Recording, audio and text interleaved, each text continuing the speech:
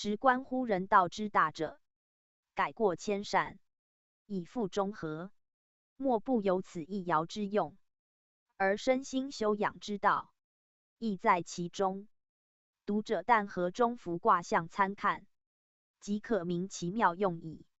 自来解释此爻，多以龙爻二字，前后不符，勉强附会，实乖原意，而意指重在明人道，人事足以顺应天时，在内在外，其用不同，居上居下，其行不一。苟系一94爻辞之意，即可知君子计时达变之道矣。95. 枯阳生华，老妇得其士夫，无咎无欲。宣圣讲义。此大过95爻辞也。95居上卦中位，与92对，为92以巽在内的对少女未配，有类于老夫少妻。95以对在外的巽未配，有类于老妇少夫。盖二卦分言之皆为女，合则变为一男一女。在外阳主之，故为士夫；在内阴主之，故为老妇。实则一老一少而已。一为长女，对为少女，皆非男子。而爻辞分别阴阳，92阴位，阳来成之，故此于老夫；而对原少女，95阳爻阳位，阴来接之，故比于士夫，而巽反为老妇。此意以详92爻。枯者因其衰老，阳至此正盛，故应称老。与92以阴盛而称老夫，其意相对。阴阳一夫妇也，老少一盛衰也，的之所在，时亦随之。因老衰之时，乃成老妇少夫之象。生华者，因衰喜的阳也，与体为别，身体以阳衰老的阴继之，体在下，如根旁新芽，彼阴之生育；华则在枝头，如枝之开花，彼阳之发扬。其本则皆衰老，故皆曰枯阳。且阳为柔木，取巽之象，巽在下，如本之根干；对在上，如木之芽花。一旧一新，生虽同地，而所以生不同也。一老一少，居虽同处，而所以生存亦不同也。故在92阳的阴，而无不利。以老夫少妻，虽不齐，就无害；而在95阴的阳，则不同。老妇士夫，既不齐，且非偶，是不可也。徒以阳上治，不与抗，乃免于咎，而亦无所称道，故曰无咎无欲。夫老妇士夫，女侠少男，有女言之为丑，有男言之为辱。丑且辱焉，复何欲哉？纵不照善笑，亦非可夸赞于人者。是不图无欲可求，恐反以资非义，则无欲二字，明其不恤人言，而为黄故其名誉矣。推而言之，不齐之偶，不平之和，不适于道之行，不服于礼之事，皆有耻辱之来，而照武慢之志。苟以信而免于就利，更求称誉，其可得乎？无咎无欲，不过以95的位当时，人莫加以罪责而已。岂终止无咎无欲哉？在位而有苟且之行，居尊而有猥亵之举，名正而不正，有分而不安于分，是皆大过95之类，诚实所宜，可免于祸。一旦失事，必逢其灾。故爻辞以枯阳之华为喻，明其容不久，而辱且至，暂免于咎，而终有过。大过诸爻皆有过，以得实位者，可暂立；否则凶。唯有之过速改，反其所谓，则抵于中道。此94之独以动龙而战吉也。象曰：枯阳生华，何可久也？老妇士夫，亦可丑也。宣圣讲义。此身是爻辞之意也。95虽在正位，以临上六，进至上六，则时亦是谦，而气数且变，是95盛时当位，未暂非久，故以枯阳之华，欲不能久有其容。又如老妇虽得士夫，不能久居于世，皆因大过系时用之宜，失时则不可谓。彖辞称大过之时大矣哉，足见权卦大用，在一时字。小人得志，莫非时之所为；因过成用，莫非时之所至。95以正位而得和，习其不久，正如枯阳之花，终必萎败。故世闻叹其不可久留。又以阳花轻而易散，虽荣盛一时，不几日即飘扬弥定。可借以明大过95之时用虽盛，亦无几时耳。老妇士夫，颠倒阴阳，异其常道，又非老夫女妻可比。盖以阴从阳者顺，以阳听阴者逆，逆则不道，名不正言不顺之谓也。故爻辞称其无欲，而是闻名名言其可丑。诗云：中构之言，不可道也；所可道也，言之丑也。为官猥邪之行，不足以对人言耳。老妇士夫，岂诚不得已而为之者欤？因老则杀，女老则毙。天道以阳生，以阴杀；人道以壮育，以衰败。老夫尚不宜于生育，况老妇乎？男女居士，第一要义为生子，以嗣续祖先耳。老妇士夫，既非生育之谋，实痛淫乱之行，此事闻称为可丑。故欲惩戒之意，亦由其背天道，兼人伦，有乖夫义教之旨耳。义教大则，以一阴一阳之谓道，一语开其端。所谓义者，不独数量，亦分量也。老少多寡皆不平，不平即不可和，虽强和之，终害于道。故易卦以阴阳平均为吉，如太极济事也。人生所宜，道行所使，德业所立，莫不以此为基。苟乖此立，则为逆身。大过之过，亦即在此逆语。故传曰大过颠也。宜颠而为大过，大过反正而成中孚。斯亦教一贯之深意也。读者视之。上六，过涉灭顶，凶。59。宣圣讲义。此大过上六爻辞也。上六居权卦之中，当对之上爻，位高而得进，用节而时穷，乃大过之境。将反而变位下也。大过权卦，以崇高之象，有动量之欲，而因出上二爻之阴，乃成饶弱之势。上六既属柔弱之地，又遭穷尽之时，虽在位，其用反审沦于下。谓权卦对居上，对为泽，泽水也。性就下，而上位无可进，不得不随流而下，故有过涉灭顶之象。其位虽高，其势则降；其名虽尽，其实则审；其居虽隆，其行则污；其称虽抗，其志则卑。此虽在上爻，而有涉水灭顶之战也。且亦数穷则变，大过已过，亦穷必变而未不及。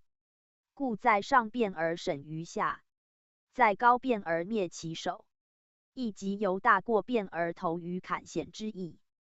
坎既大过，卑以成高，潜以继飞，由上而入于水，由空而坠于渊。此因其过之急，乃不得不变为审限也。对则以水为用，所居越高，下流越急，所拥越厚，溃防越甚，谓其不可高而后也。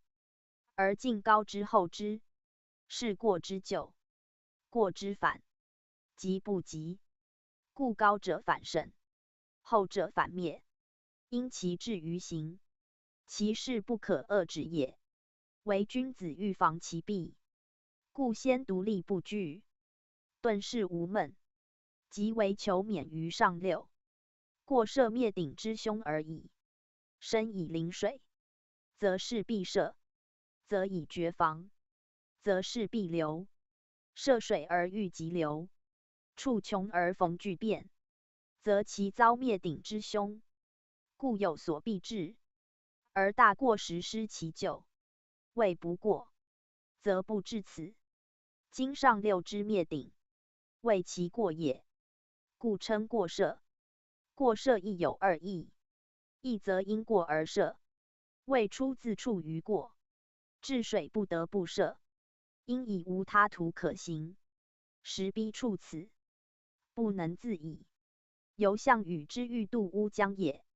一则因涉而过，谓可无涉而慢涉之，谓察水之浅深，流之缓急，轻深势险，乃陷于沉没之恶，如孺子之游大径也。是皆谓之过涉，或过于先，或过于后，其过虽不同，而其为过则一。是皆不免灭顶之凶，求其不凶，唯有先其无过，是之涉者众矣。苟自无过，何离于凶？上六之凶，由于过涉，以己之过，虽凶无咎，谓其无可救也。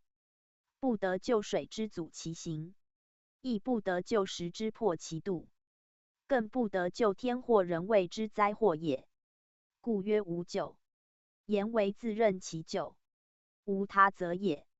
在九四爻有他令，则有可违于物之令，上六之咎，无可违矣，故称无咎。象曰：过涉之凶，不可救也。宣圣讲义，此身是爻辞之意也。以大过上六为全卦之中，即卦用之极。大过以亨而利于行，至上六利反为害，亨反成塞，而行者有过涉灭顶之凶，此理数必至者也。过涉虽因对则之水，有阻于行，实由大过之过，有累于后。以阳爻四位在卦中，独守末位阴，阳不与阴调，刚不与柔谐，至上六而举与之情亦甚，抵触之行亦昭，谓阴在上，不克约束诸阳；而水在高，不克寒如下巽，上下相遏，风水两为，颇有类于天水为行之讼。盖讼前在坎上，阴与阳背驰，而大过对在巽上，刚与柔分立。当阳爻的位之际，上可维系谐行；至于上六，阳已无权，阴独在位，进则无地，唯有逐水下流，是将由大过变于坎陷之象，故有过涉灭顶之凶。以阳至深，阴至审，中爻诸阳欲生，而上爻亦阴独审，是阳至此不得不涉，涉则不免于沉没，乃爻位之进退，二气之消长，推移摩荡，乃成过射灭顶之凶。此爻辞取以为喻，虽不必涉水，亦不限于涉水，徒以两不相济，界域分明，欲罢不能，以射而灭顶，明其不可用也。在此卦爻，正如内外交疏，上下相送，不肯同济，是与俱审之象，则以其有过也。阳之过，在先不能善用，而甘于伪弱鬼随，以失其刚健中正之德。阴之过，在今不能善守，而物未漂流放荡，以失其悦则含容之功，是不济而强射，所以谓之过射也。过射之凶，既由二者之过，而皆发于本身，则其中遭灭顶之害。是虽有救，而不可救，谓其救在大过全卦，非上六一爻之救，故曰无救。言既不可进，追其未来，又不能退，遂其以往，来往皆不可救，亦之曰无救矣耳。对卦之用，原在上爻，而大过即之为用，使成其过，则上六之救。大过故早已干之，欲救为自救，而自救则故不得称大过。无救云者，实以大过之用本无可救也。君子明知其故，乃先求其无过。苟有过矣，则救亦何谓？此象辞重在独立不惧，顿世无闷。其中始不过，则不独无救可言，亦无灭顶之凶可忧矣。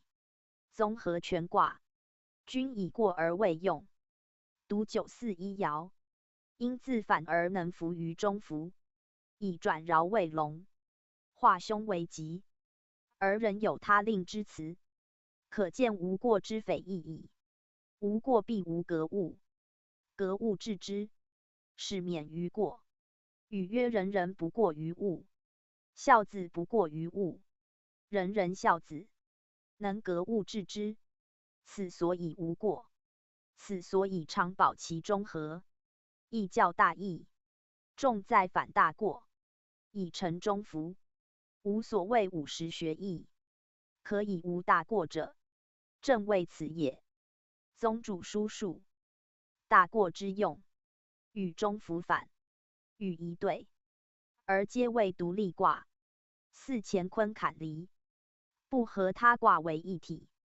故大过小过宜中孚四卦，独往独来，其用无穷。虽大小过为过，不及宜中孚之德中，却自有其事实之宜，因变之道。就卦序言，宜后既以大过，而下篇中孚之后，既以小过，皆先得中，而后为过。文王欲有尽人世界之意，凡事得中则已，在尽必成过。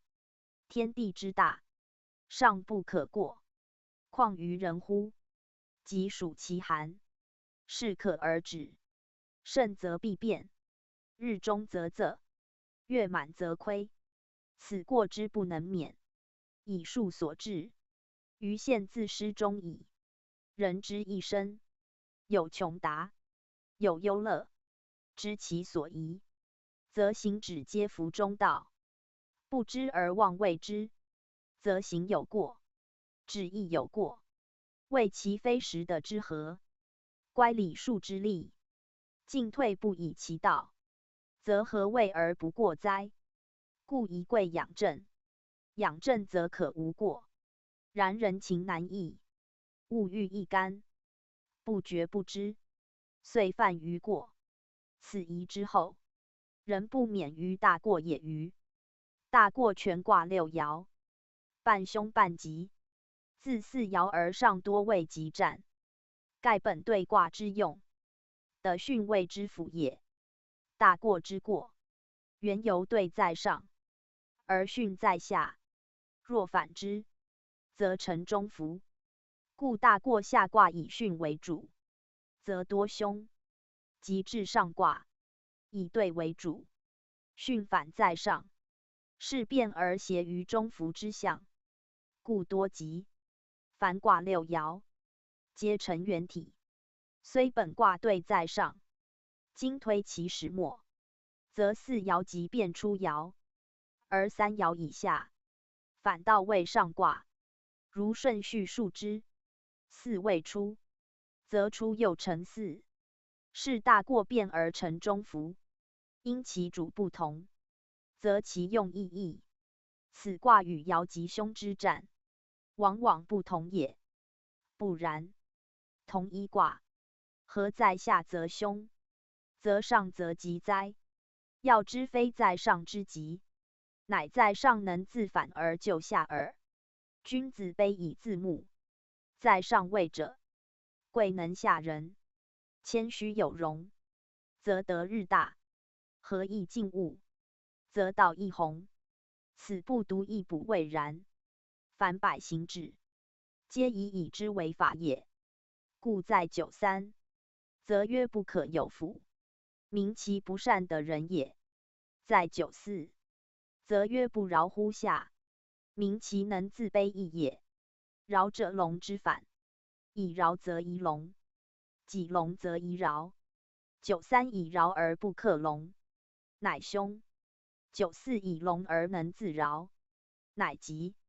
此凶与吉之判，即在擅自调剂与否。君子尊则不亢，卑则不屈，以抵于平，故能免凶而敌吉。大过之吉凶，实观人生处世之道。读者勿轻易看过。大过95与92，相同而上下异。92下为阴，上皆重阳；95上为柔，下连重刚，其形不同，故主宾相异。92以阴为主，故有老夫少妻之誉；95以阳为主，故有老妇土夫之称，而皆不齐，虽配非偶。老夫少妻，阳之过也；老妇是夫，阴之乖也。既称夫妇，可知非初婚也；既有配合，可知非外遇也。以不齐而强之和，实为人伦之正；以失节而谋其后，更非守贞之人。是以过相交，乃大过之有者。故爻辞取以为喻，未必实有其事也。唯二无两爻，居内外之中，得卦位之正，有中正之分，而失中正之德，称中正之名，而昧中止之意。此所以兆乱之道也。君子造端夫妇，王道始于人伦。今先乖其成规，毁其旧纪，将何以善其后哉？故大过取辟于此，非独阴阳不均之象，时观刚常不整之时，风上既差，教化乃废，是运之败，不仅一人休妻矣也。此圣人命名大过而欲有讽剌之意也。吾常推大过小过之称名，莫不由于卦中阴阳之失当。以阳包阴者正，以阴束阳者乖。大小过皆以阳屈服干阴，而阴反四当于外。天地之序已乱，刚柔之用已淆，是以称为过也。苟纠正其失，悔改其行，一转一间，即服正道。故小过反而为宜，则养正之意；大过反而为中孚，则中和之功。君子顺应天时，砥砺人事，必察夫顺逆之道，而审其从为之途，方足以济天之穷，达时之变。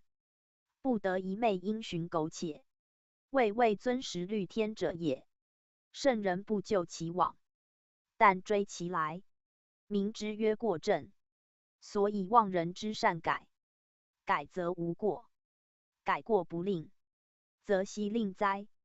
94爻辞所谓有他令者，实则其自己之不令耳。大过下即坎卦，坎亦显称，因过而后遇险，险犹不平，因过而后失其平均，故大过之后，即易坎，可见天道之好还矣。过则不能公平，而自履于险；坎则因其现下，而逢迎其过。物之升越高，其降越下；履之平越重，其轻越为。此气之盈虚，数之进退，以不平平之，不期其之而已。大过因失于过，则其继之者，必失于不足。过则如堆土为山，超越乎平地，其势隆盛，故有动龙之誉。坎则如掘土为井，深陷于地下，其势险胜，故有险阻之誉。实则一高一下，一起一伏而已。而天道乃见其至平之理焉。不有高者，无以见其下；不有伏者，无以行其起。故易属之所成，易理之所至，而人乃因之有穷达顺逆之感。天数未尝有容心也。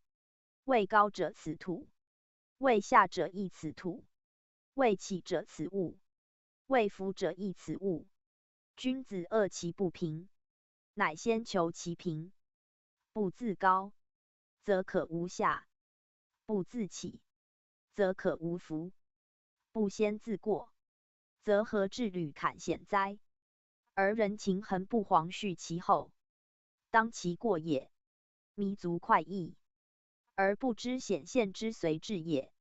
亦以术示人，而必生之以教。故象辞曰：君子以独立不惧，顿世无闷，为欲其自保于平安，而不复涉显现也。反大过则为中孚，中和之行，更何坎险之余哉？此文王序卦为义，其后人多为审耳。Top 善书图书馆首页，善书目录，善书影片，善歌，道之宗旨。联络我们，查询善书简体。易经正式上经第12册坎离。坎为水坎上坎下，喜坎有福，为心亨，行有上。彖曰：喜坎，重险也。水流而不盈，行险而不失其性，为心亨，乃以刚中也。行有上，往有功也。天险，不可生也，得险，山川丘陵也。王公涉险以守其国，险之实用大矣哉！象曰：水见至，喜坎，君子以常德行，习教事。初六，喜坎，入于坎旦，凶。象曰：喜坎入坎，失道凶也。92，坎有险，求小得。象曰：求小的，未出中也。63，来之坎坎，险且正，入于坎旦，勿用。象曰：来之坎坎，中无功也。64，尊九癸二用否？内曰自有，中无咎。象曰：尊九癸二，刚柔济也。95，坎不盈，止济平，无咎。象曰：坎不盈，中未大也。上六，系用灰墨，至于从疾，3岁不得，凶。象曰：上六失道，凶3岁也。坎卦坎下坎上。宣圣讲义。坎卦为文王八卦中带坤位之卦，与离相对，而在64卦序中，与离卦皆居上经之末。盖自乾坤至坎离，恰为一大循环数。由乾坤至此两卦，其气交，其象错。坎为阳而多阴，离为阴而多阳，以阴阳的上下正位，故也。坎上下正位皆阳，故谓阳卦。不独少为贵也。反之，离上下正位皆阴，故谓阴卦。合而观之，一阴一阳，一升一降，震与乾坤等。而坎离又系乾坤以交之卦，故在八卦方位。坎反带坤，离反带乾。所谓带者，非谓坎离及乾坤也，以坎离居乾坤之位，带乾坤而成其用耳。坎带坤，谓阳带阴。有卦爻言之，阳少阴重，使所带者，言如带领其重耳。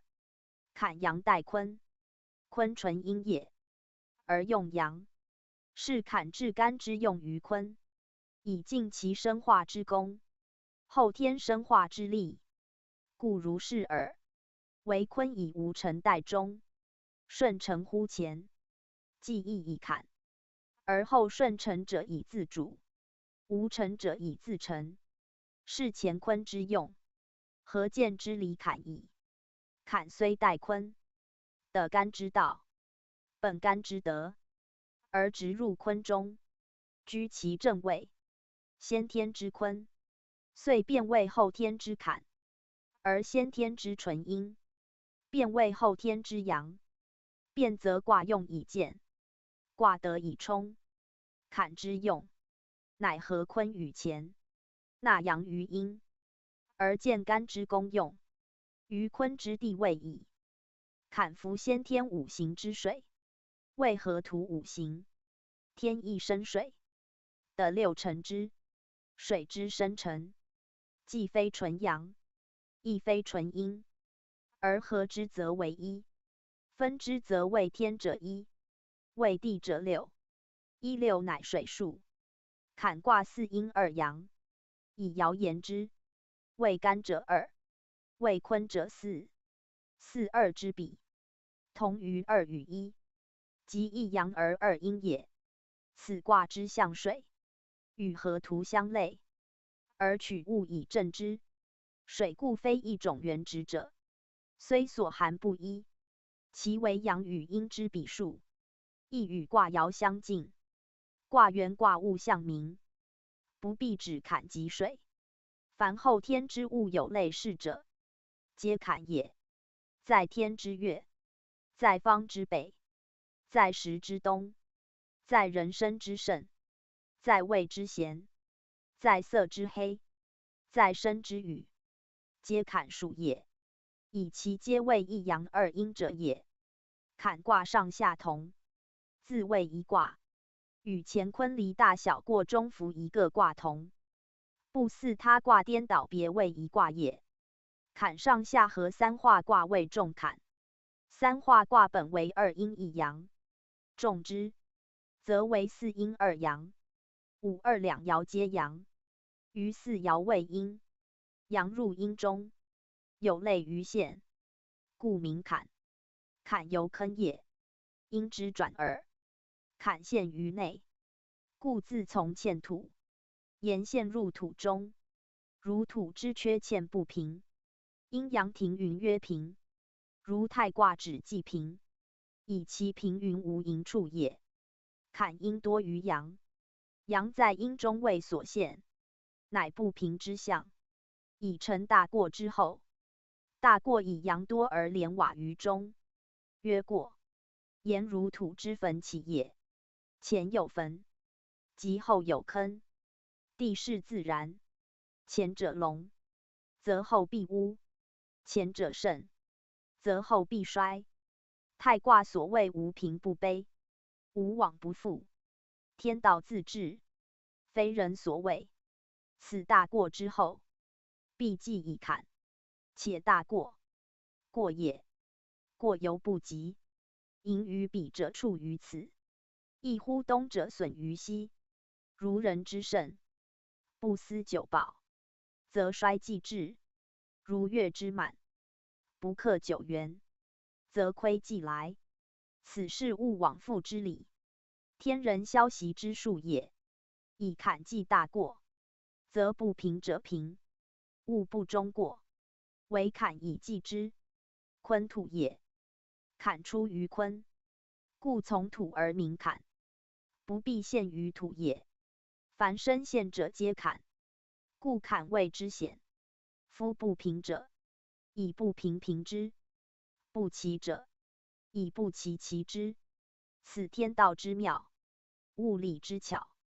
大过不平，坎亦不平。前失之多，今失之少。前因其高，今因其下。多少合而洽宜，高下并而正好。此两不平合而未平，两不齐并而未齐也。坎故险矣，而以险成用，谓其能平不平，其不齐，以归于道耳。在坤则后载，而坎则为薄陷；在坤则周行，而坎则为阻险。以坤之柔，于干之健，故坎得不类坤也。坎似阴或分或合，以包裹阳，与离正反。阳居重围之中，而能拒之不败者，谓有险可守也。守险以自固，则陷而不害；阴下以自藏，即生而不伤。所得在上下正位故也。25爻位，内外之枢机，守之不失，此所以克成其大用。辟之水也，能浮能沉，流而不合，能方能圆，波而不泄，则以其有防岸，谓之护固也。大者海洋，小者沟渠，必有判岸，必有堵塞，使之不犯不漏，不至于河或泄者，是坎之功用也。谓其地屋下，而居深潭，外不可测，内不可截，故能成其大。汪洋万顷，腾为云两，沛为润泽，此水之代用也。故流无尽，灌于田野，行于沟渠，此水之大利也。推其至，则生化之德；言其细，则资如之功。而合诸离火，以为天下造化主宰，是坎之神通，有不可尽矣。而皆系于坎之有守，深入不犯，因于有险，防固不懈。此坎卦取二阳陷入阴中为象也。坎以阳入阴中，阴包乎阳，内刚外柔，以成显现之象。由卦爻言之，上下二卦皆坎，是重险也。而分别言之，则四阴内含二阳，阳虽陷而得正位，有其守也；阴虽包乎外，而若拱护，有其位也。上下相应，以刚中，内外相接，以见正。被刚见中正之德，有其道也。阴环四方，初上皆柔，柔以为表，顺以为形，有其用也。是坎之为卦，能达于物，而通于道，故于内，而应于四维，以治为本，而行之以仁，以义为方，而施之以和。是虽局促于中，而有推鸿之志；承前于下，而有升腾之思，则由藏宝玉于身，外有光润之美，怀明珠于腹，表有文采之华，其德可比于成形之事。出处不同，而微夷则一，又如守贞之女，刚柔不同，而坚节极无殊，谓其有守善藏，因是利导也。故坎取象于水，水外柔训，而其力可以溃石垒，轻坚防。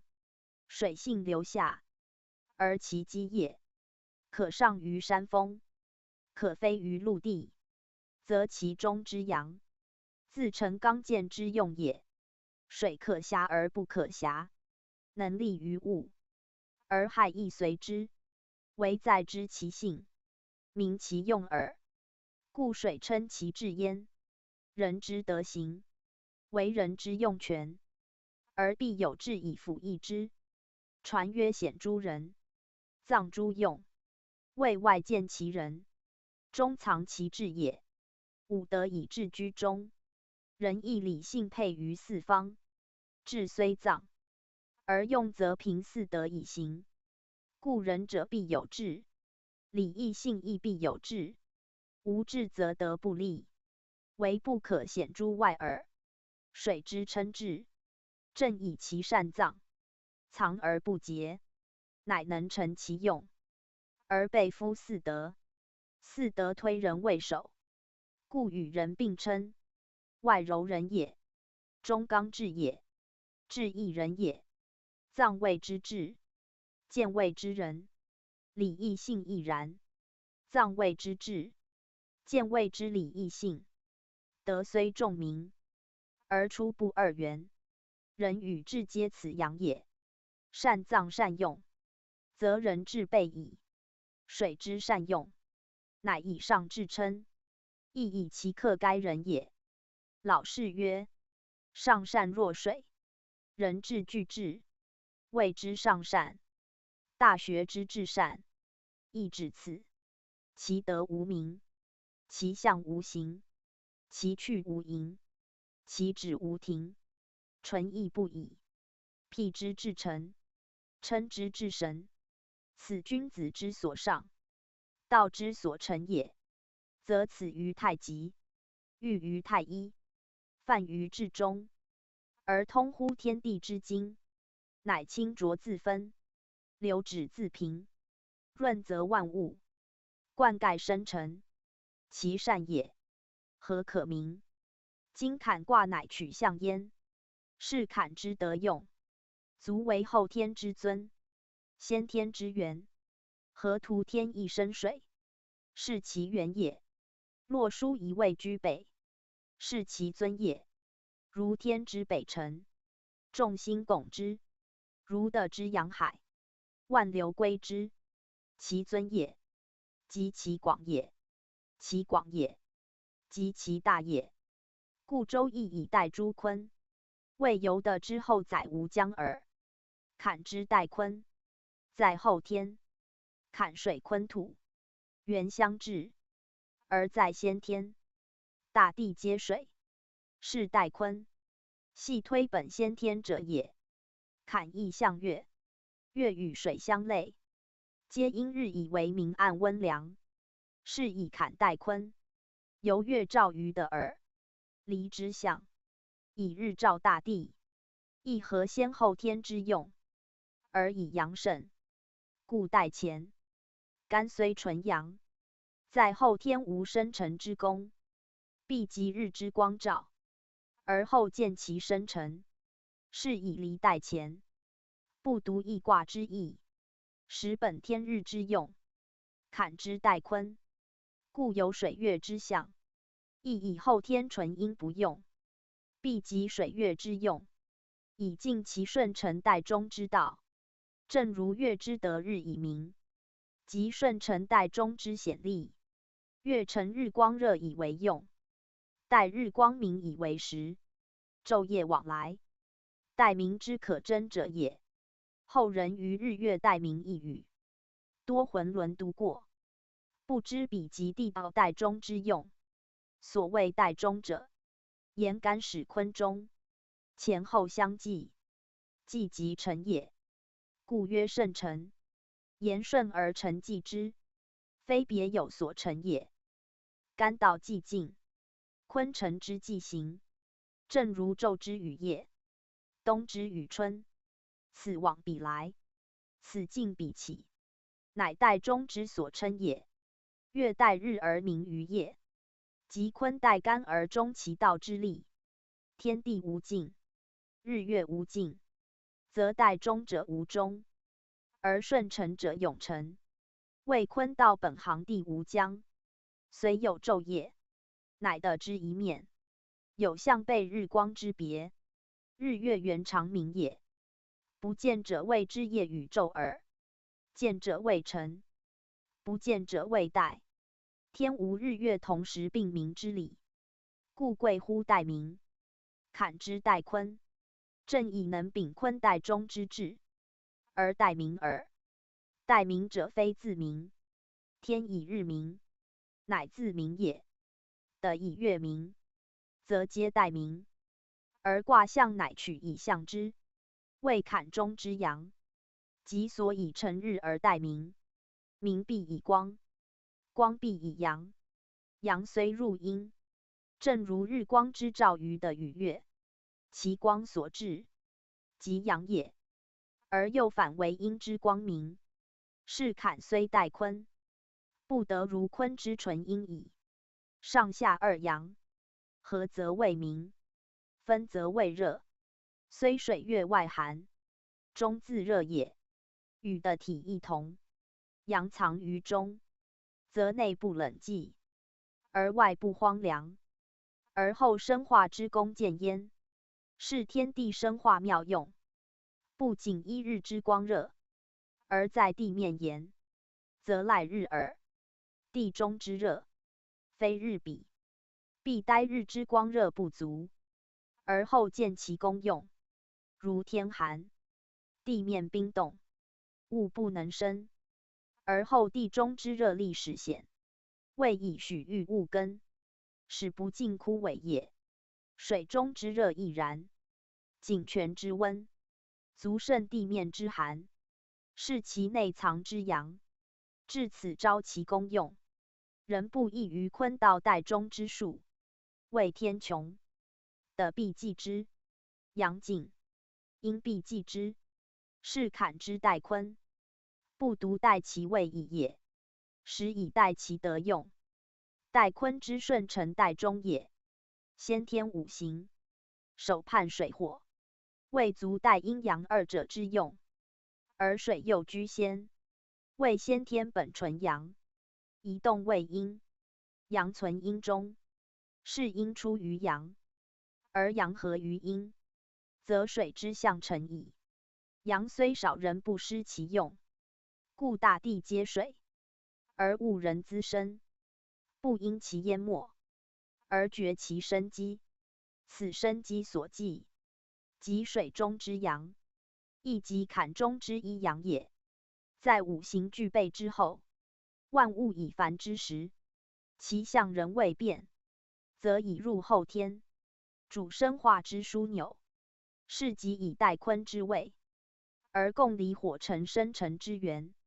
此后天万物，不得复离水火，即周易全卦之用，不得有乖坎离之道，并可于人生中验之也。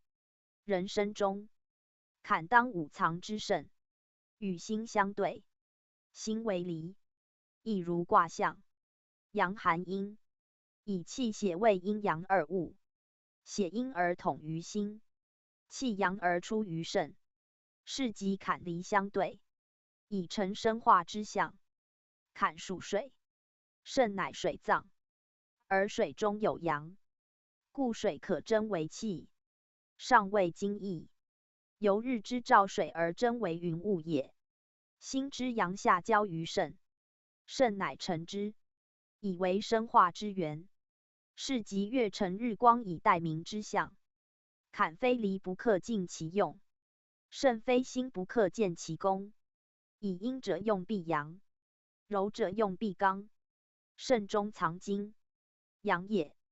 动而为热，行而为力，化而为呼吸之气，蓄而为脑骨之髓。存于身，则保命强身，益智充慧；泄于阴，则生殖之功；泄于外，则损败之害；养于窍，则承担劫财；化佛登仙，是皆坎之一阳，为人命之根源，生死之枢纽，而必及夫心以欲之发之，合之益之，充实之，大化之，而后生尽其年，晨登乎天，浑神系焉，体魄脱焉。幼者以壮，愚者以贤，弱者以强，偏者以全，是皆生生之本，化育之源。而莫不归于后天之坎，先天之干。盖人身有身，身必有养；人心有神，神必有欲。智慧在内，精力在外，上接于脑，周行全体，为思虑之主，为运动之载，为脏序之府，为工艺之库，为因应之官，为推波之钮，是皆肾之执掌，而本于坎之功用也。在习以身之主为心，实则心共肾也。心由其华，肾则根本；心由其表，肾则终极之境。如世界天虽在上，人物必平于地；日月在空，光明必照于下。以虚者必极夫实，兵者必依乎主。心也脑也，虚灵之处，而溯其源，为肾世祖。在先天本天一生水之意，在后天为万物平一之主。故水可以济火，可以沃土，可以相金，可以盖木，乃后天生化，不可虚于离者，亦本卦象之坎，而足待坤的之德用也。夫坎亦如坑，因亦从之转，而自旁有土，明其用之所在。以水之用必赖土，非土无以尽其功能。如泛滥无堤防，则反利为害；汪洋无崖岸，则反生为败。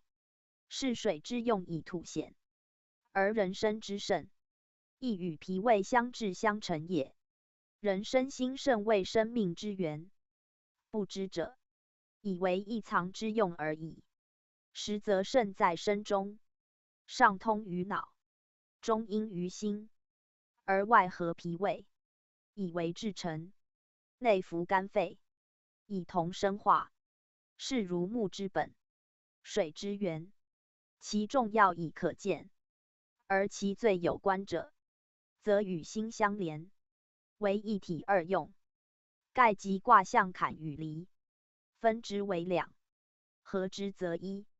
坎四阴二阳，离四阳二阴，合而复分，则为一干一坤。坎的干之用，离的坤之功，上下流行，周乎无垠。正如日月待明的天成平，故心不得离肾，肾不得为心，一本一末，两者原一。如人有所作为，心主其思谋，肾决其志力。心定于上，肾动于下，下以奉上，则精气上行；上以润下，则神习下纳。此全体生活，皆在乎心肾之息息相关。心火不服，则肾中之气永固；肾水不省，则心中之血永和。是肾体静而主动，心体动而主定。一行一止，一动一静，二者合，而后皆如其分。若一不服，心火自炎，则阳亢而成灾；肾水督前，则因肾而致病。盖肾水无心火，不能自化；心火无肾水，不能独明。如灯之资于油，则心赖乎肾也；如烹之待于火，则肾赖乎心也。此阴阳交用之道，亦卦象阴中有阳，阳中有阴之定数也，为以互用之功。故相虚必阴，为以独生之难。故相成必大。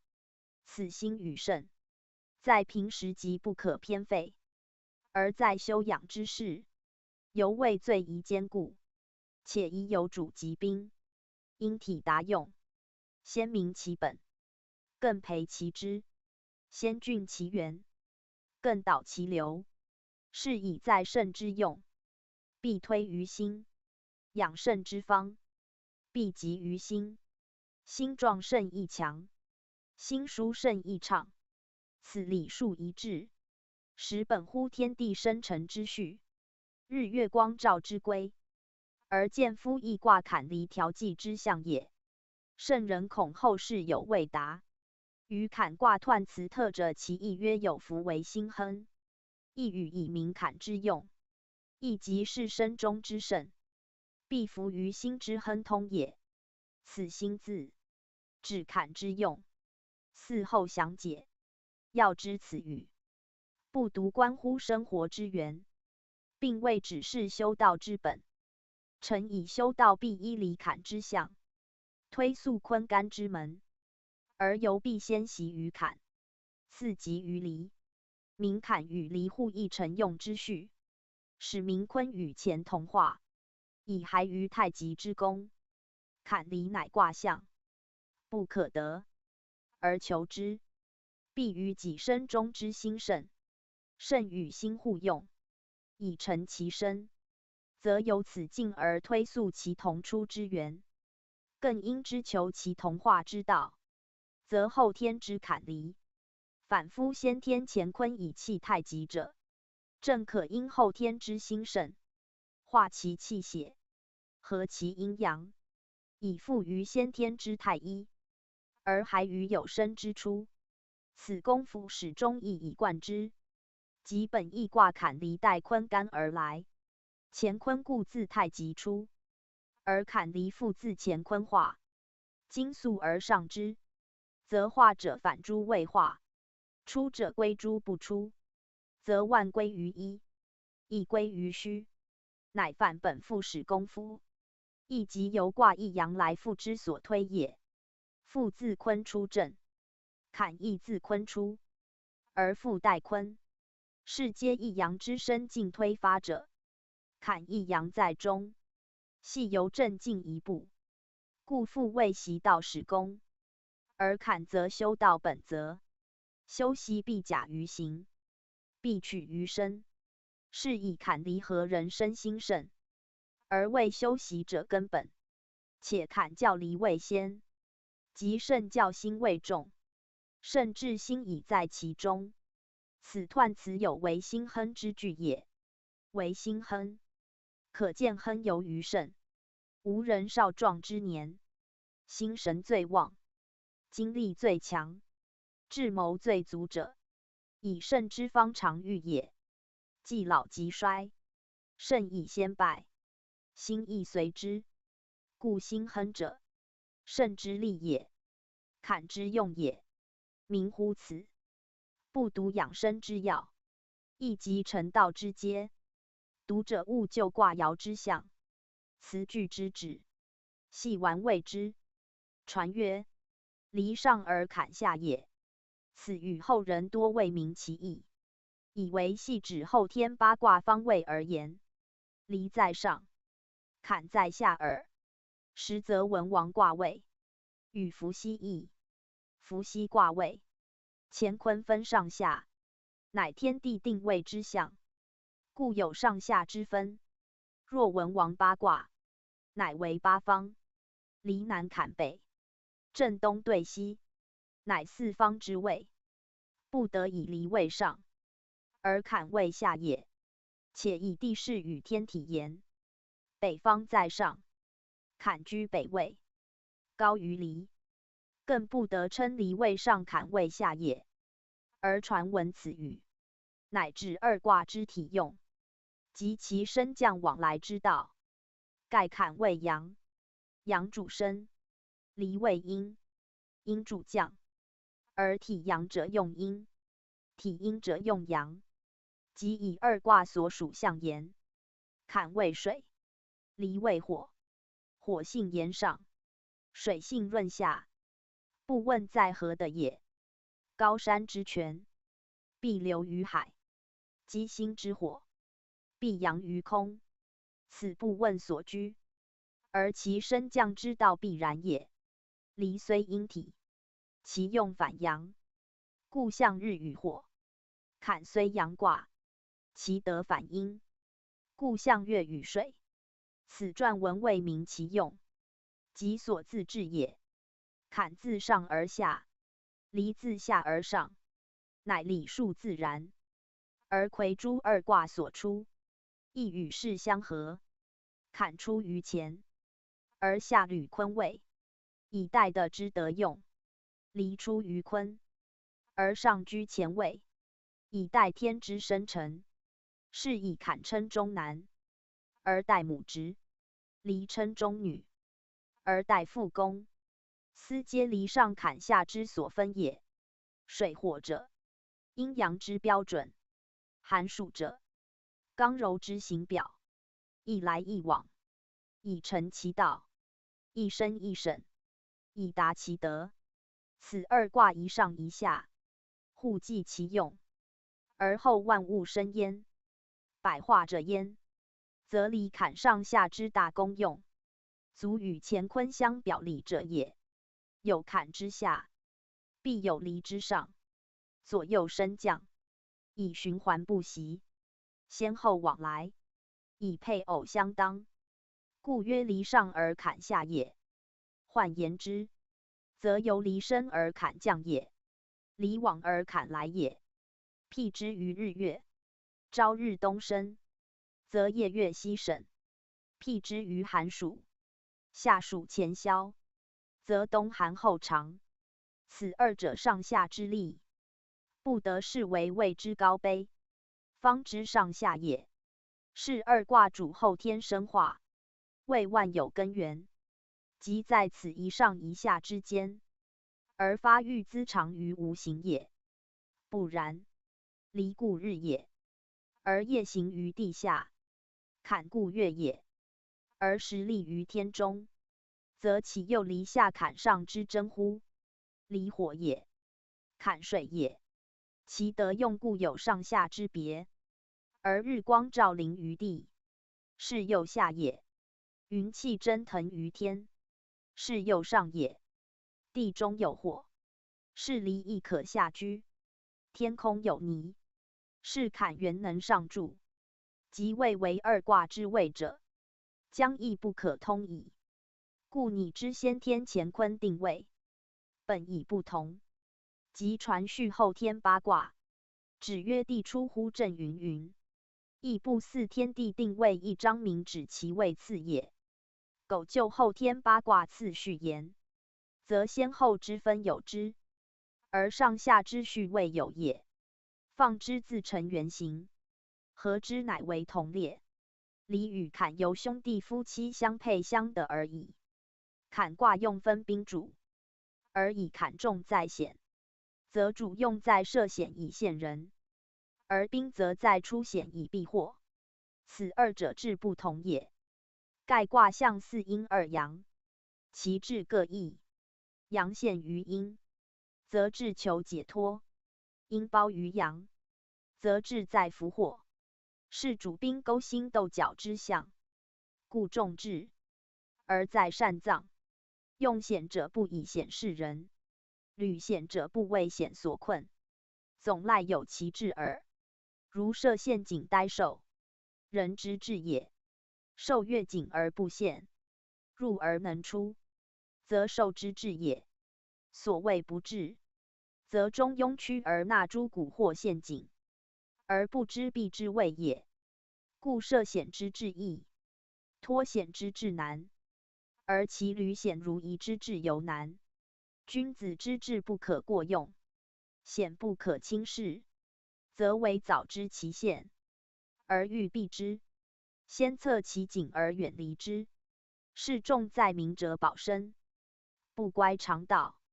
此中庸以知必为智也。中庸所称，重在能中庸。举此以喻则乎中庸而不能其越守者，可见不智之甚矣。然坎卦之智，正与中庸所与同。君子因坎以常德行，即则中庸而能守之志义。常德行，即包含中庸之事，久守不失之道。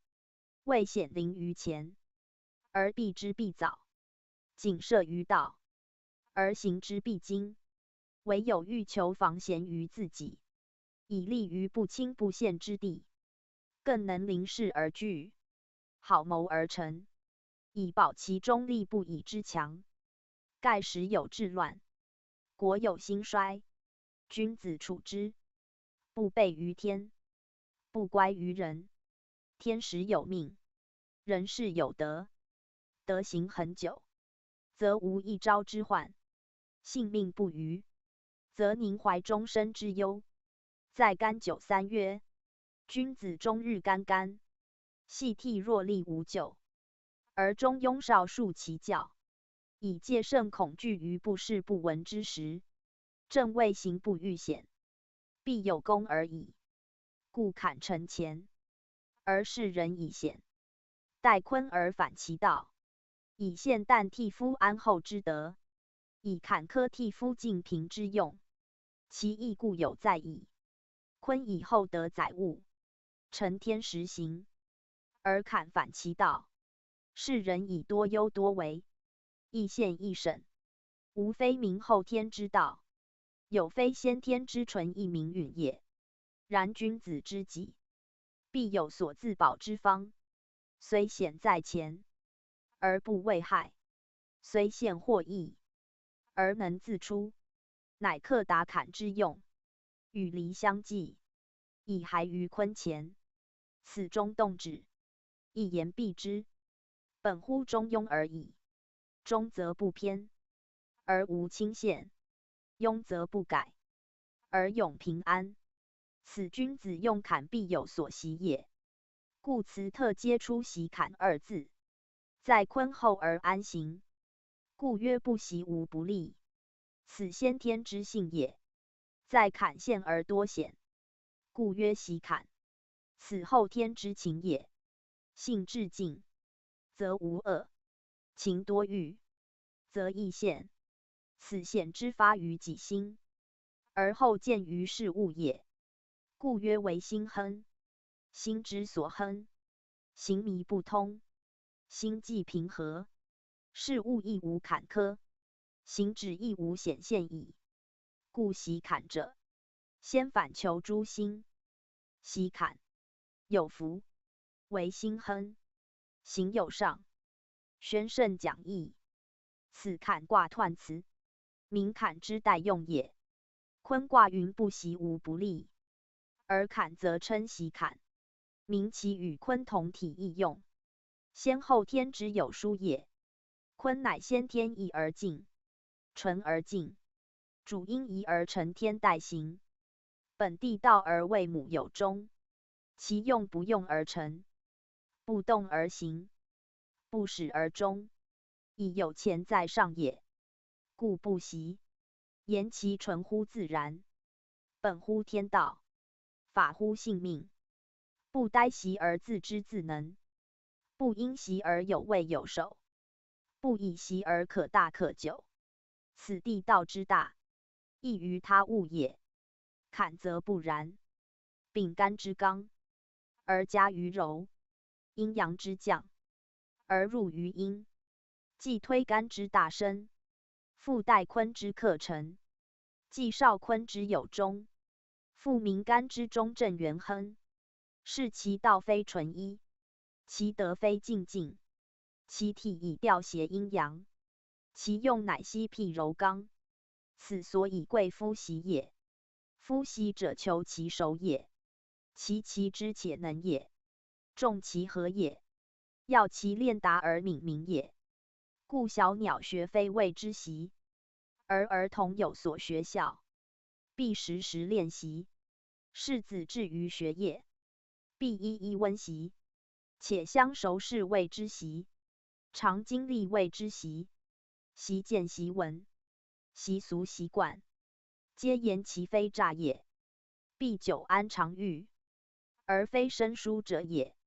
坤之不习，生而知之，生而能之，此先天也。性也。坎乃后天也，情也。既非生之良能，则必呆夫习，且有阴与阳之合辟，多寡以分，强弱以变。既非一体原直，则必赖乎习，习而后相安不乱，习而后可亲不疏，习而后有历练，而无干戈之嫌，习而后有条理，而免被利之咎，故重在习。坎而称习，谓坎在后天代坤位，人或疑其与坤同，乃加一习字，是其正与坤异也。坤不习，坎则必习焉。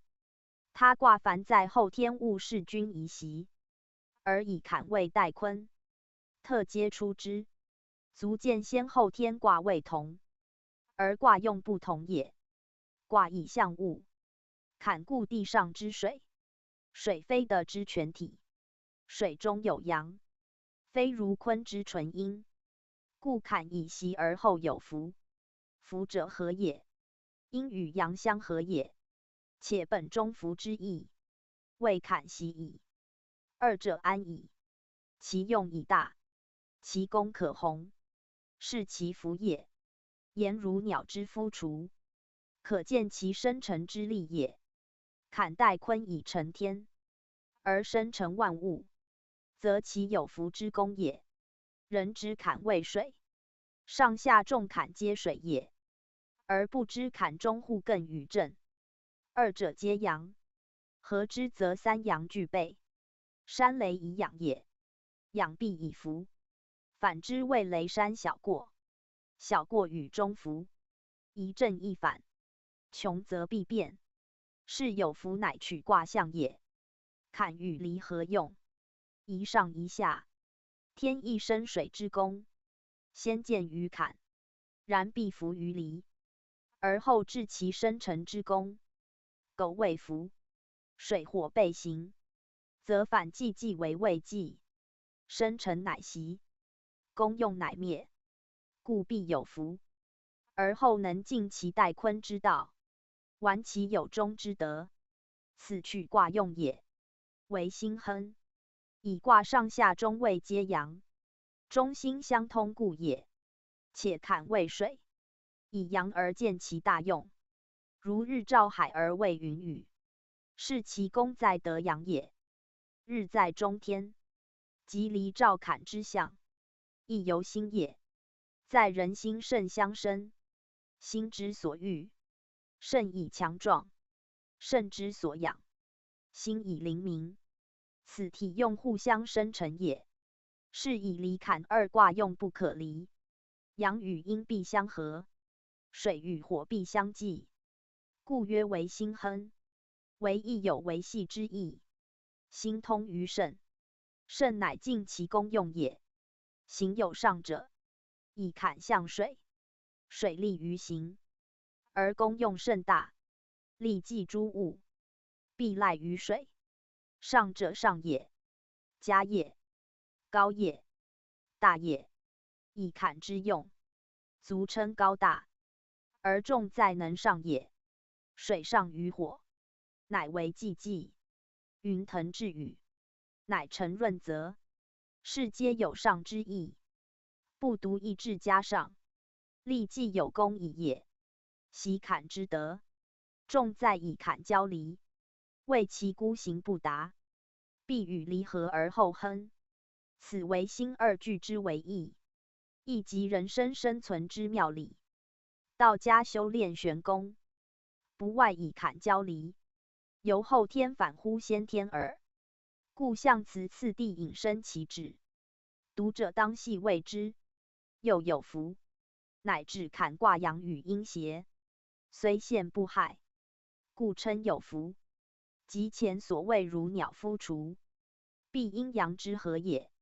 福合二字，阴转一通，中孚即中和。今南方独合阴，人尽福，可资正也。福必合，合必邪。凡称福者，必因其阴与阳，克邪也。辞之夫雏，必先得雄之邪，未有独生育者，后天生化之力然也。坎代坤母，而得离之邪，以生育万物，是福者，不独指爻中之阴阳，亦兼及与离一阴一阳，相合而有的也。故下句为心亨，即指明坎之用在与离通，离为心，亨通也，为心亨，即合离以通达其用，而护成其德也。因不能独生，必有所合；因不能独成，必有所符。此坎与离在后天必实相通，而后各治其功也。行有上之意，亦如上句，以坎之志在离，上游目其上之离耳。故曰行有上。苟不行则已，行必上乎离。如人之肾，不用则已，用则通乎心。以心肾不能分离独生存也。彖辞全义，在明坎卦全体大用，而其所指，实在明坎之用，即离之用。离上坎下，合而为一。如日之与夜，以成一日；冬之与夏，以成一岁。缺一不可。人身心与肾，天地间水与火，皆如是。苟治其用，必求其所符，此即治之所上也。坎至上离，而与离通用，此习坎有同于坤之顺承干而代中也。坎体阳也，而用阴；阳在内，而阴居外，亦可比乎心，谓凡物之心，能主持一切也。故肾亦称小心。内经云：七节之上，中有小心，即肾窍也。在两肾之间，为元阳所存，元气所根，原名丹田，或称气海，与血海为表里。人息所出，呼吸之源，即此小心也。心为血统，故血出入其中；小心为气阶，故气呼吸其内。人知血之总输在心，而不知气之总府在小心。以血有质，气无形，生可验之。解剖后则无有异，唯静坐时可以后之。此坎亦可称心也。唯心亨在人言，即心肾相交，气血相调之象。故凡见状无病之常态，亦天地自然之现象。水火既济的天同态，皆为此象。读者宜会通之。彖曰：习坎，重险也。水流而不盈，行险而不失其性，为心亨，乃以刚中也。行有上，往有功也。天险不可生也，得险山川丘陵也。王公设险以守其国，险之实用大矣哉！宣圣讲义。此身是全卦彖辞之意，明坎之代用也。坎未显现，以详前讲中。习坎重险具，乃声明六爻之坎，为三爻之重，故曰重险。亦含有重视之意。谓习坎乃重视显现之用。凡学一业，而习之不舍者，必所重之学也。交亦有，而习见之不亲疏远者，必所重之人也。坎而曰习，正重之也。以险故可畏，而足以畏畏，故近害；而足以避祸，故多忧余；而足以保平安，故设坚阻；而足以资固守。此乃害中有利，祸中有福，乃可以借重，而尽其长，略其短，故曰重险。然一辞象包多义，而必有主义。以文言，则主义乃重复，非重轻，为六爻重三爻也。三爻之坎以未显，今重之为六爻卦，是重险也。所谓习坎，亦含有重复之意。书读之又读曰习，有见之又见曰习。事物经历志在三曰习，风俗传模以长久曰习。谓其非诈也，非偶尔也。必重叠有加，重复所致，是谓之习。故卦谓重，而名则称习也。然他卦故皆重矣，而不称习。重坤且曰不习，亦又似也。盖一词取义，必因于象，唯坎谓重显，以卦上下同为显现之象，如离上下同为黎明之象。故在坎曰习坎，在离曰明，两作离，以其上下相同而成双也。双则非一，非一则众，众则可称习。坤之不习，谓纯阴也。与前同，相习者，必有两方，如人与人，物与物，今与昨，近与远之类。坎以阳入阴中，而至上乎离，心有所通，行有所尽，则必其习也。不习不能通矣，不能尽矣，故曰习坎。且坎显也，人之所畏，谁乐尽之？士之所兼，谁好共之？而得用却有事于人，有疑于事，又不得不进不共焉，则必贵夫习。如处师以卖细者，为其利而不避其害，师非不是人，以其习也。如弄蛇以受祭者，为其利而视其毒，蛇非无毒，以其习也。是坎之用在显，必习而后能用之，不习则将先受其害。此坎曰习坎，有异于他卦者矣。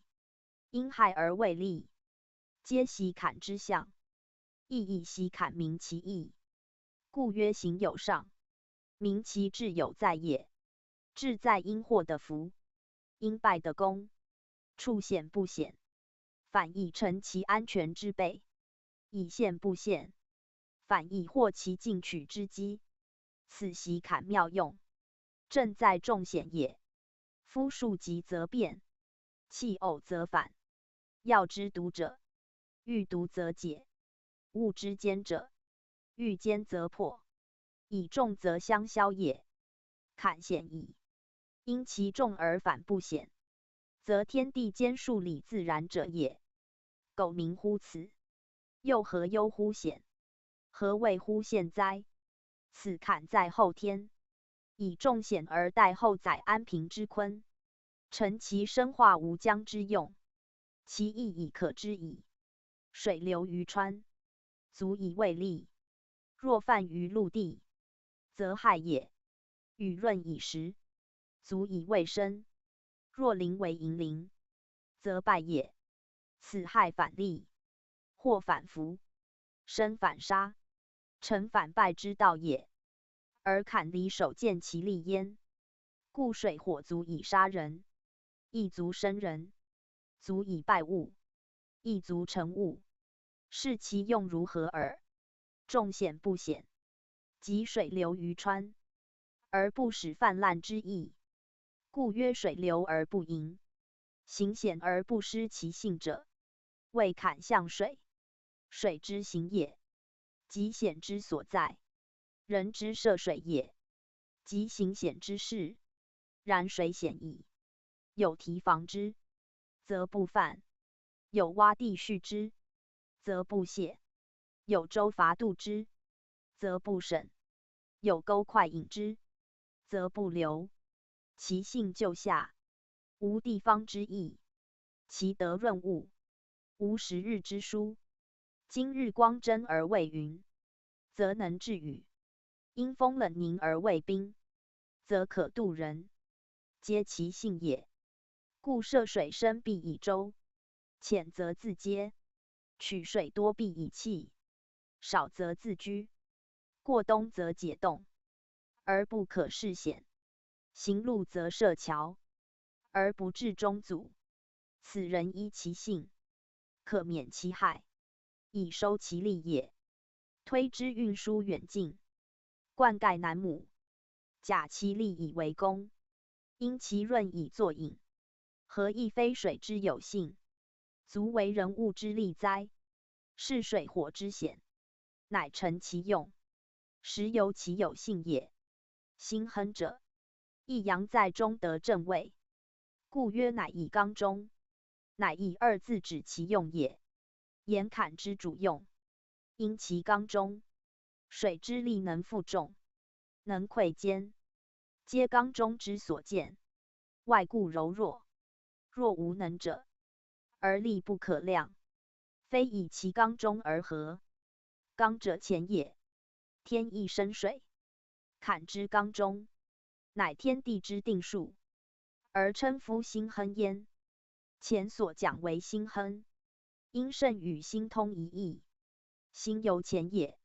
心之经入肾中，肾乃的刚阳居其内，此生气所自，生机所存也。设无此刚中，坎不克制其用矣，故为心亨，实刚中之所见也。推之真云化雨，被冷成冰，亦刚中之德。见于外者焉，行有上往有工具，民坎之志有所谓，而其行有所成，坤之代成，即此有上也。故水不动则已，动必有用，无大小异也。因功未害，是用之者过也，非水之咎。水故大险所在，而大利乃存焉。天险不可生也，民水之险不及天；天险不可生，以其高也；水险不可省，以其深也。得之有险，山川丘陵，水亦属焉。是险在的，必因山川丘陵，必平乎水，坎故水也。而山川丘陵，凡地上不平者，皆坎也。无低不见其高，无平不见其险，是坎之为险。推而至于山川丘陵，谓物不同，谓险则一，以其皆关乎坎也，皆有所显现也。而天地之险，乃天地自成。天地既有其险，人安得不有险以治其用哉？故曰王公设险以守其国。谓王公因天地之险，而推其用为守国之谋，则山川丘陵自然之险，故可资也。而城池关塞人卫之险，亦必重焉。此假险以保其平安，正善用夫坎者矣。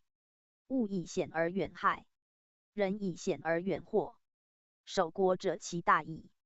下至一乡一村，一家一室之安，亦必有赖乎险以为守，是可见坎之代用也。坎亦险用，故赞之曰：险之实用大矣哉！此实用二字最要，谓险之必因时的而治其用也。舟车未通，偏的皆险，及其通也，则非险矣。草毛不减，行路多险，及其减矣，则非险也。国疆有促广之意，江河有深浅之殊，是皆因时而见其险，故曰时用。推之兵器军谋，交际起居，莫非以时为险，而治其用，时之不当，险用已失，此善用险者所避之也。今故一时，远近异地，则涉险者，或反以自陷，如猎人涉井，必于人机不到之处。若在通衢，江河用位，此涉险未守，必先审夫时的也。坎之代用如此，而用坎者，亦必先明夫时宜，无徒以坎险未尝可视也。象曰：水见至，习坎。君子以常德行，习教示，宣圣讲义。此坎卦象辞，明是坎卦大用，即人道之所先也。见由静也，静润见极之意，或作静，或作见，其因亦皆相近，以水之流泛，除天降淋雨，山泉瀑布，自上到泻，如倾盆外。虽长江大河，亦必连续漫溢而流，以其性然也。见志者，尽盈见自，前后贯注也，乃长流不断之象。以上下卦皆坎，有是象耳。水流不盈，则成其用，得其利；水泄不断，则普其德，大其功，则水之见志，正坎之功用所见也。夫沟快之水，非不流也，一泻即合；池沼之水，非不积也，一决即前。谓其源不远，而来不永也。为河江之水，万古不竭；海洋之水，大地同润，以其有源有序，不断不绝也。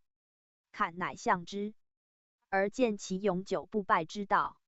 永自从水，即愿其能久也。为久能大，为恒能明。水以见志而长流，成其永久利物之功。坎亦悉坎而实用，达其永久生物之德。故在后天河图，天亦生水，为生化之始。而世间无物不滋水以生，此坎之德用，实天地生成之所见也。天地滋坎以生成万物，人则滋坎以育成人物。育成者，亦生成也。必赖乎德教。德为本，教为用；德为内，教为外。二者同出一名。盖有己言为德，由人言为教。养之于身，德乃日明；失之于众，教乃日大。此君子之道，与天地痛不息也。而莫非法诸水之见志，源远流长，以成其利物之用，生物之功。老世上善若水，亦此谓也。水之利朴而用大，取之至易。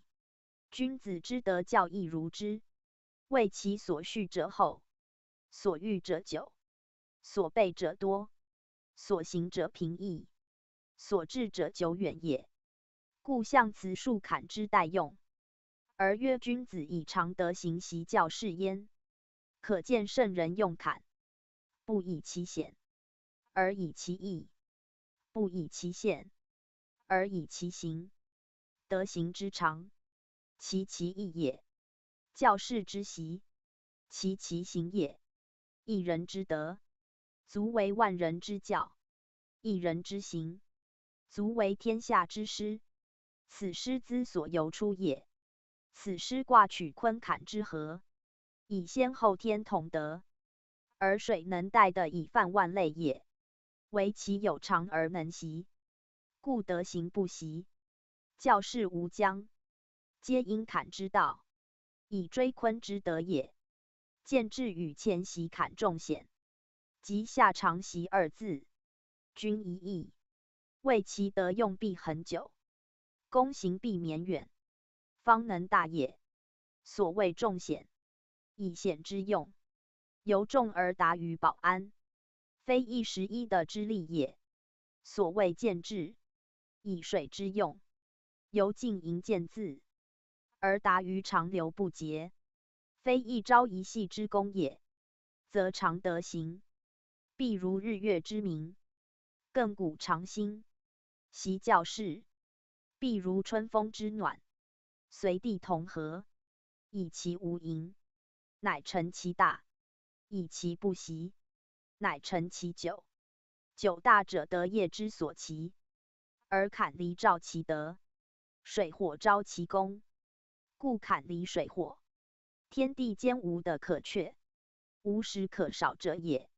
人生日用至易得者，莫如水火，而其功用较何物为大，可以见君子之德教，亦必发于平易，而贵于一切，称为高明。而习之至变，此德教于人，亦不可一时理也。正如侃曰：习侃，言其非生疏也，明其志何异也。且静字已久，则化形易变。熏陶已熟，则实践无误。此德行宜长，而教是贵习也。德行不长，则如法之行人，徒为一时治罪而已，不足以防患于无形。教是不习，则如谓之是口，徒为一旦解馋而已，不足以养生于平日。君子忌其远，不务其近，求其易，不驰于难。因势而利导之。即若引江湖以灌田亩，虽敲得亦可有秋，犯难而故谓之。即若破孺子以没深渊，虽智者亦难免祸，故险可用，而必用于当用之时。水有功而必在于得利之际，此皆贵乎常习也。坤以先天不用，故不习无不利。坎则必赖于习，唯习使能。天下事皆然，虽生之之甚，或不习而安而能，然未尝够也。坎以后天，教人以习，亦足见圣人教民必有度矣。志远自耳，志高自卑，正以习之可上。如涉水必自潜兵，渡河必经斜板，然后可安达彼岸，不逾灭顶。人情易逆，物欲易现，其险也，不下于水。而圣人教民，先常得行习教示，正取向于坎，而求习于涉水之道焉。故涉事亦由涉水，习教示亦由习永游。关于坎之象辞，当知亦教之为义也。宗主父汪坎向水而卦用未显，故彖辞称为重显，而象称水见至。所谓重见者，乃以六化卦乃三化之重，亦由习坎，亦非一度也。六化卦合为两节，上卦下卦皆坎也，故曰重显，曰见至。名其事相续，其用相连，非如三化之坎，是单而用孤也。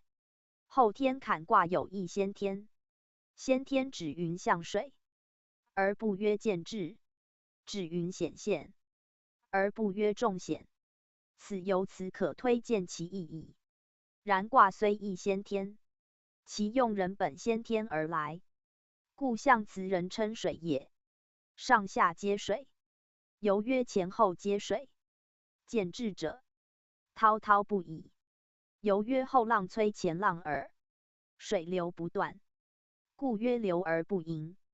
虽滔滔下流，而不旁逸，是其有德在不失其性也，则见至非灾也。以得其利，避其害，则如江河日夜流，不独无患，且待用存焉。此坎卦之德用如水也。而人之用坎者，亦当失水之德用，勿远其害，而取其利，则其功莫大矣。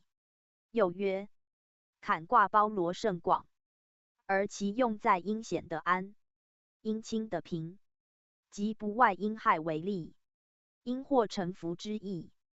卦用如此，而义教则重在德教二者。象辞曰：君子以常德行习教示，其言深切者明。盖以坎称习坎，必有所必习，必由于未习。必习者，为人生不可少之行也；未习者，为非生之良能之事也。故以常德行习教示六字，指出人道大则，于坎卦待用所必先也。夫德行曰常，以必有不常者在；教示曰习，以必有不习者在。坎后天卦也，其待坤非所常习，故必常习而后知之能之。坎显现也，非平凡之规，久惯之举。因显未安，必有其道；因现为宜，必有其方。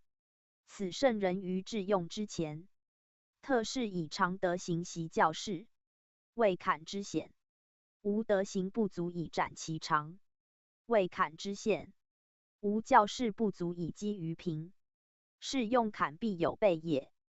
而圣人立教，亦必因夫卦象焉。坎以阳入阴中，得其正位，即有危，可谓有宜可象之象。危宜者，存于德行，发于教示，己有其德，以立其教；人习其教，以明其德。是君子成己成人之功也。坎代坤以生成万物，人用坎以育成天下，其道义也。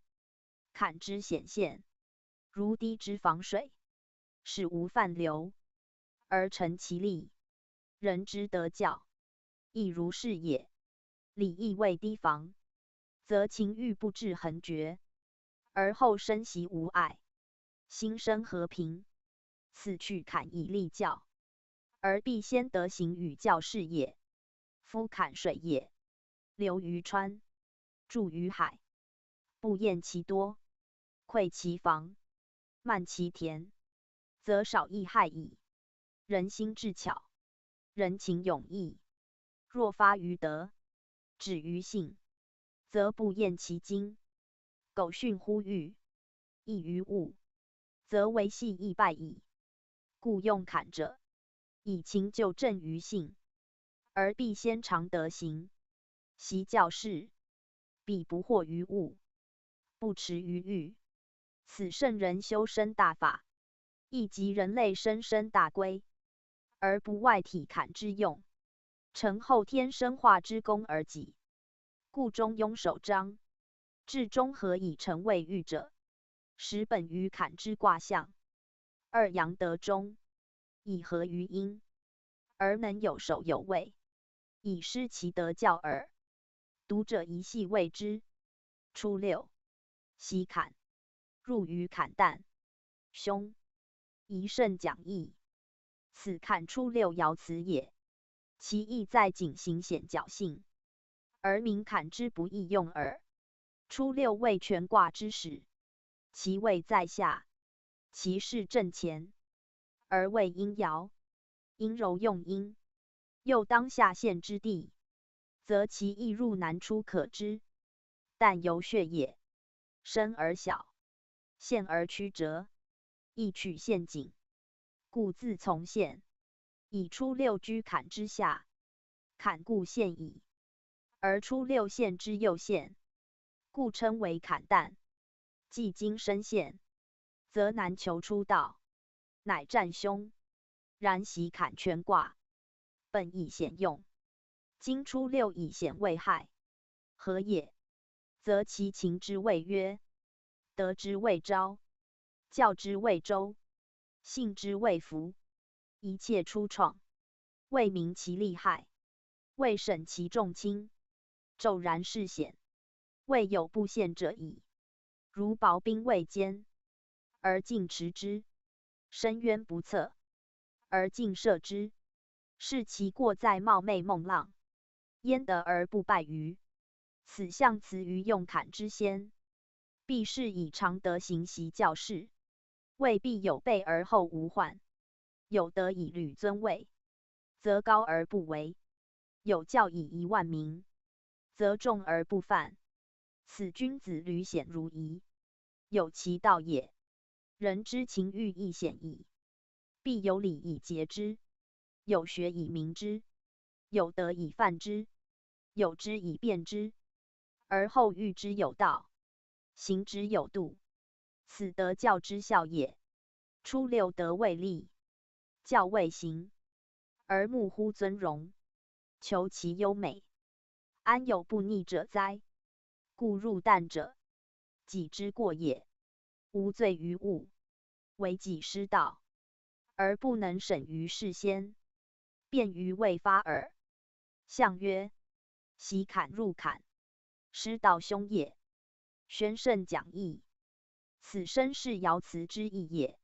明初六之凶，由于师道，本以习坎，而终入坎，是由习求者而没于渊，习持者而绝于道，以习于世，而尽遭其祸焉。所谓行险以遇险者也。人善权谋，则败于权谋；有强力，则败于强力。此智勇可恃而不可恃也。明道则可恃，失道则不可恃。人之情欲，可用而不可用，尊信则用，背信则不可用。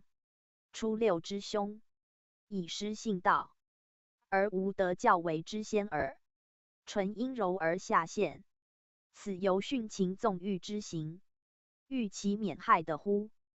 故入旦之凶，非观天道，乃在人事。学者当有所审焉。宗主附注：坎卦未显现，又当初六入旦之数，其象乃如人入陷阱，不易出，而战未凶。以坎卦为上下两中爻未阳，初六以阴在下，阴降阳生，与九二背驰，而不得协调，故有入旦之欲。为阳外向，而阴下审，地下且陷，入深且血，是谓坎旦之象。旦亦坎也，而较深小。初六本在地下，阴陷而不得出，故凶。血有所藏曰旦，如今土人掘山洞以葬物之类，不图现也。有生避之意，上不见天，下不及泉，陷于土中，乃绝的也。虽习者亦不易出，况不习乎？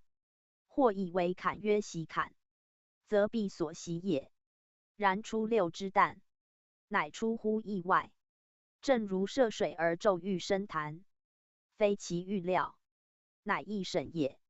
心所未思，志所不逮，则虽习亦如不习，为其调以清心，而立昏其志也。故曰失道。道即路也，荒野不险，谓是途也；大径不险，谓是水也。若失所从，焉得不为害乎？是初六之凶，乃由失道。失道者，即陷于未习，而遭其不义耳。大哉习乎！非时时习之，尚有百密一疏之师，况不习乎？曾子曰：如临深渊，如履薄冰，念兹在兹，斯可谓之能习。92. 坎有险，求小得。宣圣讲义。此坎九二爻辞也。九二在下卦之中，的正位而属阳，是谓刚中之德。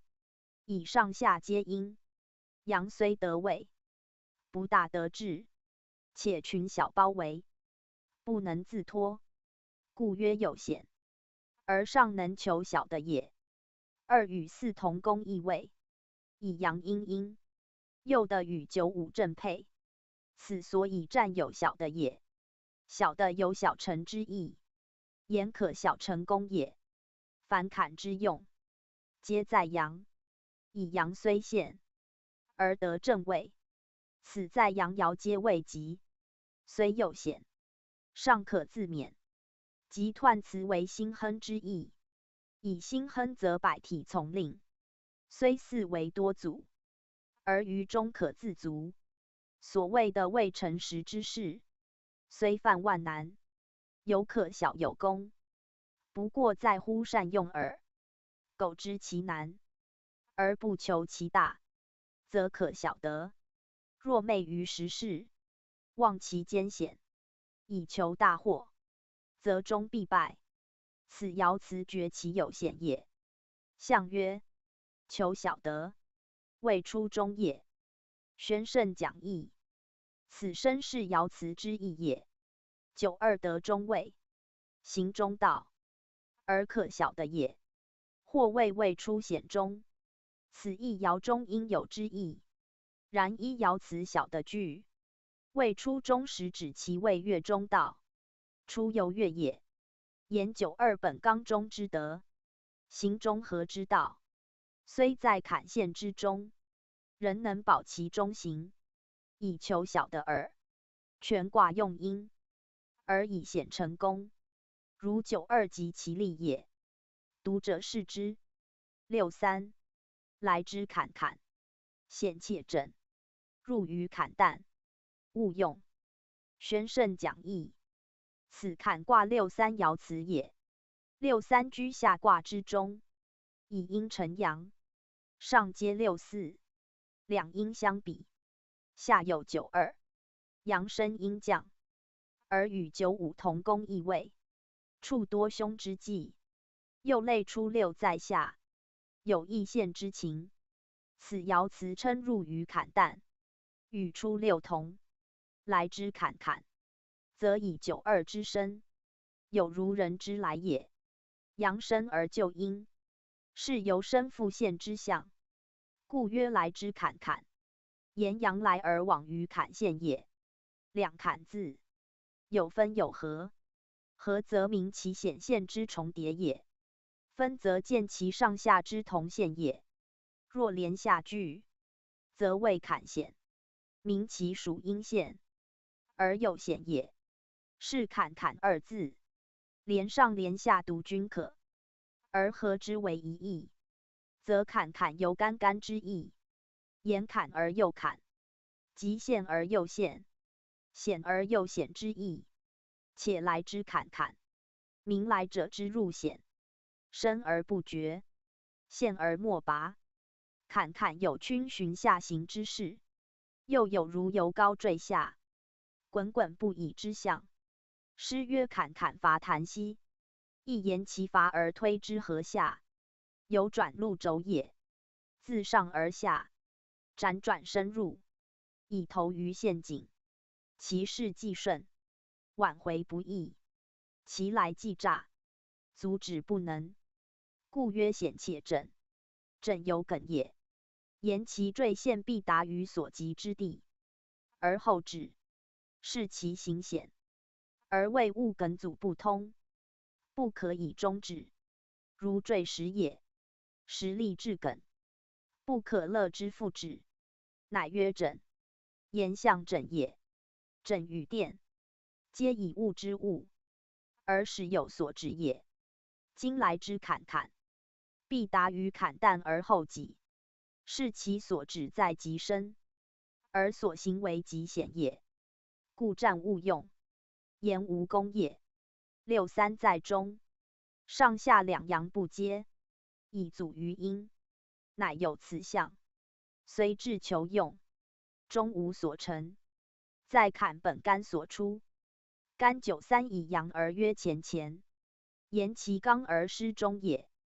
坎63则曰坎坎，言其柔而失中也。失中则败矣，故勿用。夫入坎者，贵能出；以陷者，贵复平。今63入于坎旦，是亦无出平之道，故勿用也。象曰：来之坎坎，终无功也。宣圣讲义。此身是爻辞之意也。以63入于坎旦，与出6同，虽有92、95两阳护照，仍无所成，故曰无功。然无功，就非有救也。以63处险不易出耳，非即受害。此爻辞勿用。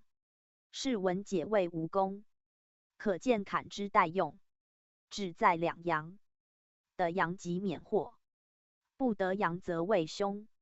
63虽阴柔，以得25之应兆，虽勿用，亦未见害。此可以明处阴之要，在能正大光明，不鬼随，不贪功，不因诈利欺人，不以爵位自用，则呆时之父，犹可免也。若因入坎而进自陷，屡险而犹自昏，是坎之险且正，绝不止无功矣也。亦较重在以德回天，以道济时。象辞常得行习教示一语，故以尽其意矣。64. 尊酒鬼二，用否？纳曰自有。中无咎。宣圣讲义。此坎卦64爻辞也。64以阴居阴，而在外卦，外柔为道行大则，此64较63为善也。且4与2同宫，而进5之正位，其志宜下，其行宜柔。干94曰或跃在渊无咎，明其在高宜自卑也。故当位者，宜屈己以从人；有力者宜束身以利众。富则宜简约以习物力，丰则宜省节以保天命。暴师有度，登降有格，广狭以时，损益以己。斯务得其平，而事不利于道也。64志在求平，行在求安，以虑坎陷，而求不险；以处为困，而求解脱。故爻辞如此，且言其中免于咎也。尊酒鬼二用否？明其简也。纳曰自有。明其困也。既呆以礼，而不丰于仪，谓其在险中，的免饥可足矣。既溃以食，而不进以正，谓其有所困，苟言其身以耳。此爻辞所至，民久食不迁，行止倍数，虽得干宝，却难自由，而其人能安以处之，顺以听之，则可终战无咎耳。此辞含义最委婉，未详释之如下。虚卦曰君子以饮食宴乐，困卦曰困于酒食。二卦皆由坎合成，虚谓坎前，坎在上，故饮食的所宜；困谓对坎，坎在下，故酒食成困，此其不同也。今坎64，本有酒食，而以在外为阳所迫，在内为阴所图，象有类于困，虽得酒食不快意，故爻辞称尊酒鬼二，明其无多也。用否？明粗气也。纳曰自有。明其简约，而不由门户也。盖64以重阴进95之阳，其势迫，其行促，虽不变迁于饮食之宜，而未能治其尊敬之礼，如贵人促灵草也，乡人所攻，不过免于饥渴而已，不可以择其礼节，命其丰备也。且64虽有酒食，非所愿攻，虽以进纳，非出正道。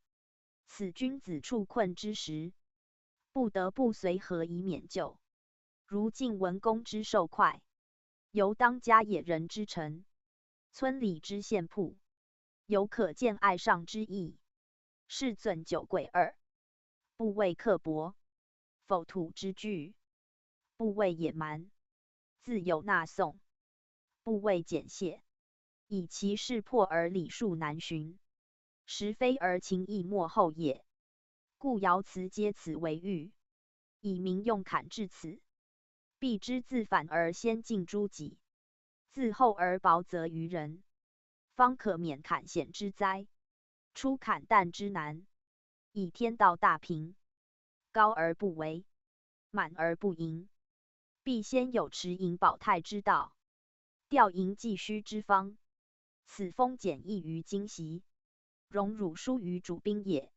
以往招来，以下比上，虽不同其分，而恰得其平，此则是众之因果，而不谓以胜于前也。爻象阴阴阳之分明，刚柔之交替，爻辞乃取宾主之互益，饮食之节俭，以欲循环报复之理，而见险道之不易行也。然以失受之如其分，情性不乱，随遇而安，刚柔以齐，苟免未至，则虽辱不为咎，而非礼不为过也。故曰中无咎。象曰：尊九贵二，刚柔济也。宣圣讲义，此身是爻辞之意也。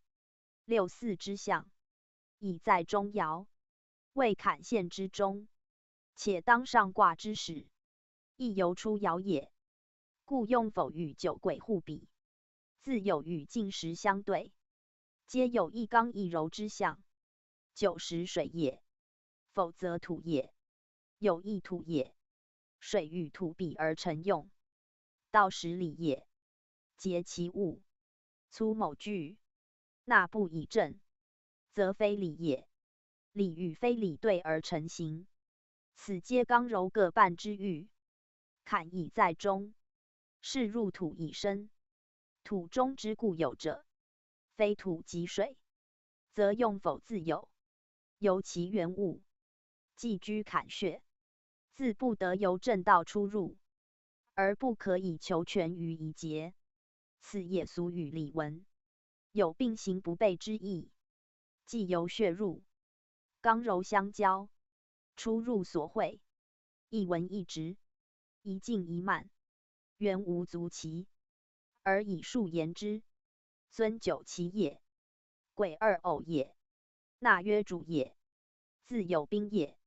一主一宾，一奇一偶，亦可见刚柔之交，阴阳之际，互相配也。故世文称为刚柔济也，济交也。两者之交曰济。以六四虽求平，而犹未得平，其志在平也，故称为济。言济在其交，自有至平之望。若至九五，则已平矣。故九五爻曰止济平，此可见义道重在平，而坎用犹贵能平，平即无限矣。读者当会通各爻辞以示之。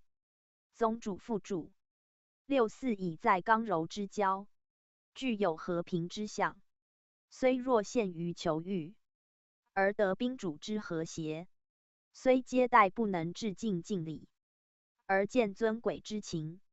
事前虽有仇敌之心，而今乃复成朋党之事，故虽入险，终得脱险。且不独被陷者无咎，而未陷者，亦将邪以拒出。此爻辞鬼称二，名其有宾主共识也。共识乃协议之意，非限于时而已。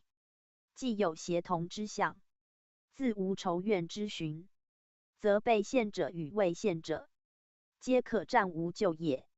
以六四与九五皆一刚一柔，志在于福，利在于和，既相害于前，而不得不相协于后。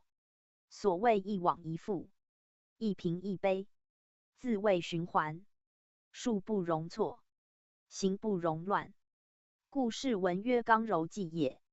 与太卦九三世文天地济也，正相类。太九三已在乾坤之交，阴阳交至，阳生阴降，恰得其和，而至于平。此爻辞称为无平不卑，无往不复。与坎六四之阴险得出，阴险得安，正是一义。故世文皆以一计自明其用，盖谓交合也。如两国苟，何必无争度，而事不相下，终至于讲和，此计之所谓也。一阴一阳，一高一下，因其计而抵于平和，乃皆战无咎。观九五爱此止计平之语，即可见六世之中的平矣。又曰坎卦六爻，以二五两阳的正位未用，亦未及爻，而他四阴爻，虽若包围，实如拱卫，以人事言，则由宾主君臣相对相还，以成其用。故四应是两阳若主人，而两阳是四应若仆仆。虽主陷于群阴构难之中，而以得守正位，仍可因应尾蛇，以图自全。此在各爻辞吉凶利害，皆不同也。在下卦阳主中，尤多受邪；在上卦阳向外，己可自存。故下之两阴，不及六四为尽性也。六四如亲君之臣，事主之仆，日久情通，相习有素，分定事义，相交有礼。爻辞九鬼纳有，言如尽善宴主，又如治商待客。虽简约，不却其公义；虽恭敬，不足于礼仪。谓其因敬而遐，因亲而谢也。又如居求之给食，促吾之得考。虽曰是恩，不过见义而已。此其处分不同，行权有别。阴虽见而得势，阳虽尊而失时。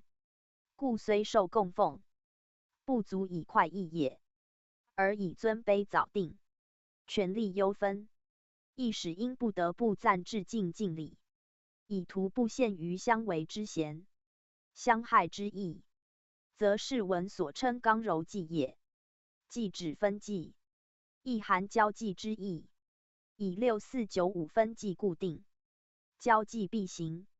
此如客以在门，不得不接以礼，是以备系，不得不会以恩。此为坎险之用，而达于德教之源，可以由6、4爻辞证其为义也。95. 坎不盈，指济贫。59. 宣圣讲义，此坎卦95爻辞也。坎卦以阳入阴中，而阳为贵；卦以25为中位，而95为主，以德为诚实也。坎之95，与下92对，一阳一阴，虽若不配，实则内卦为阴，有刚柔之别。如甲乙丙丁巳，95属刚，92属柔，以5为阳位，2为阴位也。是两阳易的相配，下陷而上平，下处而上盈，亦成往复平卑之象。故92虽阳得中位，其道虚，其势卑，其德不及；而95则与之反，虚者应盈，卑者应伸，不及者应达乎中庸。此95爻辞有济贫之语也。然坎本柔，后天代坤，乃始终不足之象，故人不盈，言不可盈也。为不可盈，乃称曰坎，以其本现也。纵反而不现，亦不过平而已。盈则过矣。有余曰盈。今坎95虽得未诚实，可免于现，而求其平，却不能从而培之，以高出大地如山也。坎乃水，水本在下，不得与山辞。若盈则为山矣，水而如山，是谓变乱之象。况元不得乎？则不盈。正其的未诚实，能反险为宜，反陷为安。虽不盈，非过也，是乎中行，而成坎之德用，只至于平矣。因6、4之德合，而95故以平矣。所求既遂，所至既达，故曰止既平。言但求平，而既平矣，以其平，故不盈。若盈又非平矣，是不盈与既平，其意义也。由上言谓不盈，由下言谓既平，此故水之本性也。水无不平，而不可堆积以高于物，故不可盈。盈即义，义则害，害与现皆失中，为平得中。此95无咎，在克平也。前述爻之战无咎，亦由95之平而来。苟无95，则永现矣。希望其无咎哉？然95不盈，故水之性，即坎之情，坎以下陷为用，志不过于平，以其不得在大也。象曰：坎不盈，终未大也。宣圣讲义，此身是爻辞之意也。95虽得正位，而困于群阴之中，虽已得平，而有坎陷之虑，故世文称为未大。以坎之代用在显现，若弃其显现，是失其用。且95虽得平，而因陷于坎之本德，不能求盈。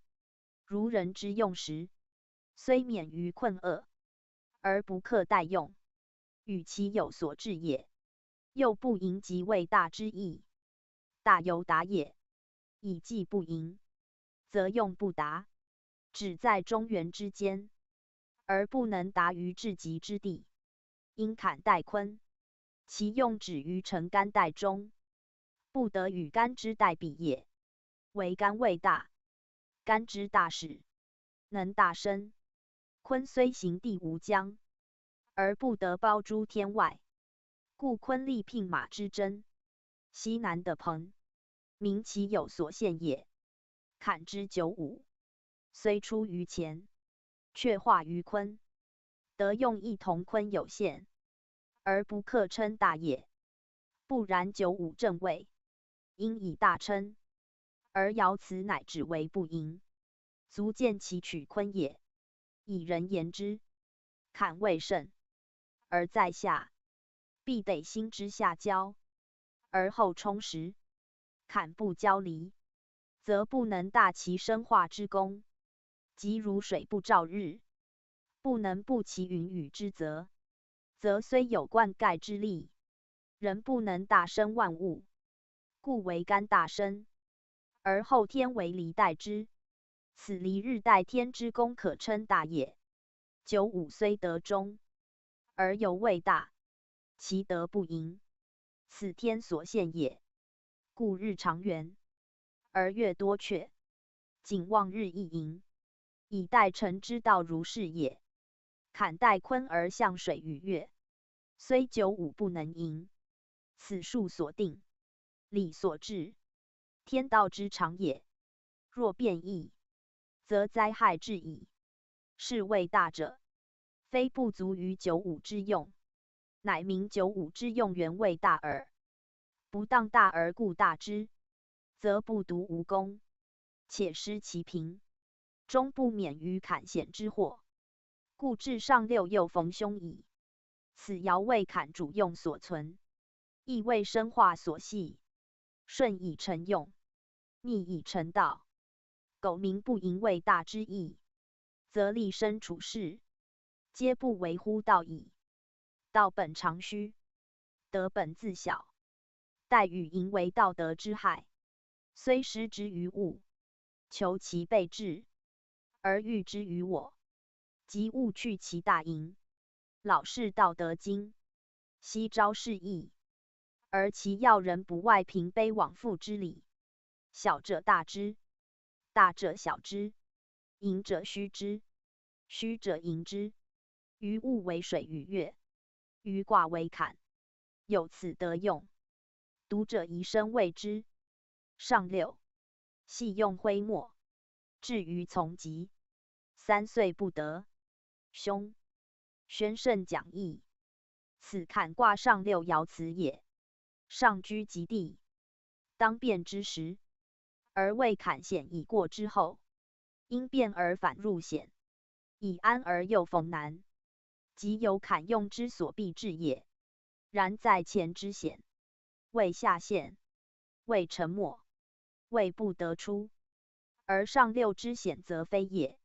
以既经95之后，陷者已平，审者已生，不出者以脱然自宁，原可不再遇险，而以数之所至，时之当穷，乃复因于难，而遭夫困逆，虽非现下，而被系于灰末，虽非审伦，而被置于从疾，事虽已出，而又遇雷役之灾，虽得安，而又逢困辱之恶，尧此所称，明其始终被人求居，不获自由，出彼入此，其害相等，则以砍之不易用，险之不可视也。系同系，灰末皆所，而以别于铁所，明其相待，有以柔也。志同志，放也。从疾罪人所居，而以别于囹圄，明其至此，非干行也。又如居丧守礼，在山块之中，而四围以疾，故称疾人。又如师徒跋涉，行荆棘之间，而附于草木，故称草莽。是皆名上六师乎常道，被群因所困，举足不自如，而永在坎险之内也。3岁言其非一时事，如困与风，3岁不敌一役。凡数最大者称10，以上至万，次者称3，以推至众，皆多也。如10年勿用，10年勿自之类，以其数甚大也。今云3岁不得，以其在近年中不易出也。且时已穷，未已急，不独难出，且有凶也。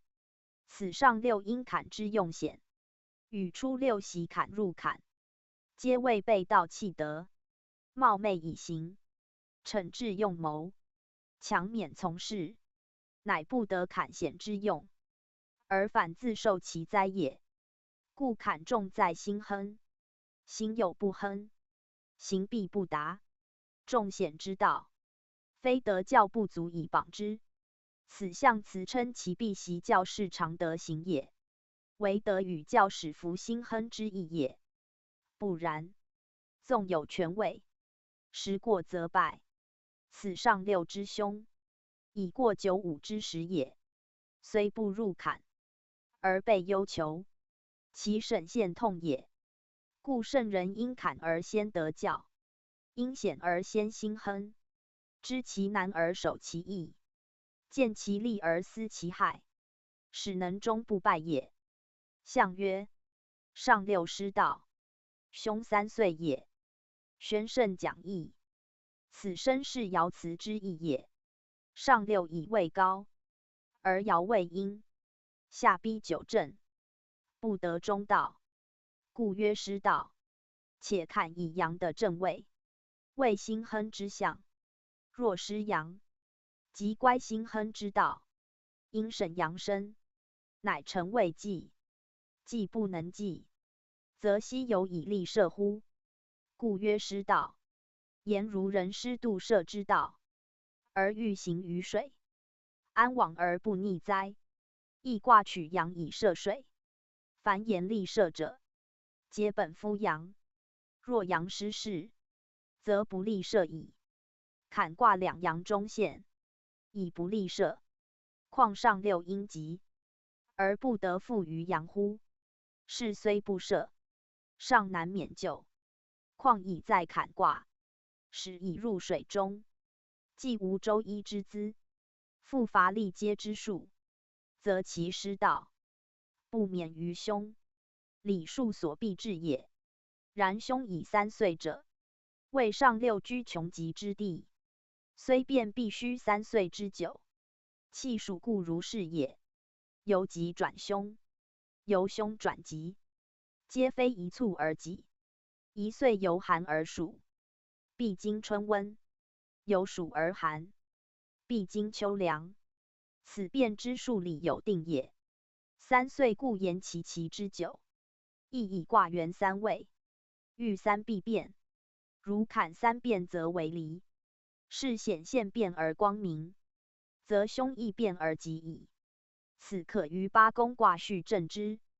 干三变交坤，坎三变交离，其变必至三，使交对宫，而卦得意与本卦反，故凶三岁，明其必待交离，方免于凶耳。爻辞不得的字，即含变字义，言不过3岁，不得变异此数，而托于灰墨从吉之困也。坎以在下向水，本无灰墨从吉之象，以上六高出水面，而至于山，乃有此喻。言出坎而受困，与出六之入坎现旦者，正相对，一高一下，一水一路，的虽不同，而显异也。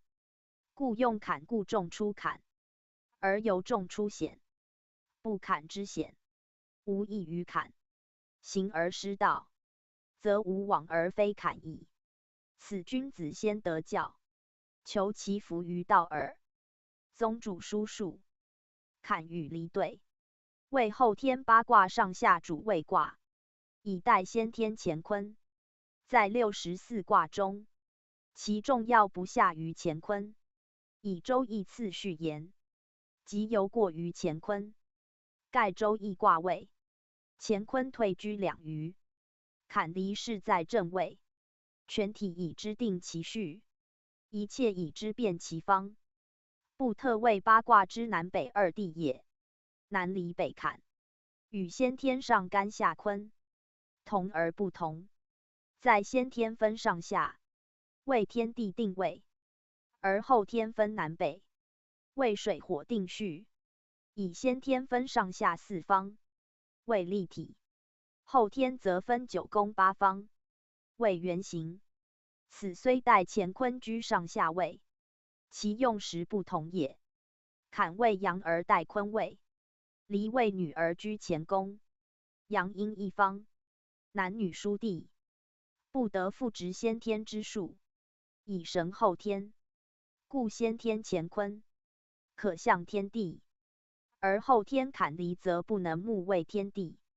先天乾坤可称男女，而后天坎离则不能视作男女。为后天阴阳已交，生化已见。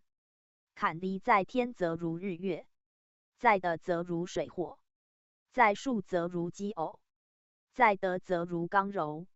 一言以蔽之，为后天一阴一阳代表而已，称为后天。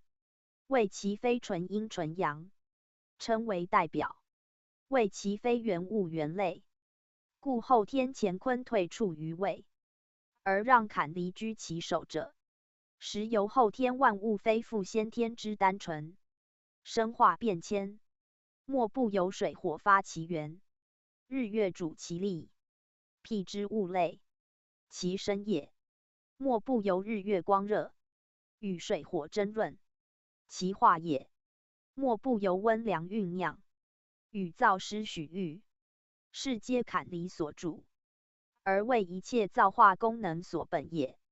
设无坎离，即无造化，遂无人物，更无世界可言。是坎离在后天之重要，是乾坤由名，而其功用十足待乾坤之道，为天地之载。在卦虽以之象水火或日月，其实为生化之源，握变化之钮。正如先天之乾坤，为一切之父母也。故在先天，坎离不过中男中女，而至后天，则以尽为大父大母之象。其所关于此世界者，又其指南北二位之主宰矣耶？坎离二卦相对，其称名乃由三化卦，以二阴包一阳为坎，言阳现阴中也；以二阳包一阴为离，言阳自离而复立于阴也。是二卦之称名，皆本阳言，而皆本三化卦言者也。若众之为六，则名虽是，实已不然。如坎上下二阳在中位，反阴陷而得续脏屏蔽之用。离以出上及中爻，四爻分合连接，反阴离而得配偶消长之功，是六化卦有益于三化者也。就三化言，则六化者谓之重，坎谓重显，离谓重明。重则反其得用，急则必反之理。重显者，显之急；反则谓安固之用。重明者，明之急；反则谓下诏之用。以其重而用乃殊，故周易应之。以坎代坤，取其有坤土后载之德；以离代乾，取其有干元大生之功。是以坎阳也，而代阴；离阴也，而代阳；中男也，而代母；中女也，而代父。其体原异，其用则同。盖后天阴阳既交，阳以阴用，阴以阳用，理数故如是也。此一人多乎之，遂不明文望卦谓之奥妙。而后天卦用，亦因之不通。今讲及坎离二卦用，皆出其意，以为读者告耳。坎离二卦，在天为日月，在物为水火，在时为寒暑，在人生为心肾。实则后天阴阳之代表。称后天者，以非先天之纯阳纯阴，乃阴以交阳，阳以合阴，如日月寒暑之类，非纯也。阳中有阴，阴中有阳，虽名阳而异乎纯阳，虽名阴而异乎纯阴，则所谓阳者，不过阳的是耳；所谓阴者，不过阴的时耳。后天生化之源，本在交合之后。坎乃阳的位以主阴，离则阴得中以主阳，两者互配以成其用。如人生心与肾是也。心合乎离，谓阳之长；肾合乎坎，谓阴之衰。而心非纯阳，故血统于心；肾非纯阴，故气源于肾。气阳物，血阴物，阴阳对行，而自分主客。故肾之精，心能发之；心之神，肾能御之。发育之机，非一藏所著，而心肾实共思之。此谓生者所最重视也。亦凡修道者所必先知。道书所称取坎填离，炼精化气，莫不以心肾为本。心有离之光明，肾有坎之润泽，二者合则长生久世，分则病衰老死。此即天地生化之机，一权一消长之术。今讲坎卦，有关道要，及人生受夭见病之处，实最重要。望读者细玩味之。坎卦自象及自阴，均与坑近似，在俗乎坑，在文谓坎，而后世不知坎即坑也。坎陷即坑陷也。俗乎社稷害人谓坑陷，即社井陷受之意。井亦坑也，谓掘土成井，上盖以草瘠之类，使受不绝，而落入其中，故称井。名其为土井，中无水也。一作井，名其为穴也。井陷即坎淡之意。坎淡者，土生下陷，入不易出。入坎淡者，犹坠于深穴，因不知而坠焉。是在射者谓不仁，而坠者谓不智。此坎之用近乎忍，而用坎者，则利其忍也。故用坎谓之智。言以治武不治也。智在深藏，若露于外，则非智。如以利胁人投井，乃暴也。武力以胁人，非智者所为。盖用智则齿用力，坎之用险，即以智代力，明世人以不虞，而使之自陷于旦，非智过人而合。此坎虽险，而用称智。中庸曰：人皆曰于智，屈而纳之谷或陷阱之中，而莫知之必也。可见陷于旦者，乃智不逮，非力不足也。然智有大小，小智犹不智，大智若愚，为其善藏，乃若愚。虽以显利人之限，而必先使之不觉，而后可治其功，此善藏者也。苟明事有险，人将避之，唯恐不及，尚敢以身试之哉？故大智必愚，智刚必柔，智勇必下。坎以柔成其刚，下成其高，而达夫于成其智之用。故坎坑也。坑乃土抗二字，抗言其过高过刚，而其实则至柔至下。此坎之代用有异乎他卦者也。人但知其显现，而不明其高明，则未得圣人治卦之意。其能治夫易用，而达于大道乎？坎卦取象于水，而自从欠土，明其为地之低洼处。土所不足，水乃注焉。海洋湖沼江河沟井，无一非低洼之地，卑深之处。故土多而隆起者谓山，土少而洼下者谓水。此地面两大异形也。在卦更谓山，一阳在上，明其高出地面，其下二阴，即坤也。而坎乃向水，一阳居中，明其身注地中，其上下二阴，亦坤也。不居下爻者，以水源在的中，非地下也。即海洋江河之水，似在地面。若河高岸山复平均言之，人居其中，此一阳在中，明水一阳也。虽五行火阳水阴，而气实互根，火根于阴，水根于阳，后天体用如是耳。以坎为水，故凡卦言既设者，皆关乎坎。如既未既，其名正也。即除二卦之外，他卦中所称立设不立设者，亦指坎言。如虚讼之类，亦皆有坎也。其无坎者，则或因互或因对，或因变，或因用，有关乎坎，故亦称设。而大过上六则称过设，则以大过之后即坎。因过而设，因极而变，民以由大过变而交于坎矣。非坎本卦之用，且系大过之余，乃占位凶，以用乎前五爻也。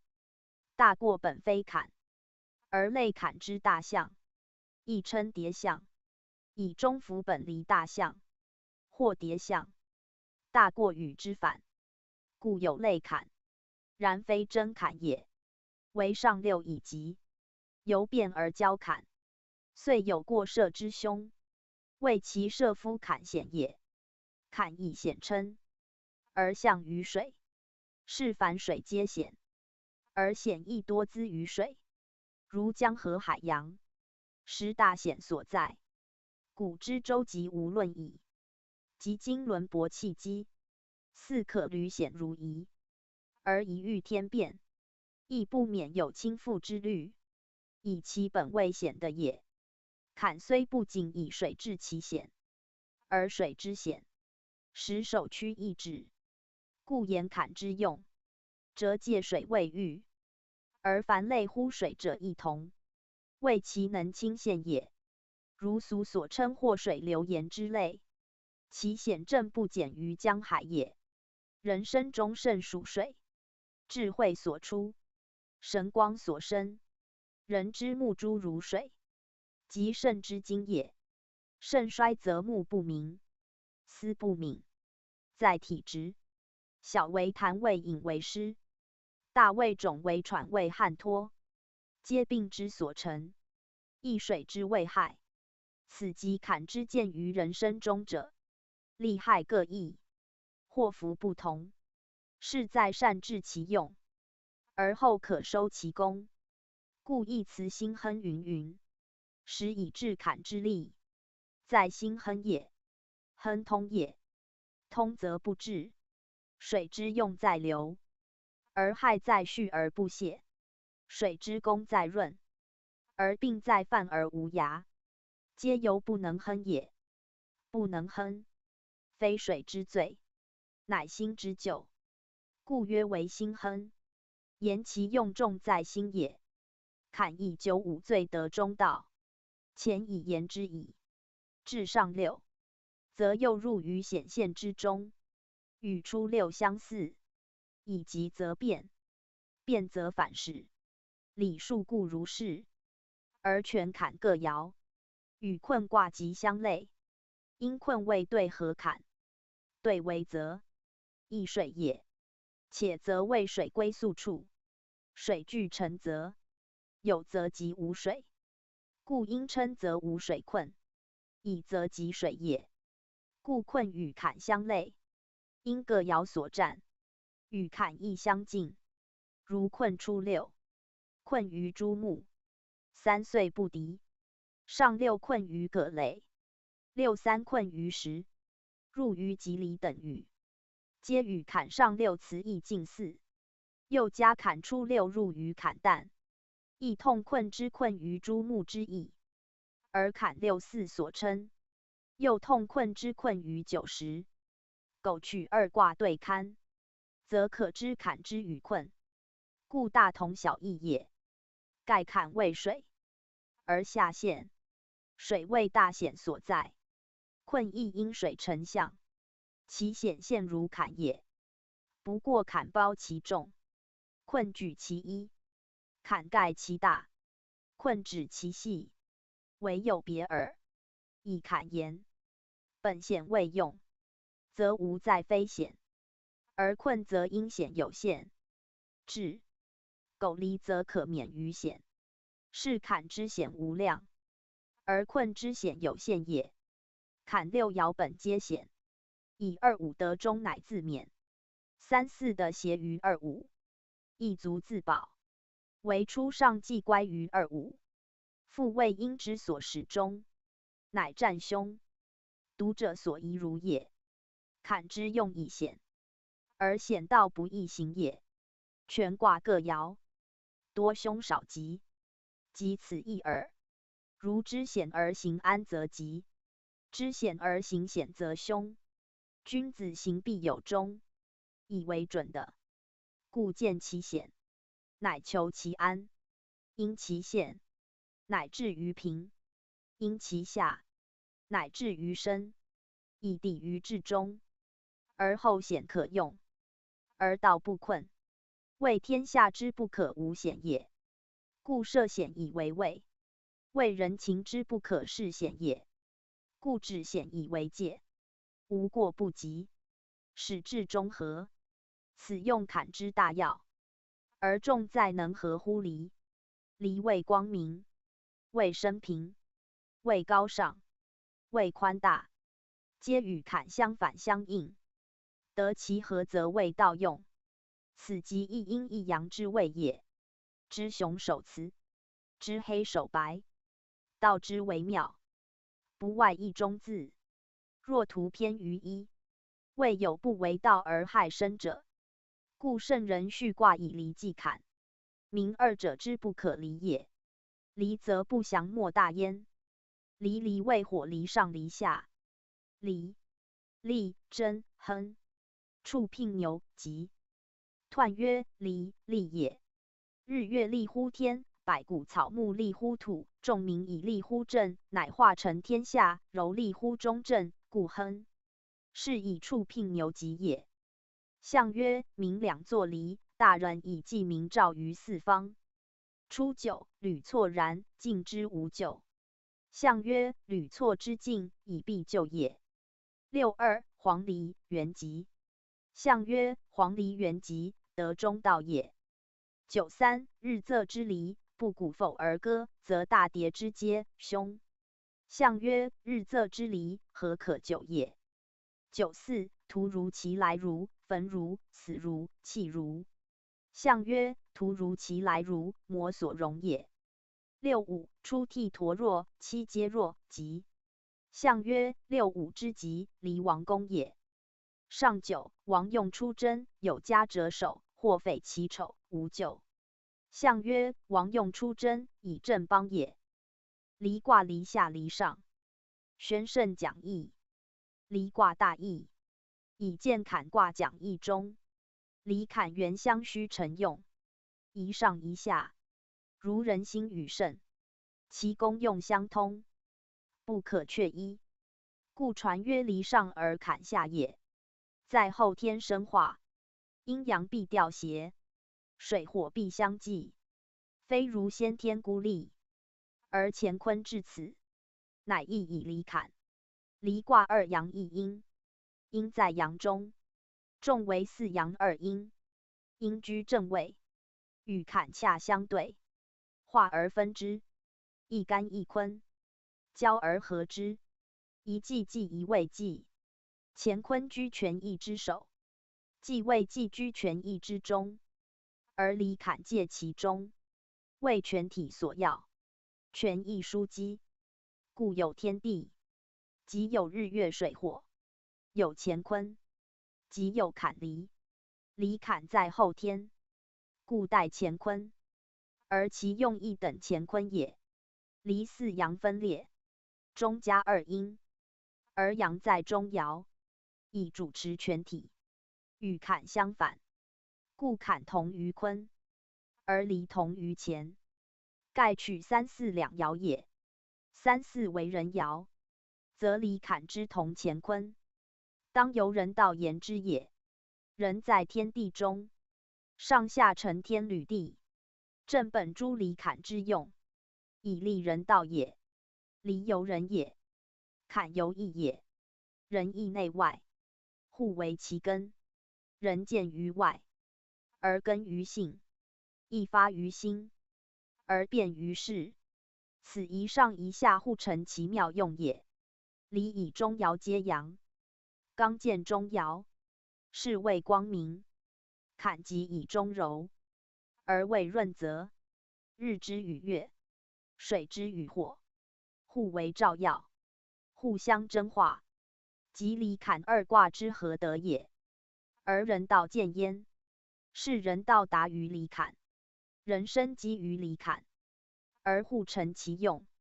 离以光明，而照临于下；坎以润泽，而化腾于上。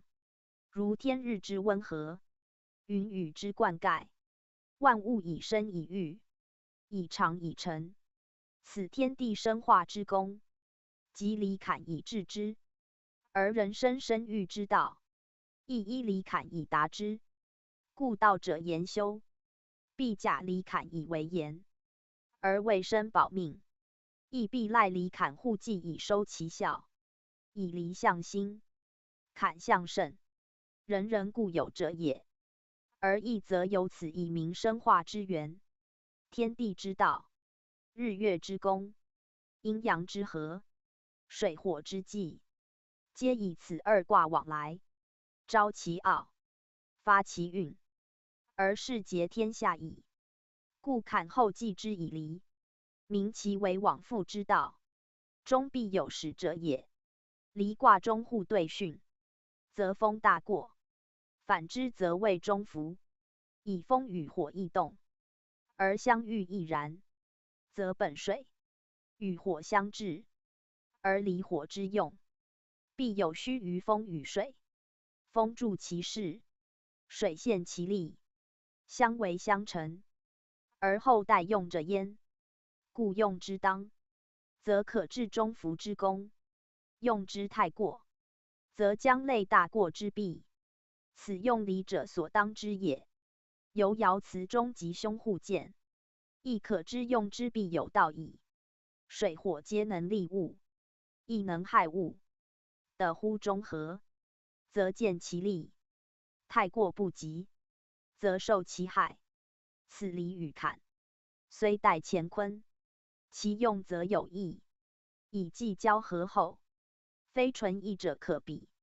离取其光明而不过，坎取其阴险而得中。故二阴在中，乃至离于中行。二阳的正，足托坎于显现，其道义也。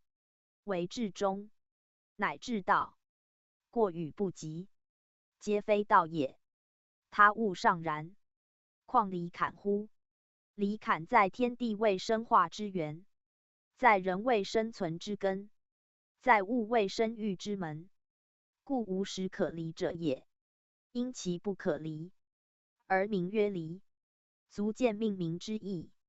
要人之物过，而守其分耳。离之用，即合于坎，而谓往来。与坎之用，在于的离，而致平邪。皆太所谓无平不卑，无往不复之意。唯离能合，因离乃有合。辟之男女，故以离而合，而后成夫妇。生者取诸别类，化者从于一种，而后生化以繁，发育以渐。男女以异性为夫妇，则子孙甚昌；果木以异类皆根苗，则花实茂盛。此皆离而后合之意。而卦象两阳中分，中爻反连，正此道也。离坎皆八卦中正位卦，在先天离居3位，坎居6位，东西相对，如日与月。而后天宜离居南，坎居北，变为上下相对，乃水火相射之象。在先天水火各东西，故不相射；在后天水火互升降，即宜相调。此周易离坎相济，以明其用。离虽在上，而异乎先天之干，以上人下也。上谓位，下谓德，与坎正配。故诸卦离在上，则其德不全，以火性炎上，越上越炎，不成其用矣。如既离反在下，以与坎异位，义则得用以明，功业以大。前于坎卦以述及此意，今更指明，使读者知离坎不相离，而在后天，阴与阳，水与火，不偏重也。离4阳2阴，阴的未成时，以见日光必下照，火必内伏，方成其大用。若反之，不独无用，且有害也。今周易序卦，先坎后离，亦含此意。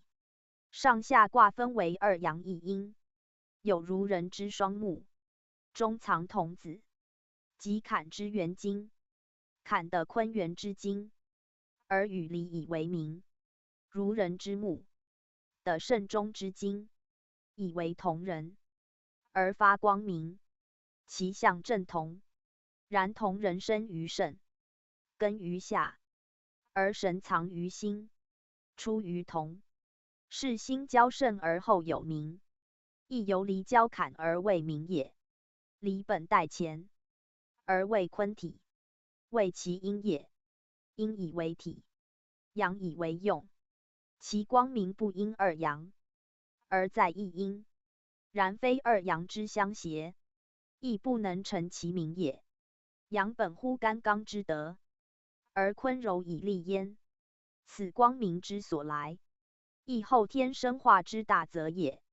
若先天则为纯阳为光明，故道者不复假目以为是，而明彻一切，以其非后天之气，乃依先天之道也。修者调离合坎，化而为乾坤，义而还于纯阳，乃不用目而自明。若无人则赖目以明，目即离之象也。故后天为离称光明，而取象于日与火也。离之命名，故取离合之意。而离自从追，以其象鸟也。有坎字之欠，象于野，鸟飞于天，于前于渊，身审上下，各异其用焉。故离用取升腾，而必下达；坎用本审伏，而必上达。一上一下，迭为宾主。此天地间阴阳离合之大利也。左右者，升降之道；内外者，来往之门。离在先天居左，后天则升而上；坎在先天居右，后天则降而下。离以阳从阴，则由外而内；坎以阴向阳，则由内而外。故离坎之体用，包具天地间一切阴阳之德用，而先见于水火日月焉。无人苟求之心与肾，气与血，往复之道，吐纳之方，何非取象离与坎，而成全体阴阳消长之机？是以气根于肾，血统于心。阴体而用阳，阳体而得阴，一上一下，何为太极之象？此人生一小天地，而包全一卦象。人以离坎主其中府也。修道之事，外而乎息，内而运转，循乎经络，达于皮毛。精则神明，粗则骨肉，皆以心肾分长其事，合化其道，以调和五脏，协济百体。而后性命以全，神形以健，尊乎天，则反于太虚；虑乎人，则流诸化也。此皆就离坎相应成用，阴阳相交成德之所至也。故求天下之远者大者哉？故道家求己，以卦取诸身；圣人用事，以卦推诸天下。无不同也，无不合也。学者苟通二卦之德用，则将无往而不适宜，岂图古义矣哉？离，力争亨，处聘牛，吉。宣圣讲义，此离彖辞也。离出于坤，而成于乾，以女代妇，而居先天干位，然非乾也。故四德有其三，而不称元，且以力争在亨。先明后天之日，其德用必自地上显，而独施于万物，与人道之体坤，其义正同。盖离虽代乾，而非先天天道。天以日明，未将着其用于物也。故先力争而后亨，亦以离之出乎坤也。阴以阳用，阳以阴用，此天地定力，牛坤象也。聘阴也，离，干之代也，阳也。坤称力聘马之贞，以取乎干而成其用也。马为乾象，而坤用之；牛为坤象，而离用之。离原亦乾，故称聘。若干则为母牛矣。乾用母牛，坤用聘马，恰相对也。离以出乎坤，成乎乾，乃称聘牛，而得处之也。以离代乾，主天下生化之源，故有三德而战极也。彖曰：离，利也。日月利乎天，百谷草木利乎土，众民以利乎政，乃化成天下。柔利乎中正，故亨。是以处聘牛吉也。宣圣讲义，此身是彖辞之意也。离为火，而名于天，以其在天空也，故有复利之意，谓复利于天也。若就德用言，则又复利于地及诸物也。而一切有名有形者，皆托日之光明以生以化，事物又复利于日也。以日为天下中枢，近若地上诸人物，远若各宿，未有不复利于日，以生存变动者也。是日为一切所利，而又自利于天地，故离为利。民其虽离而不脱也，如地球也，诸行星也，及天地间万象也，皆自分离，而人相属。若有谓之牵系者，则皆日之利也，亦即离利之意所招助也。或以利为言其光明，发为华美之色，珠炫之文，故称利。是亦一义也。然本义，则以复属未当，不过利之真解。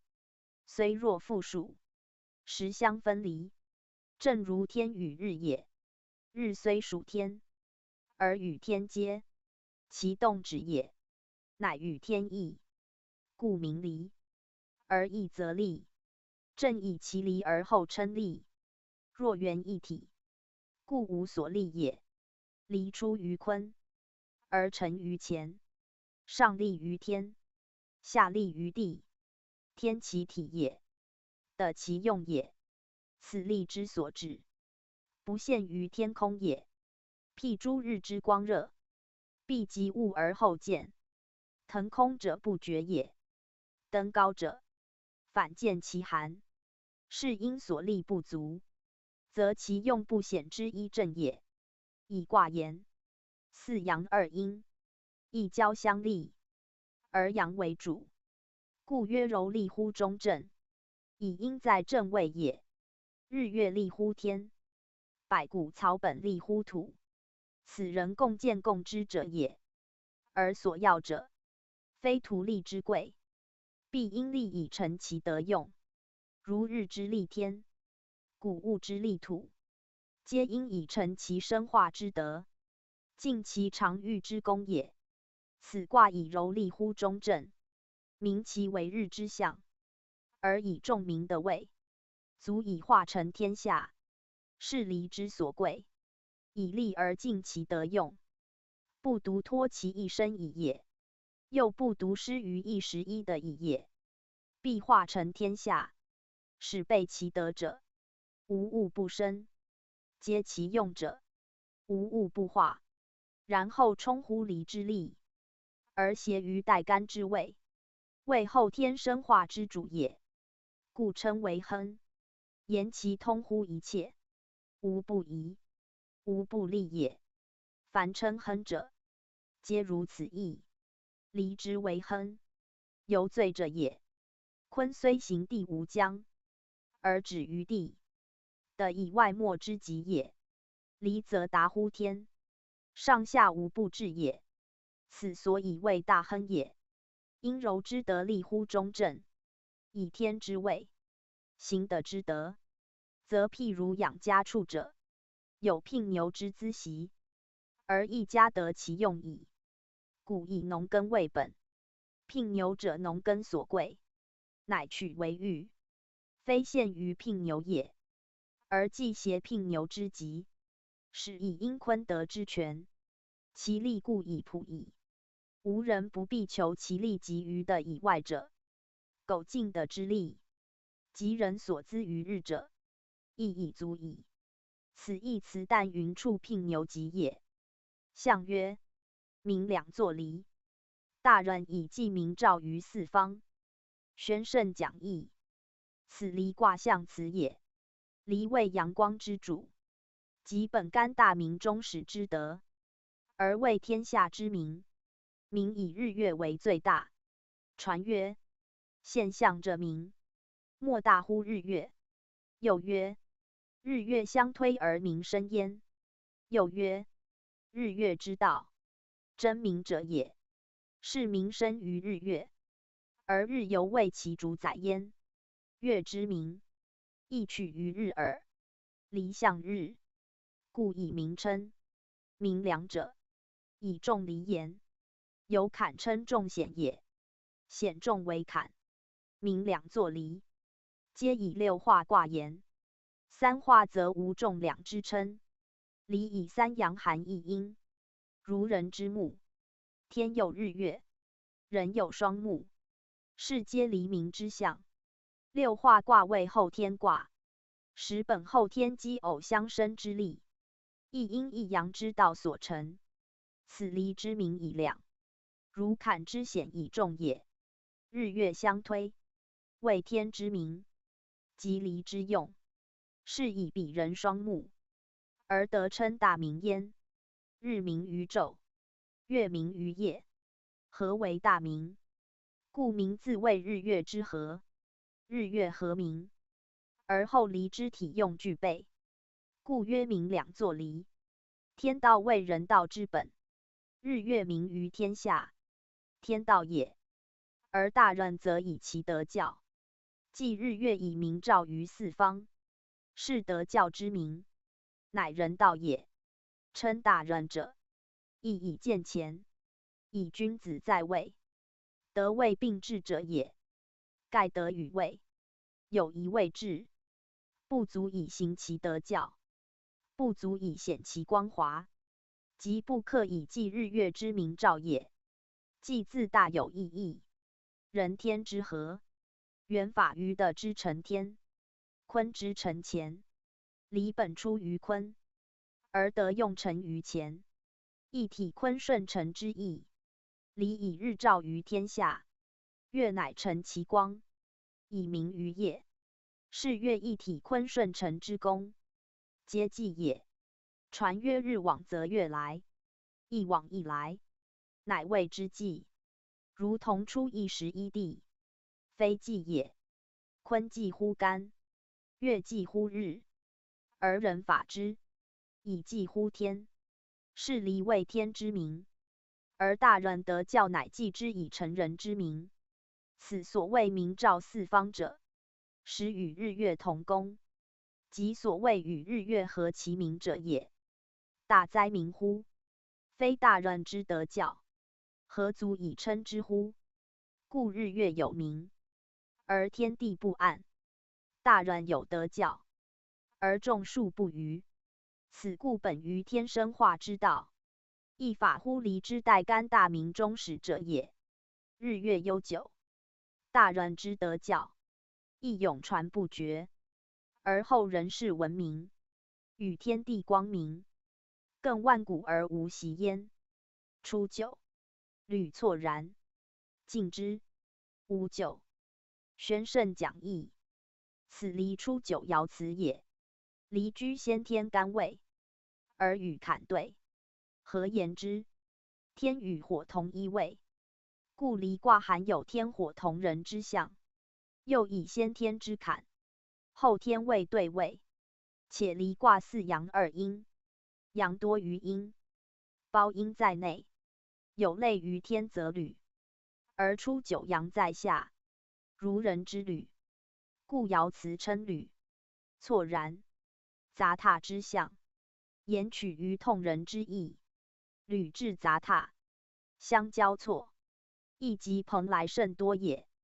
宾主交错，履系杂陈，古者宾至，履系托于户外，虽未见其人，观其履交错，已可知是中之众，故曰履错然。明其来者众矣。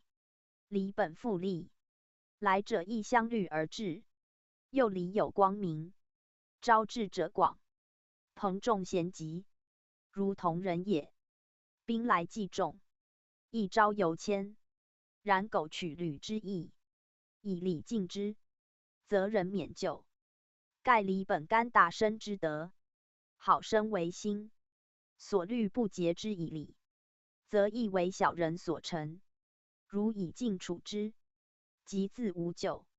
此同人履二卦初九，皆战无咎，明其人而有礼，则贤于善恶无不化之。正大人德教既明之始，亦即离立光明之初，而为天下文明之基础也。文明必有众，必善辅其下，必广纳其民于鬼物之中，非为一人谋也。是以初九有取于痛人与履之通义，而见履错相近之无就矣。象曰：履错之近，以辟就也。宣圣讲义。此身是爻辞之意也。离出九在下，而以阳息群阴，如人之履地，而有交错之象。爻辞称为履错然，盖取象如此，非真必履系交错，故用然字。与若字如字一义，既有交错之象，字亦生狭逆之弊，既多往来之地，字亦昭是非之时，则唯有持之以敬，而后免于咎。咎即指狭误是非之所生祸害，小人罪不能免，君子戒于机先，乃能以敬辟咎。此名离之初久，虽皆于阴，而不见物，时有其机息光明之道，则所谓敬是也。敬于外，必沉于内；沉于中，必明于物。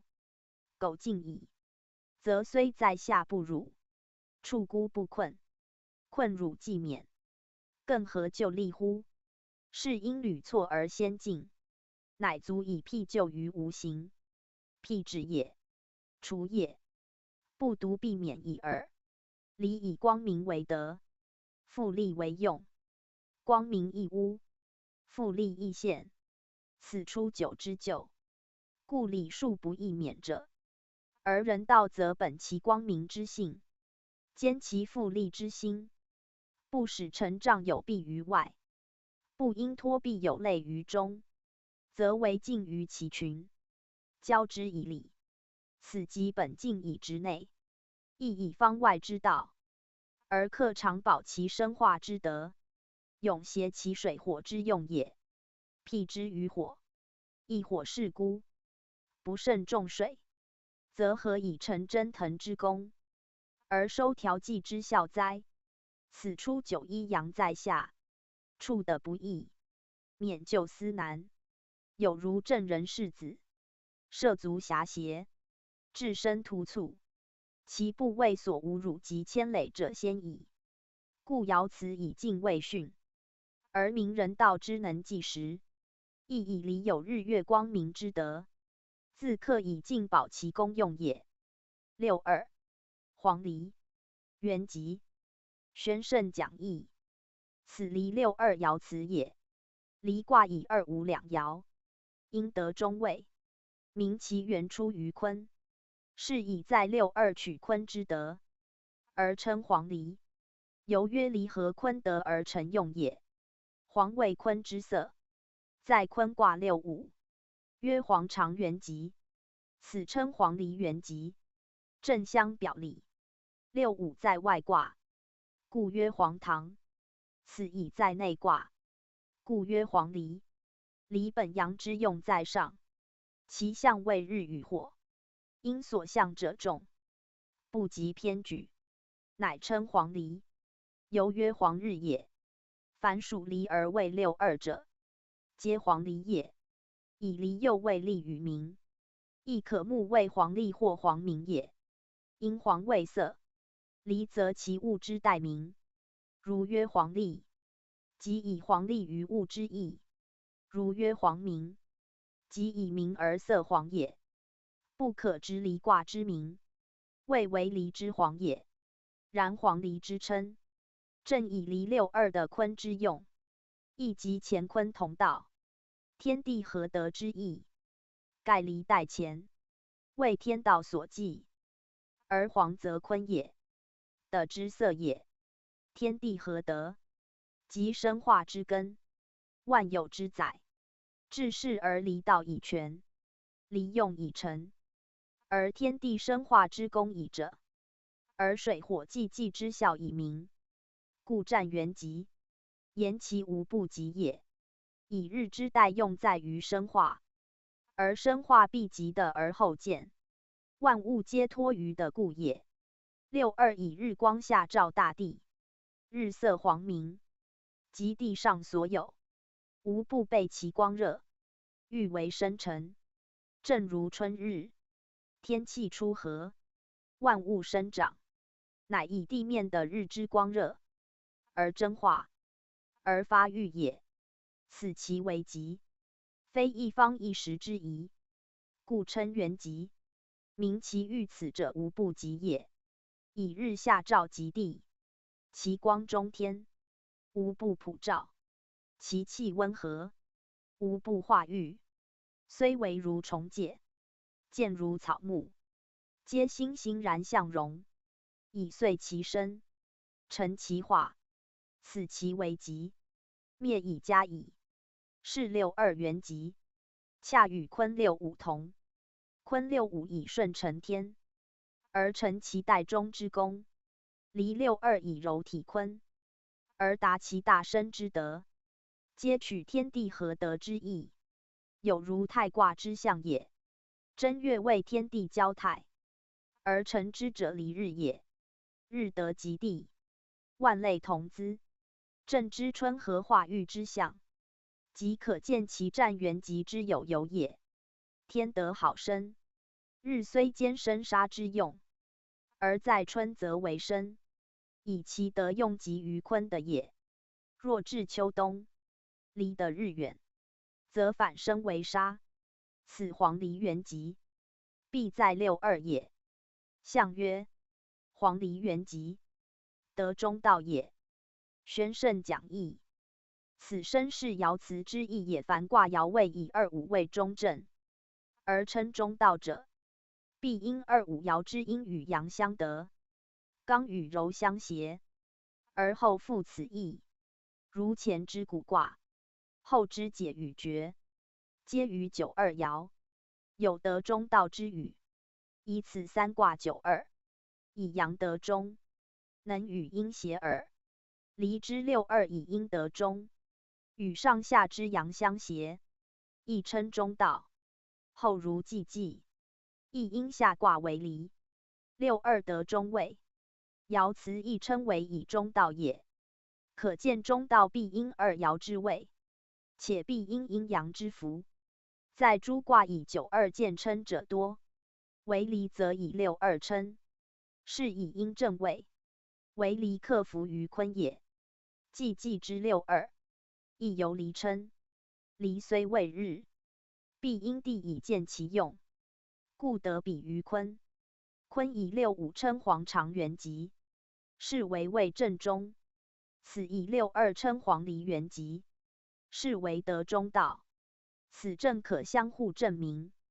地道上行，以顺承前，而用见于六五；日道下临，以昭明于地，而体用坤，故用见于六二，一上一下，足见天地之交，生化之成，实在于离与坤之交用也。坤如不上承，则失其后载之德；离如不下照，则失其光明之功。此离六二有元极之战，而是文称其为得中道也。夫中者无偏，以高济卑，以多易寡，使之两均，方谓之中。离本位高，若不下济，本阳盛；若不就正于阴，是不中也。今六二以阴的时，以下的位，故称中道。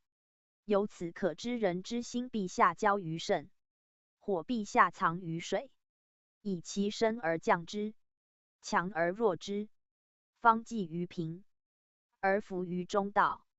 此故修持要诀，亦天下治一治正之理数也。93. 日昃之离，不鼓否而歌，则大跌之阶，凶。宣圣讲义。此离93爻辞也。离93有类于前93，亦重刚失中之象，刚过必折，故比于日中则昃。离象日，日过中天，则偏于西，其光虽短，所照极者，得故见狭，时亦难长，则当此爻之战，有不可久持之象。故否而歌，与大跌之阶，一歌一阶，亦喜亦哀，皆由不得中和，则有所偏也。辞言不歌，则嗟；不及时行乐，则悲深迟暮。正如夕阳故好，已近黄昏，留恋斜晖，必自珍重。果君寻师时，则徒伤老大，遂不我与。时不再来，则大跌之阶，必相随而至。故战兄，此爻辞意在景人物自失时，善习于光，虽土否村野之乐，亦可聊以自娱。诗曰：今我不乐，日月齐除，转瞬白头，更何谓哉？故二语相连，有不可稍纵之事。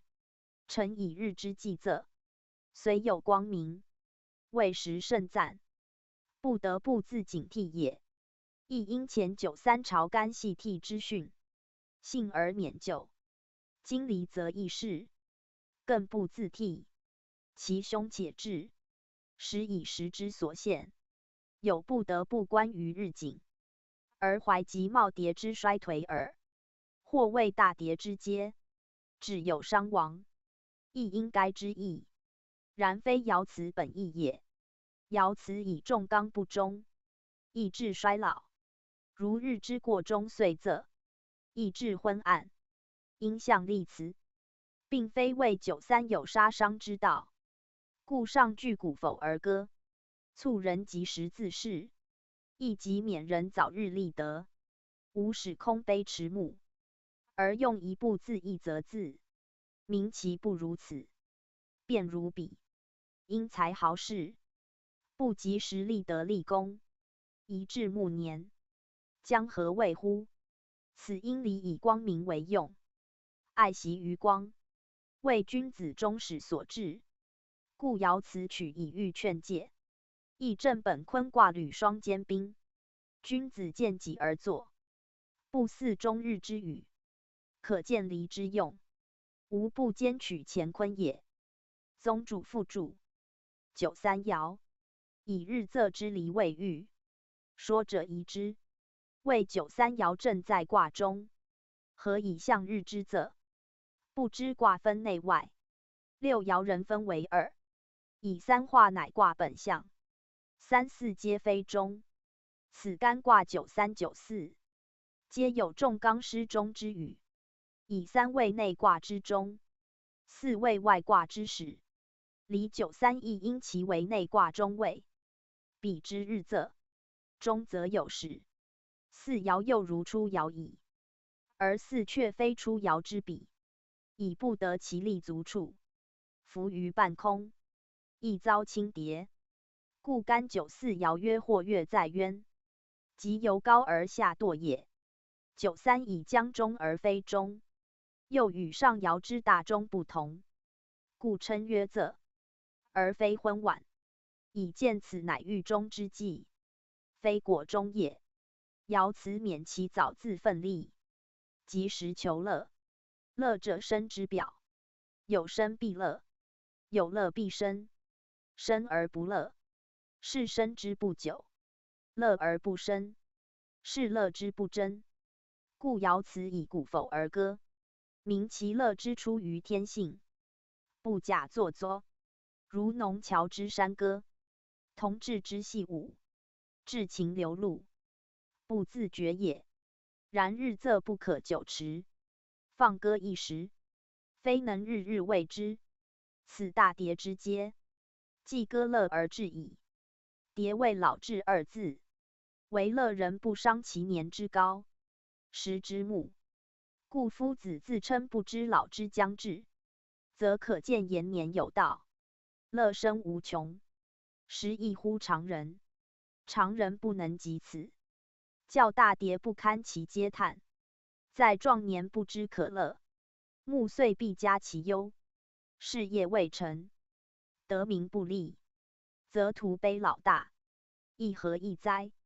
此君子见于九三，而自朝干系替也。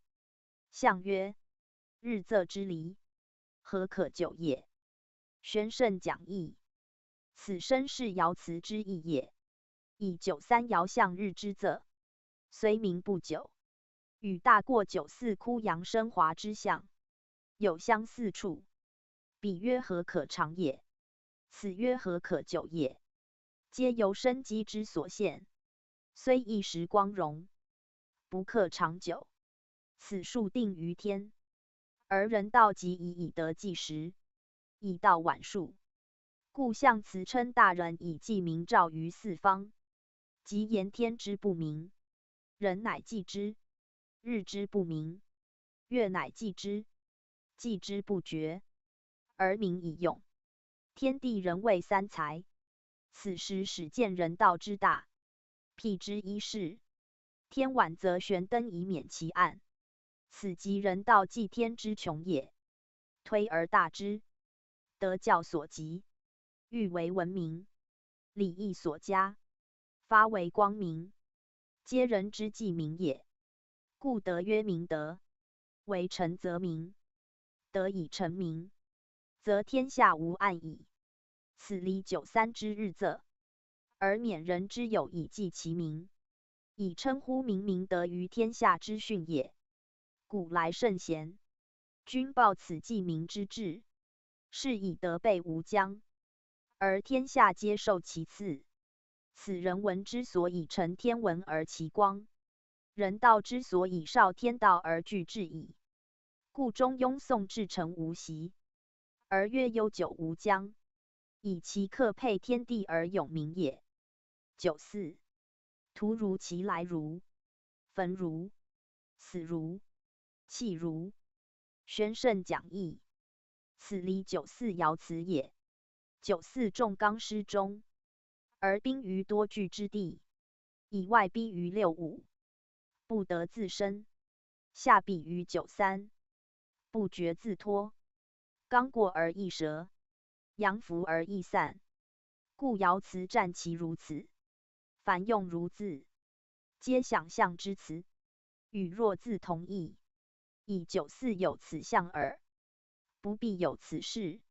所谓图如其来如，以其内外不协，克制而主不纳，亦由虚上爻有不速之客三人来相类，为虚上爻为阴，下与阳交，客虽不速，而主能进之，故占中极。此则以65在上位，而不与阳协，阳虽自来，而被阻，故辞称其图如其来，致遭焚死气之祸。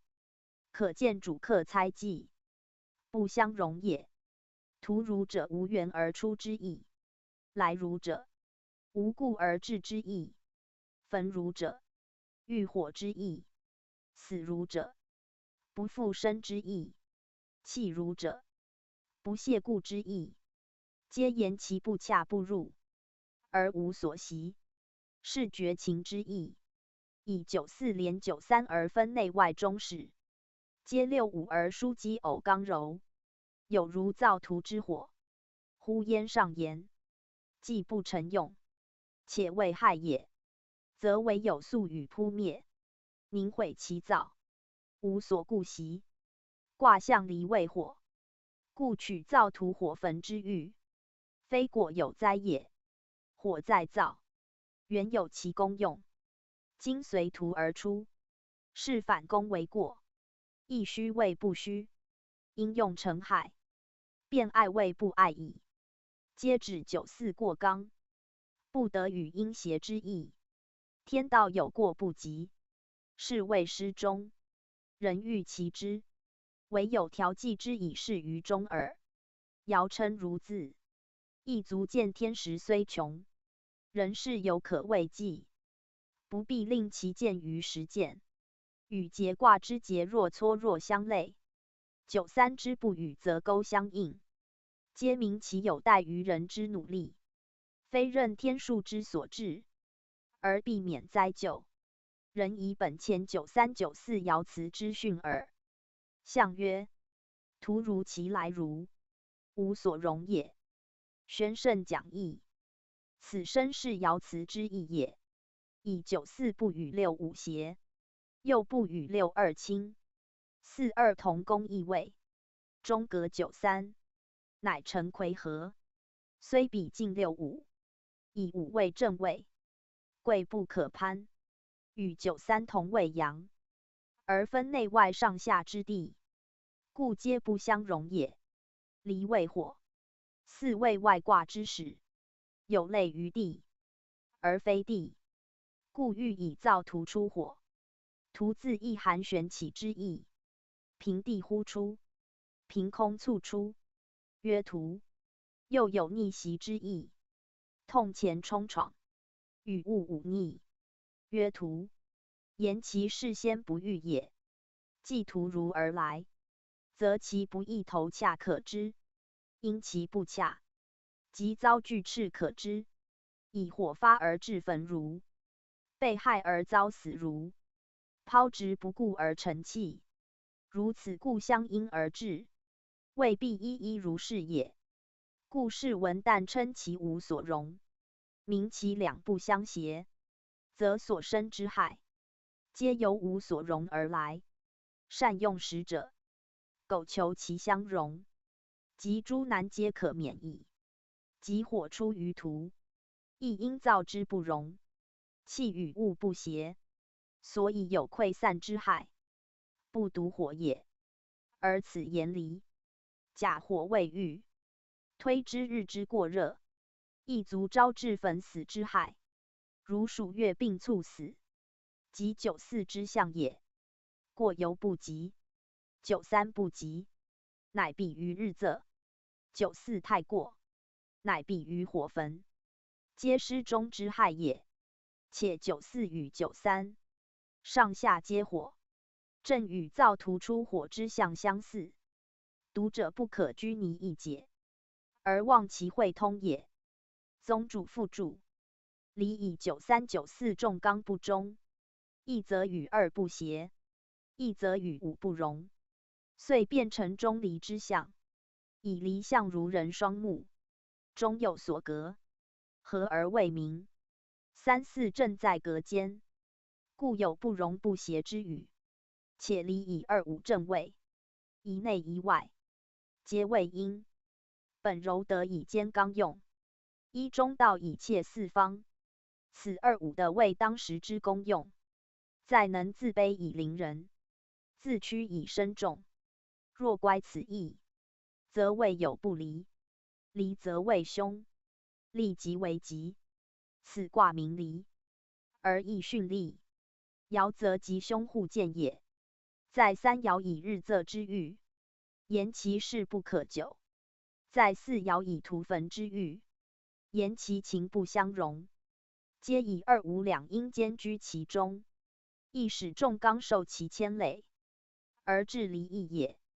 故君子之重刚难任，则柔克以顺于正；知两阳之易离，则随阴以利于中。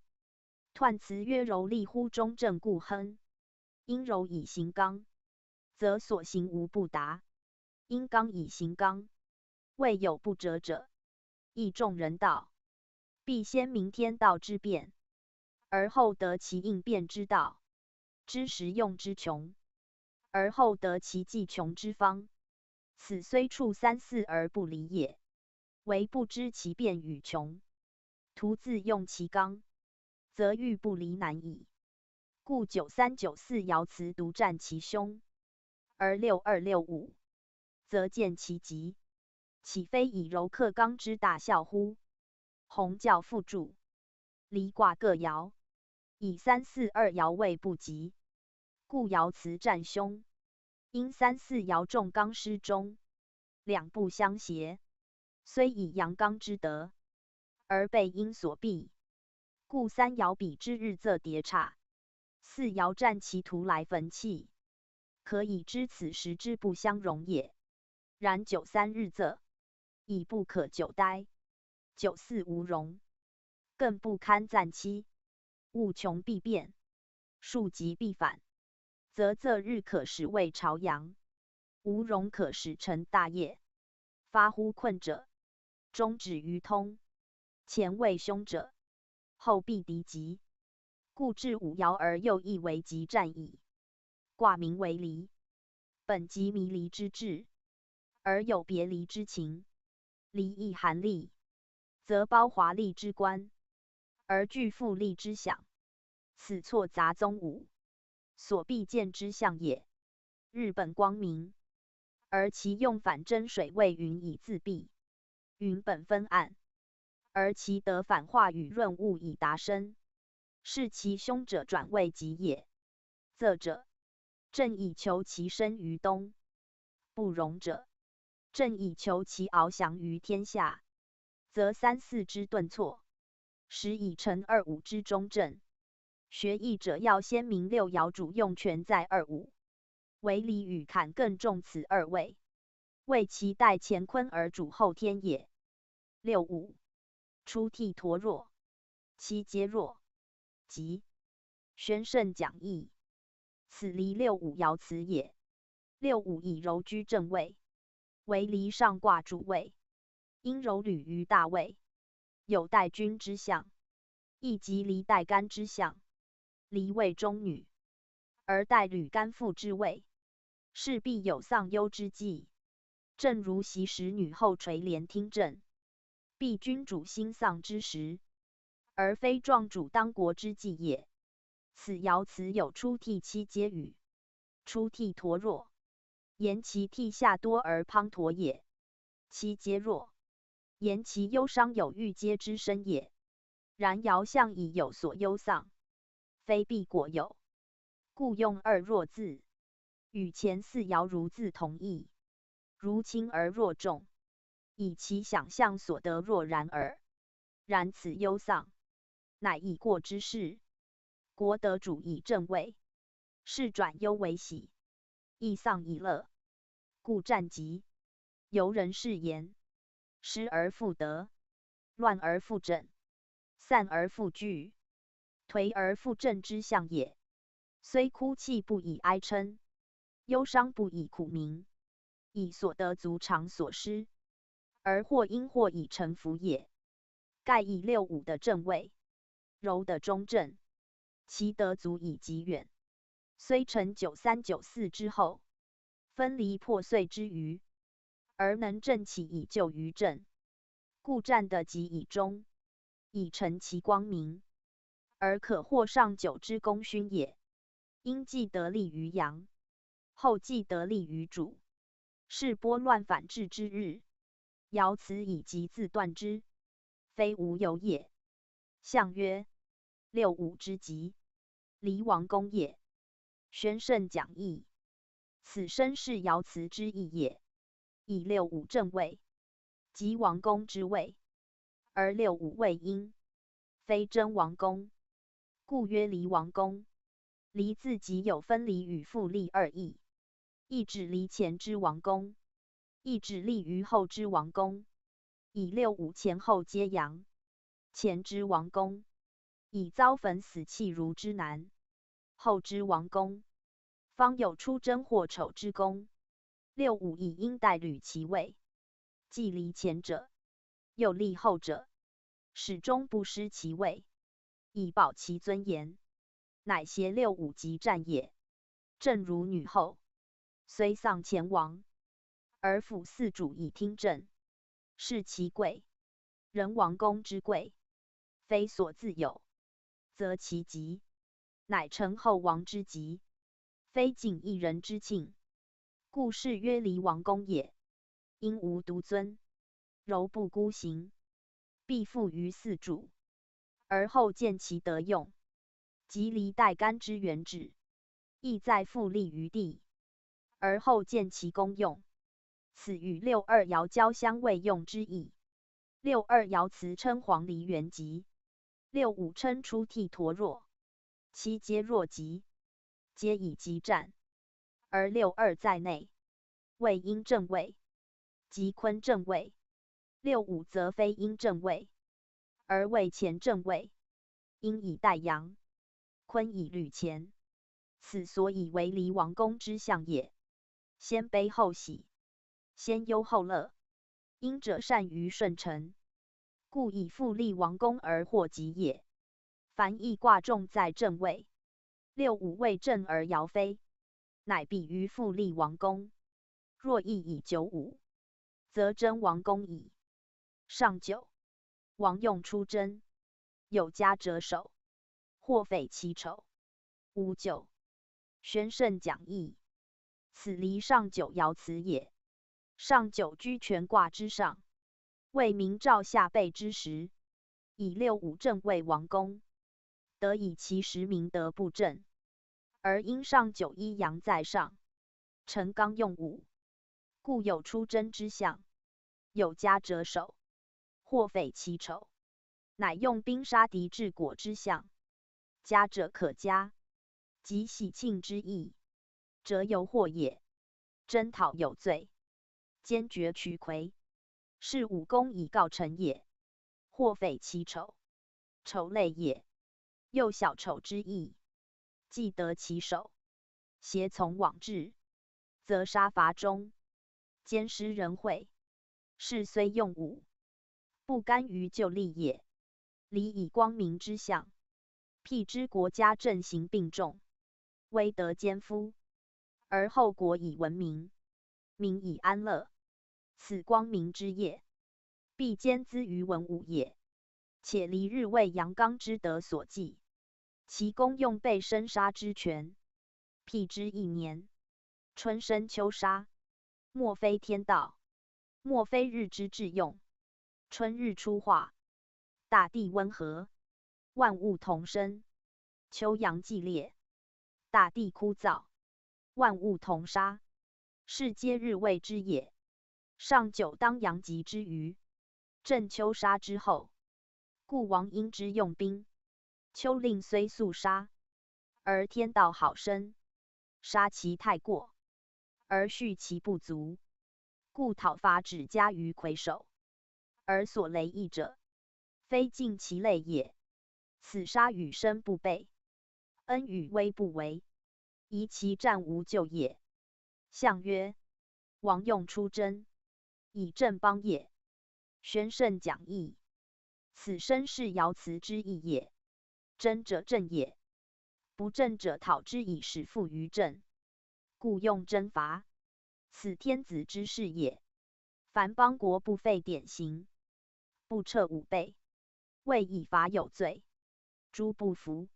上9之争，正以丁3、4爻离乱之余，各方有息2之志，65之王公，至此以得生其天讨，彰其挞伐，而能获其首恶，散其徒众，庶乎邦国以正，人民以安。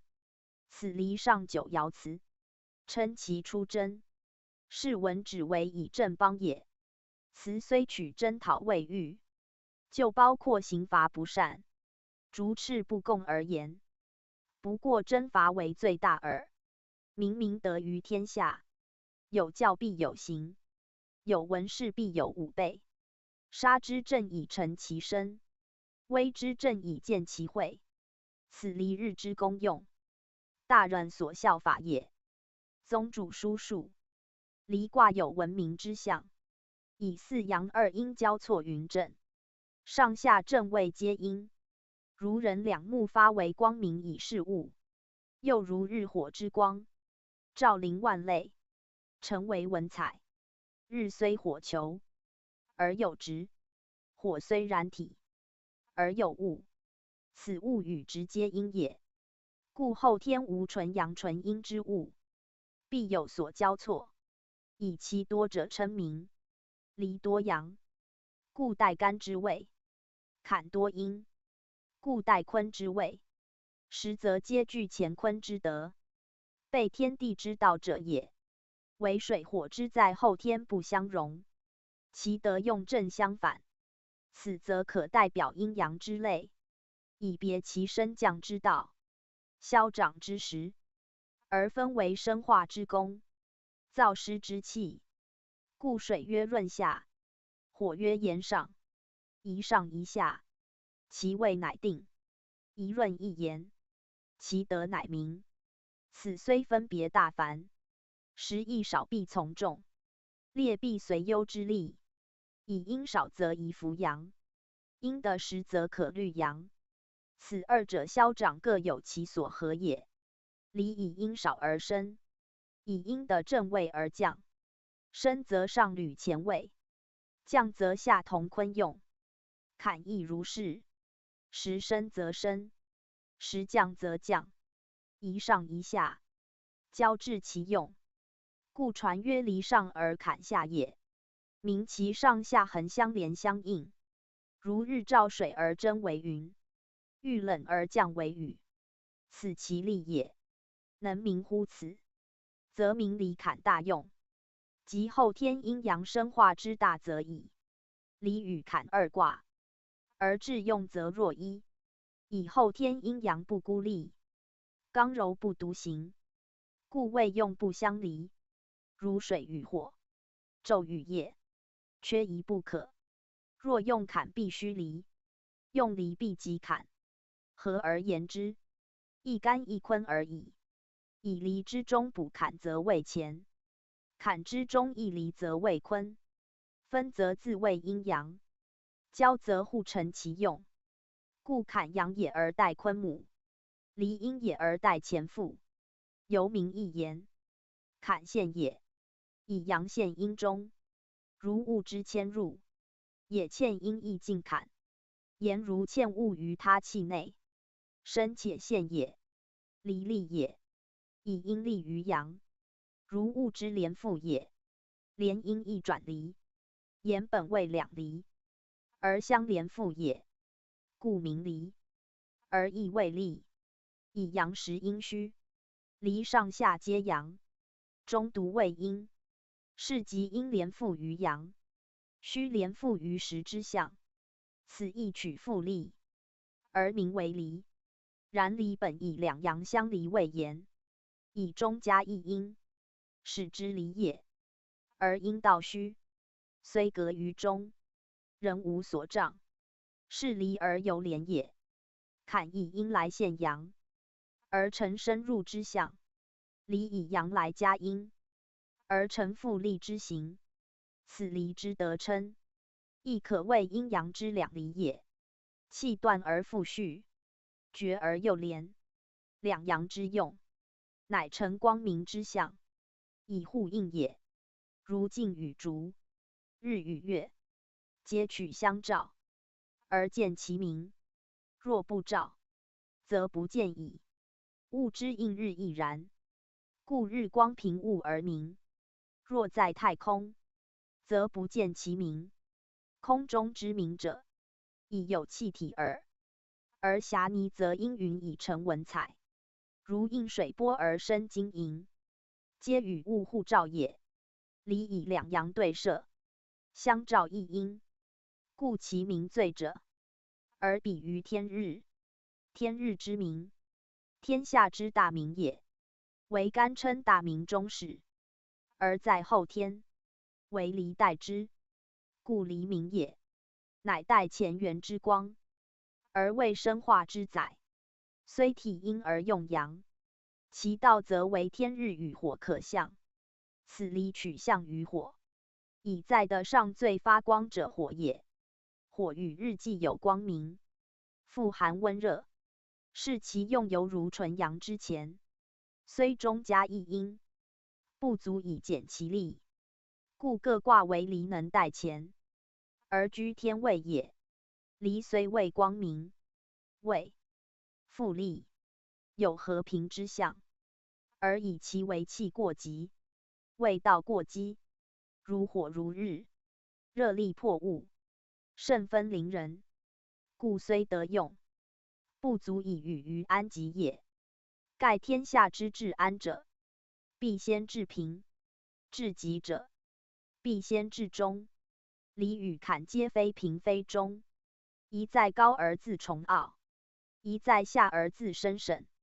一则骄矜刚愎，有不近人情；一则阴险诡诈，有不从天性。此坎以陷而中自复，离以阳而中自散，皆失中道而吉凶，故亦其战焉为二卦合通，则可抵于中和，归于平等。是以圣人于坎离不独用，必求其邪符而相济也。故既既上焉，复曰既既定也。言离坎既合，而德乃定，情乃平，用乃终，物乃安也。观夫人生性命同具，而不能独存；灵体同生，而不能偏御。养性必兼达命，冲灵必兼御体。此即离坎既济之意，水火协调之道也。为离在上的是义，行道变，使有光明之象，正如人之心，为全身之载，贵于他藏也。然心虽灵，不得甚以养之，遂亦非阳，自促其寿命。凡一切情欲，皆心之私有以发之也。故必法坎之审前，行坎之柔服，方能强制其焰，暗养其风。此佛经重在先降伏其心也。心自谓道火，宜下而不宜升，宜浮而不宜腾，未必得胜之概润，而后如灯之得油，可以长明也。是离之明，必赖坎之润，而卦中二柔的位，其取向正如此。读者当深思之。且离与坎一水一火，为后天生化之载，万物之源。离出于坤，故两阴在中；坎出于乾，故两阳在内。以物言，水为流直，而变为气，是其属阳类；而复在的，是其成于阴也。火为气体，而发于木石金类，皆固体，是其属阴类；而生于空，是其成于阳也。为日亦然，日本有直，此为体阴之象，发为光热，是又成于阳之象。故离虽待乾，非纯阳也；日虽居空中，非尽力于天也。时而天上，时而地下，虽谓不一义，其光热则随时而异。盖阳主气，则无所不知；阴主直，则有其定位。此阴阳之别，以动静可见之也。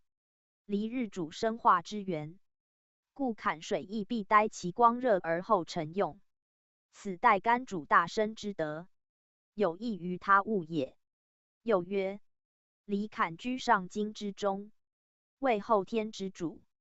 而64卦，以二卦为枢纽，上以承乾坤，明天的造化之次第；下以启咸恒，明人道祭天之德用。而权亦忠于祭未祭，即离坎二卦交错之象，足见先天以乾坤主一切，后天则以离坎代之。离坎由乾坤也，中男中女以代父母，分司家政；重离重坎以代乾坤，分任天道。此后天之离坎，有如天之日月，人之心肾，却一不能为用，少一不能生存也。故于二卦要义所谓详者，更为补述之。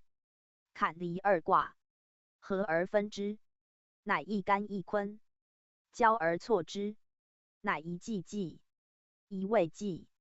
此就卦象而见其用矣。坎以阳在中位，故9、5、1爻等于乾；离以阴居正位，故6、2、1爻同于坤。合之则乾坤正位，分之则坎离中位。此由2、5两爻可见其用矣。离以阳包阴，而不侮阴；坎以阴包阳，而不狭阳。以阴阳的位成实也。离以阴卦升而降，比于火与日；坎以阳卦下而上，比于水与月。升降上下，合成生化之功，以阴与阳相得而有合也。在先天八卦，离坎东西；而后天八卦，坎离上下。此可见生化次第。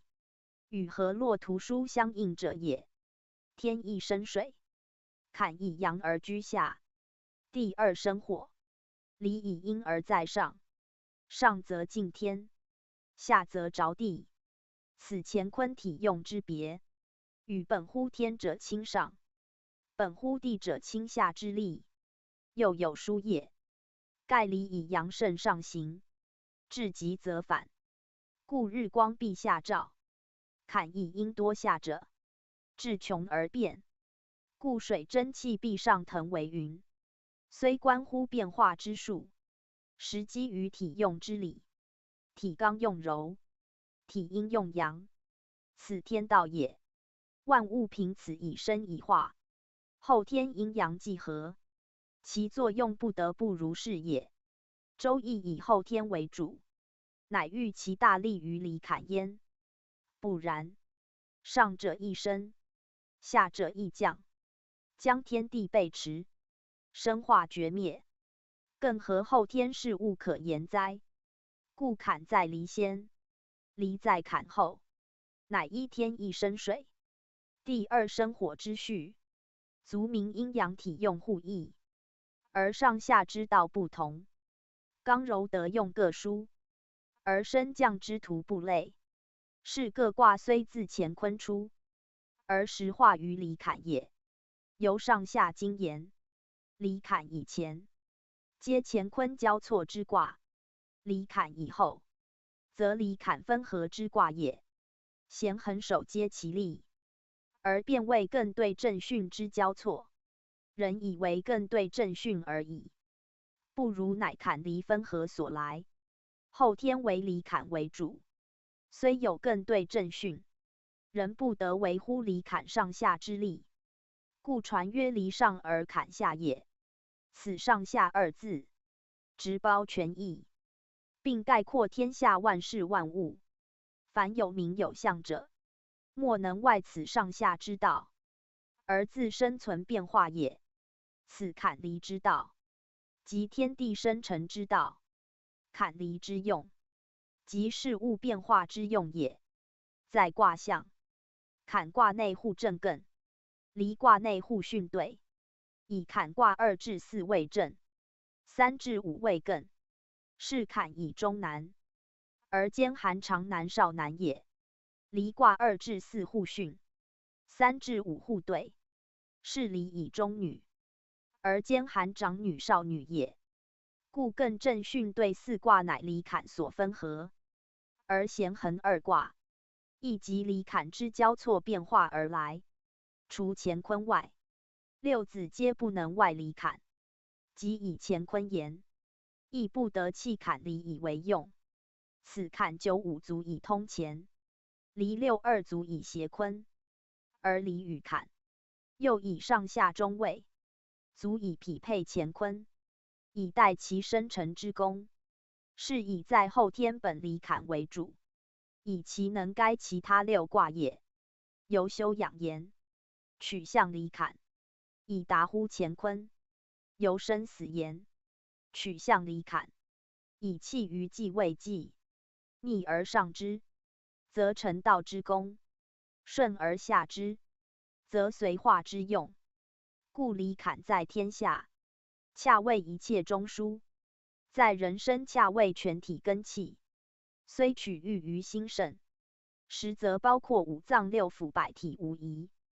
盖由木之本，水之源，为生化之所托也。修道者，不得外行以求神，不得弃物以济道。后天之生，心圣为主，必先合心圣之用，以保其身，方可推精神之养，以达于道。道始于太极，分于乾坤，而后天则为离与坎率之而已。由离坎而上，则反于太极，此成道者之所至也。由离坎而下，则趋于继位继，此随化生成者之所虑也。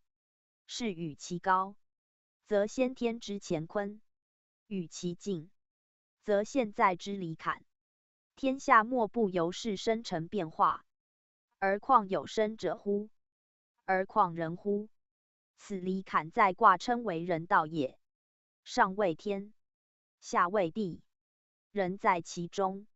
离坎已在乾坤之中，故取喻乎人，而言万物，则中央土也。万物皆托生于土，离坎虽象水火，实则为土，以水火亦必依土以生化耳。此纳甲以离坎配物己所由来也。物己在中央，为万物之心，如天下万类，莫不平于地。得外之物，亦不得托的以自行。虽日月星辰在地之外，而其用人计于地上，以经视之，各星求异的也。凡有物者，皆必托于地；凡有名者，皆必附于土。则凡有象有数者，皆必生存变化于中央土。此离坎为一切主，时后天不义之理数也，亦以象万物，故取离坎为中枢。而周易更以离坎中上经而起下经，名离坎二卦。时后天亦所终始，无离坎则无万物，亦可无全意。故彼论八卦，先天以乾坤为宗，后天以坎离为重。此圣人言外之旨，学者信留意焉。今所讲以离坎包括各卦，而为全意中主，不独说明天的生化之源，且推阐道家修养之奥窍，使之前人以离坎喻兴盛之来由，而并及今后科学之论，水火之力，实为一切生化主要，可以正义道之大，无不可会通者也。洪教父汪坎离二卦为后天主卦，凡一切生化，莫能外之，而由后天以通先天。如道公修养方法，亦必假之以为喻，为坎离元阴阳之主，气血之司，心肾之府，精神之门，是不独外包万物，内扩玄微，而其志也，直达乾坤之源，以还于太极，实皆由离坎之神用以治之者。故讲二卦教他卦位精详，望读者留意焉。Top 善书图书馆首页，善书目录，善书影片，善歌，道之宗旨。联络我们，查询善书简体。易经正式下经第一册咸恒遁，咸卦艮下对上，宣圣讲义。咸卦上对下艮，山则通气，乃阴阳和谐之始，生化之初见，荣繁之本源。其象合为三阴三阳，相抱相协，阳爻生而阴爻降，两端皆阴，中则三阳连贯。此自爻言，谓刚柔调匀，交而不乱，和而可变，故谓生化之德所真也。以上下卦言，上对阴也，下艮阳也，阳下就阴，柔上协刚，刚柔同德，以服天地阴运之道。故在卦用为阳下而阴上，在爻用为阴降而阳生。二者主客自殊，性情则一，盖本于男女相悦，而情性有定也。对为悦则，更为指定，上悦下止，而不乖于情，不悖于性，故名咸。咸感也，皆也。感主分言，皆主和言。分则相慕而发于至情，合则相合而归于至性。至情者生之基，至性者道之切。天地亦阴阳也，其阴运必阴于春；男女亦阴阳也，其交合必源于情。春者万物生化之期，情者人类生殖之源。有生则有动，有动则情见，故发育必因所欲，忧乐必因所受，源于两者之相感。感而善，则为和谐而成佳偶；感而不善，则为仇敌而成怨偶。此闲卦用在感，名其为情之动也。然感有同义，今贤所感者痛也。何谓之同？和而不思，交而不杂，发于性而正于命，行于理而成于乐。故天下同化，如春之好生也。上悦下止，悦则情，止则性，上动下定，动则善感，定则有理。故天下同化，而不为害。人也，物也，有生之类，必爱其足；有情之伦，必求永其嗣序。此天道也。花为实而华，墨为该而雅，鸟为卵而求履，兽为雏而继成家。人也为万物之灵，由善感而相慕。男女之间，无过无差。夫妇之道，不偏不邪。卦象少女在上，少男就之，对月以启其爱，更指以达其家室之乐，生育之无涯。故人道自此始焉。谓智谓愚，谓贤谓不孝，皆莫之外也。谓严谓痴，谓强为弱，皆有其匹配也。正如花之容，鸟之屋，各求其异类，而待为同心，各悦其情侣，而乐其共生共存。何哉？谓言其种族，而育其子孙也。体天道好生之德，本是道永存之功，必始于少年，发于爱情，故名贤。名其为同而无不相感也。在无生之物，如电如磁，亦因异类而相引，如树也；亦以其偶而相合，如是也；亦以虚功而相求。凡物皆然，而况人乎？思贤卦以少男少女，两相爱悦，言其生生不已之用，以两有指定，成其夫夫妇妇一室一家之功，故曰贤。人道之始也。贤卦三阴三阳，其往来卦位恒，传曰贤素也。恒久也，以贤之相感至素，如二电相触，磁相吸。而恒则以交厚，其情能久，如水乳相融，交期相结，素言其出，久言其成，素述其始，久述其终。二卦相应，乃见人道之本，人伦之基。且贤与恒，皆三阴三阳，而中包艮兑震巽四卦。四者乃下金刚领，分布四隅，以协于乾坤，因乎坎离。而咸恒二卦见其功用焉。天地主生化之始，水火成生化之权，皆施于咸恒，而起天下之代用。故咸恒为后天之生育大，则使本乾坤坎离而治其德，大其道者也。反咸为损，反恒为益。损益者多寡之不匀，攻求之不当，而不如咸恒之其一也。又咸之反虽未损，亦与一通，盖咸以此合比。正如以物加物，其义可知。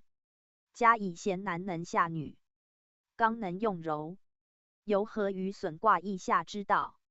故风雷亦与泽山咸相似，皆以阳在下，阴在上也。舍此外，则未济未济，一坎一离，合而成卦，则以中男中女相配偶耳。既济水在火上，男居女下，亦与咸一同，故其用亦颇类，扩而充之，皆足以明人道，利人则。而见天地人三才之称，实以阴阳配合得宜为之本也。为贤为最先者立焉，亦与济济，皆在其后。盖亦为长男长女之和，济济为中男中女之协。其志同而情有别，其行似而其所成也有殊，故亦名义。济济名济，不得以贤称。贤之称，以相感之素而协，为少男少女间有之，其情热而至坚固也。如琥珀石界，无不相应；如石头水，无不受也。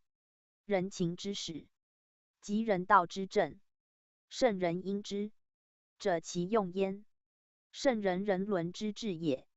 情而不为性，好而不越礼，方遂其相感之道，而顺乎天下大同之心，故曰贤素也。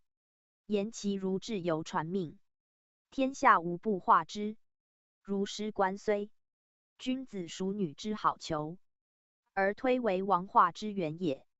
闲卦内户前与巽，天风姤，姤遇也，亦阴阳愈合也。姤与贤之男女交感，其义正相类；反姤为小处，则以阴阳相处为用。与贤之对卦恒义相近，盖能处使久，而可久使有处。处，欲也。人之生育，必因男女同居，情志符协，不有所处，安可守乎？不有所守，安能久乎？人之事业，以能静能守，是可大可久。推之于物，亦以越积越厚，越直越严，皆以其能处而后能恒久也。夫妇之道，有以恒久为本。父子，天性也，无久暂之变，唯男女以情感，以义和。若不久，始以乖乎道，立乎性，将何以维持人类于不绝哉？故恒之纪贤，实天地生化之代经大法，人道之大本也。又贤取感为用，感生于情，而所互构卦取欲为用。欲发乎事，情出于内，事见于外。二者内外之别，在卦位以可见之。对在前左，巽在前右，贤上位对，构下位巽。上者由内出外，下者由外至内，故贤与构阴，实卦象所包者也。传称贤为素，前以示之矣。而素亦含欲合之意，盖不合则行不达，不达安能素乎？如阴阳二电交流，其素至矣。若非相投，则聚而不通矣。男女情感，亦如电之吸引，以合而后素也。气之相应，身之相求，皆不外乎合。偶尔相执，不足以言和，则不足以言语感且素。故事有速成，行有速达，功有速立，德有速就，皆先有所合也。无因而至者，猝然而来者，谓之不速。以其情志不感于先，不合于外，则虽以见于世，不足以称夫贤之用也。且素自有请求之意，不素之客，言非所请求者也。男女相感，必见于求。官虽所谓君子好逑，求也；表媒所谓求我术士，求也。如伐木之章，鸟之屋矣，求其有声，审依人也；不求有声，可见求之所至，非独人也。物亦如此，非独男女也。朋友亦如是，有所合使见所求，不合则求亦不应。鸟之鸣，为和者和之，人之情，为之者达之，皆本于感情，而见于生气也。何况少年男女乎？闲卦取少男少女，合而未用，则可见其求之切，而合之深，感之甚，而应之至也。故称为素焉。闲卦象既为三阴三阳，则有表言；未山则通气，有理言。即天地交符，盖乾坤包在卦中，分合之别也。自3至5位乾，上至2位坤，故含有太否二卦之用。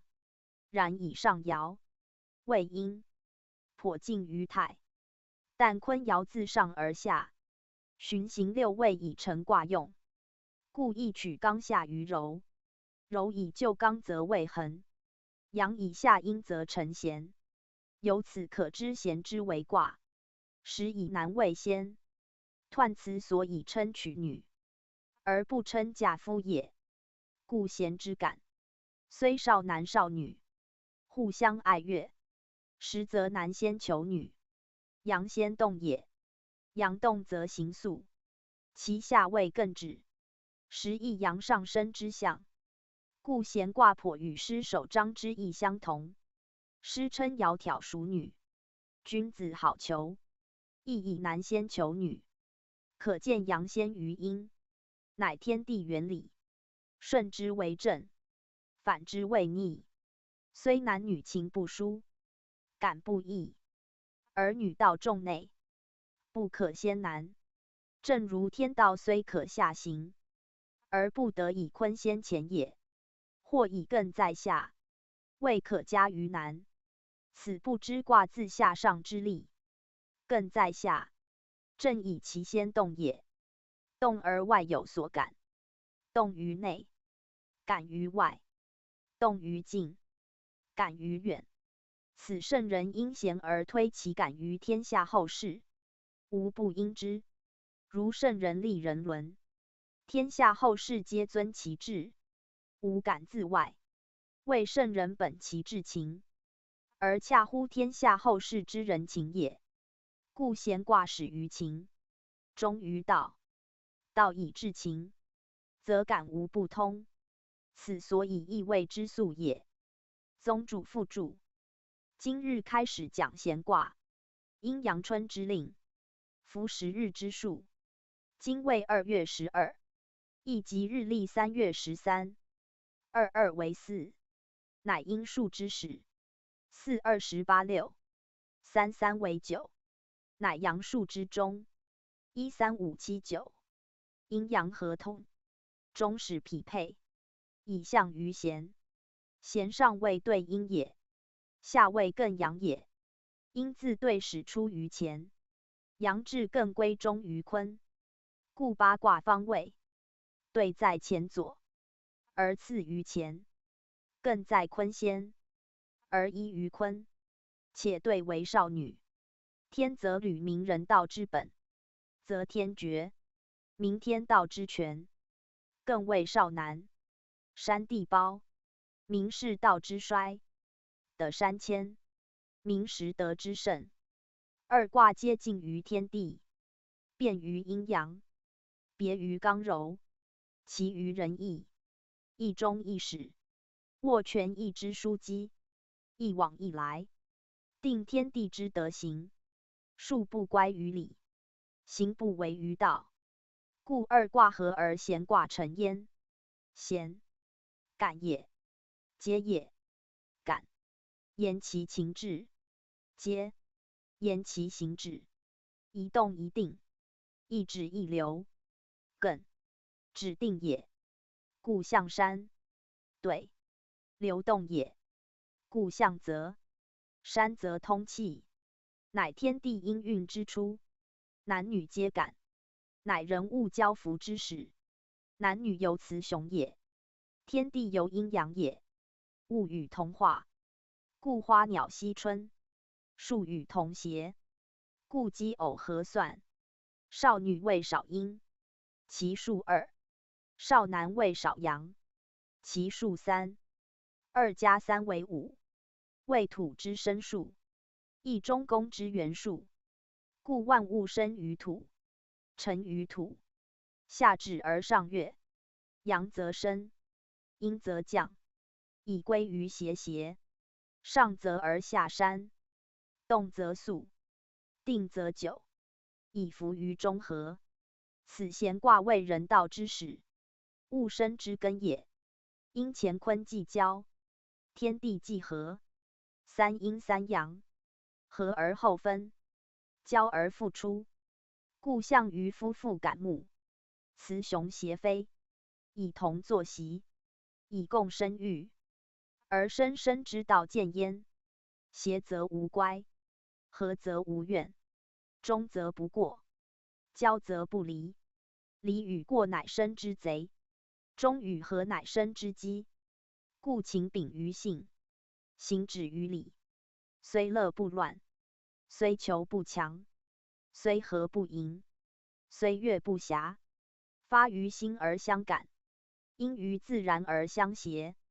感则非骤，协则不孤，故无暴行，无私德，无诡欲，无懈志，以同于天地阴运，万物化纯。所谓男女构精，万物化生者，实指咸卦之意耳。又曰咸恒相对待，成往来，亦为素，亦为久。明两卦之用各不同，而天地生化之律自有定也。咸为出交，至求其速成，如男女两情相悦，时时在念。诗所谓表有眉，轻匡系之，求我数事，待其未之。此情所动，意所发，唯恐其不速而有，数无我春其也。然以如此情思若狂，却不为圣人所删。正以其非乐理思维，人由正道以达于情欲，故诗人不以为淫，且以为性，为人生之所重，莫大于夫妇；人情之所先，莫过于生育。故曰饮食男女，人之大欲存焉。自有生以来，首需要者饮食，其次则男女。饮食为生命之根，故是科卦以自求食，为人生大义。至于男女，则为生殖之本，宜性之繁衍。尤其小者，人类之序言，则为一生最大之职责。盖人类不可决，犹不可自我决；宗社不可斩，犹不可自我斩。故由家言，则不孝有三，无后为大；由国言，则身具为先，束缚为重，皆以繁荣后嗣。生殖不断为主旨，并非图以养生送死，为生子之大则也。养生送死，为报恩之一，而言四发宗，犹为报恩之大者，远者。故人伦首重夫妇，人情首重男女。男女之情痛也，男志求女，女志求男，二者相求，而后两情同，家道成，失守官虽。民男求女之吉，序表媒；民女求男之阴，求而不备于政，则虽吉而无私奔，虽睦而非淫乱，谓其能发乎情，止乎礼耳。咸卦正取是义焉，虽其德为求速，而其体在能善止，更止也。下至而上跃，则内守其贞操，外治其情爱之意，故虽速而能久，恒以继贤，证明其速而又久也。是之苟合者，朝据系离，昨恩今怨，速则速矣。其不能久者，正以不克止于礼耳。性以治情，为人道大本；情以义性，乃是道变长。此咸卦之事交于先，圣人民义之为止也。宗主书数，闲卦命名，传以解释未感与皆，以字义所包也。又其得未素，则取卦用所本也。然就闲自行化言，上谓物，乃土也；中谓一口，明其关于人生四序，而兼有说言之意。盖上卦对为口舌，谓说言，俗称人口。生而谓之天人口。又有男丁女口之辩，故边居民以户口记，皆指口记人。而对本少女，则亦有象女之，亦即彖辞所谓取女籍，故亦含有天境女子之意。谓闲卦本以男下女之象，夫夫娶妇之情，女生必有所归，故以取女籍，明女子得其所适，而后人道已成，人伦已序也，不特此也。对象口舌说言，人之心志，内藏于胸，不可见也，必发于口舌出为说言，而后情意可通，精神可达，故男女相慕，必有言辞以度其成捆，必因声音以抒其和好，如诗歌之畅达，文字之往还，皆与言语之酬对，同为表现情志之用。而诗300篇，犹多者其例，男女情深，夫妇异谐者，必多有婉勉之词，缠绵之句，乃人情之常，圣人亦不非之。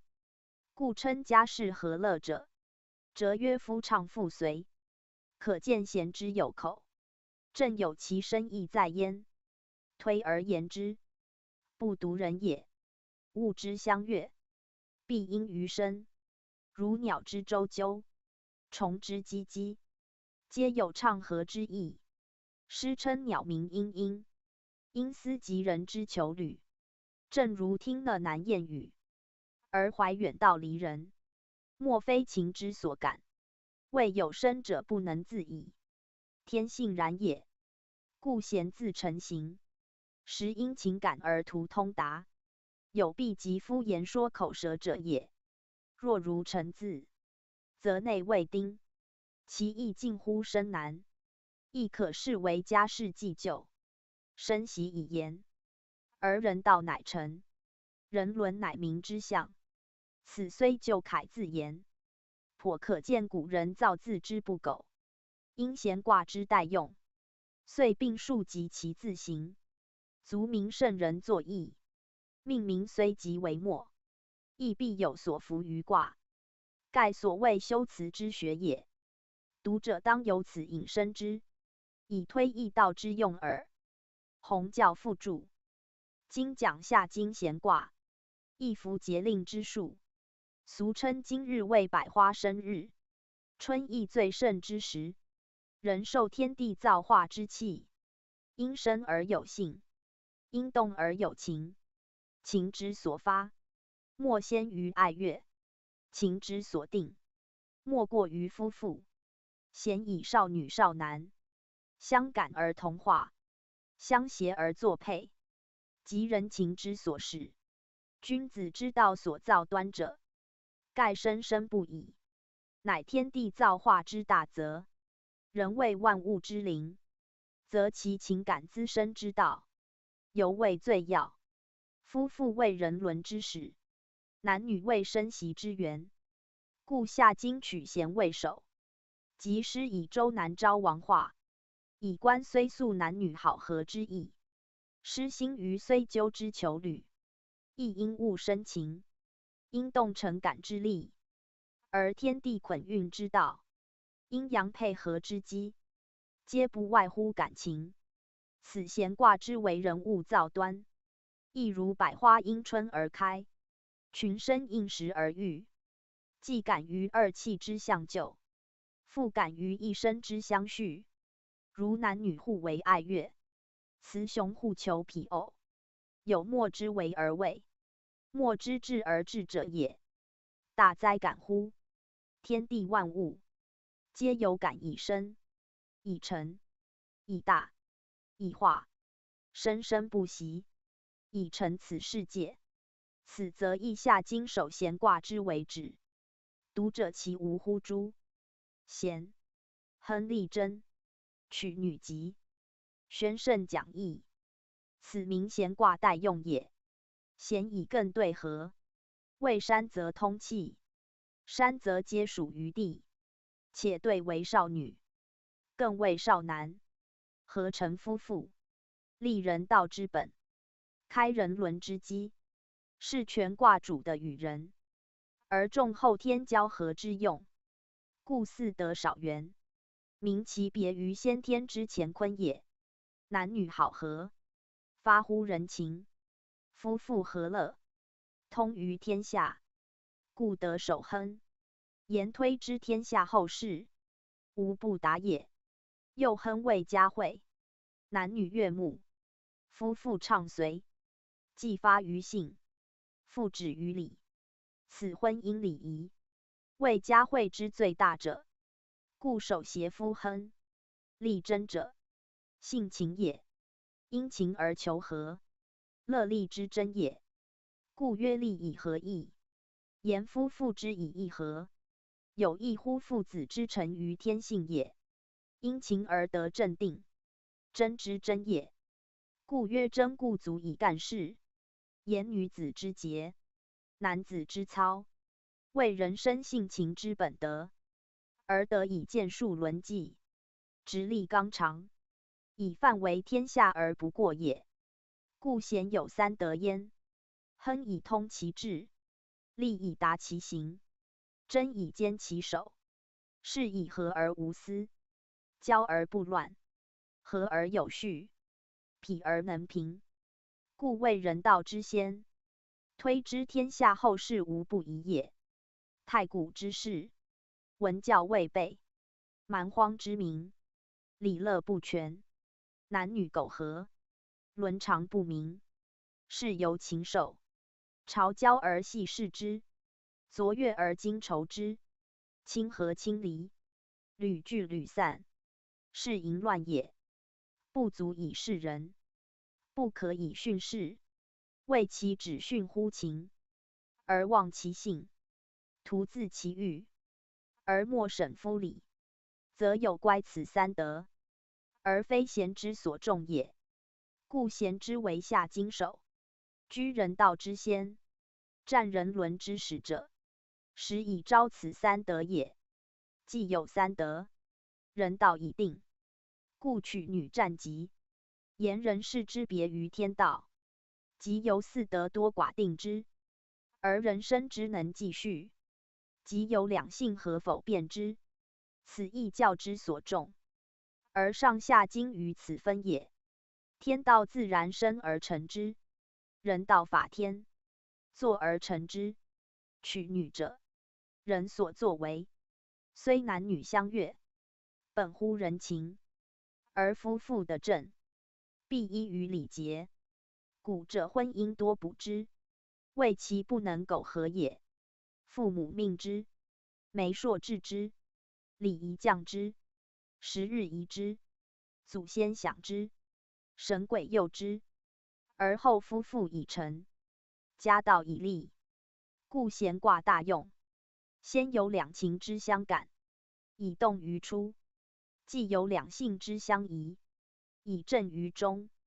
正即止也，发于情，止于礼，故曰正。言无私邪，无偏好，因乎至性而见于至情，亦由天地之阴运，二气莫不和谐也。故取女吉三字，名全卦大用，实在于阴阳相得而有和，且由阳先下阴也。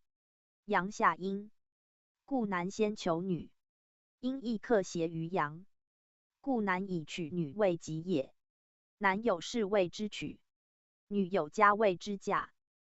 不曰嫁者，名以男下女，而女随夫谓得正也。推而言之，凡阳之能就阴，刚之能就柔，即夫高以下卑，尊以下贱，待以近小，强以近弱，皆贤之正用，皆可战机矣。为其克民三德，而不相害；先协两方，而同臣用。如夫与妇，则何事不办？何行不达哉？此贤之德守亨，而兼力争者也。彖曰：贤感也。柔上而刚下，二气感应以相与。止而说，男下女，是以亨利贞，取女吉也。天地感而万物化生，圣人感人心而天下和平。观其所感，而天地万之情可见矣。宣圣讲义，此总是彖辞，以明权卦之代用也。贤感也。言贤卦本对更相交，山则通气，交则有和，通则可同，故贤为感，以发于此，因于彼，动于我，急于物，谓之感。不因不及，非感也。如寇中而有声，投水而有浪，皆物之相感应，其志以通，其行以接，虽非一体，而有同情；虽属两方，而有合德，故称为感。贤以对与更一阴一阳，志投一达，有发则应，有动则通。比于少男少女，相慕相求，故意取感，明其两者有同趣也。夫男女阴阳，非配即仇，以其匹敌也。而因大小强弱之殊，老幼贤否之别，则不相感而相惧焉。若贤则易事，更对同量；少男少女同情，故相感。感最节也。传曰：济而不动，感而遂通天下之故，正以其能通也。同则一和，今贤之上下，三阴三阳，阳以配阴，而至于通。对二阳在下，艮二阴在下；对一阴居上，艮一阳居上，无不相匹，故称为同。贤即通也，故卦用谓感，而卦名为贤，正以其同而可通也。易卦之最同者，莫同人弱，则以天火通德也，先后天之交至也。最平者莫太弱，则以乾坤合德也，上下谓之其列也。今贤卦分而合之，则由太卦；化而易之，则由同人。以艮由干，对由离也。而由卦用言，对艮相合，刚柔并列，柔上而刚下，外内相协。阳本位于上而自下，阴本位于内而自外，乃既交之象。夫于道用者也。道用者，刚以柔用，阳以阴用，反之谓逆。故得天为太，天地为否，此上下内外，与刚柔阴阳相交相协而后成其代用也。天地之德，尚不为此用，况人物乎？故贤之代用，有类乎太，而二气皆得其平也。刚柔相济，阴阳以协，而后称夫贤。二气既阴且和，阳有自下，是刚先动，阴随之上，是柔相与也。故曰二气感应以相与。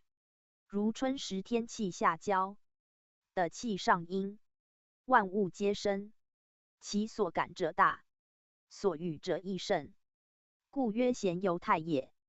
太言天地之感应相与，贤言人物之感应相与，象异而用可通也。止而悦，言艮止对说，男下女，言艮在对下，以权卦合乎道，名于德。夫四德之三，而战亨利贞，以更善止，则发乎情者止乎礼，故允取女吉也。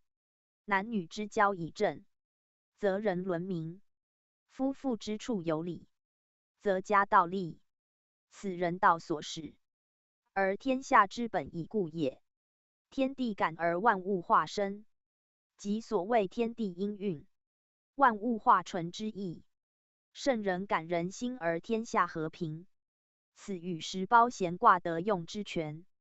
盖圣人法则天地，配合阴阳，阴贤之道，治贤之德，天下无不应。而人情得其当，人欲有其防，乃克抵于和平。和言其邪邪而不过，平言其均正而不偏。此即上所谓兼同人与泰二卦之用也。同人则和，泰则平。和且平，人道亦大，人类亦繁。而后天下后世，各有所安，各得所乐，生生不已，以存以荣，以待以久。此盛世之规，天道之常，人伦之治者也。而要在感人心。三字，盖所感不在事物，而在人心。人心既同，感无不应。为圣人本中术之道，推己以静，发于情而能复归于性，动为和而人反至其中。此圣人所感，亦由得天交泰，而天下同春。中庸所称至中和，天地未焉，万物欲焉。贤之所至，谓欲之功备矣。天下有不和平者乎？天以下的则谓泰，男以下女则谓贤，圣人以下众人，则成中和谓欲之德。而要在感人心一语，言能以我之心，感人之心而皆应，足见其中术之效。中术合道，故天下与我同归于道。王道不备人情，斯则王者之治，岂有他哉？宜治其同情而已。故曰：观其所感，而天地万物之情可见矣。谓天地万物与我情异也。我亦所感而及所痛之情，则无不通。天地万物故万殊，而情则无异于我。我自尽其情而得其正，推其情而得其宜，则何有于天地万物之情？即所谓善推而已。圣人果有异乎？推其所欲而与之，推所不欲而勿与之，则天下万物之情皆尽于我心矣。故重在观所感耳。宗主附注。彖辞所称天地感以下六句，夫子以略示大概。所最要者，圣人感人心治天下之情可见也止，乃闲卦关于人道大用，亦即周易下经首贤之所取义，非徒谓一卦之用意也。盖圣人法则天地，表率人伦，依尊阴阳，见述人道，皆有始终，与其往复之道，贤以感为义。天地所感，乃天地之贤；圣人所感，乃人物之贤。天地无情，所感者性；人物有情，所感者情。故因圣人之感，而可见天下之情。非圣人以情导人，乃圣人以性导情。因情源出于性，发于心，心有所思，情乃生焉；心有所止，性乃复焉。性情止一动一静之间而已。中庸曰：喜怒哀乐之谓发谓之中，即静也，性也；发即动也，情也。发而皆终结，谓之和。即情有所止而复于性也，亦即贤之道也。贤以感矣，始以动也，感而不为于理。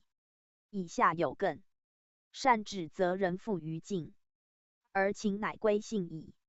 夫子以同人泰二卦，欲和平二字之用，即明贤动而能静也。动而能静，则是刚而能柔，阴而能阳，外而能内，大而能细，则是不和者得其和，不平者得其平，则是情附于性，性附于天，天人合德，而后人可祭天，人道可以配负载，至未遇。斯即意下经首贤，以明人道之为止。夫子虽以同人喻贤，谓贤有同义，实则以和言。复属中孚，孚即和也。天地孚而万物生，阴阳孚而万物育。孚由夫卵之夫，上谓爪，育父义之义，下谓子，即所生育之雏也。在卦言风则中孚，四阳包二阴，阴在阳中，既有多卦，何以名和？而不知卦名中孚，实取中四爻为用，即2、3、4、5四爻，一阴一阳相配相当，而与太之平相类，故名中孚，即中和也。中和既为性情之正，则贤之待用，使以之为法。若同人五阳一阴，其事不匹，其志难协，而称同者，则以其二五正位，一阴一阳亦相得也。卦分内外，内外相得，是主以和矣。主和臣下无不随之俱化，故夫子隐以喻贤，正谓其能合于上下，而包于一切。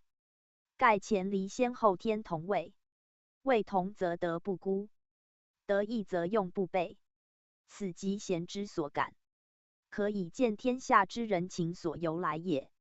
人情然，物情亦然。贤之男女，乃阴阳也。作雌雄皆可，作牝母皆亦可。苟有生之物，莫能外夫贤之相感，以情之所动，无不同也。中庸曰：为至诚为能尽其性，即人物之性，故能赞天地之化育，而与天地参一节之意。正与此节圣人感人心。以下所讲互相印证，足见圣人所感，不在于外，而在于心；不在于尽情，而在于尽性。性尽则情至，心通则物应。此由上以下，由内以外，本末一贯者也。故感人心三字，实含至意。古文简曰：是将三字分合视之，则感在人心，人皆应之，义也。感发于我心，人心亦通焉，二也。所感在性，而应见于人心，三也。有此三义，故感无不通，失无不报，以人心与我心痛也。我所感者，人无异焉；我所欲者，人不惧之。故夫子以中恕二字示其用。中即尽己，即中庸尽性之谓；恕即推己，即中庸尽人与物之性之谓。虽分人己人物，其性痛也。但尽在己，则天下万物无不尽；但尽在人心，则天地万类之情无不通。是圣人之用贤，唯在一心。孟子所称万物皆备于我，夫其一生所能容哉？不过一心所能及而已。佛亦谓万法为心，心之所思。至于贤否，虽志不齐，而其所欲所恶，则无不同。饮食男女，人之大欲存焉；死亡贫瘠，人之大恶存焉。而圣人能辨之于未发，故以贤所感，能治天下和平；以感所因，能见天地万物之情，非他。情发于心，而使复归于性。事事物物，心无不通，情无不同，则就其近者、细者，足察于远者；大者，就其简者；易者，足明于繁者；难者，此亦较之大则。而圣人应贤以治其功焉。天地之情，纯于性者也；万物之情，纯于动者也。为人介其间，可静可动，可情可性。由上言之，则还于天性，而可无生；由下言之，则虑于人情，而随化身。唯在中者，以性易情，则修道之事；以情易性，则积恶之门。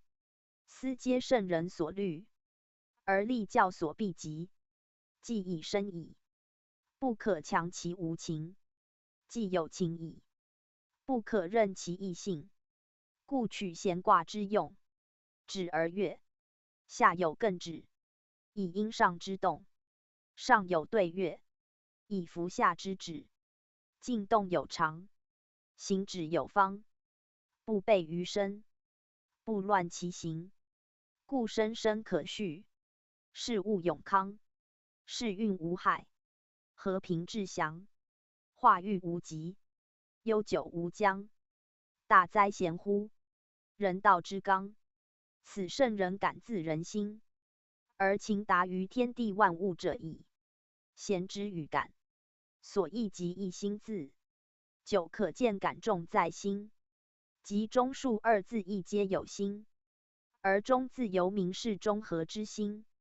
盖中和外见诸行，必先内动于心。心之客中方为中，心之客中方为中，故皆以心为本。而感字之心与应字之心，更相呼应，实名人我之相感，人物之相通，莫不由此心也。语曰：言为心生。贤之上对主说言，足见言语之感，亦必先发于心也。推而言之，对自家心未悦，故意作说，更可证言之与心通。人有所思慕，必行诸言生。男女之情，恒即歌咏以达之；雌雄之情，恒因鸣呼以致之。是言之出自口，必先存于心；而感应之成自行，必先起于心也。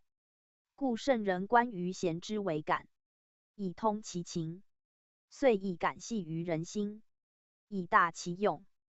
同一感也，用之男女，不过世家之好，夫妇之乐；用之天下，则人人皆安其身，视其情；用之万物，则万物皆顺其性，就其乐。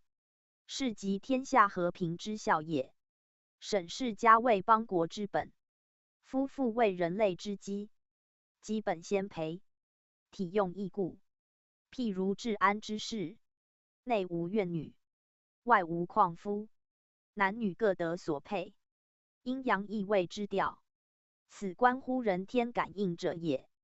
故诗300不删男女悦目之词，而尤宣采风；必审婚姻之俗，家庭立教，必谋夫妇之和，皆所以推贤之道，而其天下和平者也。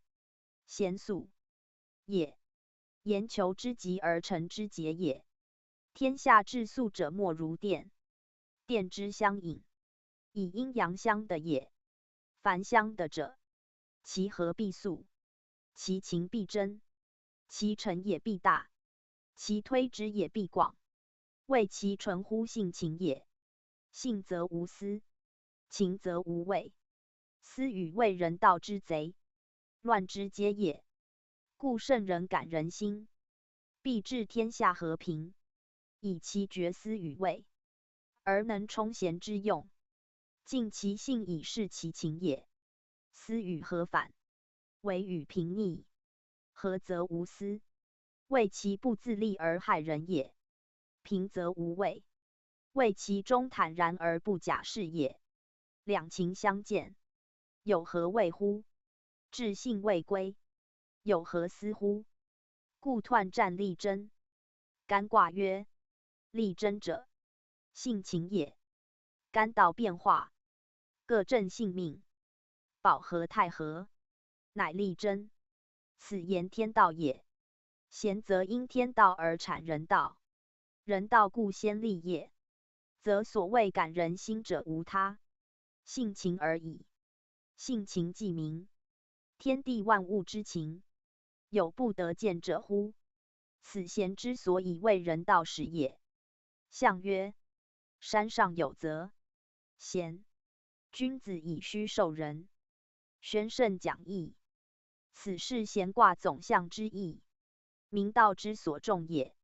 咸卦以下更上对，山上有泽之象，山高而泽洼，今则反居山上，是天道调营济虚之力。高者不亢，则常保其重危；洼者始生，则易配其润盖。而人道则之，以虚济实，以余补不足。因贤之反为损，损益之道，必因乎多寡强弱。盈者虚之，加者减之，即损也。因损而益见焉。此所虚者，彼所盈；我所减者，人所加，是即益也。益则天下和平矣。为损能益，损上益下曰益；反之，损下益上曰损，为其图利己也。今咸卦象以艮下对，以虚加盈，是弗益道，而克用损己以益天下也。损己者克己也，克己必复礼，人之本也。人见于我，天下以人归之，是君子善于诚信者也。中庸曰：诚己人也，诚物之也，信之德也，合外内之道也，足正贤之用，可治天下和平。而一人之尽其性，可以成人及物。故善用贤者，必先克己，因克己而后成己。是损者即益之，减者即加之，虚者即盈之也。损而中益，减而中加，虚而中盈，此君子之道也。正如咸卦则虽上于山，山不减其高也。故君子虚己而不伤其实，且越虚而越实焉。盖满招损，谦受益，实乃天道。谦即虚也，实即满也。唯满不能有容，唯虚乃可大受。君子诚德如海，含水越重以成其阔，纳流越长以成其大。扩大非故有，在能虚以受物。君子法之，故以虚受人。虚则受者多，受多则成者大，成大则传者久远。此君子因贤之相，而以知诚信之德也。诚信之德即至诚，即至中和。诚则成人成物，中和则为天地育万物，皆推贤之用也。山上有泽，源远流长，山谓之基，则谓之用。此其成德，足与天地化育同，盖善于调剂而已。天地待用不外此调剂之道。春以季冬，秋以季夏，及调剂之最者，贤之以男下女，以洼上高，正调剂之显象。故能感而通，肃而成，云兴而雨施。必在热蒸之时，气动而风起；必在闷郁之后，皆调剂也。而莫非由乎感应，感应既见，功用乃真。君子以虚受人，实本于贤之卦象，而善推其用者也。且人情深于心，既静之时，万虑俱习，自无感应可验。苟一动念，则物与俱至。即所谓既然不动，感而遂通天下之故。而既然之时，亦即静止之象，为静而止，终乃沉静。沉则永宁，静则永定。宁定之至，浑然太虚，如静无尘，如水不波，方能见物，以辨邪正。此所谓虚以受人者，亦指君子克先沉静其心也。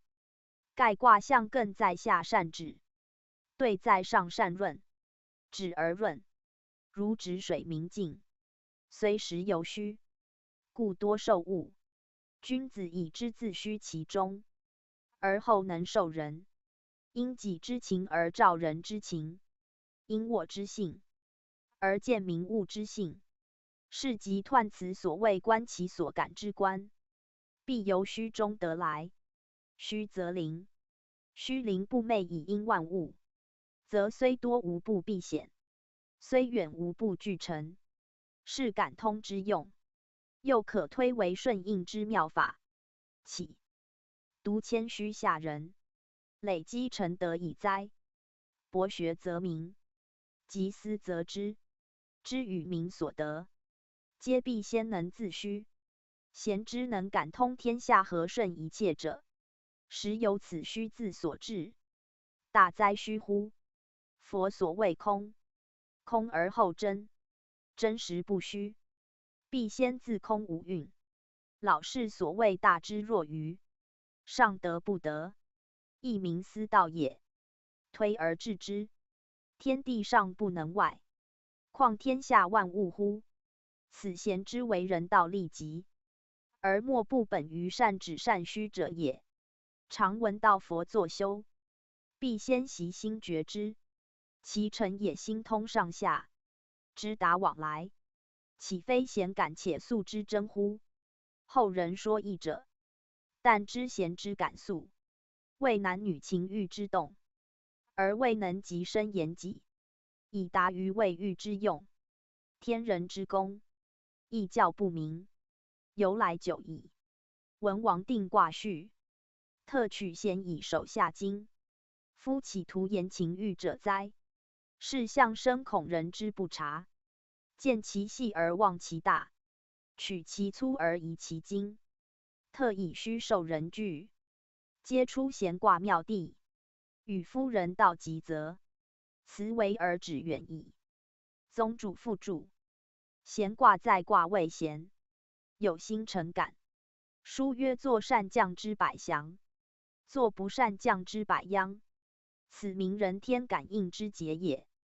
今当灾节并至，整气流行，其感应为最明最速，故闲卦以感示其意，无非欲知感应之道，而求所以免灾降祥耳。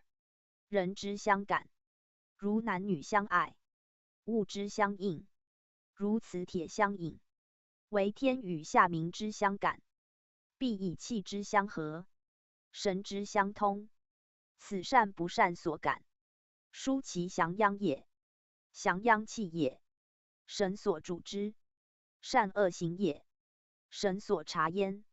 贤则无不变，言天下皆以此感应也。吾人欲求减灾免劫，必先知感应之理。与夫的与天通之道，是唯有素向善以立德而已。盖亦整灾殃因也。善得阳也，阳可胜阴，福可迷惑。故闲卦以三阴三阳，明其相感之节，而见阳之能守以下阴，不畏阴困，促得超夫群阴而上于颠。明阳之能生，而阴遂服，即足见善之能胜，而驱诸恶，亦即灾之能转祥，祸之能制福。此贤之实用亦大矣哉！读者勿图直男女悦目，而忘却善恶因果，以使圣人有事救民之旨不明，则虽日读亦无所益也。又曰弦为感应之卦，凡有所感应者，皆主弦。如人天感召，神鬼感志，无不关乎精神，发乎志意，而后见诸洽夹，化为调谐，如同山落中之相应，云腾雨降之相因，皆如弦卦之象，一阴一阳之相感通，而后见其功用也。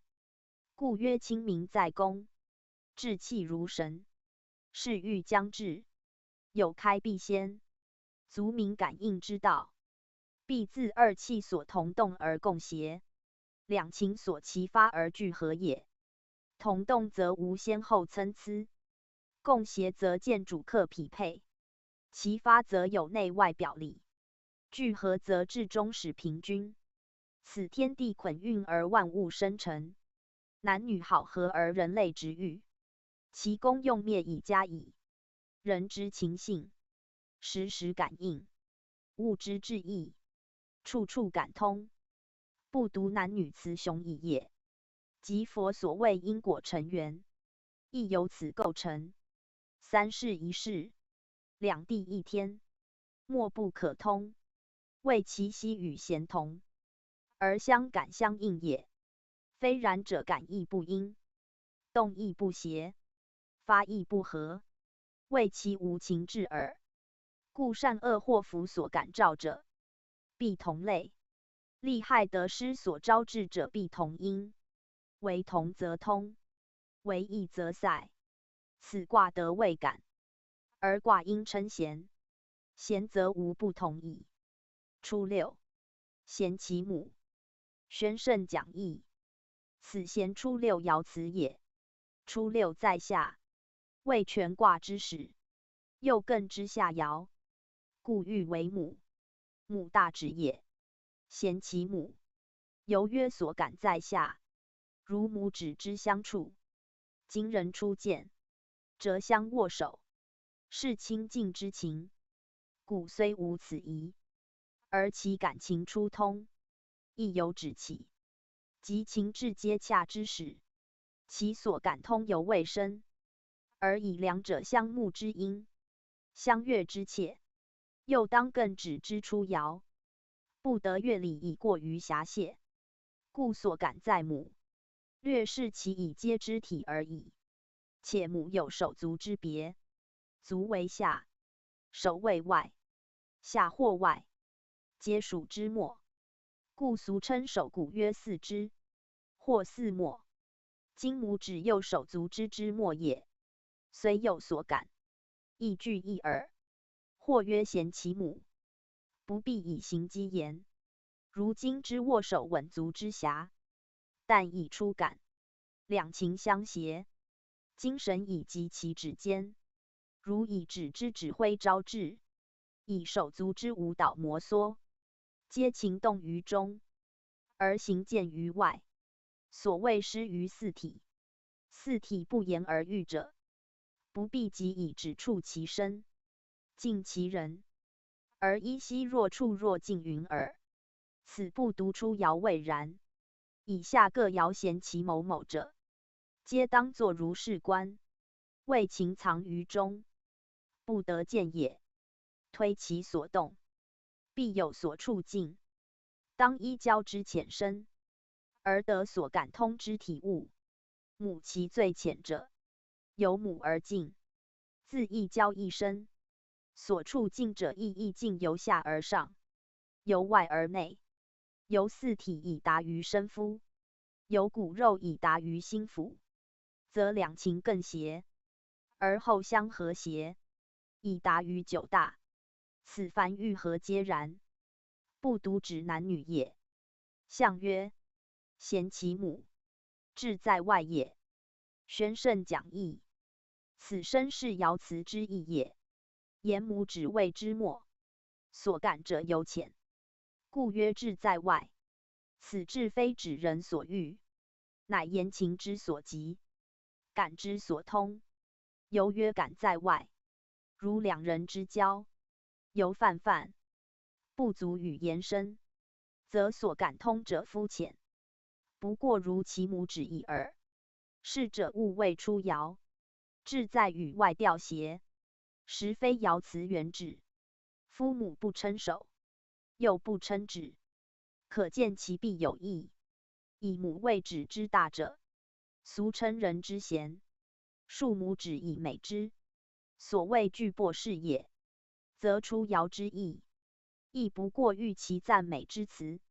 言所慕悦者为斯人，盖心所思存，不觉母指谓之术，可见其情之专一，感之真诚，则虽一母之事义，已足涵盖其余。不过交犹未亲，事犹未忍，不得视为感之入内，故曰志在外。志故存于心中也，今动于母，岂非外乎？62. 咸其肥，凶，居吉。宣圣讲义。此咸62爻辞也。62在下卦中位，位内正位，以咸所感渐进，由母而及于肥，使所感通之情，既深一层，所接触之体，亦进一步也。肥者肘膝之下，肥壮之部。以62虽正位，由近下而为阴爻，所接触者，亦肢体也。且肥自从非肉，可见其体为末，非身要部，指意感情由外而内，由下而上，由母之境乃至于肥，如出入由户，行道游街，乃其所经地，非志所存。故虽有所感通，而不占极，且谓凶，谓其非正大体物，不足以言交际者也。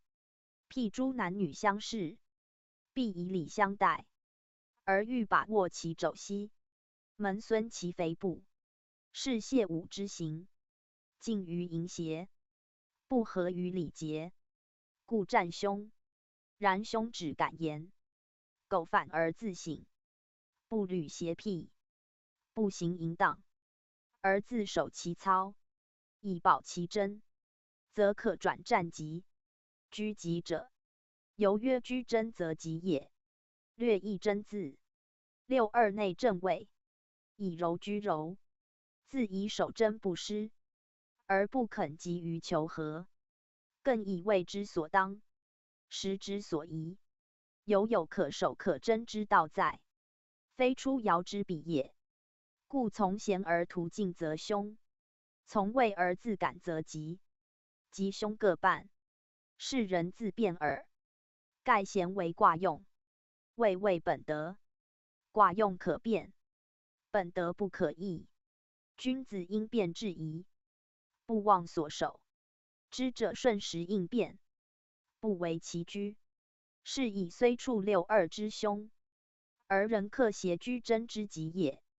况62位更正位，上有刚爻，刚柔相当，则感肥成凶；以柔行刚，则居真敌吉。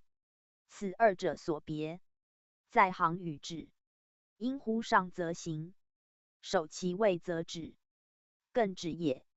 权卦之德用权在善止，情动而不乖于性，感邪而不悦乎礼，有更止以全其真，坚其守也。故徇情则咸肥，而宾于淫邪，以战凶；守分则居真，而保其正位，以战吉。贤之为人道大本，人伦守规者，正以其有位可守，而能全真以善止也。象曰：虽凶居吉，顺不害也。宣圣讲义。此身是爻辞之意也。言62以柔居中位，是其顺以应顺以应时，则虽凶不害，谓其能以柔济刚，而保其性情，服于力争，故不害者，只行止的所宜，而贤之待用人不备，盖能先有其手，而后推之于行，先熟其道，而后置之于用，故克居吉。以戒免于贤肥之凶也。由男女以礼自防，虽两情爱悦，不足害其真；虽行止清净，不足害其性。以其先守其位，全其节。如师官虽乐而不淫者也，则虽感通至于下体，亦不足为侠泄之行，淫邪之害。是不害全在能顺，顺其固有贞节，守之弗失；顺其本来柔道，推之弗穷，故曰顺不害也。93. 贤其骨，执其髓，往令。宣圣讲义。此贤93爻辞也。所称贤其骨，与初二爻之意相应。初为母，二为肥，三为骨，皆民所感通之物，由外而内，由下而上，志意渐进，行机渐轻，而两情交符，越见其密也。称骨包公言。骨公者，身所意识，为行动之助。人有所谓，必先借其力，故俗称臣佐为骨公。得其辅必曰必助，皆贤其骨一节之意。不过骨公虽未身之一部，且助人行止动定，以遂其志意，却非能自立者，必依心之所思，念之所发，而后见其功用。93之于贤亦然。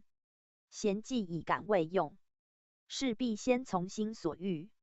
心为君主之官，在卦象为5爻，在卦体为中爻。93虽居中，犹非心履之处，故仅有骨公之欲。执其髓者，即言骨公之用，不外随人心所使令，而攻其直事耳。随又遂也。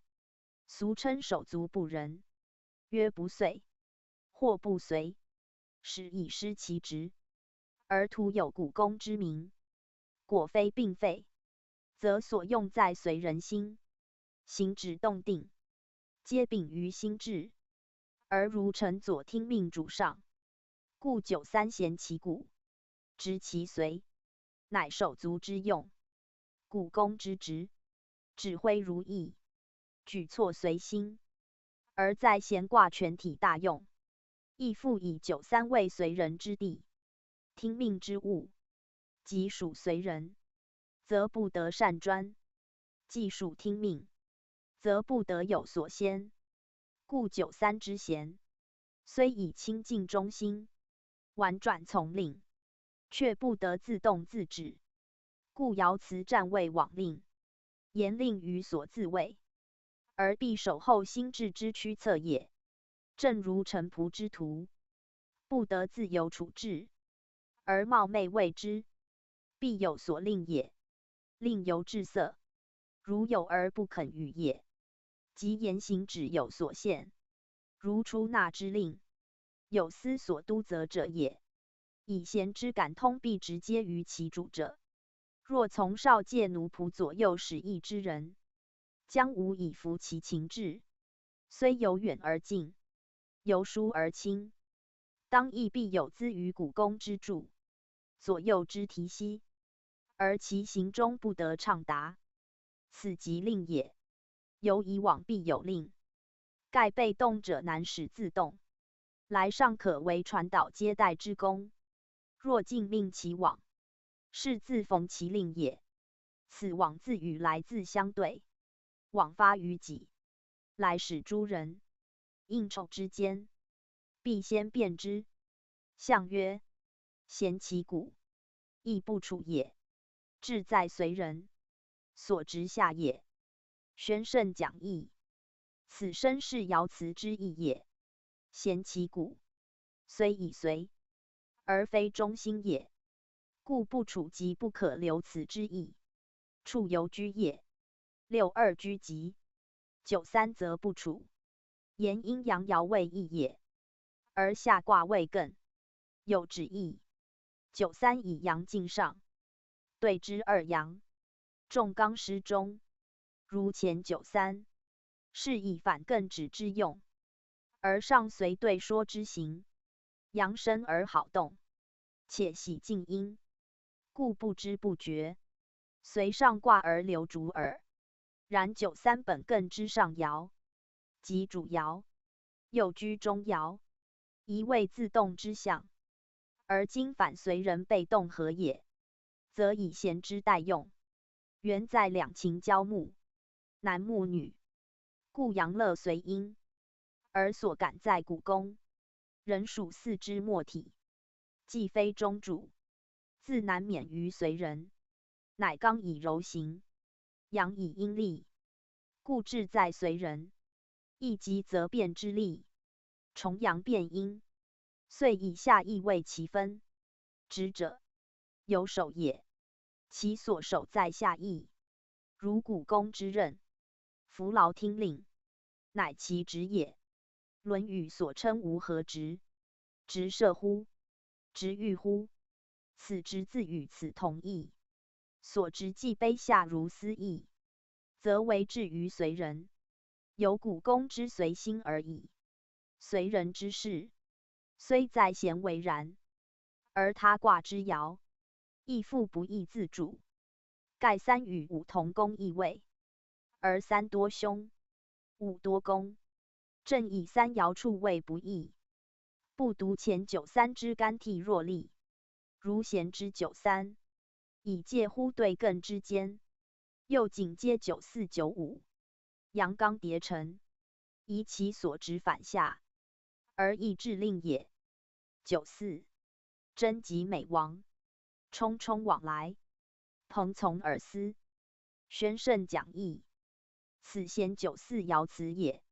九四在上下三阳之中，又谓卦之中爻，故有象人之中心，而谓咸卦主用之地也。贞吉毁亡，以内外相协则吉，巽至岁戊则凶，故以贞吉为先，内贞外毁。九四外卦亦毁之地，但以内卦相符，乃得贞吉之战。正谓男女相悦，先能守贞，自无后悔，故曰贞吉毁亡。冲冲二句，乃直明中心为全体之主，而环于左右，超于前后者，皆后其命令，以从事于所职也。冲冲往来，既重且分，朋从耳思，连累听命，言如人心之意识百体，均为所思而复其事，执其业。且冲冲一句，又言心思之纷扰变幻，出入无相，如走马灯之往来不定，而所思未正未邪，未理未欲，皆当变于心中，定于志意，以充闲之用，而见感通之主效也。感通为心，心所主为思，思所施为行与止。上对则行，下艮则止，上下之间，往来不已。此即二句之所取象，而谓贤之所最宜明辨者也。象曰：贞吉毁亡，谓感害也；冲冲往来，谓光大也。宣圣讲义，此身是爻辞之意也。贤为感，所感有利有害，即俗所谓善感恶感之意。九四所感以及一身之主，心之所思，情随之动，两情相协，心谓之同。所谓两人同心，其利断金，心同情达，自无所害，而能与下六二相应。因以交服于阳，下以身至乎上，故有贞吉毁亡之战。贞指六二得守，毁指九四，有九五之下卷，而能慎思笃行，成刚不伐，居上不骄，自免于毁，故以九四主全卦，非如季季之六四，而夫太之季平，以达干之干替无咎也。然九四感故利矣。尚非正大之行，以其图存诸心，未见于世。虽情因意志，而不能尽致于外；虽怀疑报臣，而未得先通其人。故途匆匆往来，心之所思，辗转反侧而已。是闻称为畏光大，即指94虽纷纭其念，而不克光明正大。师之行事是感之以致，而未及通；教之将达，而未及服。如男女悦目，心以相应，而理未备；情以相协，而机有疏，慎以处之。不敢有淫乱之嫌，礼以持之，不欲成私奔之害。故心思虽匆匆，不能自已，而行止则未见光大焉。夫贤主用在感不在交，在相慕不在匹偶。因感而后交，因相慕而成匹偶。是贤以后事，非贤所专职也。故94谓权卦之中，不过匆匆往来，朋从而思，以见其感之极，而情之至而已。审由辞言真及毁亡，犹不得不守真持礼，以免于毁。此圣人亦教之为止。若彼邪淫侍女，则将失真遗毁，以至于自害人。贤94之谓感害，正由其行为光大，虽思而无邪，不为于师300之训。故是闻谓光大一语，乃赞94能达贤之用，非习之业。读者勿以94中爻，不见光大之行，谓一辞之贬，方不失圣人之原意。因94虽人爻，而非正位。古者男女婚嫁，必依父母之命，媒妁之言。94无知，疑其徒有思念，而不见其光大之行动也。宗主附注：序卦以贤主夫妇之道，而咸卦爻辞谨己所感，谓言成偶。94是文，且有谓光大语。是贤虽发男女相慕之情，却未备夫妇成匹之礼。故94感至于心，以为集中之地。95上6，又由中而外，在卦爻不过数感情之动，而推其用，则以间及交往之行，婚配之志，盖男女不可苟合，情欲不可越礼。因情动而治之以道，心爱而准之以德，则既有悦目于前，自必成匹配于后。夫妇原以一合，情而得中谓之义，性而得合谓之仁。仁义者，人道大本。故情发而适中，行健而服礼，方谓贤之正用。此贤因男女相感，而律为夫妇之道所本，有其内，必行于外，存诸心，必见于行。94匆匆之思，朋从之志，皆情之所发，心之所存。虽初未及于光大之行，而终必有显明之事。盖所待者父母之命，媒妁之言，与夫六礼之周，众品之备。是则贤94以后之事，亦及礼所传婚嫁之仪节，而皆将一一见诸光明正大之行者也。故夫子讲至此曰：夫妇谓贤94以后事，非94即有夫妇之名，此谓光大具所由来也。人至义尽，人道始全，徒有感情，尚为于仁义之行。故94虽以感通于心，人不过匆匆而思而已。读者勿以序传而有疑于夫子之言可也。95贤其眉，无悔。宣圣讲义。此贤95爻辞也。95居外卦中位，为权卦主位。虽非如94位全卦中爻，而以位正的时的之宜。其用较诸爻位正大，梅背也。背己之中曰梅，心居内，梅居外，以95阳爻，右外卦中位，故取梅为喻，咸其梅，言所感至于背，是又由内出外。前各爻皆由外向内，由下向上，至94至心以达中极地。更近则反向外，至上6则更急于面矣。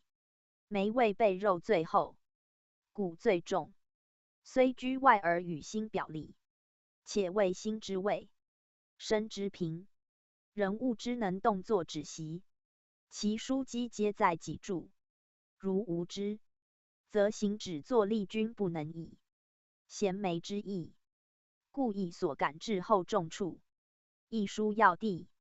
且凡亲近和睦友好，则父辈而语，老与幼，强与弱，辅备而命之，有抚循慰藉之意，亲密温和，相连相习之态。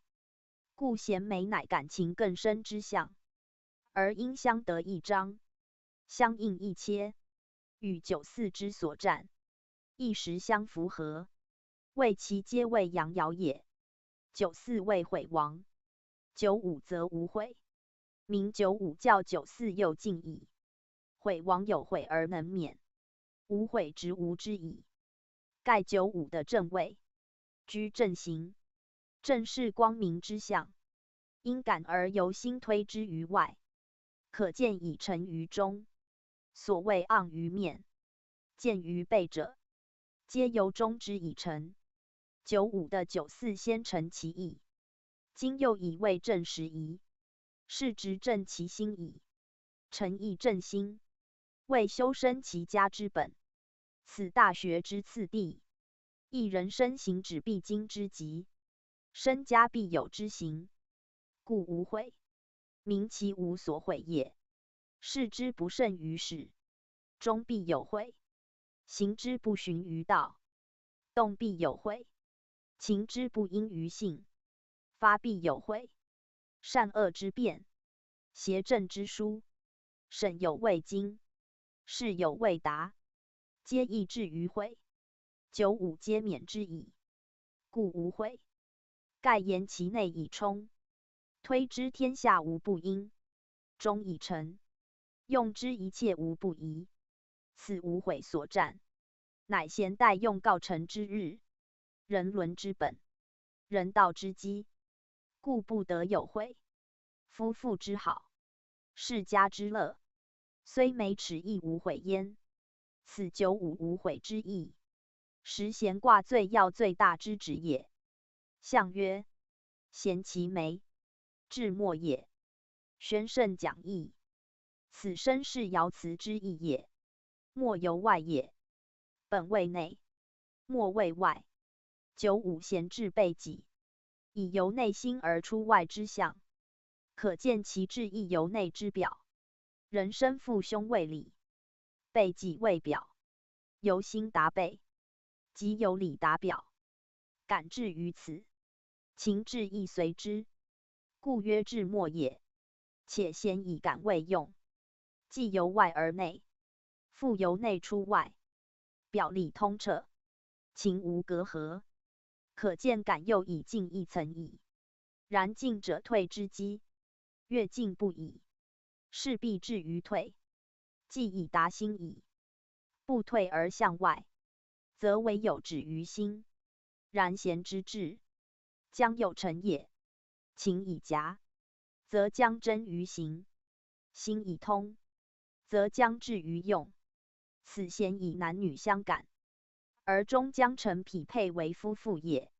末虽对本言，而实则指遗文之事，表面之所谓，由文事之类，有诸内，行诸外，理以成为内，而一注结文则外也。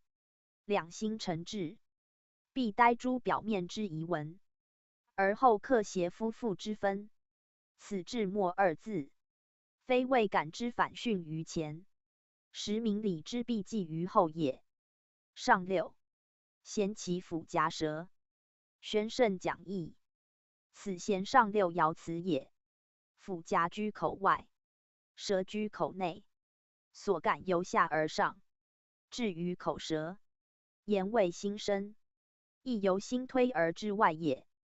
盖咸上卦对为口舌，谓说言。上爻乃对之主爻，故见象于口舌也。以咸之用，先发于心志，既达于语言，终乃见诸形式。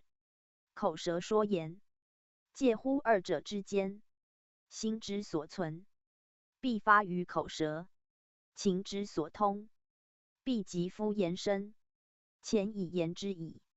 上六位权卦之中，乃咸用以静之地，则所感于心者，将出诸口；所感于身者，将述于言辞，则由此静而谐其匹配，成为夫妇。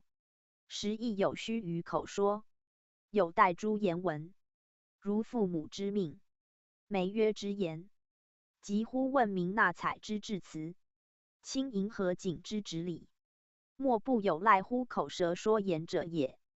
故上六虽未咸感之穷，而其达夫咸感之用，正居要也。对之所主，即重在口说，而下语更之指定，一动一静，表里呼应，以全咸之代用，正由此上爻治之。不过上爻之用，必先得诸爻位之本。若图依此爻，而是言狂语，以成其口舌，则又非咸所需也。故咸卦之意，取更为本，有止有守，而后行无不疑。苟忘所止，而不能守真，则虽巧言如簧，干语如蜜，徒成其间私而已。上何足与于人伦之始，人道之本哉？故爻辞不着吉凶，明其为吉为凶，是所言语果服于心志，因生果通于性情否耳。圣人至义以善为归，若行止皆善，则何凶可言？若不善，则何吉可言？此上文不着吉凶之为止也。象曰：咸其辅夹舌，腾口说也。宣圣讲义。此身是爻辞之意也。腾由张也，谓咸至口内外，实为多言之象。以口舌说言见长，足见所感以默而又默。卦用既穷故也。然有各爻立其本，则上爻之默，不过本之一用耳，故亦无所害。男女夫妇之间，亦有赖于口说以通其情志，推而至于君臣上下、朋友兄弟，又何莫不虚乎语言，以致其情感哉？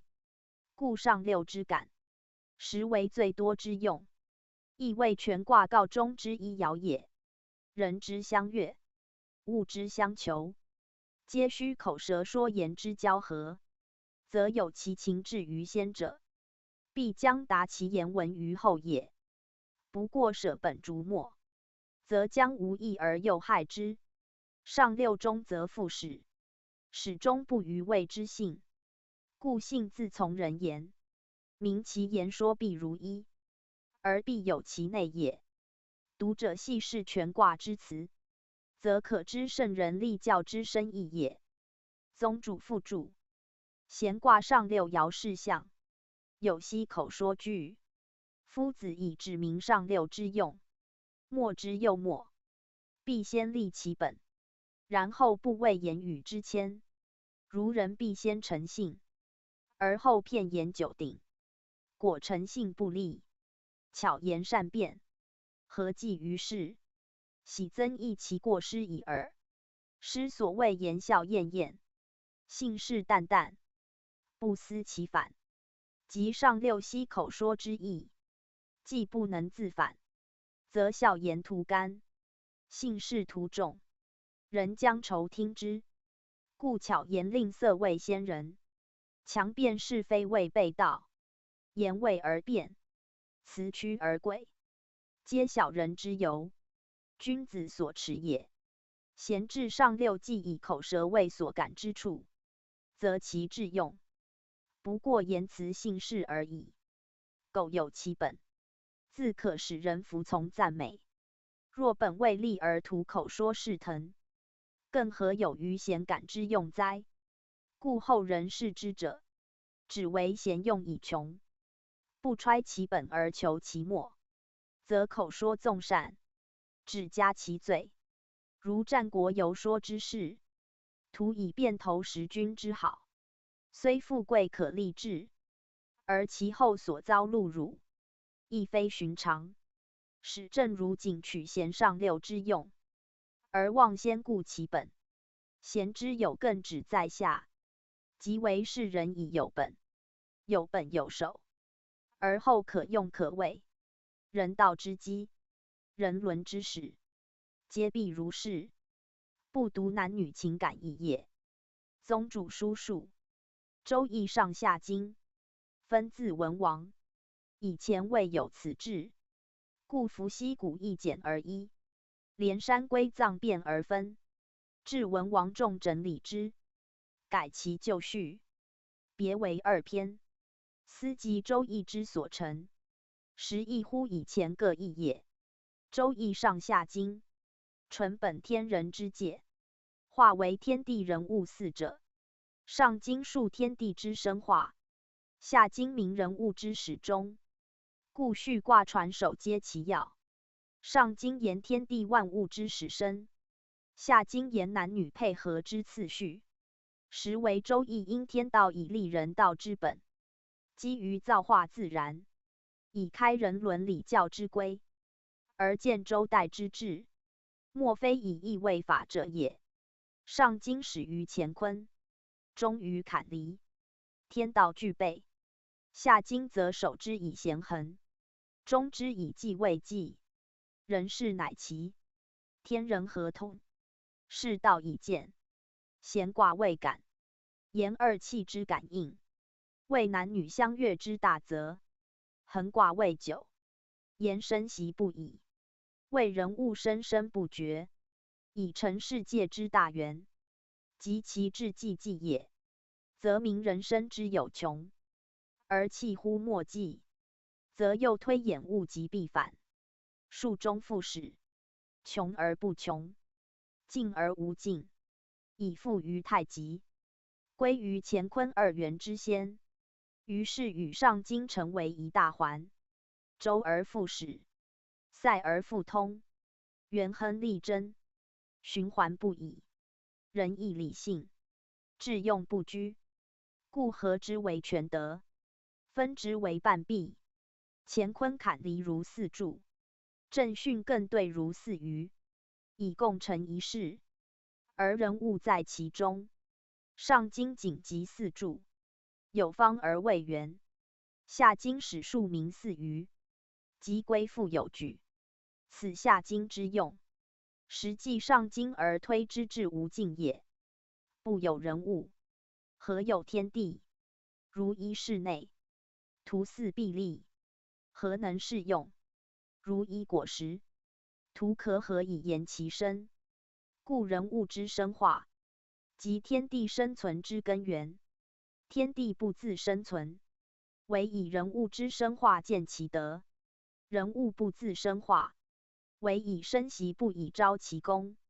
天地无尽，人物无尽，世界亦无尽，而后天道已明，人道已久，关乎易下经之卦用，即可了然此之意。衡卦巽下震上，宣圣讲义，亦传曰：夫妇之道，不可以不久，故次之以衡，衡久也。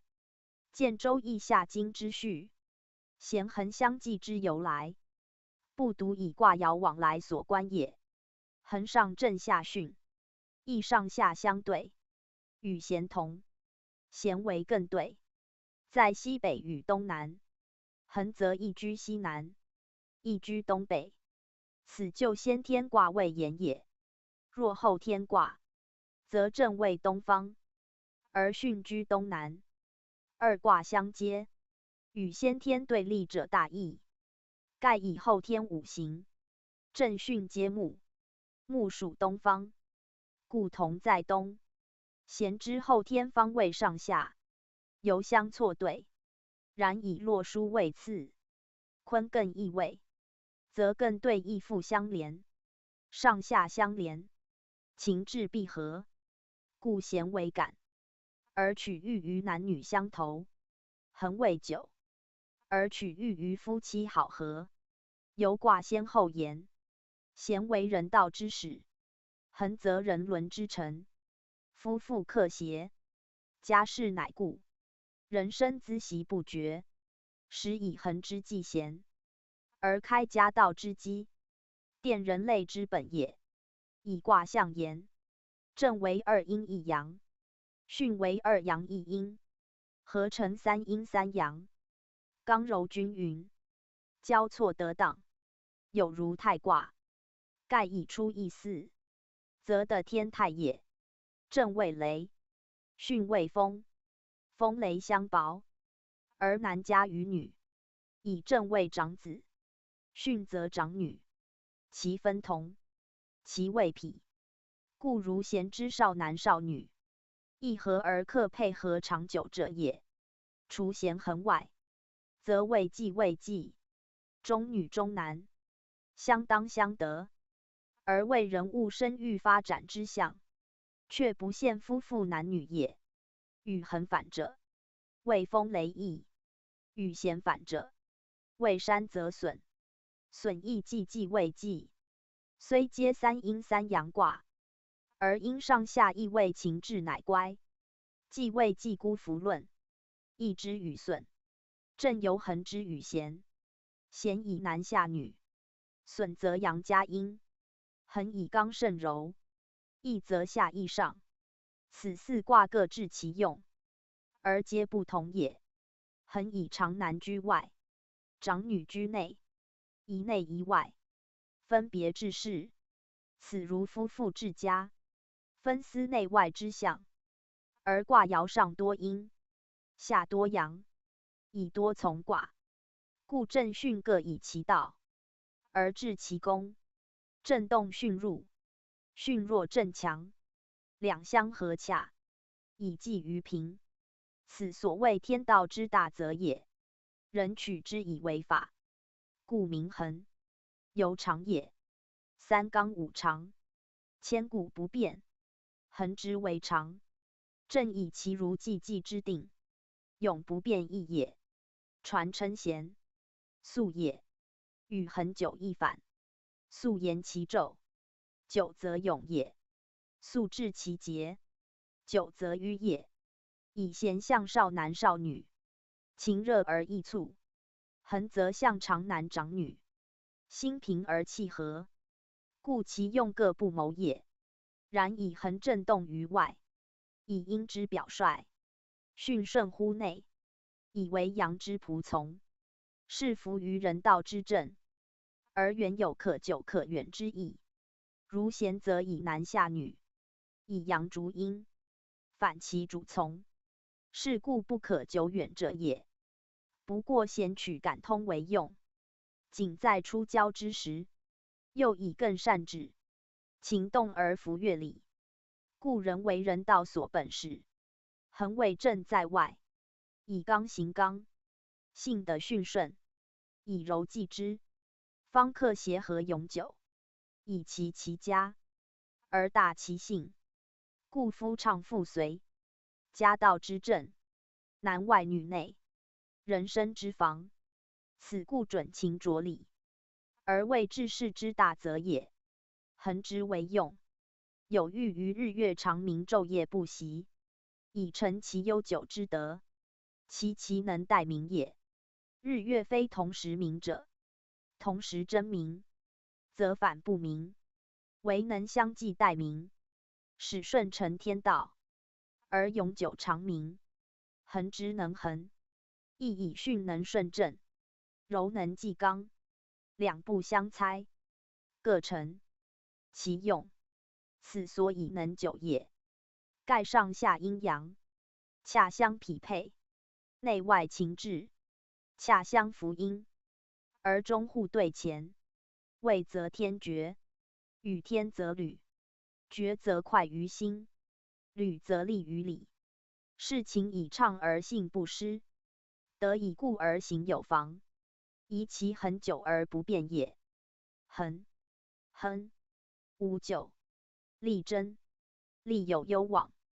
宣圣讲义，此亨卦彖辞也。亨以久为用，凡可久者必亨，不亨则不久。天地之道，以久不变，而其得用，以亨不穷。不息则久，不穷则亨。人物亦然，恒之能恒，正以其亨通不穷，故四德守亨，与贤友相同，皆以情之动，谓用之先也。贤为少男少女，爱乐之情，出动于心；恒则长男长女，和乐之情，忠诚于世，既为人情所发，天下莫有不应；既为两志所同，天下莫不相从。故其亨也自然，而可推之久且远，以弃无尽。此亨之所见也。天下人物众矣，苟情动以正，而处之以和，则无贤于贵贱，莫不由是以成其匹配，大其足性。此所以谓大亨也。以部属先天不避着其性于外，故四德亦略圆，明乎夫妇之道，非如父子发于天性也。亨既谓之守，则推之行止，往不顺承，故战无咎。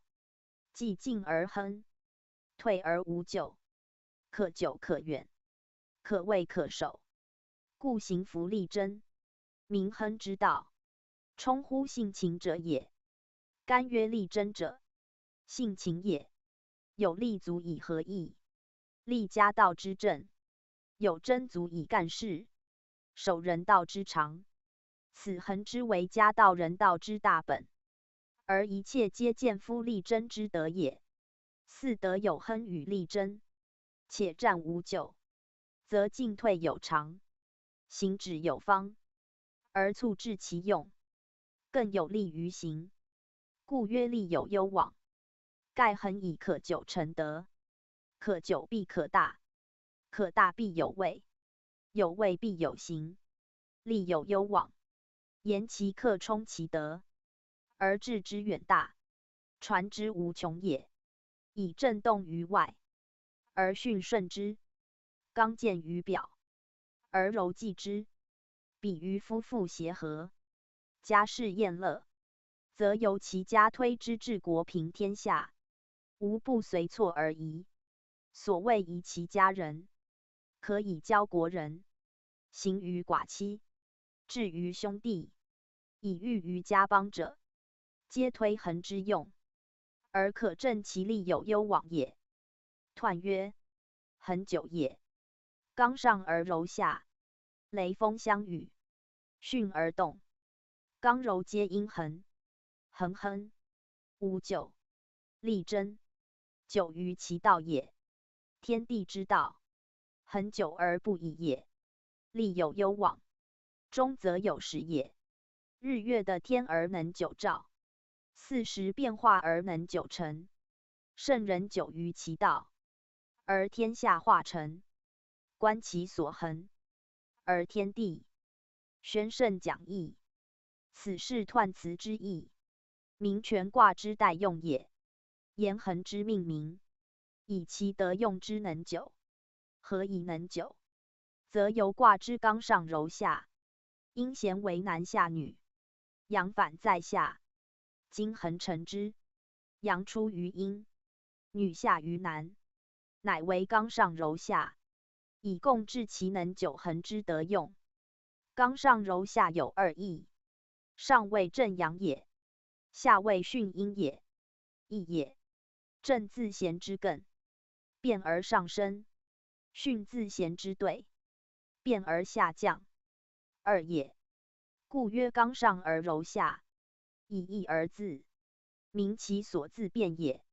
雷风相与，虽先天居对位，有相薄之象，而后天则连接，成相与之情。以正巽同位木而同方，上下相连，中始相续。正起巽止，刚表柔里，如日与月；昼夜既明，如冬与夏；寒暑既行，以服于天地。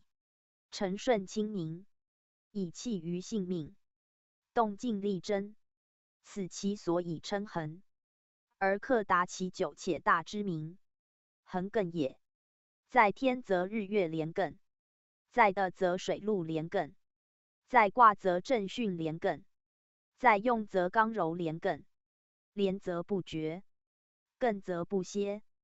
不绝则终始如一，不歇则变化无稽。如人之至诚永不息，如道之至义永不二。以二合一，以柔济刚，斯成恒久之德，而乃服于天行。故曰巽而动，刚柔皆阴衡，言衡之阴阳，恰得其平也。上下相匹，往来相吸，内外相协，终始如一。此由其上下正巽相应也。二者皆以木旺于春，治其生辰之功，达其繁育之能，顺其和谐之情，遂其进退之心。故恒彖辞称为亨，无久力争，以恒克久于其道也。为亨而力争，宜其能久，以其合于性情，宜其服于道也。道该天地，天地一成不改，是圣恒也。博厚高明，正古长新，是其悠久无疆之德，而克称恒久不已也。因恒而久，久而远，远而大，是以利有攸往。言虽持久而不自化，有长而不自幼，是以日进不已，而成其恒。中则有时，如天之行，寒暑往来，日系晦明，皆以其恒而能进，久而能兴。此即中则有始之德用也。苟终而不复始，是穷于其中也。安得谓之恒乎？如岁进不春，夜进不明，是不能恒。安得久且大乎？人或以为恒则不变，而不知变乃恒；或以为恒则不进，而不知进即恒。然变而不失其常，进而自顺其方，正天地之道也。可征夫日月之光，日月的天而能久照，四时变化而能久成，此天道之恒。以其能顺变而循序以进，合德而相与待明，故以变成其恒，进遂其恒。圣人则之，久于其道，而天下化成。此圣人至诚无息，以配天地之恒，而德业长兴，教化永存。正人道之恒，人不外夫刚柔相应，中则有始，以服于亨利贞者也。观其所恒而居，以明正恒用之大，而恒之所发，则莫不昭其情，情动而正，至和而光明。如夫与父之其家，以言其宗也。此人之恒，一人之情，推之天地之情，万物之情，皆可于此恒中见之矣。宗主父主，恒卦亦未久，以恒自从艮从心，古亦与艮自通，艮有延长不绝之意。如连艮恒艮户，皆指长远连接之象。艮谷有永固，艮天有连天，而恒又名指人有长心。永久不断息者，如恒星、恒产，皆长久持守不失不断之位。在卦言：震巽和，震动而巽顺之，阳举而阴从之，故能永久相随，不至中途间歇。此亦较以知彼夫妇相处，有两情相携，而成百年偕老之缘，两志相投，而起一性繁衍之业，是因其有可久之道，而后成能久之行，故名恒。言其心如常，而行止如一，虽经历世故，而此心不渝，故自从心，亦名其必先有恒心也。恒与易，一正一反，恒则就上，易则就下，恒则易阳，易则易阴，以其两邪，而能共成德业也。由恒言，夫唱妇随，家道之正；由易言，上安下乐，世道之平。此二卦皆取相得益彰为用，而所成可同久大业。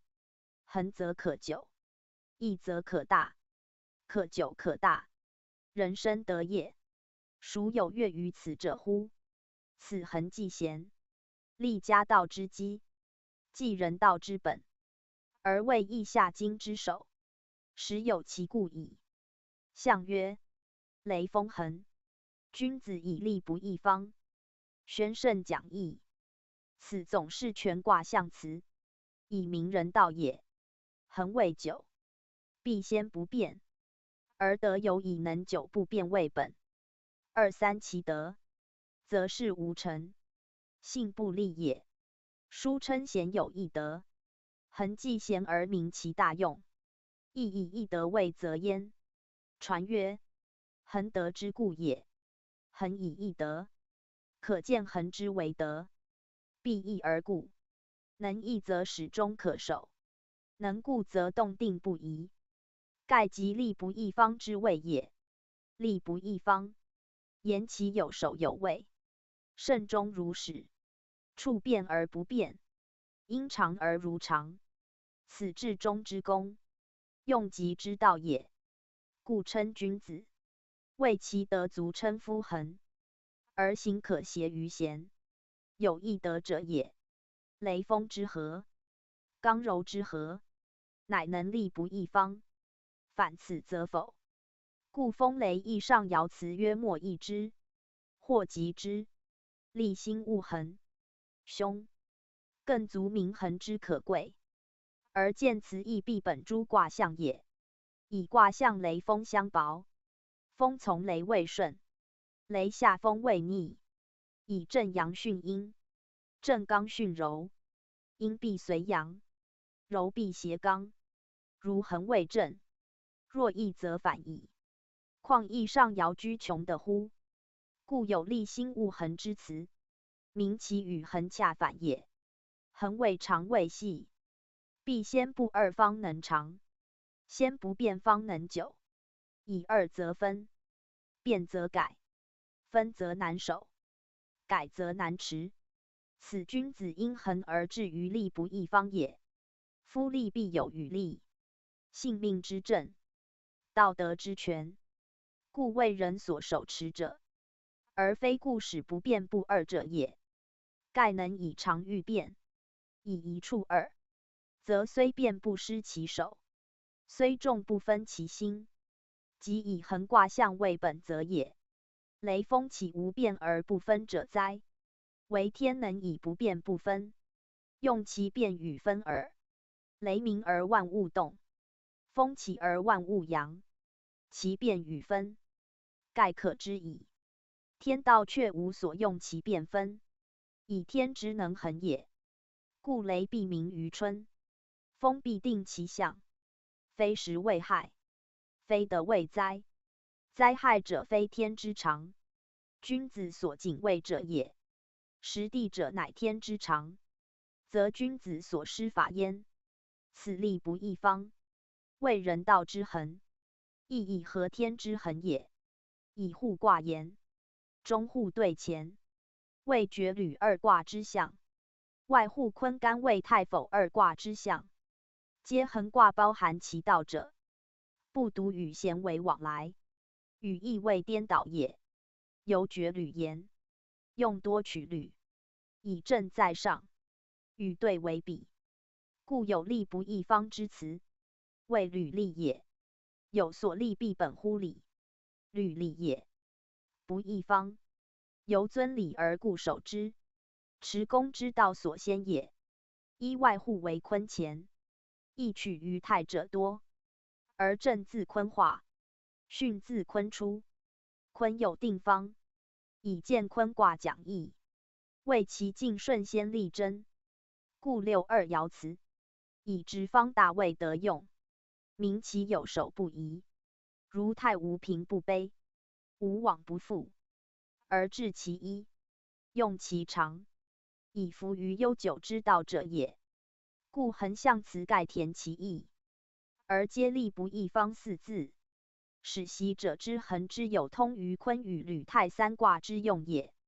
正本长男，一阳在上卦，巽本长女，一阴在初爻，以卦爻言，阴包乎阳，以上下言，男先于女，二者相得，宜其有所利而不变，有所守而不分，此利不异方。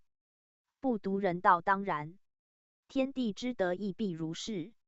如天之岁时寒暑以调，日月明晦以度，如的之方位温凉以变，物产水陆以分，皆有所依而不能变，有所治而不能改。此即天地之恒，亦由人道利不异方也。夫利而异方，是不信也；行而无守，是不争也。皆与恒反，谓其不克久而长，正而顺也。刚之见也，必有其一定不移之方；柔之招也，必有其永守不失之谓。此道也。义之大则也。恒以刚主外，柔主内，故用有守而能久，利有道而不异方，非强之也。圣人谓辞，纯本天地自然之德，阴阳制定之序，故利不异方四字，乃本横向而来，非故谓之辞。读者要就此意从卦爻求之，方明意象之为止。一辞之精义耳。弘教附注：横向辞最简，而义最宏，为其服于权义之旨，能探其本而推其用也。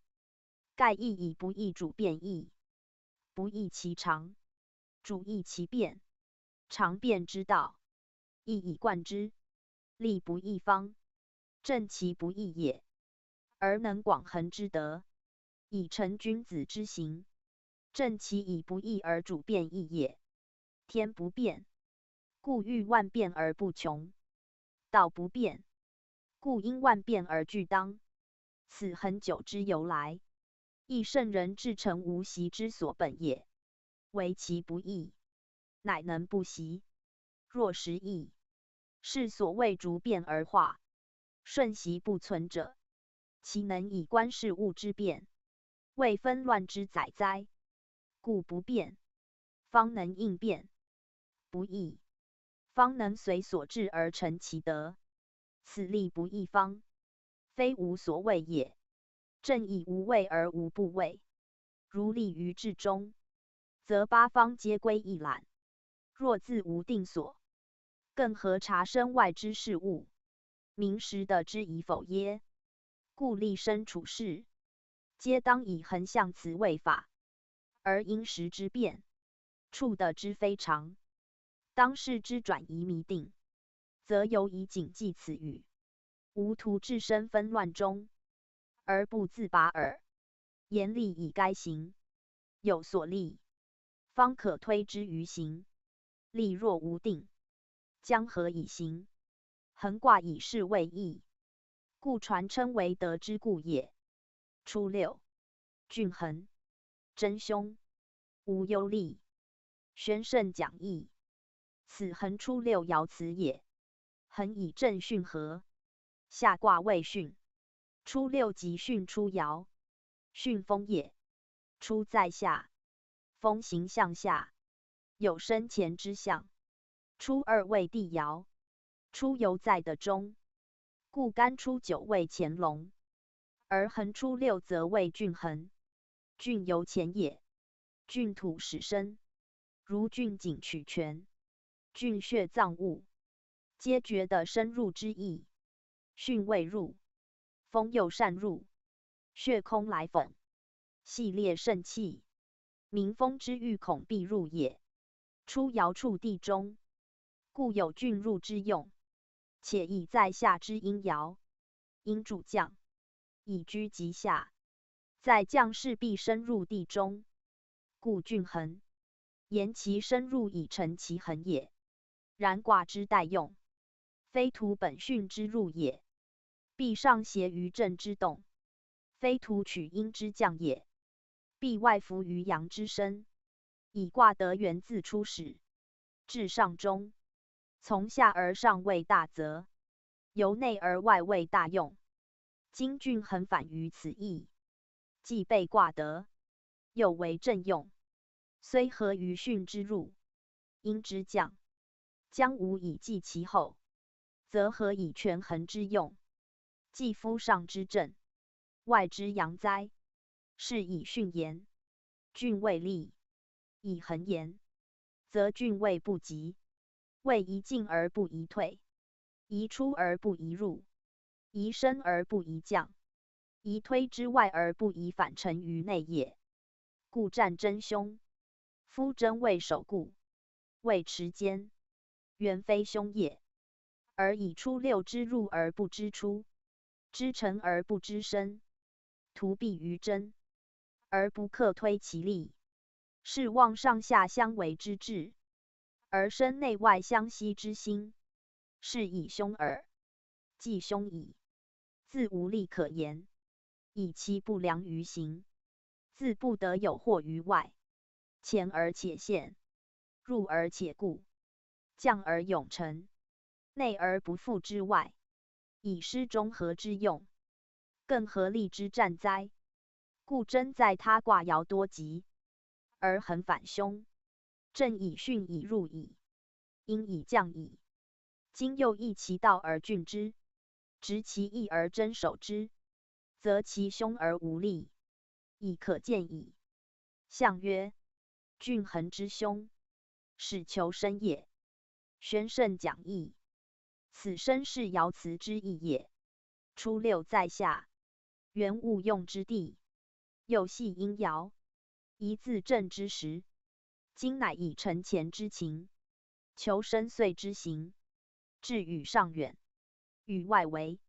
若非在横，则将沉沦无已，终于不拔，是自弃也。是闻以其实用而求深入，明其离真凶之战，无忧利之果。不宜入而自入，不宜成而自成，非求生于始，而无惑于中，即昧夫进退之意，备于中和之道，而图以柔顺为治，藏秘未能，是其害之成。由于误解巽之用也。巽本该进退之用，而有风行善变之才，又兼以正之分巽，有飞腾成物之德。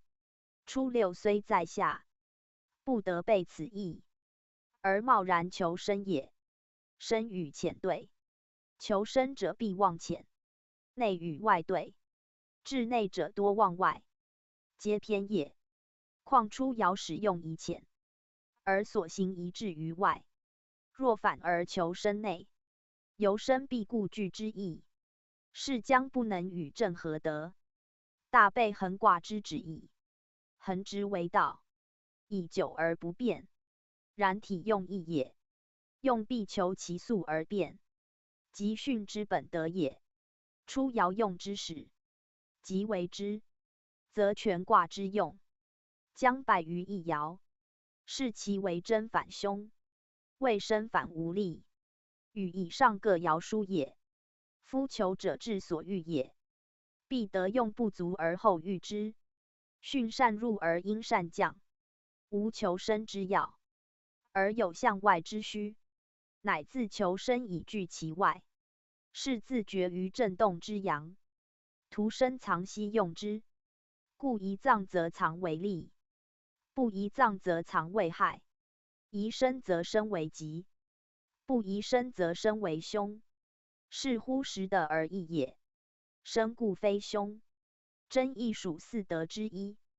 徒以出六十的不宜而已。读者勿疑其辞而忘其通可也。且均衡真凶，乃取卦位之变，而推其用，不独以出爻在内也。先天之对，后天巽位；先天之正，后天位艮位；而后天之对，履先天之坎位；后天之坎，履先天之坤位；而先天巽位，在后天坤居之。是凡设此数卦者，皆有交互变通之用，与前离艮正卦之相通正同。故天火位同人，水的位比，此其显者。今恒阴卦位之变，巽乃变对，而加于坎，以成则水困之象，与水风景相通，故有巽恒之称。巽取则与景为物象，言巽之为用非则即景，而其直接受之者，则水与土也。水坎主之，土则艮坤主之。恒之初六在下，又互艮象，其爻为阴，乃坤本爻，故有困与景之用。困为水有所拥，而不能畅流；景为水沉于下，而不得蒸化，皆失水之待用。是巽恒虽济其久，而失其用；虽求其流，而失其大化；虽守其内，而失其中和。故曰真凶。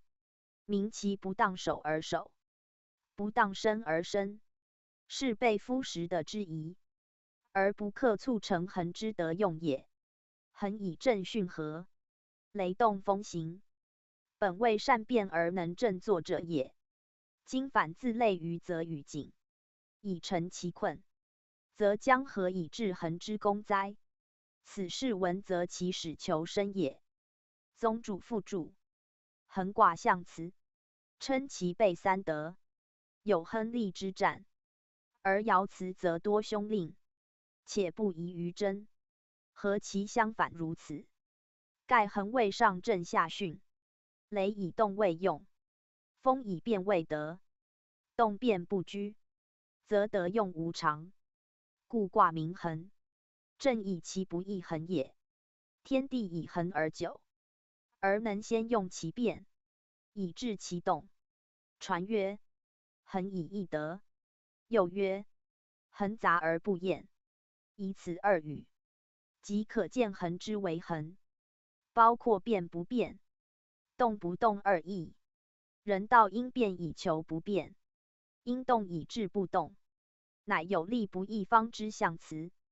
即所谓处变而不随变，顺动而不乱动，盖本于天道无常，人情不一，而求其所以常，所以易之道，以至于德之故也。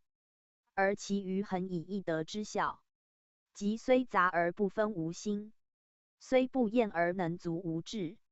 如雷动必以时，风变必有方，方与时者，动变之贵，而促至于恒久者也。故爻辞不及者，因乎动变而不能自守也。彖辞疾者，见于方时，而终有所持也。二者异同，不外性与情，内与外之别。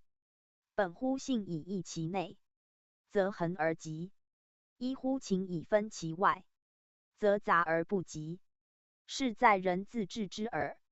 又曰出六巽恒之意，上有未尽，巽与巽同，生也。厥土始生也，而土生必有水，故自从水。如菌井、菌穴之类，皆去土以蓄水之用。又如河沼淤塞，则菌之，以去泥而多积水也，是菌之用。必因土之多，水之寡，去土以益水，而志在利用水之运行与积蓄，皆有所谓也。井泉之深，足以供给饮；河沼之峻，足以便舟楫。水蓄则用大，水深则利浦。如灌溉之备，洗濯之需，又其小焉者，其德则见于坎与兑焉。坎为水兑为泽，水流则坎之用，水止则兑之功。因其流止之疏，遂有动静之意。峻者欲其止而能流，静而能动。河坎兑之德，以尽夫天一生水之旨，而充夫干阳利摄之行，是即推衡之用，以见天地悠久之道，必备水土生成之功也。故衡出六以均衡称，实非偶尔求生者也。然生故可成水之德用，而土止而不流，静而不动，又足以阻水之功。是以有真凶之战，言其虽峻无补于利摄，虽深无益于润泽，图求生于始，而不克成广大之用。虽治峻以衡，而不及化真之行，是其真谓不宜也。巽与震合，比于坎与兑，则衡变为困，困将安为？是其凶由于困也。反困为节，则有约缩自足之意，亦无以体恒久广大之心。是出六之峻谓不宜，而求生为不当也。读者须和坎兑困节四卦参之，方明真凶之由来。一阴一阳之变异，而升降动静系焉；一出一中之交互，而利害得失变焉。此恒出六之凶，非真之咎，峻之过，乃实之非，得之意也。始而求生，则终将不达；内而自峻，则外无以推。反其道以用之，则利害吉凶，随之改易矣。92. 毁亡。宣圣讲义。此恒92爻辞也。92居下卦之中，得内卦之正，辰时当位，得辰业大之象，则易于出六之沉沦在下，困守于内，故战毁亡。亡犹无也，内争外毁。92有守能争自无毁矣。象曰：92毁亡，能久终也。宣圣讲义。此身是爻辞之意也。以恒92守中不失，体天道之不习，持真不懈，本坤德之无疆，而成其悠久之用，故曰能久终也。盖九位前爻，二属坤位，干加于坤，阴合于阳，刚柔相协，位正时良，行止咸宜，动静有方，既得中行，乃战毁亡，终而能久，得用息量，虽不及吉凶，以见其有庆；虽不着利害，以宜于行与脏。此恒92本巽顺之柔，上服震动之刚，推坤之承天代中，达天德以周四方，天履的载，正以主内，中以行外，博厚高明，不习不二，则以时言曰久，以位言曰中，以道言曰治，以德言曰大。中大至久，四德具备，则恒之待用，于此足真之矣。以在卦位干之始，合之成的天泰，泰无不平，为阴与阳，刚与柔，永均平也。以2至4户前，5至出户坤，故有太象。又自3至5未对，则合为绝与履。绝者绝也，快也；履者利也，利也。皆有守有位能终能久者也。故久而已之而战毁亡，言无可毁也。天长地久，日月中天上何毁哉？行之失宜则毁，一切皆宜，上何毁哉？此毁亡者，明其用之至，道之大，无不可也。读者要何各遥参之，则知无悔之有道矣。93. 不恒其德，或成之修，真令。宣圣讲义。此恒93爻辞也。恒93亦出于前，与干93同有重刚失中之象，虽出爻未柔，而隔92不相协，刚不与柔接，阳不与阴符，则恒而不恒矣。故曰不恒。名93之用，异于全卦，其德备于恒久之意也。恒以得名，无德则无以见其恒。是所谓恒者，皆指德言。天地之恒，以其高明博厚之德；日月之恒，以其光明辉耀之德；人之恒，亦以其至诚不息之德。唯德有恒，唯恒在德，故93不恒，即其德之不能久也。德之不恒，用将难用；德之不久，业兮犹大。则93不恒其德，将无所成，无所见，内无以守，外无以行，是羞耻之所来，而必有所受者也。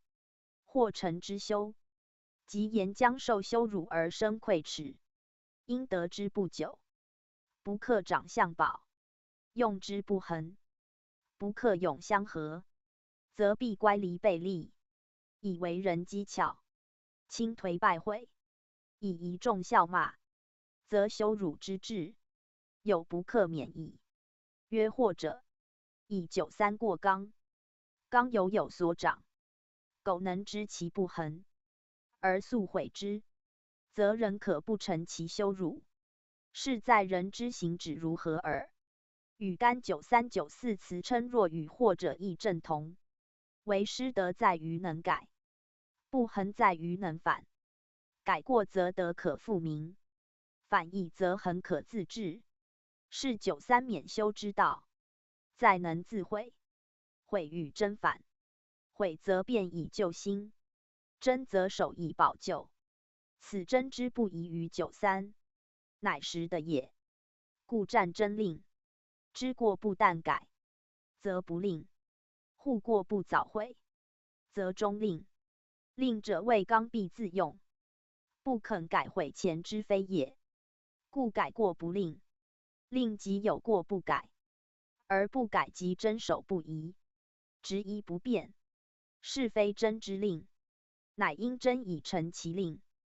故在他卦爻真皆吉，而恒则否。与初六真凶正同，以孤阳独刚，内无所与，外无所交，一意孤行，将何以免于羞辱哉？此93之修，由于恒而不恒，而其或免，则在于改悔，以就于中道。中道不失，其德乃恒，而后得道多助，自无修之可成矣。夫恒以易德，德之不依将何恒乎？如人未臣妾，不得其主，将何守乎？93与5同宫，主治5爻，而恒5爻未应，93不甘屈服，乃与之备，是求无辱，而辱反至，唯有自毁，借其刚愎，以复于中和，则德可恒，守可固，更何患乎无所助哉？象曰：不恒其德，无所容也。宣圣讲义。此身是爻辞之意也。以横93与65阴，65为柔的正位，而中间94与出6邪，而92兼之，两柔爻皆不与合，又介于92、94两刚之中，刚而无所邪，健而无所与，故有成修真令之战，而是文称为无所容也。65爻辞曰：恒其德真，93则曰：不恒其德真令。可见93、65恰反其用。盖65柔的位而协于92，内外相协，上下交符，故能恒。不似93重刚失与也。93以刚在中爻，为人道之始，刚本难合，中亦失群。加以4爻又为阳，图刚无柔，有体无用，正如人之高亢无偶，孤僻无亲，则将谁与哉？无所容有二义。一言己太刚，不能容物，而物亦远之；一言人皆刚，不能相容，而我亦独行。以此两因，遂成独往独来，落落无合之象。是有93时的之所谓也。君子之己，贵在能改悔其非，反复其道。因中爻互乾，而尊干替弱利之戒；外卦互坤，则循进顺代中之行，以合为的天态，则卑平往复，而内外以协，上下以合，是夫济平之意。而臣剖多易寡之用，以恒之道义则为义，义则柔反在中，刚反居外，其道大义，其德自殊。此爻辞有惑字，明其可由人道改其术也。果如是改毁其用，则刚以柔行，真之亨用，更何患乎不容哉？我能容人，人亦容我。虚则善受，柔则易与。此道行所贵，恒与不恒，即有此一刚、一柔、一虚、一实，变之矣。故93位不恒，而65位恒。初6虽凶，亦以恒称。上6与初同，可见柔之能恒，而恒之不宜刚也。刚则易折，况两刚相遇，有不抵吾者乎？此93无所容，实以爻之过刚也。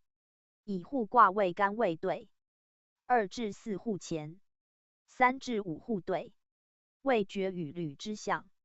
决以刚用，故有决绝之意；履以柔用，故有安和之称。亦即一正一反者也。93在中爻，果本原卦爻象，则同于决；若改悔而服于义，则近于履。是皆重在能悔耳。92称悔亡，以正位而得与。初6、65邪也。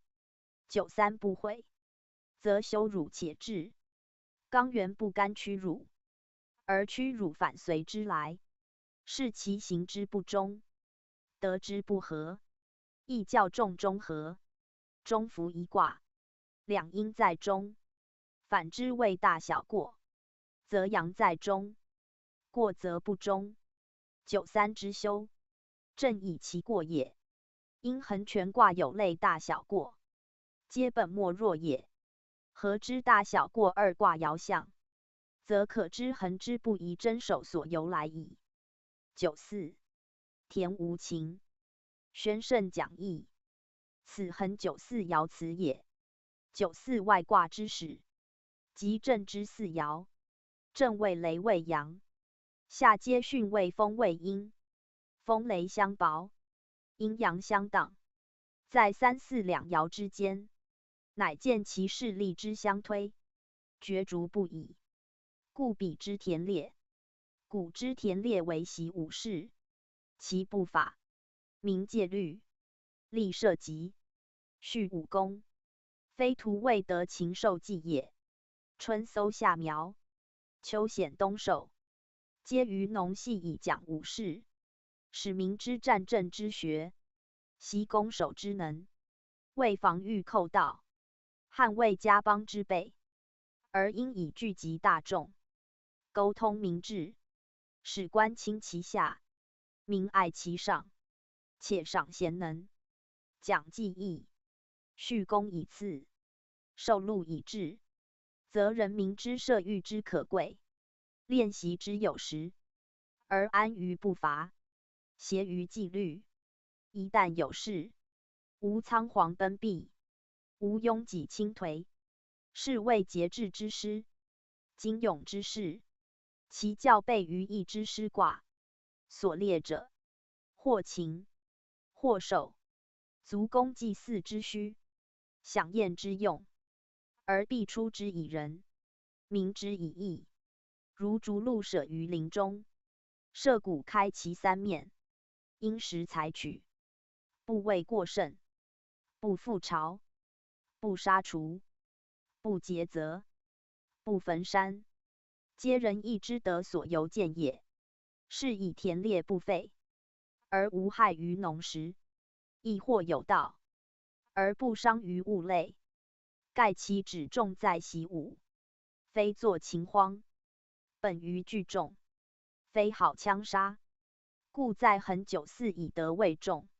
虽田而不得秦，未恒益于师也。师以用兵为先，故众有功，有功必有获，故田有禽，禽不止指鸟兽，亦通作禽，有禽即有所获。恒久祀无禽，犹无所获，以致不在获也。恒本夫妇和好之意，足信生育之时，以知集合而通情愫，比视而论技能则可。若因而贪多以杀伤物类，则不可。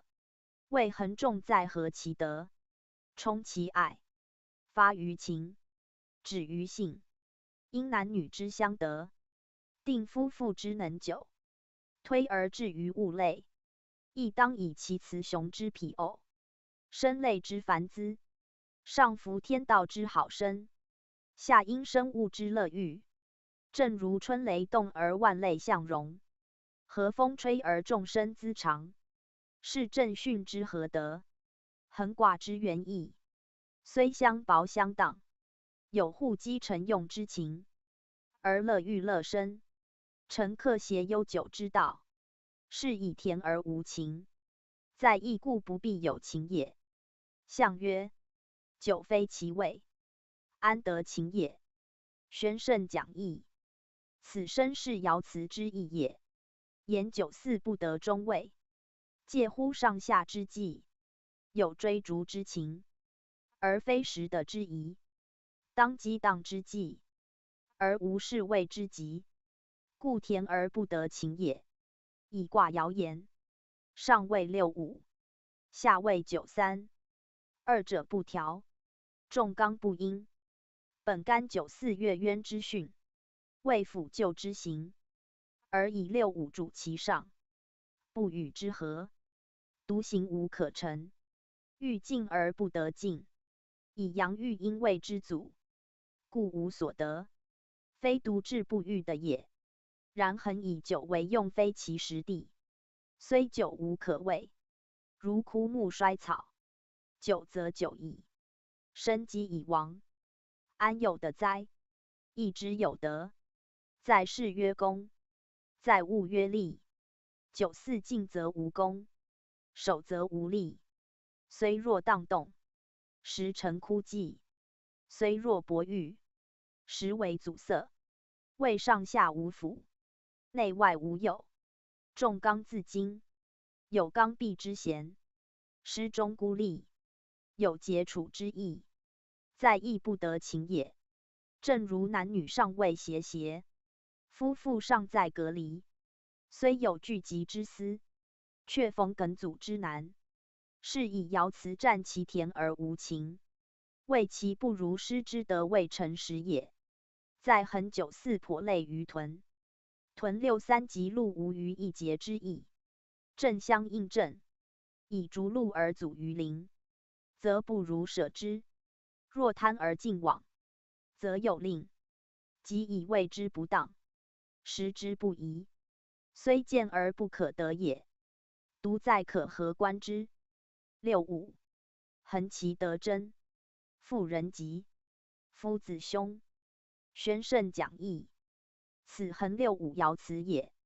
65居外卦正位，为正卦中爻，以柔履刚，以阴加阳，乃用真静之德，作恒久之行，原无可议，唯以在外卦，本属阳之正位，阳而从阴，乃成女以待男之象，故爻辞既明其德恒真，而所占则为妇人吉，夫子凶也。夫妇分主内外，道义动静，用书刚柔。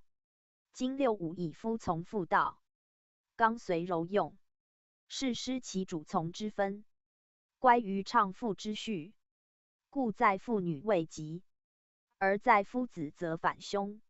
凶由数言，非指德也；数由时位言，非指礼也。盖65时位所限，数为之宜。如亦以62，则正常矣。62为阴之正，女之主。今乃见于5爻，是以阴扶阳，女虑男也。故德虽真，道虽恒，男子不可用也。然恒真非皆不宜于男，特以5爻之时位不宜耳。果非正位当时，则恒真故美德一行，何有不宜？唯以5之正位成时，如一国之君，一家之主，而不克自昭其德，自弘其用，乃反从妇女之所谓，是背道而乱分也。背道则为逆，乱分则为昏，昏且逆焉，不凶何哉？故65之恒真，为妇人之吉，以妇者从夫者也。因其真以服侍夫，成其恒以匹配男，则故女子常行，佳人美德，而为恒卦待用之所见也，则其战吉不亦宜乎？象曰：妇人贞吉，从义而忠也；夫子至义，从父凶也。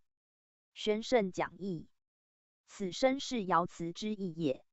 以贞德本于坤，为女子之行，女子从义而忠，故以恒真战吉，从义吉不二也，而忠吉待忠也，皆秉坤元之德，见真静之道也。故女子以事夫为其终身之行，非如男子以身为始也。男子本干见之德，有大身大始之道，包乎婴而领其行，虑乎女而正其家，为一家之主，妇人所仰望者也。至义二字，定制合乎天道，义理是乎人情。团约利者义之和也，是义即利，利之与真，宜内宜外。男本于利，以治其外；女本于真，以固其内。此乾坤至德，天地大序，人所法也。故曰至义，由曰主利，由曰主外也。制定也，法也。定于利之行，法于外之用，即尊夫阳之德，刚之道也。既以至义为本，则不得有气所持，而反履女子之手，是不得失妇之贞，而从妇之命。果若自为其志，而从妇人之道，其凶必至，为其自失所守。智者所以守也。男守其利，以合于外；女守其贞，以战于中。中外合德，人道以全，家道以大。此横65爻辞，者明其吉凶，谓辨别其持守也。非谓真之为凶，利之为吉，乃谓男以利为用，女以真为得耳。是闻名皆其止，以是夫妇之道各不同，而吉凶亦随以异。推而言之，则如女子忘其真守，而笑男子以利合于四方，其为凶亦与此爻同。故曰吉凶非由得言，乃以时位定其数耳。六五十位宜于女子之贞吉，而男子则当取干九五之利剑为代用也。宗主附注：恒以易得而杂，为其不一而求易也。为一使九，为九使恒。越杂则变越吉，越变则时越赞。此二者相背驰，即形而上形而下之所分也。天地能恒久者，以其德不二也。不二使不习，不习使悠久无疆。传曰天德亦以清，德的亦以宁，而圣人则之。报亦以配负载之德，成谓欲之功。故曰天地之道，真夫义者也。言真乃一，女子从义而终，乃名为真。而于义之贤恒，欲其教焉，贤发其端，恒至于诚，皆夫妇之道所者。人伦所始，人道所本。立真之发于性情也，真静之起于坤元也，皆不离于恒。传所谓夫妇之道不可以不久，故受之以恒。可见恒以易得云者，正以其造端于夫妇，而推本于女真也。真而一，则亨达于天下。此人情所同，人性所正，必由恒以治之。性异而情杂，情之不约，则越杂越变，而越促其奇。圣人见于情之一分，乃以恒易其德，而先序之以真，真而后利，利而后亨。此一家一性之常德，而莫不由女真以发之。女之克真，以和其夫，孝其亲，睦其族，而后成其利。利者义之和也。夫妇和，家族睦，义之者也，利之见也。由一性之好，推之相党；由一家之齐，推之国天下，则所谓亨也。诗曰：宜其家人，而后可以教国人。大学以治平必本于其家。孟子称天下之本在国，国之本在家，皆为家道成，而后国天下以平以治。莫非由利真以达亨也？亨则恒久无矣。故恒之用守于真，成于亨。真又发于女子，合于夫妇。此恒为人道之始，家道之基也。上六，正恒，凶。宣圣讲义。此恒上六爻辞也。正者动也，生也，由正之用，而有正恒之象。然上六时之穷，谓之静，不得动贤生，故战凶。以进无可进，退又不能，用无可用，守又不可，故其凶也。一时的之所谓耳。象曰：正恒在上，大无功也。宣圣讲义。此身是爻辞之意也。谓正恒之凶，乃由在上位。上位高不得自抗，尊不得自崇。虽六位柔，而上位极，亦如坤之上六，有逼迫相争之意，而其中两败俱伤，故世文称为大无功。谓其位大而无可畏，是大而无可用也。因故以降为主，而上位不甘自卑；正故以静为用，而即位不惑更前。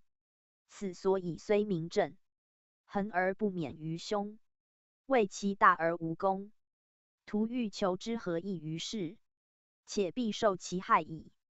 故上者下之，高者卑之，道地于君，德至于平，方为成功之业，吉利之战。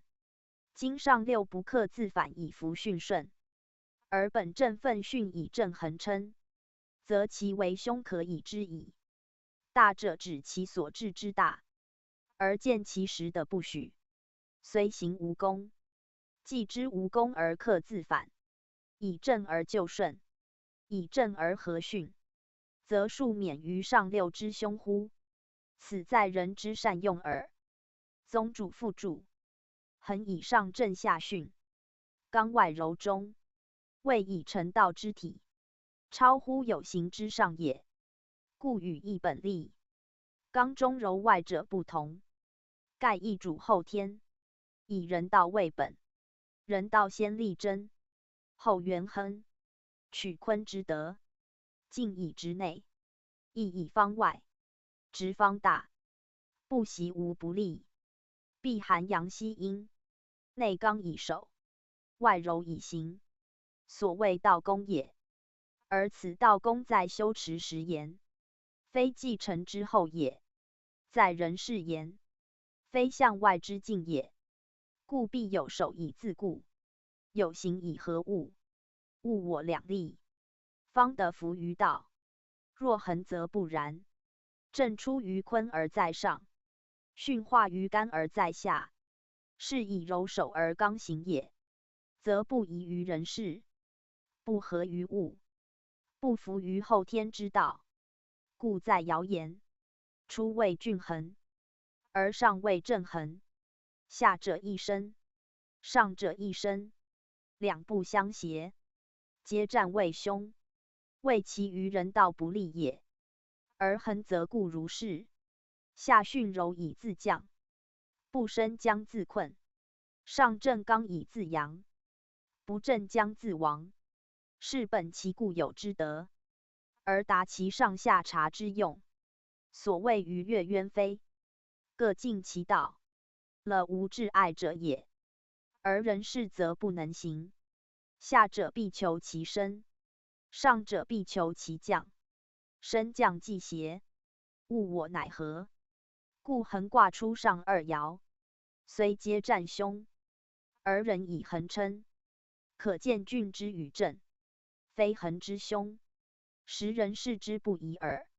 圣者取法天地，依乎日月之行，则乎山川之德，皆超乎后天生化之物，达于无畏无私之境，乃能恒久不易，永固如斯。人道必成乎至诚无息，悠久无疆者，方能及之。故吉凶不与焉，庶命不数焉，谓其以恒也。若不及此，则不免为庶命所居，吉凶所附，即不得假恒以行其不恒，即不得一出之均，上之正，而致有阴阳背驰之咎，升降乖戾之余也。此习义者最宜细细谓之。遁卦艮下干上，宣圣讲义。遁卦上干下艮，天在山上，干为纯阳，艮为少阳，而合成上刚下止之象。刚宜进，在上则无可前，止宜守；在下则以难久，唯有顺时自退，以达其隐遁之用。以卦爻四阳二阴，阳聚于上，阴并于下，上下不均，内外异志，是不可谓之时，不宜谓之地，不得谓之事，不义为之情，故名曰遁。谓其宜及时永退，如人之逃不，唯恐不速也。卦名多指阳言，如包心否，皆以阳在外，不得展其用，不能久于其位，则成时之消，而变其行止，以定君子之出或处也。故包与否，皆不宜君子。君子自退以独善其身。今遁亦然。遁以阳在外亦消，虽教包否未甚，而内卦一阳不抵二阴之排己，义中随上之三阳以同消，是以不宜君子。亦与包否同，既不宜于行，复不宜止于其所，则为前身隐退，以服于阳之消。见是运之在遁也，虽然甘纯阳也，居上位，有其地，宜可畏也。何以君子必退？则以艮之二阴在内也，阴居内正位，以阴上之九五，阳不得与阴合。正如否之天地不通，生化隔绝，虽有其地，而无其时；虽有其君，而无其辅；虽有九五正位，而不得如干之飞龙在天，则以下无九二之见龙在田，谓之痞也。况出二君柔，众阴以坏其本。正如花木之苗虽荣，根干先育，欲其久茂，不可得已。故君子于此，应自退以善其身，而任彼阴柔之见进也。夫遁以退未用，而不曰退者，盖本天道消息，有进必有退，有往必有复。而进退非一时之事，往复非一举之功。其来也以见，其见也以徐，故谓之气机。言气动而自治也，遁者自退也，而外行不见其退，以所退者为也。日退日多，积而后见，正如月自旺后，日减日亏，而初未见其减几分，亏几许，待至下弦，则于其半，会则尽其全。如斯之退，是遁也，非退。而其中则退矣。气之进退，亦由月之圆缺，进而至于旺，则急；退而至于会，则穷；急则变，穷则富。此循环之象，亦天道推迁之大则也。遁之为遁，正本此理。当遁之初，以阳将消，其气以摇，其数以减，物随之前改，事随之末易。此即遁也。虽属退逃，而为着退逃之机，故名遁。名其变有必至，其所由来者见也。传曰：恒者久也，物不可以久居其所，故受之以遁。盖因恒之久，而非有形者所能终持，则必因急而变，因穷而富，则前之恒者，至此成遁矣。有卦爻言之：恒上正变而未前，下巽变而未艮。一阴之静，一阳之生，恒乃为遁。正常男也，复则反于前父。巽长女也，变则更为少男，是消长之所推移，而升降之有变异也。天地不外此例，人物莫逃斯行，故遁之既恒，实谓之也。辟之人事，恒者无谓之志，而遁则将乱之时，以静极则动，动则将纷争而难依，阳极则阴，阴盛则将推刚而自谋。遁者阴之的时，阳之失事。正如小人见进，君子且受倾轧排己之余，欲其不遁，不可得已。故遁者，始于极盛之志，发于初乱之时，因于性静之萌芽，宾于相争之境遇。阳不得久与阴抗，刚不得再与柔协，于是自退以全身，归隐以善其道。故遁者隐也，退也，逃避也，而为之击之则能用焉。传所谓君子见己而作，不似终日，即本坤静之德，而顺承遁隐之道耳。遁为6月卦，而其象正为阳盛将消，以6月夏季，阳以极盛，盛者必衰，极者必变，是遁之为卦。本阳德之初消，民时用之宜退，故遁未退，有减也，退也。言自此日渐退消耳。而君子应之以推其禅让之德，明其高导之志，则早为退休之徒，不使有将来欲走不能，欲留不可之虑。此遁之用，乃在待用之余，而当至盛之后，人方流连而忘返。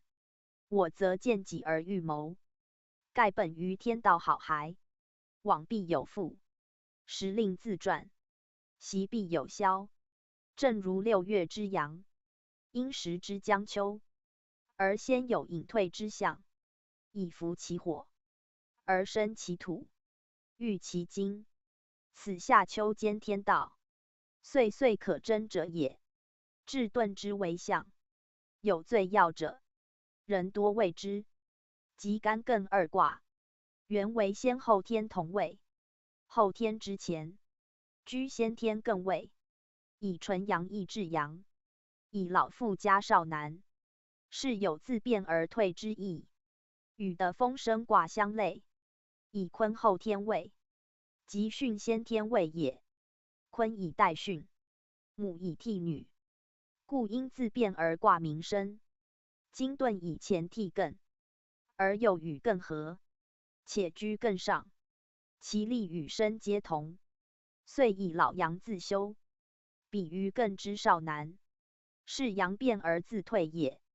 一生一遁足见阴阳之换替，先后天德用之有殊也。故生遁2卦，关乎天道时令，系乎人物生化，行止进退，有别于他卦者也。生反为官，遁反为大处，亦先后同位，而以上下不同，德用异义。盖官坤在下，大处艮在上，其所居与先后天之次序相反，则其德用与生遁恰殊。生之于官，谓阳亦阴；遁之于大处，谓退亦进。大处志在发展，遁则至于退葬，此因上下卦谓之异也。然以干艮本先后天同位，其志用必相洽，亦如同人，大有失比，有相联系，相因应者也。虽艮巽位于未卦，与离坎不同，而皆为阳或阴，则异也。则遁之取名，实由干之自遁，而让艮成其德也。艮止也，前以大生大始，成龙统天，而效艮之善止善葬。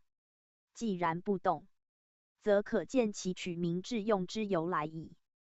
遁似阳在上，阳生以气乎静，故有类否？包前以言之矣。而其对位灵，其反为大壮，皆与遁有通用处。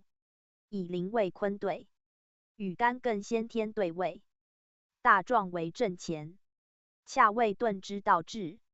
阴阳位异，刚柔道殊，内外用分，升降数别，此中主客之志，人己之情。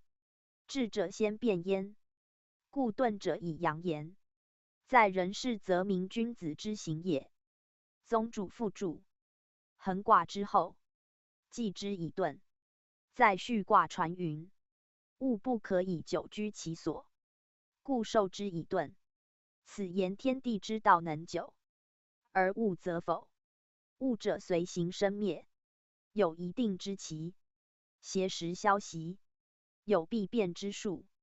如花草以春而华，以秋而凋，如人畜由生而长，由老而衰。皆不得备乎生化之力，为乎兴衰之时。此所谓物不可久居其所者也。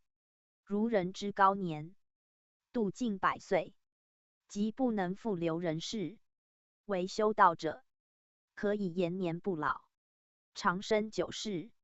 然此乃真人之伦，故以超物，而与道通用，与天同德，非物所能拟，则能悠久无疆，以一天地而共恒存者，乃先天之体也。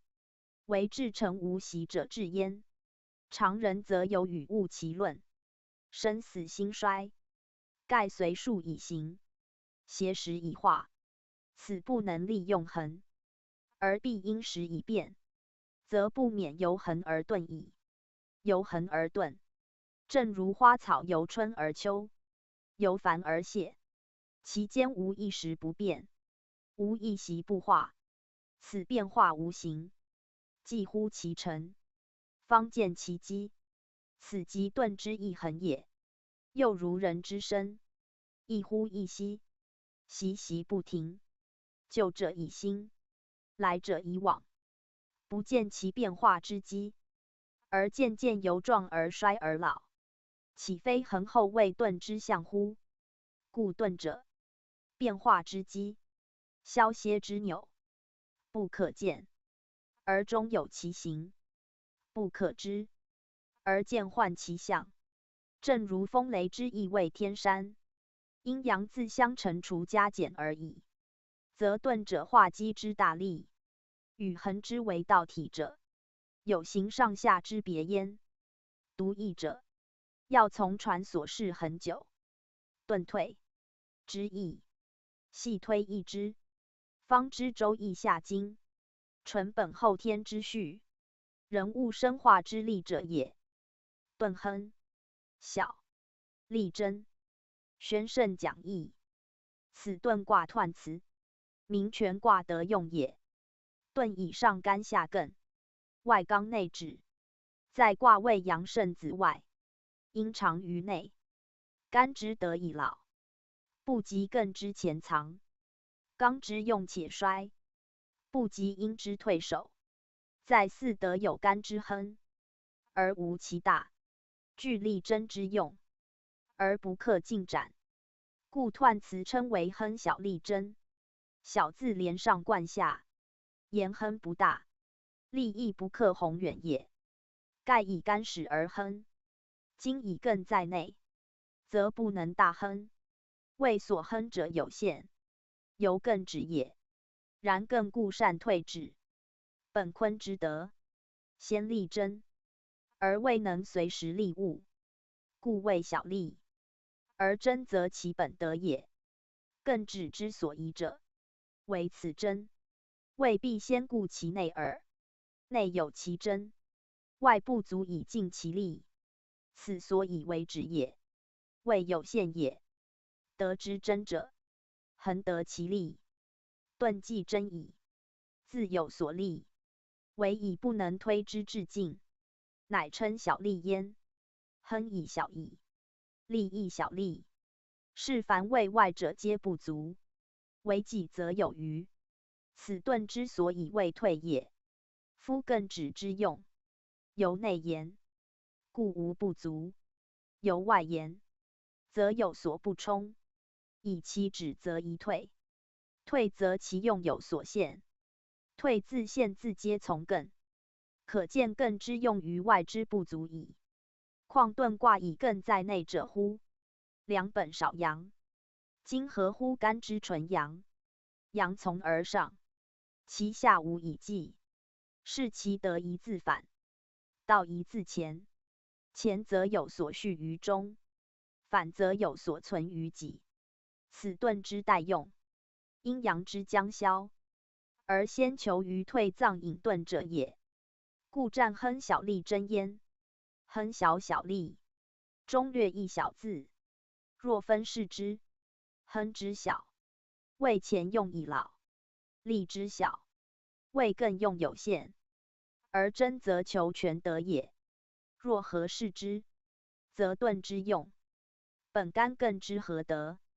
而得此四字之战，是在读者系玩味之。顿之亨，因用而亨，非时之亨。如君子因时而顿，则能亨其身，以及于道。此非干之所谓亨也。故亨下小字，民亨之不大耳。而小利则以时言，时可小利，而不能代用，则由天道之所限也。利故与亨同称，却与亨不类。亨之小，以人言；利之小，以天言。故亨小与小利，当连续而分别读之。一名天时，一名人道，合而观之，则可以尽一词之旨，明遁卦之用矣。彖曰：遁亨，遁而亨也。刚当位而阴，与时行也。小利贞，柔静而长也。遁之时亦使大矣哉！宣圣讲义，此身是彖辞之意也。小利贞下托一柔字，因为柔静而长也。遁以成实自退，故亨。言亨由遁至，不遁则无亨，故视之曰遁而亨也。明指亨之与他卦有别，然他卦之亨，亦由干得。遁以干更合成，其亨虽同而实异，谓干不得势，而从艮止之用，是遁之亨以善止也。止与行对，他卦之亨，必利于行；遁之亨，则利于止。此所以是为遁而亨也。乾在上的九五正位，是刚当位，以下有六二，是应也。干顺艮止之意，而至于遁，是与时行。此二句明是遁亨之由来，谓遁本干之得位，依艮之时行，故曰刚当位而阴，与时行也。阴字有二义，一言卦爻之相应，以上下相的也；一言事事之相宜，以时的相符也。上下相得，刚以从柔，则干下顺艮以同止；时的相宜，势必自退，则遁与时行以自藏，而皆不外乎时之用也。干刚在上，不若艮之柔克，九五当位，不及六二之时中。此遁之代用，在于之止善退，先己自前。小利贞者，因亨之不宜于行，而宜于止。行为大亨，止则小利，亨利皆不大，是其所具四德，为真未备，以真元无待于外也，则由柔之进长。阳且失时柔长则刚消，阴进则阳退，一消一长，行止别焉，一进一退，大小异焉。此遁之战小利贞，时由下卦柔进长也。盖遁为六月卦，六月虽盛数，而令属太阳位乎戊己，得位失土，介夏之末，居秋之先。其时属以潜伏，因以见资，称为伏日。正由遁之意，伏以属气之伏，遁以阳德之遁，皆时谓之也。时若不伏，则阴无以御；时若不遁，则德无以成。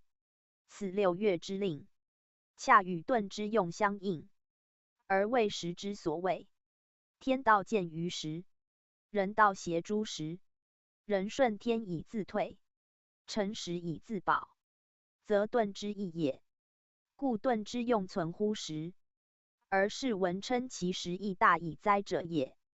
遁与临对，临为刚进长，当12月，谓冬之将春；遁则柔进长，当6月属季，谓夏之将秋。亦由阴而阳，亦由阳而阴。君子顺时之令，因时之德，而定其行止，决其进退。此遁之观时义，识人道之所本。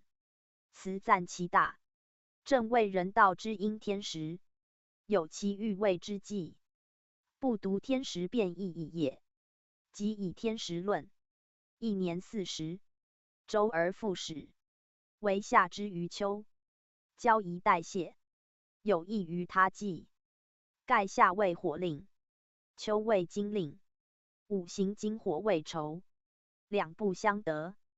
非秋与冬，为金生水；冬与春，为水生木；春与夏，为木生火。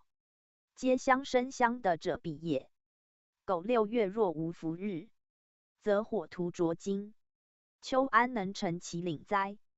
故必有伏，以伏火之焰，而消阳之威。彼土德可以生金，属后可以成秋。此天道之妙用，时令之神机也。而遁卦彖辞，遁以天在山上，刚外柔内，刚自下顺柔，则进者为退，行者为止。阳盛者见为阴，刚盛者见为柔。此遁之为义也。更于后天为少阴，以阳自高，而阴日长，与对成反对之象。阴日以盛，阳不克与争，见为阴，所破，以还于坤静之象。此艮虽在先天为少男，而后天则随坤母以变，正如对以少女而随干父以成者相同。此消长之机，升降之道，各有自治也。天山遁，天不自主，乃顺山之性，以同止于下。正如君子因时之非，不克自进，乃转而退休于也，以遂其以止之德，达其永退之行。正法6月之阳，自潜伏以待秋也。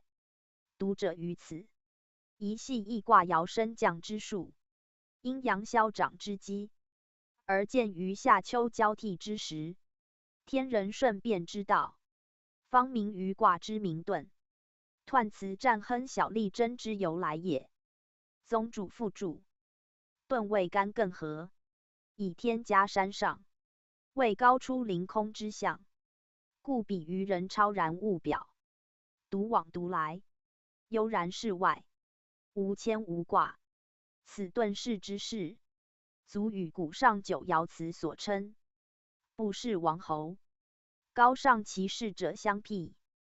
盖构谓前训，一天在上也，而上九阴极则变，阳曰消而变为阴，亦由遁也。遁之下艮，一阳二阴；构之下巽，二阳一阴。巽之阳多于艮，而其为消则同，以皆在阴之上也。阴先窃其根气，夺其本位，虽欲不消，不可得也。故凡下爻为阳者，不问其上阴之多寡，皆谓阴之消；若其下为阴者，不见其上阳之多寡，皆谓阳之消，谓以失其本根也。阳日消者，即于胞；阴日消者，即于绝。而阳之习，始于父；阴之习，始于构。此二者消息之机，而人道阴之。君子用阳，小人用阴。当阳之习，君子道长之时；当阳之消，君子道会之日。此亦以见包覆二卦，而构与遁，亦由阳之消，而见君子之宜退隐也。故遁者自退以就于山林，自下以藏于草野。斯即天下有山之象所因也。天高而以山为基，则欲不自藏，将无的以测其身。此遁之代用，与时偕行者也。又曰遁为4阳2阴卦之首。凡4阳2阴者，皆从遁变出，如临为二阳四阴卦之首。凡二阳四阴者，皆从临变来。以临为12月卦，主阳之长，继复之后。遁则为6月卦，主阴之习，辰构之余。二者恰相对，由复与构，太与否，相反相应。一则阳消阴习，一则阳长阴衰。天地之道，一是消习长衰，而分生杀荣枯之数。此凡习义者，不可不知，故遁之为用。时与临反，因临而知岁之将春，因遁而知时之将冷。升降有度，往复有纪，不外由6爻刚柔变之。临变为太，阳之生也；遁变为否，阴之静也。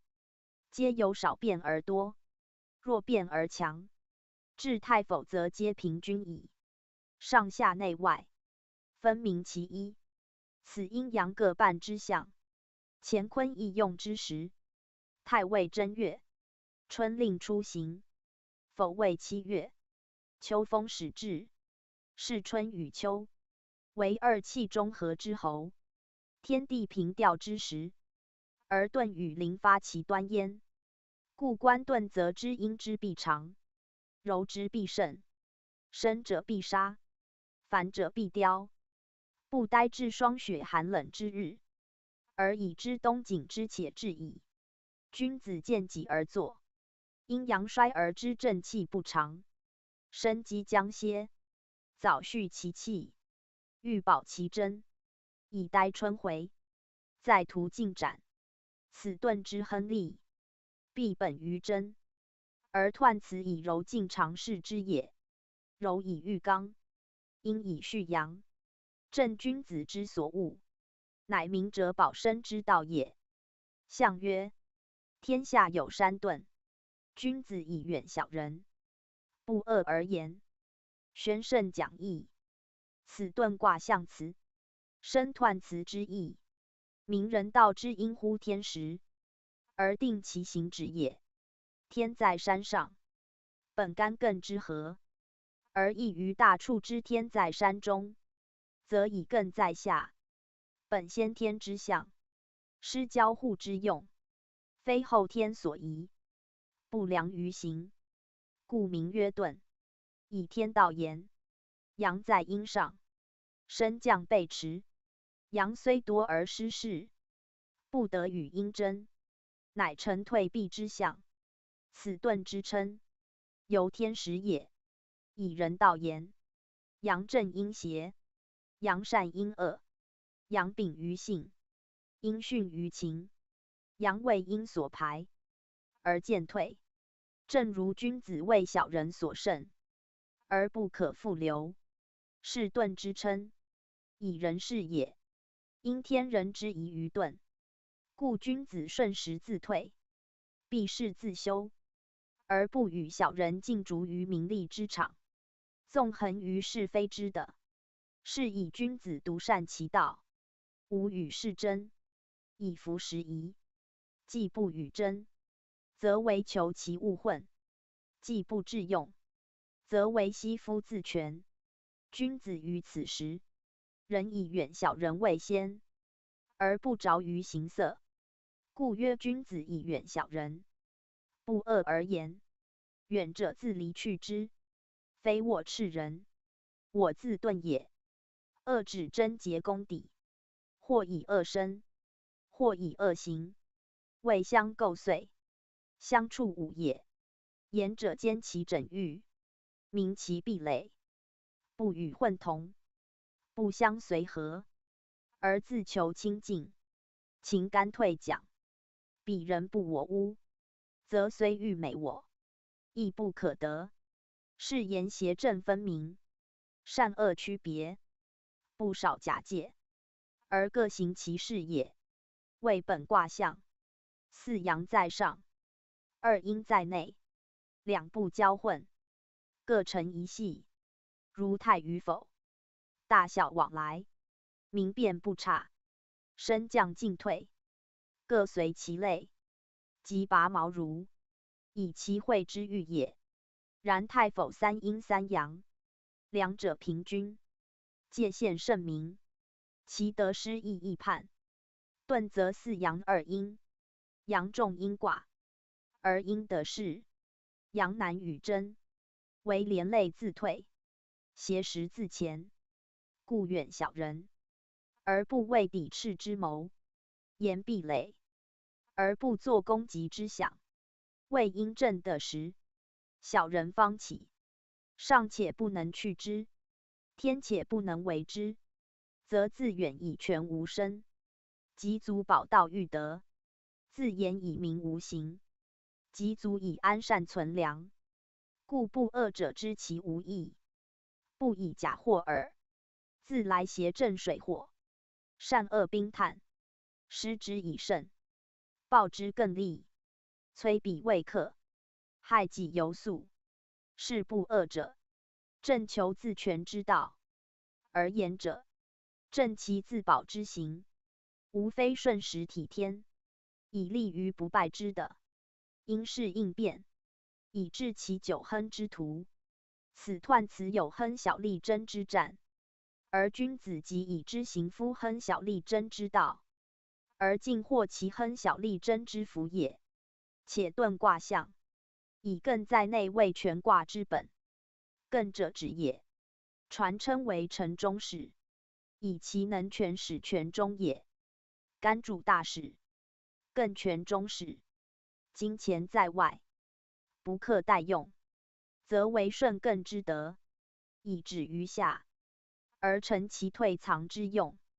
艮在先天为少男，在后天则为阴卦，以八卦方位言。艮先天居坤之右，而在后天乃以坎之左，恰与坤对。且本先天正位也，正位后天之首，主东方木德，艮为土，与坤同属中央。土在先天为生辰之末，在后天反为五行之母，以一切皆生化于土，存托于的也。艮时主其权，故后天八卦艮正相连，东北与东，地域接近，为其成用之相虚也。以艮能代坤，司土正，则干艮之和，由先天之乾坤，而遁之象，乃有类于否。以时令言，遁为6月，否为7月，亦先后兼耳。而其反复卦为大壮，则为干震之和，震在干上为大壮，于时为2月，恰与遁相对相应，亦为夏令交秋之际，亦为春风正盛之时。此二卦本一卦也，亦反复而成二卦，如物之正反面耳。故大壮为盛，遁为衰；大壮为繁荣，遁为消歇。而遁以艮止，主全卦之用；大壮以震动，随干刚之行，上下既疏，行止以别。此遁卦象，时由艮之二阴，主其待用也。阴既为主，阳乃不得不退听其领。此遁之象辞，君子以远小人为治也。远者去之勿远，避之勿速，更无暇以论是非，辩曲直，则所谓不恶而言者，正实事之宜。恰如否之君子道消，而挟其同类以自退也。习义者宜合否卦辞参之。宗主附注：天山遁与山天大处，一正一反，即大处乾在下，阳之极盛；遁则艮在下，阳之以衰。艮虽少男，而在后天为阴之长，阴在初二爻也。故大处为进，遁为退；大处为长，遁为消；大处为君子，及时成其德也。遁则为君子先时保其声名，大处谓小人随世运以同化育，遁则小人成世事而积显荣，二者皆相反，不外因与阳消长盛衰之别而已。且天之与山，一虚一实，一动一定。山在下而天在上，谓先天之谓。若依后天言，则虚者宜实其体，定者宜动其形，则天在山上，谓无谓之实，无可谓之象。反之，山在天上，而后阴阳乃交，刚柔乃服，正如太与否之意。天在地上，而卦反为否；德在天上，而卦思明泰。可见后天之阴阳，与先天之行大异。先天无位，故贵定位；后天有形，故重互交。此遁以干上于艮，谓不可用之时。而君子之机先退，以成其高尚之事，如古上九之所称也。进退行藏之道，恰依夫实而人道因之。遁之为遁，亦以人道名。若非人道，则不得谓之遁。盖阳虽退，阴故进；刚虽老，柔故兴，不得以一面明其卦。周易本人道为主，故出处皆以君子为法。此遁专为君子称也。初六，遁为利，勿用有攸往。宣圣讲义。此遁初六爻辞也。遁初六即艮初爻，位在下，的宜前。如干之前龙勿用。艮虽二阴，而上承前，且艮在先天位少南，以阳为用，而艮得为止，止则勿用。况在遁之下位乎？故爻辞如此。遁为利三字三句，以爻丙卦得而用遁。因在下而象尾，遁而在下，其德必利。如干之若利，言为利虚自利也。全卦多刚，唯初二位柔，柔则弱，由大过动摇，以本末弱也。本弱如尾，由根与末或稍也，故称尾。且以卦阴阳言，阴行本降，自上而下，至出位未极，正如木之烧，物之尾。盖阳以上位颠，阴以出位末。卦虽自下起，用人从其行之次序数也。而此尾字，乃明初六之遁，由极至弱之时，细微之象，不足以大称。遁卦与大壮往来，大壮以干为始，故称大壮；遁则以艮为出，故初六称遁尾。尾与干别，尾垂于后，止于下，皆体初六地位未遇，即下位矣。其用又细为先弱，则不得自用，则必利其德，而借其为。如履之履狐尾，其所处以为耳，因多为而自利，难处而自利，则夫遁尾之意，而后可免于灾利。故曰勿用有攸往，勿用作一句亦可。言初六柔弱为一不可用，正如干初九之辞，而所谓用，指行动言。有攸往者，行动之所者也。勿用有攸往，即不可以行之意。言备爻位之德也。爻位皆因主降，今在极地，更何往乎？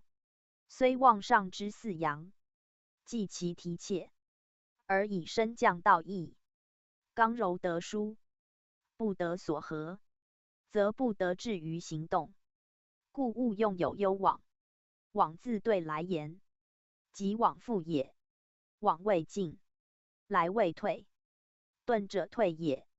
既以遁称，其不宜进可知。况所处者下，所平者尾，所尊者降，所至者退，无一不与行径相悖，则为有顺更止之意，依违例之戒，而法干之勿用，以图少安而已。此初六爻辞之旨，亦权卦见用之初也。象曰：遁尾之利，不往何哉也？宣圣讲义。此身是爻辞之意也，以初六基本更止之用，而自遁，虽有违例之害，而应自立，以戒其行止，不求前进，既无灾可言。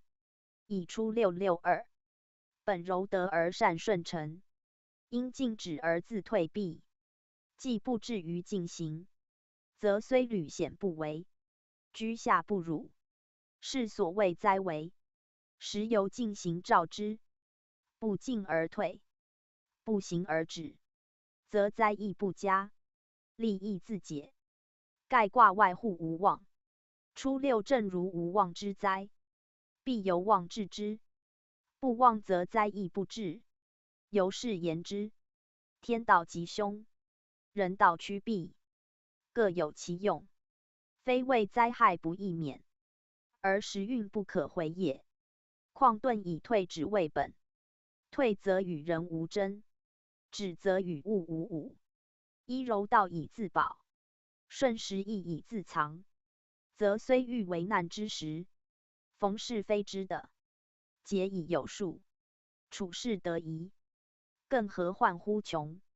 穷则生变，天之道也；变以求通，人之道也。自六二至九四又互巽卦，更有巽顺之用。合上卦未构，别有遇合之奇。此六二以上爻辞见未及也。初二爻本属地道，非官人事，而人处之，以丙的之后载，坤之进顺，无论何卦皆然。而为阴爻者，则更要，以阴爻原为坤体也。至遁初二爻犹招着焉，则以全卦仅此二爻为柔也。地道无成代中，坤得顺承有守，此为各柔爻痛贵之意。而遁卦则越绝其重要，遁之为遁，即由是成用也。君子应遁之柔，便于勇退之方，明于知止之训，则无时不赖坤进更止之用，以成其亨小力争之战，则虽有遁尾利灾之嫌，而以止而不进，守而不行，终得免其害，而获于安贞之极矣。读者宜细思之。六二，直之，用黄牛之，革墨之甚说。宣圣讲义。此遁六二爻辞也。六二居内卦正位，即坤之六二，而遁则以艮在下，坤艮在后天有同用，以五行皆属土，而卦位成相对，是艮六二亦由坤六二爻，不过艮用为止，止则有激流之意，保持之情，故爻辞云直之。师所谓直之为之是也。言君子互相留止，不与放行，而与直持之，以共进退。正如随卦辞，居系之之意。由爻言，则阴阳相牵引，如琥珀石解，磁石吸铁，皆相吸引。而若晚迁，以六二的正位，志在于上九五邪，乃有直系之象。黄牛之格，本坤之用。黄为土色，牛为土畜，而用格者，阴柔在内，玉的阳刚护其外，如女子在位，玉的节饰为其表。格者表也，韧而不刚，柔而有力，用以相为，名六二之用。非能刚也，而气乎刚，非合于阳也，而木乎阳。此志之所存，意之所发也。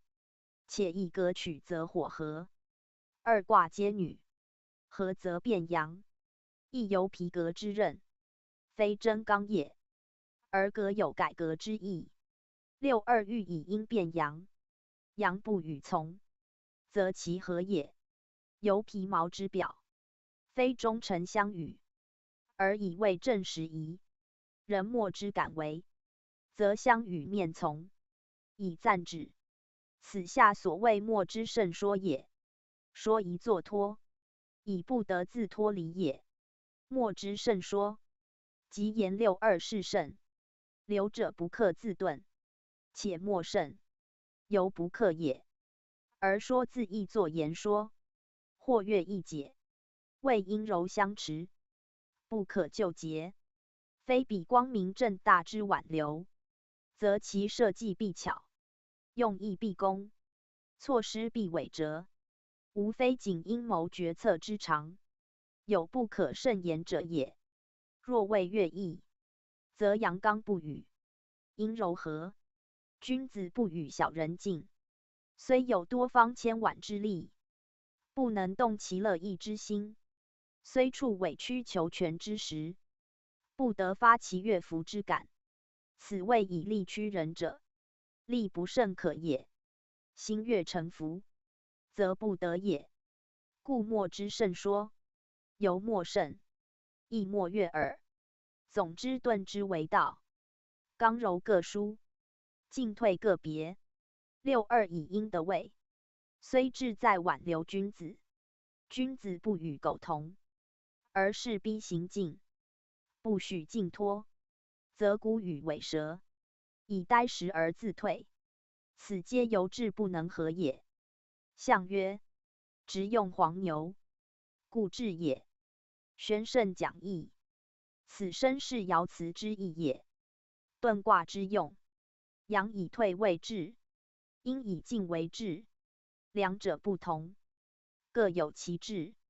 六二阴的正位，志欲用阳以同进，故有直用黄牛之革之欲，明其志之间，而留之切也。而在被留之阳，则时不我与，德不我宜。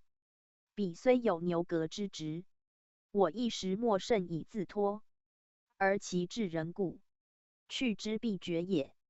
是六二之象，时由二者志之不同，而得其辞。故是曰故志也。言故其所志，而义则志进，义则志且退，且故有坚固之意。言留者志坚，去者志义故焉。因牛革之直，虽据理而乖乎情，则六二之流，时平事而迫于利，是利可用，而志不可夺。是故志者，正以明君子之志必固，而见屡进屡退之非，以遁本阳自遁未用。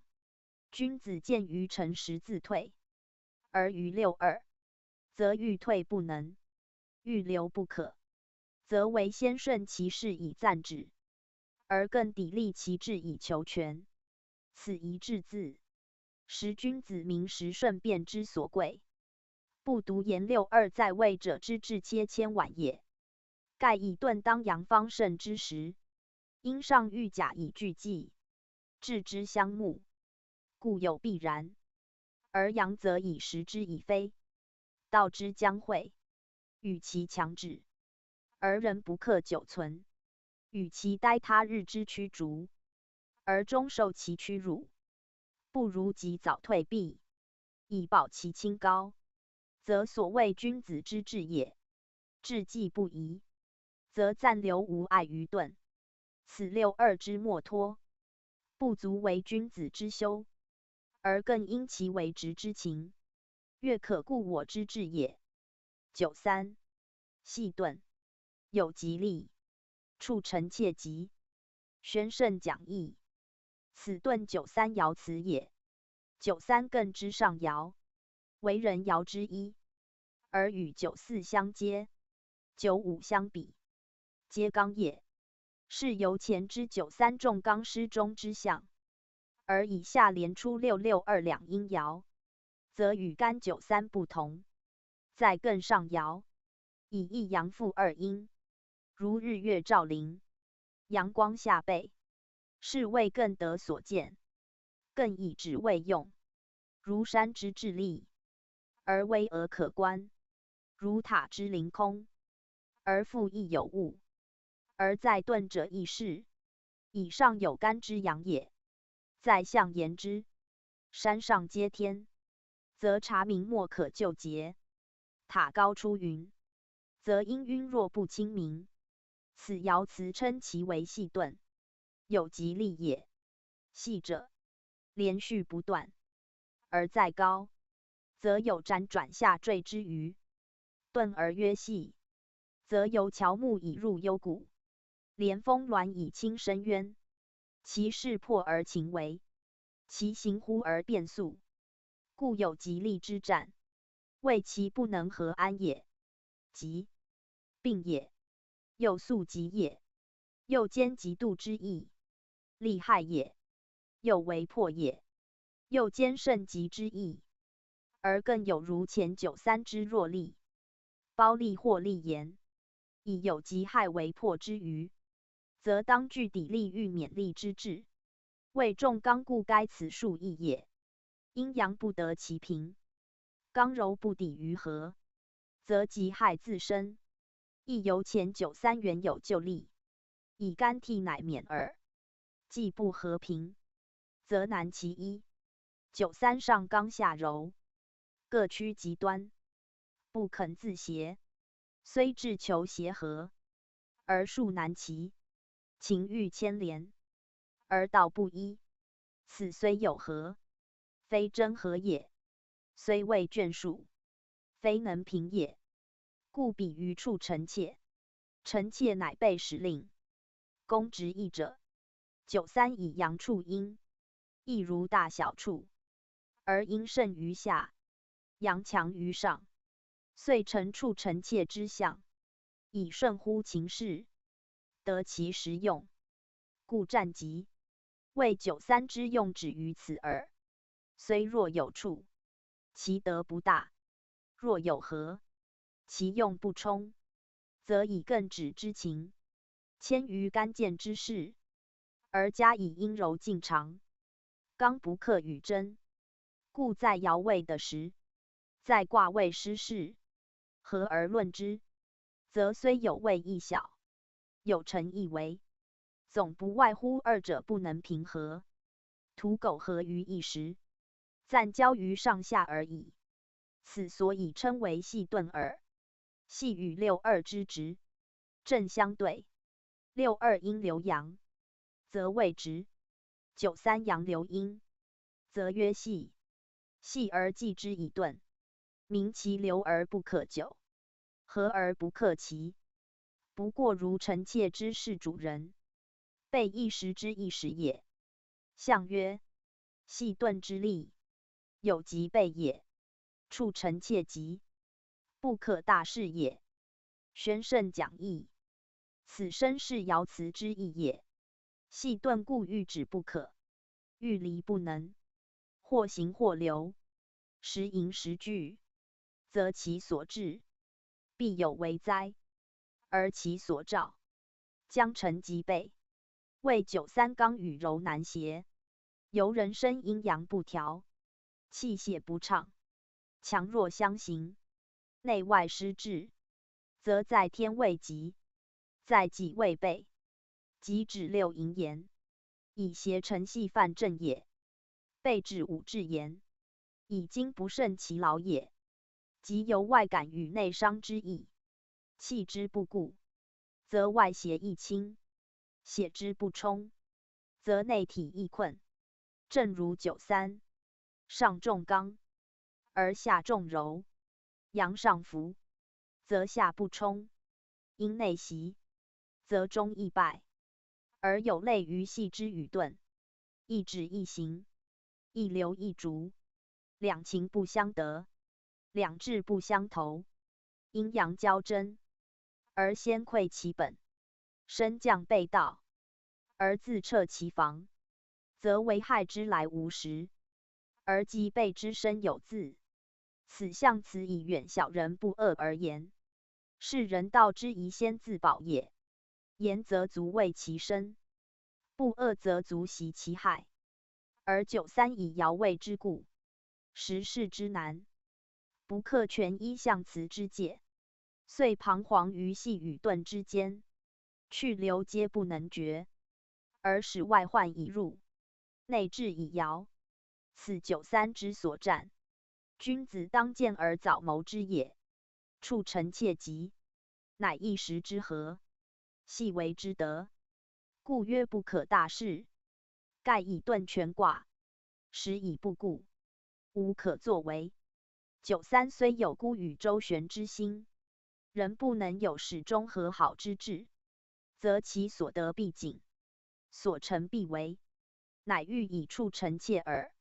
然处臣妾，亦本爻象，阴阳相慕，而情不齐，刚柔交虚，而志不一，更以一阳复二阴，本如主之辅其随从，强之避其卑弱，而更以干承其上，阳刚过多，两者不平，则由得臣妾之侍奉而已，以其时的所合，故战未及，而不可推于大事也，则犹在一遁之时，虽以众人之千万，仍不可作久留之计。此系遁二字连续各着其用也。94好遁，君子吉，小人否。宣圣讲义。此遁卦94爻辞也。94在外卦，与93同属中爻，人道所忌。遁本以遁为治，在下卦者，又因二阴的事，欲遁不易，须与周旋，神离貌合，是遁而不克遁，图成不及不离之象，求遁而不能遁，乃见半推半就之情，虽未遁而非好遁也。唯94则不然，既在外卦，丙干之刚，无类于物，阴阳之上，无系于阴，故曰好遁。由曰最好遁之时，好，善也，克也，志所欲而得长也，心所求而自信其意也。好虽有上去二阴，一元相似，盖美好也，则行止自如；善欲也，则进退任意。言当94之遁，为恰好之时，一心好之也。因所好而进行之，则其恰好可知；因所好而果得之，则其得志可见。此好遁者，在己为爱欲，在事为美善，二者兼该，故曰好遁。内无所令，外无所牵，安舒以行，乐意以去，皆君子之志也。故战曰君子吉也。小人否者，谓君子本志于遁，得其好遁之时，是由求人的人之意；若小人则反是，以至于尽，而不惶顾其后；惜于用，而不知责其宜，宜为甘露，何以用遁之道哉？此君子克服好遁之称，而小人否也。小人因阴之见长，方信其志得意满，宁思及时而遁乎？方弃于诚实故位，宁知急流勇退乎？此小人不克服好遁之极，不独实未使之，人之情志，亦自疏也。亦以君子为则，遁之为遁，实由君子所行得名。君子人道之大则，3、4爻人道中始，而94犹为人事根基。此好遁，为君子战其极也。象曰：君子好遁，小人否也。宣圣讲义。此身是爻辞之意也。君子以遁为志，故服好遁之极也。小人不至于遁，故不得战其极。此否字，亦则明小人之不克遁，虽当好遁之时，而无好遁之志，亦则以君子应好遁战疾，小人则不然。否有是否？与否太二义。否与太反。天在地上谓否，言其塞也，不亨也。小人否，正由其不能服亨利之德。遁彖此所谓亨小利贞者，皆指君子言，小人则不克也。故94明指出小人否，以见小人不得有亨利之战。不独941爻也。全卦皆然，然全卦以柔进长，为小人得志之象，则小人亦有亨利。不过其亨利者，在物不在道，在人不在德，在一时不在久远，而皆与君子反。君子虽令于物，而丰于道；虽屈于事，而身于德；虽至于一时，而能通达于久远。此彖辞有亨小利贞之战，而94有好遁之吉也。一辞爻与彖，或同或异，而其利害，恒是爻位之宜。全卦主爻外皆未克，以爻中有互卦，有变相。如94以互卦否，谓巽之上，干之中，合则未构。构者遇也，刚遇柔也。刚柔相遇不相得，其下谓阴，阳失其本，不得不退。此所以称为好遁也。以变相言，94为外卦之始，变则反而居下，而其下复位上，则成大处与大壮之象。大处有处以成其道，大壮有位以治其功。此皆94因变而可记者也。故有好遁之吉，吉吉指其能处且壮也。处以御之，壮以大之，皆必先培其中，充实其内。94好遁，正为求其培而充之也。如冬月之阳，待春而后发；季夏之阴，待秋而后成，皆利用其遁于先也。遁以为退，止以为行。此94之好遁，乃君子之所至，而终服其极战也。95嘉遁，贞吉，宣圣讲义。此遁95爻辞也。95居外卦之中，系干卦95正位，位尊时宜，有如君王君临天下之象，而其下卦位艮，62位内正位，阴内阳外，有类与否？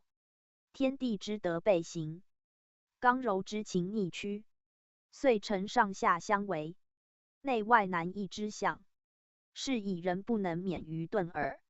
然其位正时宜，虽不克大行，而有所守，故称嘉遁。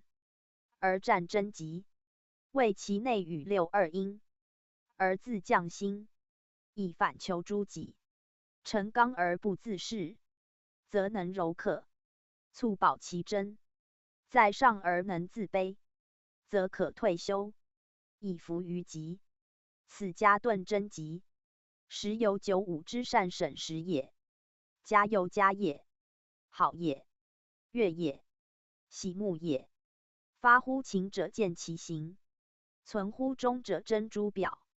95的62以为助，阴柔以御刚，吉阴以涵阳，两情相通，而不忍服其下，居中未守，而中邪忌于行。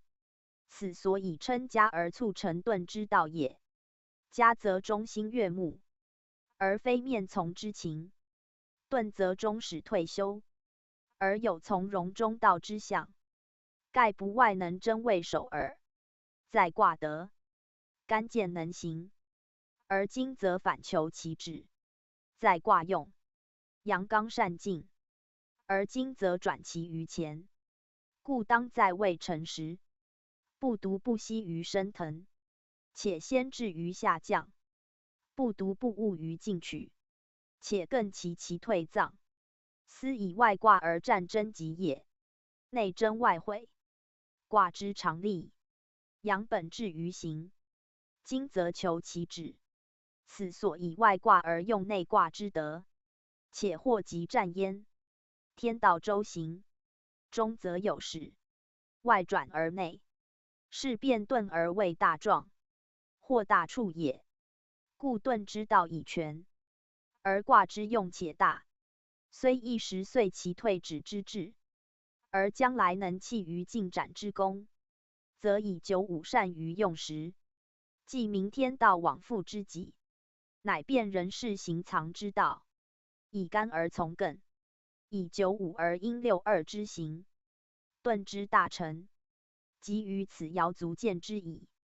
象曰：家遁贞吉，以正治也。宣圣讲义，此身是爻辞之意也。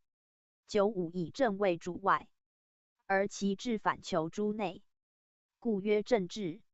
言家遁贞吉，以95至于的下之和，而后服其战，则由卦爻阳生阴降，62本阴，而95则阳升降背驰，内外人乖。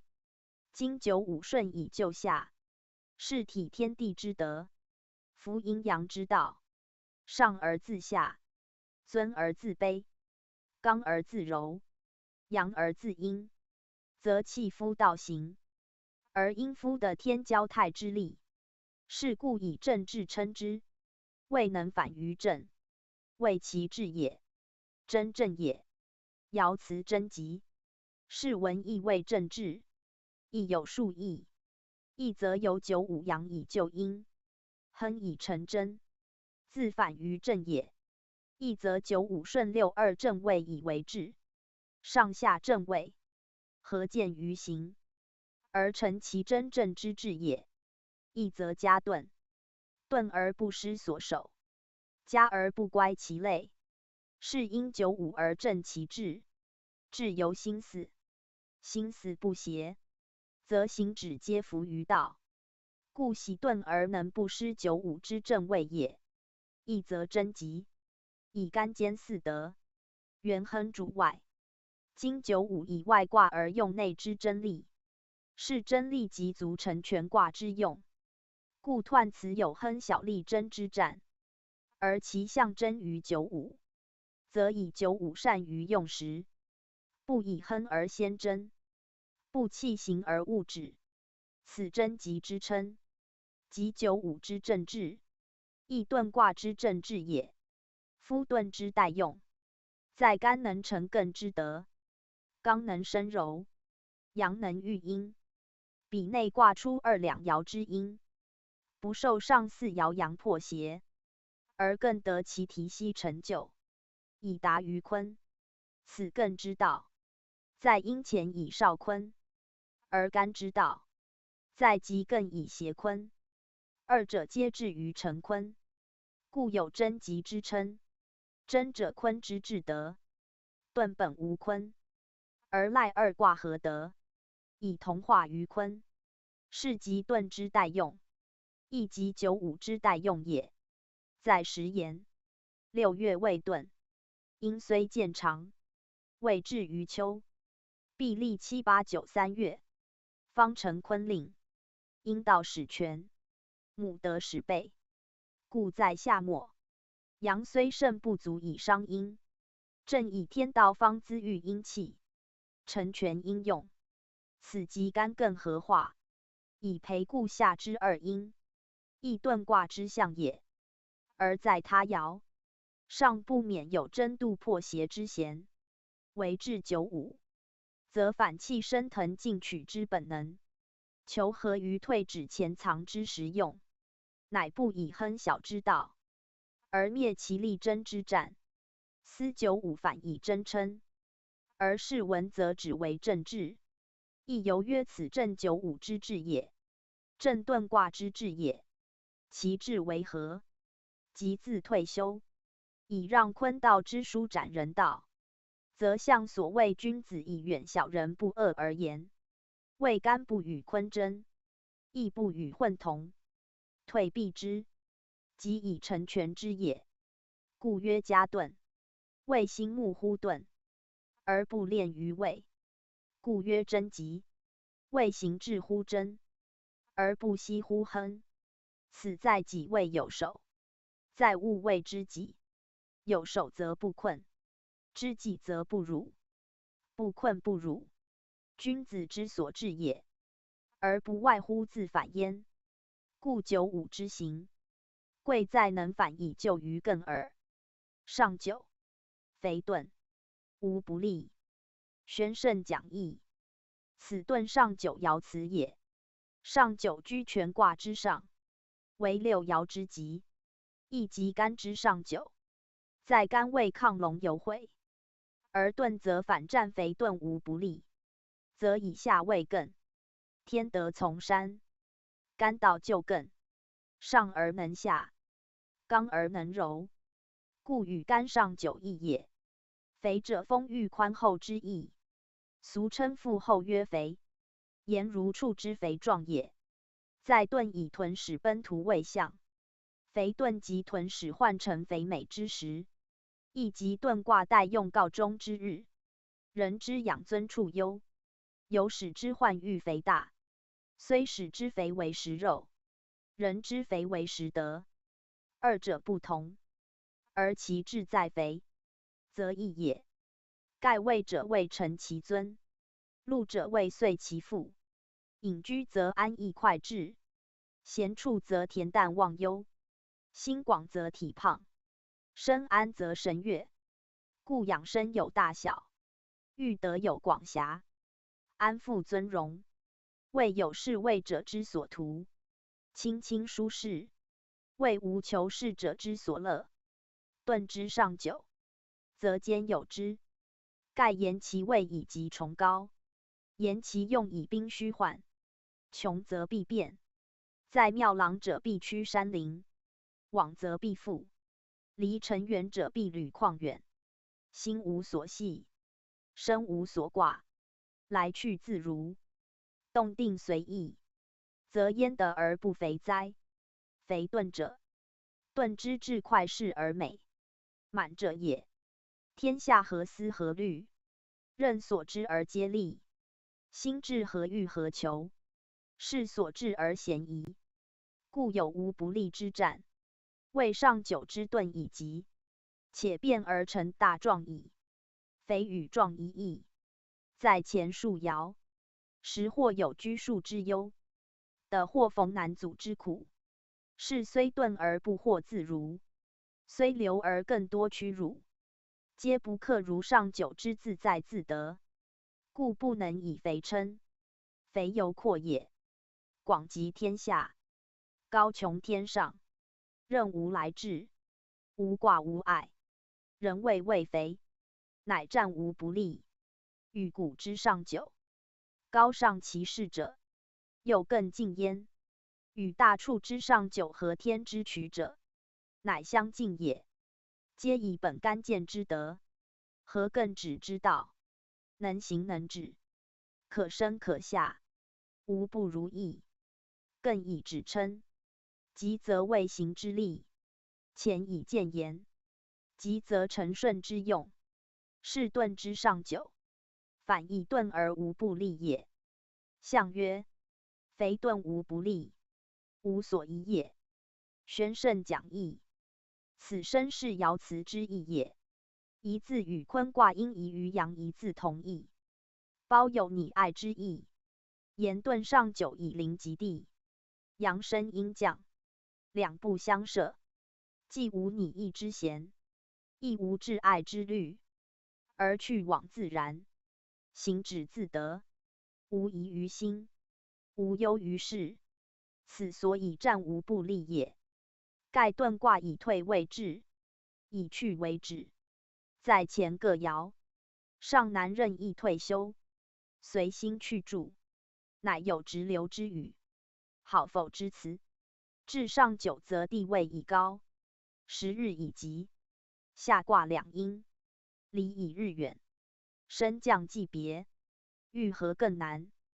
故上九从容来去，毫无障碍，以遂成遁世之志，不复有忧疑生于心生也。人之悠然无居，怡然无患，则何求不得？何欲不遂？此上九之称肥，谓其行止绰绰然有余欲也。心生安贴，外见于行，则肥之言体胖，正如豚使之无思无味，更何宜哉？上九肥字，与九四之极背恰相对。九四居中与两阴静，纤细繁苦，如人之忧劳未惧，形疲而神病。此爻辞称其有疾也。上九则与之反，故爻辞称为肥。肥则无病，且中心坦然，无所牵挂，自能行见其利，只见其安，安利宽舒，此所以谓肥遁，而与大壮且相应也。初六遁尾，言其细也，志也，狭也，不足也。上九肥遁，则言其大也，壮也，阔也，丰腴也，皆因爻象而定其辞，非偶尔用之也。读者苟玩味之，则可知遁卦之用。宜于自外，利于自远，不贪其位，不好其禄，则不与小人混，而后客称肥遁之名，以免于违利及备之害也。宗主附注：遁虽干艮合，而中户巽震二卦，以2至4位巽，二反上位震，故包有构及无望二卦之意。且震巽合则谓易与恒，而构与无望之反，则谓小处大壮。是遁卦与此数卦皆有关联也。在周易卦序，遁前为恒，遁后为大壮，则以恒大壮与遁更为紧密也。以反复卦为大壮，是未来也；前生卦为恒，是过去也。遁则现在之象，凡卦皆有此三事，不独遁也。遁则有者，以其卦爻原互见耳。故遁之体本于恒，恒则宜自守；遁之用推为大壮，大壮则宜自强。虽行止不同，而有谓异也。为止则反其本，其余悠久不二；未行则达其德，至于行见无疆。斯皆干故有之德也。干兼四德，元亨主于外达，真利主于内持。如1岁之时，春夏则生长之功，秋冬则收藏之用。功用虽异，未干者不疏；生杀虽分，未天者不二；寒暑虽别，未时者不差。此遁之象辞，包有亨利贞之战，谓其能得干之一体，推干之四德也。战亦得遁，要当系亦此意，勿图以退隐为遁之志也。且观全卦爻辞，行止皆具，体用兼海，亦足见夫遁之待用也余。又曰遁以肥遁为志，故人道以前退自保为先。而在大过卦象辞，则有君子以独立不惧，遁是无闷之语，与遁卦之用相似，则大过阳被阴包，不克自身。正如遁之刚被揉破，不能自留一意。大过以本末为阴，四阳居守于内，遁则以出二皆柔，四刚健并于外。虽其上不同，其出皆柔。出者卦之根本，根本失故，莫与未守，则唯有见己自退，离事独立，不与时争，不与众武。此即二卦人道之旨，皆以独立遁世为先也。而遁有以出二同纪，本根与内政为君为因所据。正如一国之政权，操诸女人患者之手，击臣朋党之事，互为倾轧之谋，则君子虽欲强留，亦不可得。是在盾之象，较大过谓尤甚也。故卦名为盾。彼大过象辞以盾饰称者，其缓急广狭，自不同矣。读者应互参之。又曰巽卦在袭名走彖卦，以自行近似，亦含碌碌之意，为人事分云劳碌，即待休止，故卦取艮止之用。而走彖自上亦由月之变形，下人始字，盖本于使徒之象，有奔走至极，不遑他顾之情。周易作盾，亦不外此意，以豚为小猪，行走迅速，往来奔突，其性然也。正如将乱之势，多事之秋，内外交争，上下相害，则奔逃急急，情势迫切，有如豚使奔突，故自行取象也。故盾者退而不进，艮者止而不行，而又反取豚使奔突之意，则似与卦用不符。不知卦虽以艮止为用，而上卦干见之快于行，盾虽遁退为本，而外有大壮之互与呼应，是其止而有行，退而有进。正如人之必乱，不得独求其安闲，时之将为，犹必先善其趋避，则其止也。人不离于行，其退也。人有须于进，不过行者不备其止，进者终成其退。亦如由朝而视野，由都城而知山林，虽觉见远于凡嚣，终人难免夫跋涉。此所以有使徒屯奔之象，而爻辞更有直居为系之情，以见君子虽欲止而未能及止，虽求退而弗克俱退。此事势所迫，非屡进屡退之为，而终始周回，则不免且行且止之象，是义之盾，有益与否与包者也。干刚在上，而能复顺乎艮，四阳连居，而克斜于两阴，此六爻三吉，故被具进退行藏之用者矣。为君子至退，则以盾称耳。Top 善书图书馆，首页善书目录，善书影片，善歌，道之宗旨。联络我们，查询善书简体。易经正式下经第二册大壮晋明夷。大壮干下震上，宣圣讲义。大壮卦上震下乾，干为父，震为子。因为干内震外，言震代干主外也。震二阴在上，阳在阴下，阴降阳生，阳的时位，故卦得未动。卦象为雷，雷动之时，天下同春，万物同生。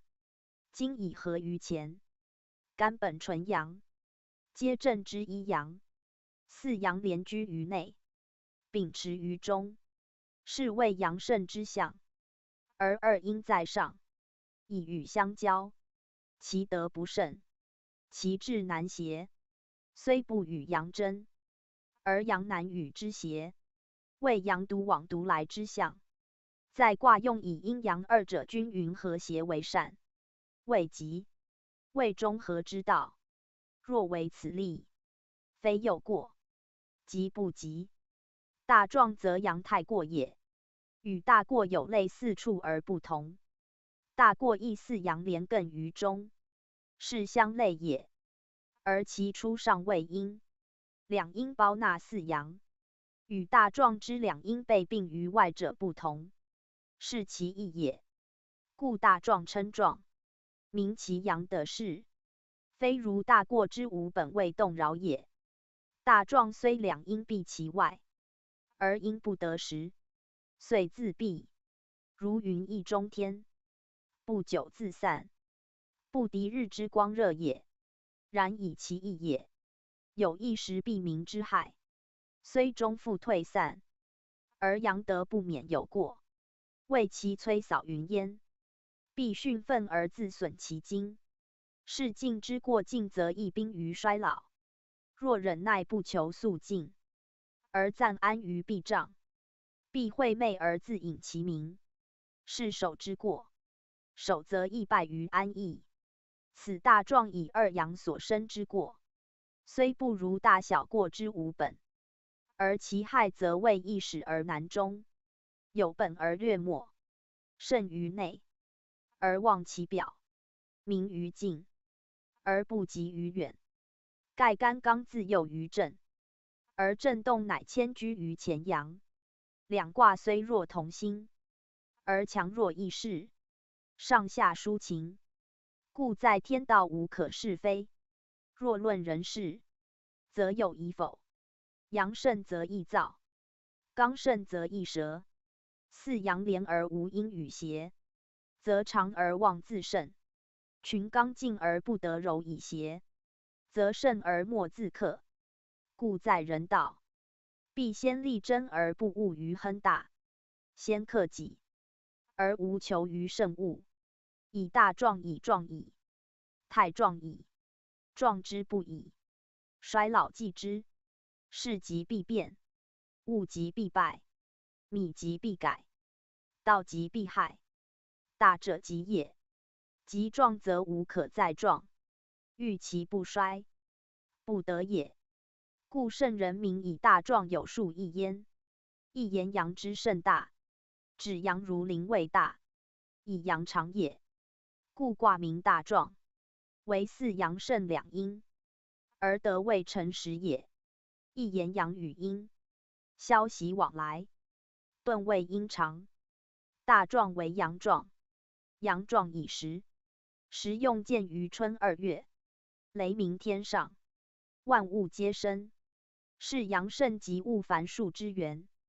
故卦名大壮，以震动的时，遂干大生之德也。一言刚盛柔弱，进行以时，阳生阴降，发育有道，正以生阳邪前见，训动阴阳刚，刚则易折，阳则易歇，飞腾发跃，其害过于利，进不如止。故卦名大壮，欲人知其壮之极必衰，而欲养其气，无过发泄也。一言物有盛衰，人有壮老。阳生阴贼，天赋的载，春秋地善，生杀交至。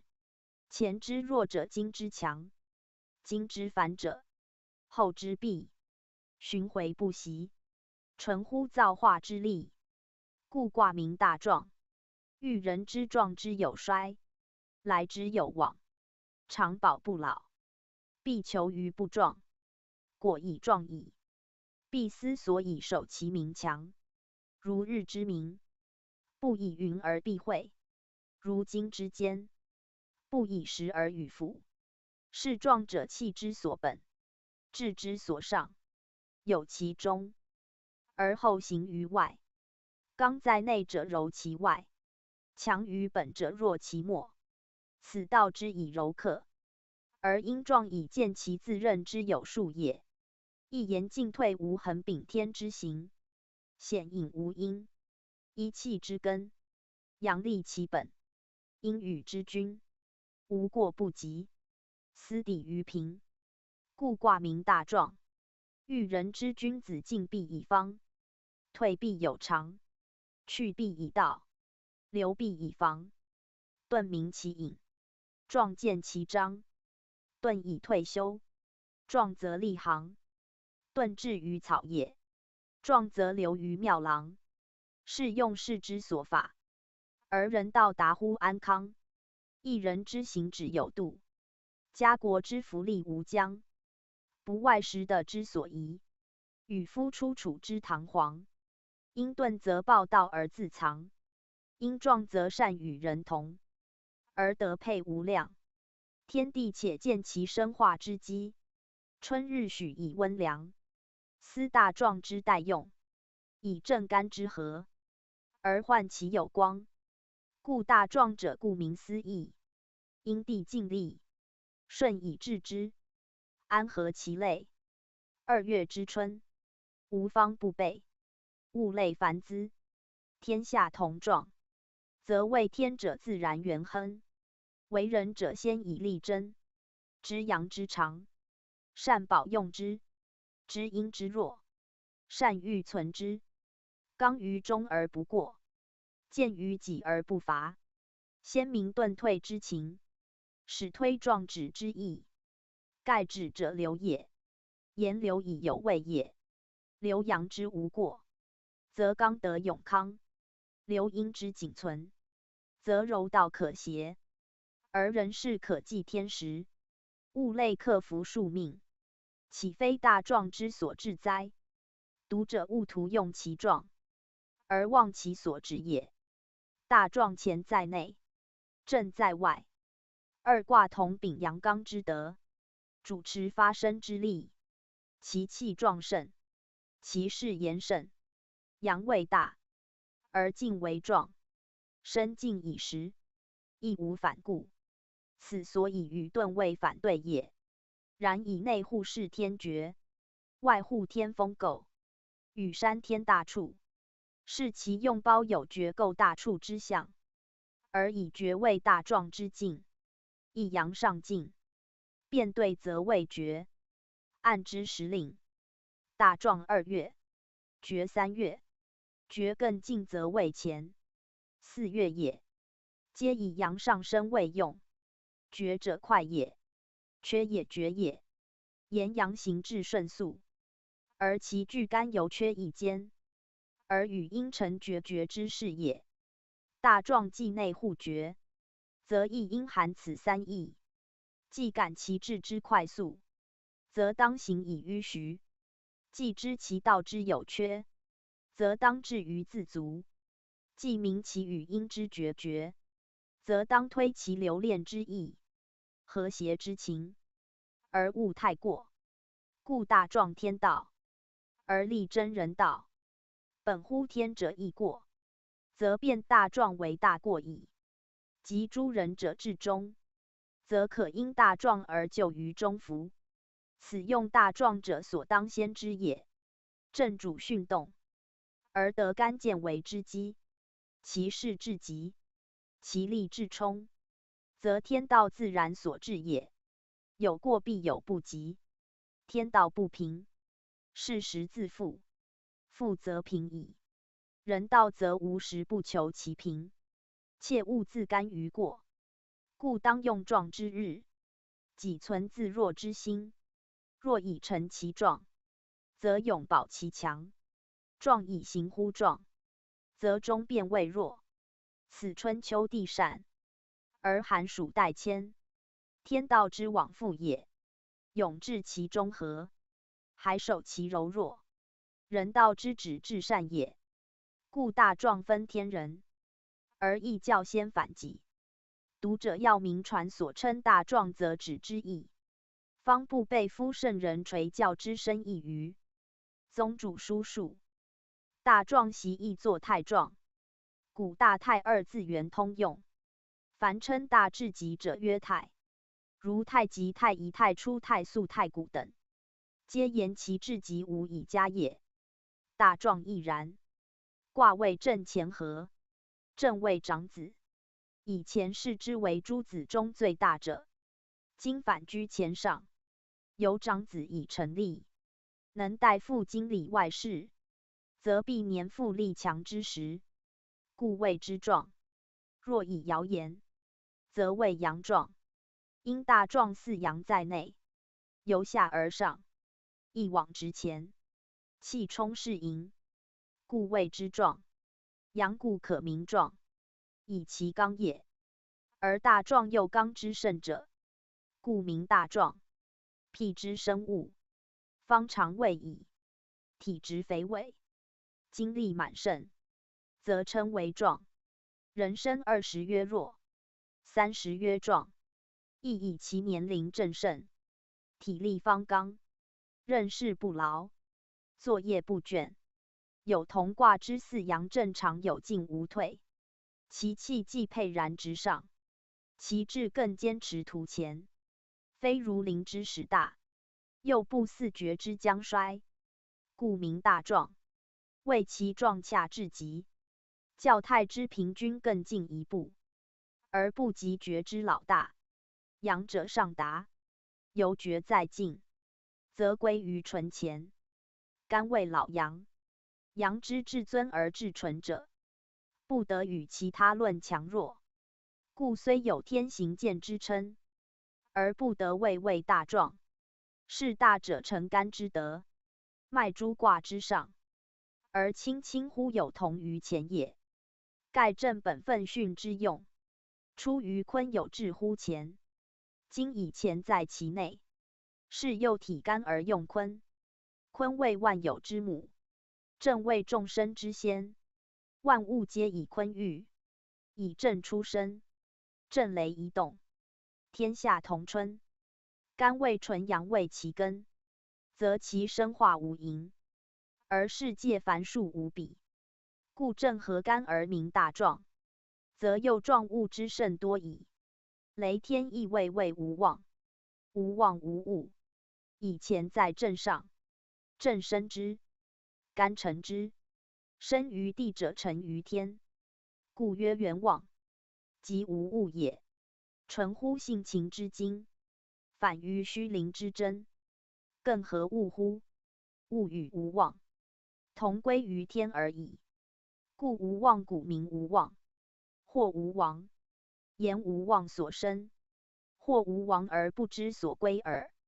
若大壮则与无妄反，存于天者生于地，处于精者失于物，由真静而化生世界，由无有而造成繁荣，斯谓之大壮。大壮卦4阳在下，与遁卦相对且反，以遁4阳在上也，而与无妄大处位类4卦，皆4阳2阴，阴阳分明不杂，不似其他4阳2阴卦也。唯大过卦4阳连互于中，颇与相近，而2阴分裂出中，则有不同。然以卦位原象，中而复始，则大过亦可作大壮与遁卦之变体。大壮2阴在上，遁2阴在下，中互更巽正对4卦，皆与前合。遁则互前巽，大壮则互对前，以2至5相互成卦，各不同也。而一则未构，有阴阳相遇之象；一则未决，有阳与阴决之意。故在遁本不求合，而其变则反有欲；在大壮本变于亨达，多所包备，而其变则反成决，而不克相容。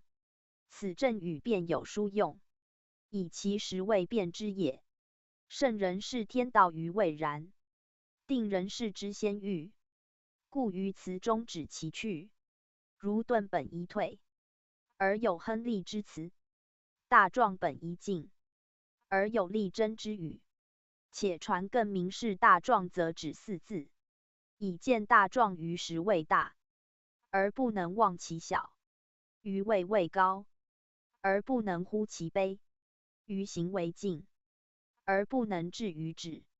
正皆顺天道之易变，而定人事因应之方也。盖遁于前者，必亨于后；进于此者，必止于彼。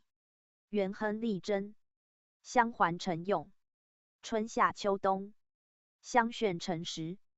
遁由秋冬，而有亨利之战；大壮由春夏，而重利贞之德。此由2卦彖辞，可以见天道弥长，人事必遇之旨也。大壮之对卦为风的官，上下亦谓为地风生，以阳与阴爻对，先天8卦方位，乾坤正巽皆相对，故大壮有与官生2卦相应者，阳之用以阴，刚之用以柔。大壮阳刚特盛，故以取生官二卦之用为辅义。在时令大壮2月卦，官则8月卦，一春一秋，互相照应，如日与月昼夜待明。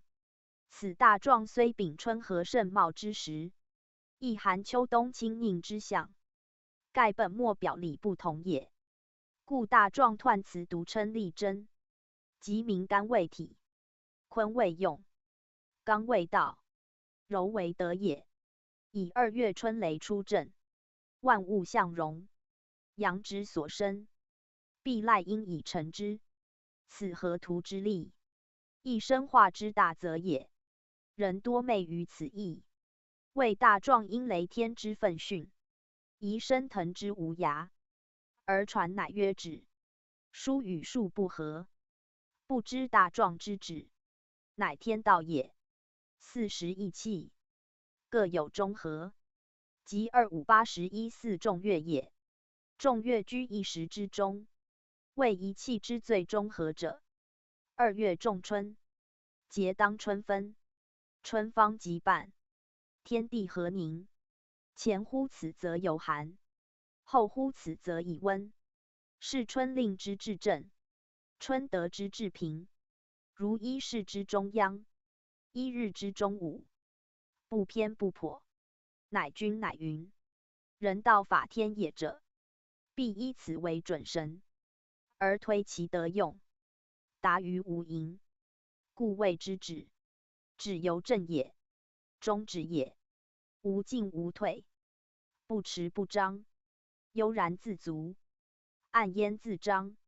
此中庸之道，独往复而勿彷徨，斯称之为止。为天道立而人道见，万物存容，而闻直至美善也。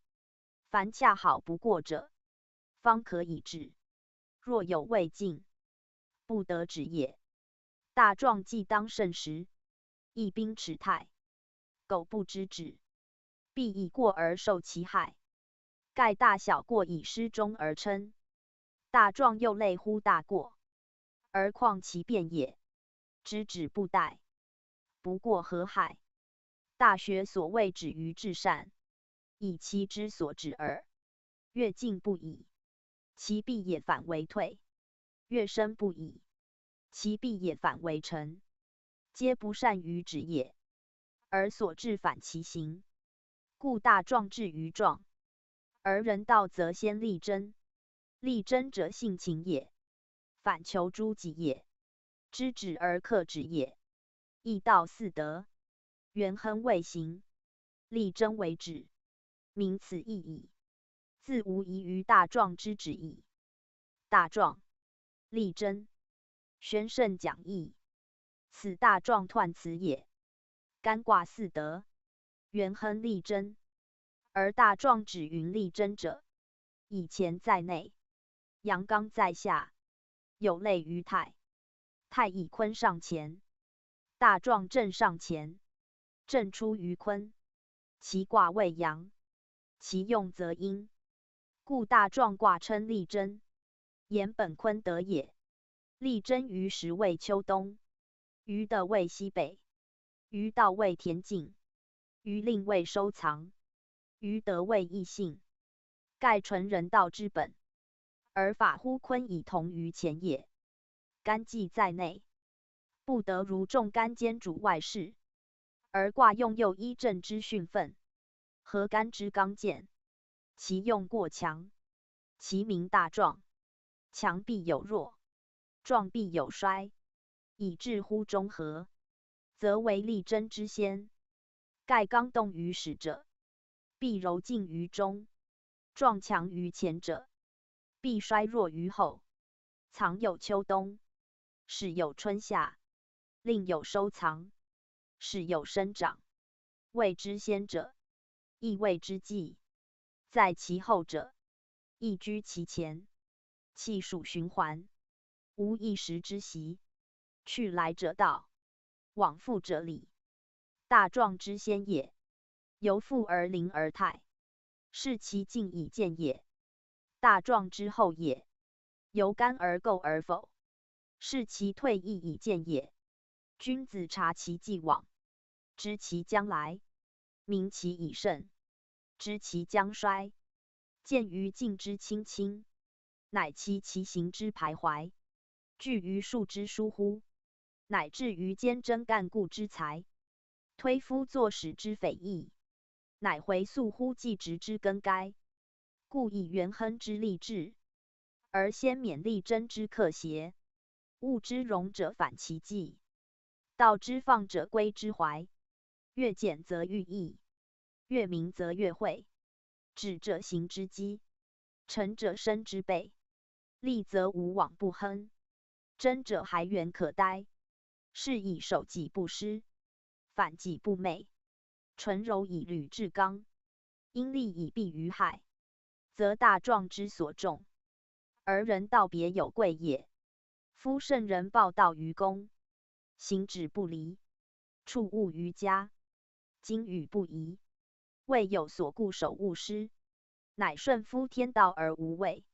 阳虽盛于春夏，而有秋冬之际；物虽见其强壮，而有衰老之志。唯反攻而立成，乃至善而无志。此大壮彖辞，唯称立真二字。读者懒于卦爻，当知立辞为意矣。大壮壮字，有壮硕伟大之意，且兼有庄严广目之象。盖以阳德主身，善育，既多生殖，复能广育，万物皆备，万类同荣，如日中天，无物不备其真许。而欣欣向荣也。生机既盛，以表自雄，如人少之时，风度翩翩，威仪至好。此即阳德所见于物也。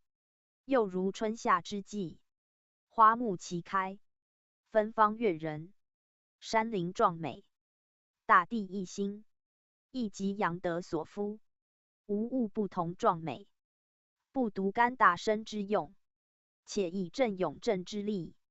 故天地人物，皆以壮为难能可贵，而义则取正干之和，称为大壮。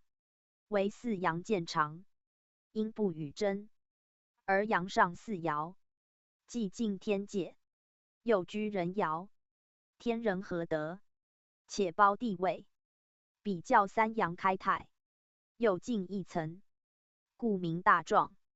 而继太卦之后，太称后以才成万物，即偏偏不复以其邻。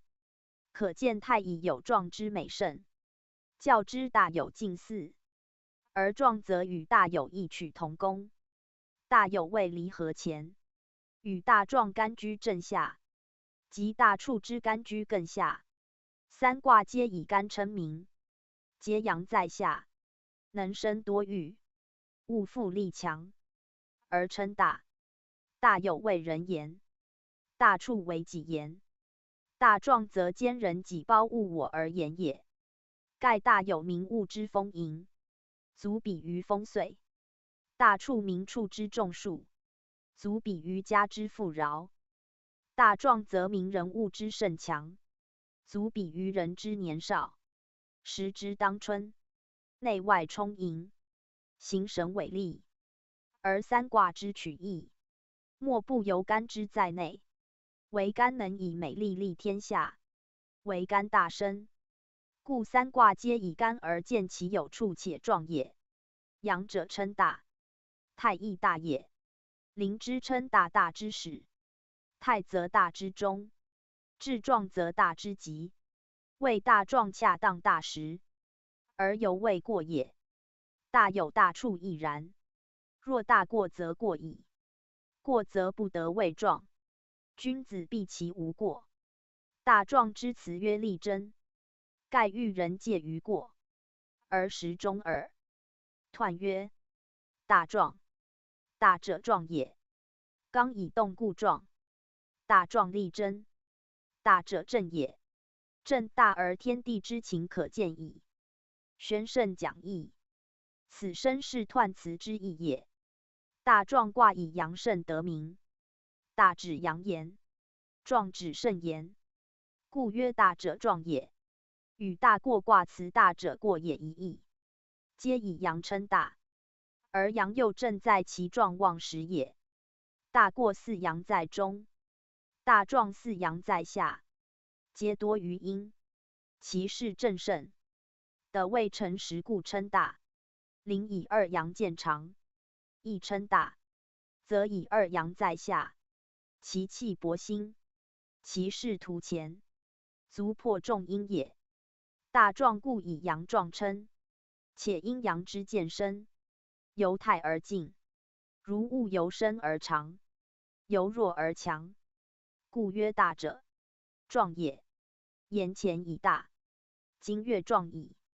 大由外形，壮则内实，既有伟岸之泥，又具强盛之精，其内充盈，其外宏阔，内外皆盛，其名大壮，则以下干上正，干为刚，正为动，内刚外动，其势莫犯，其进莫御，其前无与敌，其志无与抗，故曰刚以动，故壮。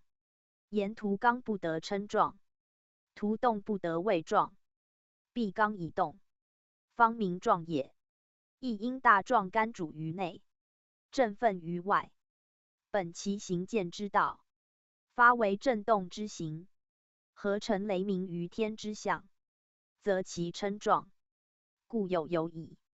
大壮既以刚动，雷震天惊，无物不兴，声扬发乐，无物不亨，则以元亨称，而彖辞曰大壮，力争，何也？是圣人历戒明教之为止。见胜者不可过，而强者不能久。天道上消息盈虚，天数中则有事，故以大壮之壮，而特重力争也。谓元亨者天道，大壮所固有；力争者人道，大壮所宜先。调盈济虚，头多易寡，此本太指平之道，而求永至中和，故生之曰大者正也。正指真言，以大壮力争四字，合全之则谓大正二字。盖大壮以大，而力争克正，正且大矣，则生生不绝，物物恒春，则天道有常，志得永平，则干健受于坤顺，雷动邪夫训行，则无过不及，而履乎正大光明，则天地之情可见，人物之数可知，循环以反求诸己，顺变以达乎无畏，则大壮为明天道，而力争识人事之师，因其壮，而念其未衰；见其壮，而思其将衰。阴阳互为消长，大道乃若轮回，其进也及其所至，其弱也及强之阶，其刚动也，及柔以静，其大正也，及至行达于毫为。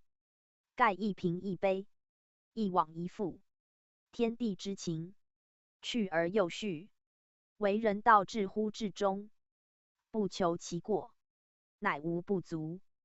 故以力争谓辞，彼学者无今无乎耳。是彖辞末语有深意，后人多未能明解。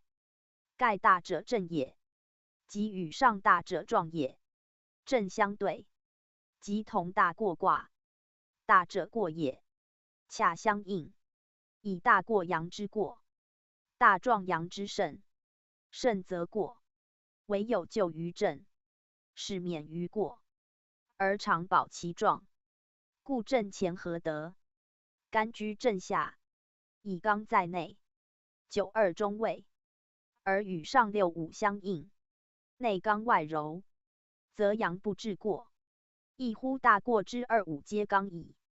大壮既以九二主内，六五主外，则与的天交泰之相同，又与道体刚用柔之力合，是即就正之意。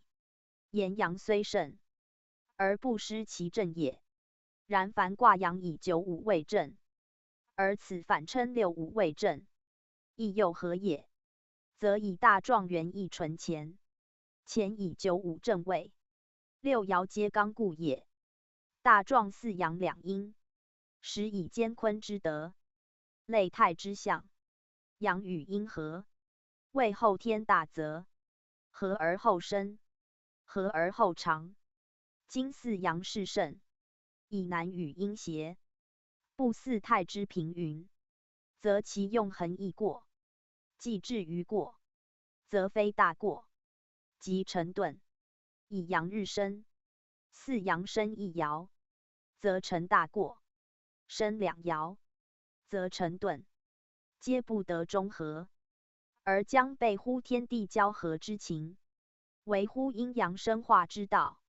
是以圣人未防其过，且见于遁，乃阴2阴在外，柔主外正，足见天地之情，上至于邪，阴阳生化之道，不乖于中和，故以力争二德，明大壮之待用，再能以大就正也。由四得言，即以亨反真之意，亦如春风抚和，生机渐畅，指众太天气，雷动而物着，日暖而花开，却不忘冬令培育之功，坤得许养之德，虽温而非热，虽深而非长，其气虽盛于内，而其外未达繁荣之极，其势虽发于下，而其成未臻丰满之时，此不以亨称，而先至于真也。真足坚立，地道所光，春月之阳，自地雷复始，由临而泰而大壮，人系地下一线之阳，逐渐升腾发跃，则得众力争，乃不忘本之意。不独人道当如是，即以天地之情论，亦不以既长者望所生，既壮者望其志，则4阳虽盛，不临6、5正位，而2阴虽衰，仍抱含如初中，盖阴爻主降，是其志也。志见乎情，情见乎机，此以大而就正，以阳盛而从6、5之正位，实足见天地之情，为生化之本。在太卦3阳既平，性情均至，故谓交泰，名其和自然。若大壮则以判多寡，分强弱，而其求和之志，相慕之情，则有可见。是即阴6、5正位足见之也。大过9、5，不能见；大壮进而至绝，亦不能见。皆以其图自胜，而忘生化之本，交合之情耳。在一阳来复，辞称见天地之心，则以阴多于阳，如母育子，不可以情称。唯大壮本太以和之后，虽成父子之象，无父夫妇之拟，而其和谐之情，犹未消失。是即所谓正大之效。干大而坤正，9、2待于内，6、5正于外。正大既邪，两情克邪，此大壮彖辞以力争称也。读者以体会之。宗主附注。大壮卦爻既与各卦辞相关，而最要者夫子所讲彖辞大者壮也，大者正也。二句之意，实权益各卦。以大称者，如大有大处大过，皆以阳盛得名，而临虽无大名，其用亦以大称，则亦以阳长也。至于太卦之称名，故不异于大。故大、太、三字源一义，而字形不同，则地方或时事殊也。太极太也，太极大也。阳字的出，其出未复，其进未临。复不得称大，临则可谓大。进至于泰，则以大矣。谓阳由正之一爻，渐进渐长，以至于前。三阳具备，是其盛以至矣。故不独称大，且称泰焉。古闻称大之极，则曰泰。如太初、太古、太上、太洪、太素、太一，皆极大也，亦皆可作泰。泰字太变，后人恐太大字形易混，乃别作泰。时即泰字，而以卦言。阳极于前，凡有乾卦，或中户干象者，皆可得大之称。如大壮大有，乾在离下也；山天大处，乾在艮下也。而大过虽非干之和，却中户重乾，则以四阳在中，由2至4、3至5，皆谓乾也。大壮之象，亦以乾在正下，阳由太艮进一爻，遂成大壮，故曰大者壮也。言干自称大，正之一阳又连于乾，是大且壮也。与大过以重干包于2阴之内，成大者过也之象，正相应正。大过阳故大，而失于不得本末之故，遂谓大过。与小过相类耳。然大壮前称大者壮也，而后又出大者正也，则以阳盛而不过。下有其本，上谐于阴，9265，交得其正，故有大正之称。有体言曰大壮，有用言曰代正，二者非不同，乃体用之别耳。正如大有谓阳能有阴，大处谓阳能处阴，皆得相符相协之用。是大壮为阳能正阴，以成其壮。阳正而阴从之，上下羲合，内外同壮，此所以名大壮，而用谓大正也。象曰：雷在天上大壮，君子以非礼服履。宣圣讲义。此大壮全卦象辞也。大壮正上乾下，谓雷在天上之象。雷天皆阳，亦皆气也。而天则本来居上，雷则自地上升，是雷在天上。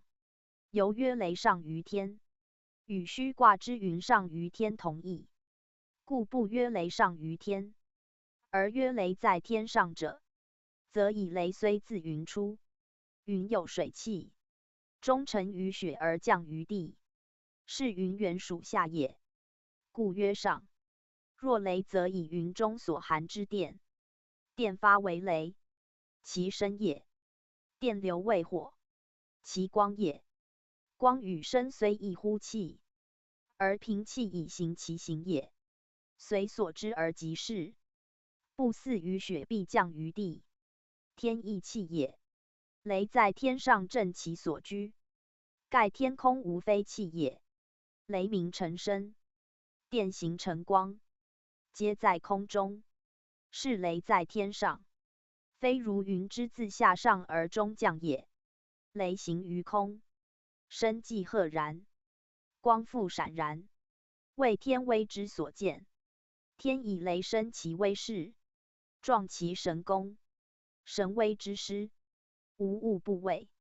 是则雷在天上，乃见天之庄严，神之雄伟。庄严雄伟，故名大壮。谓雷天何德？乃天神之壮，亦即阳气之壮也。阳气为天神之体，亦天神之德，施于天下，天下皆得其威力以同壮，是天神之壮，即万物之壮。因万物莫不赖此威力以生化也。春雷一动，万物同荣，其动也必在天上。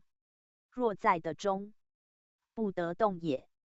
动则未哉，唯其动于天空，乃克成其生化之用，则以雷鸣之后，雨则济之，润物之功，雷雨共之，故雷动以时，天神之威德乃显，天恩同配，人物之生机乃昭，天人相通，生息无间，其壮也，其大壮也，为其以雄伟之力，成雄伟之官，以庄严之威，致庄严之果，始终莫不壮也。为壮矣，大壮矣。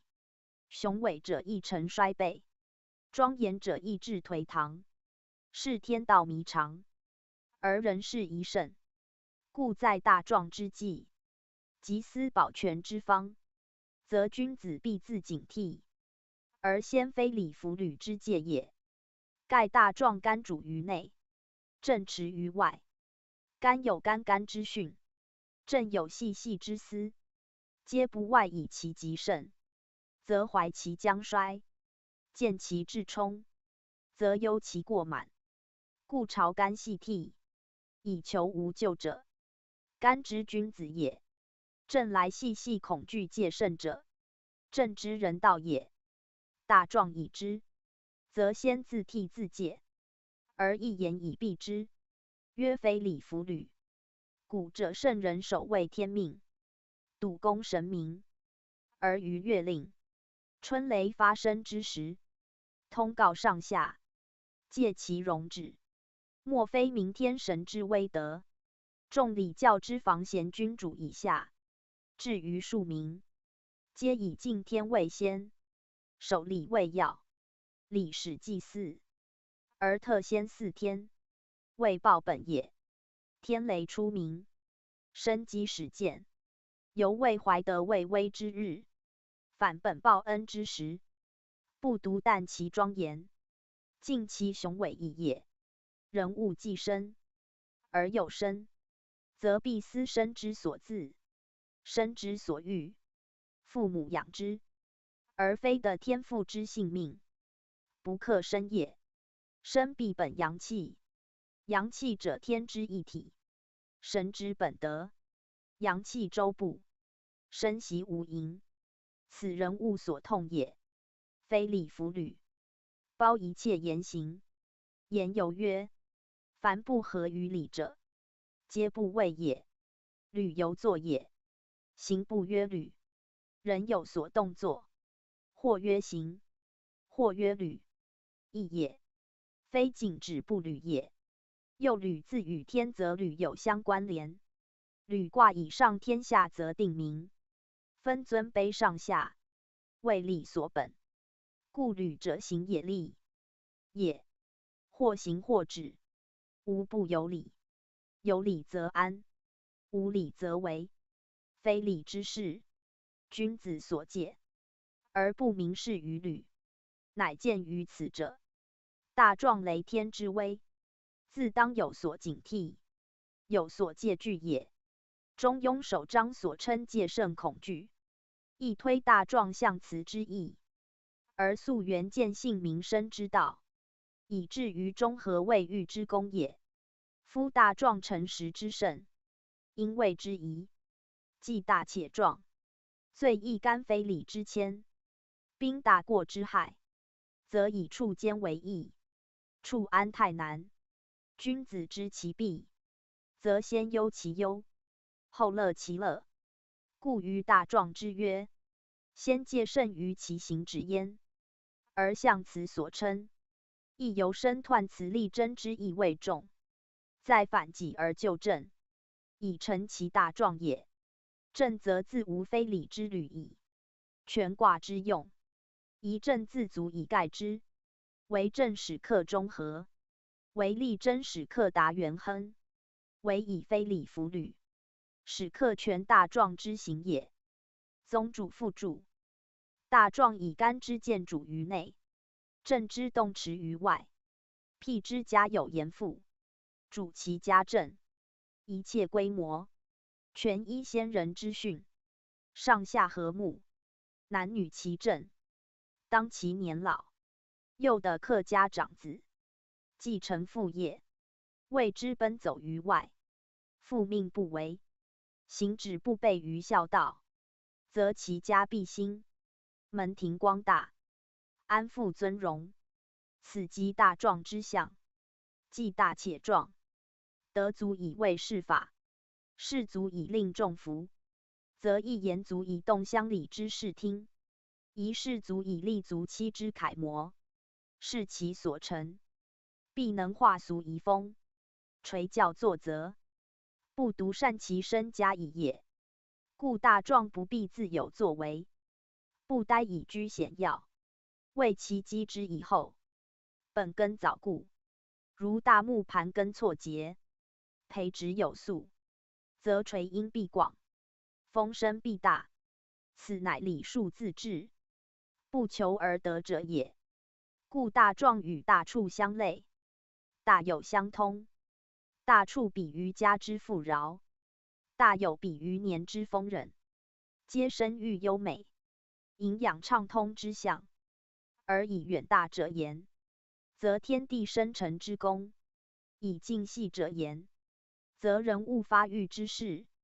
正如大处，良马同牛诸使，无不随所处而壮盛，依所求而良好也。观大壮爻辞，艺术以阳为象，即可见壮极肥也。处之肥图，即人之伟岸，事之丰盈。推而言之，天地生化之繁荣，万物生殖之繁衍，皆大壮也，皆天地之德也。而君子法之，则谓欲之道。中庸称谓欲，端在至中和。大壮以乾在正下，上以六五为正位，而彖辞独严厉贞，以柔用刚，皆无非因大壮之意过，而特求其中和。有六五主权卦正位，则四阳不偏盛而得中矣。四阳安于下，而让两阴在其上，一升一降以相协，则得和矣。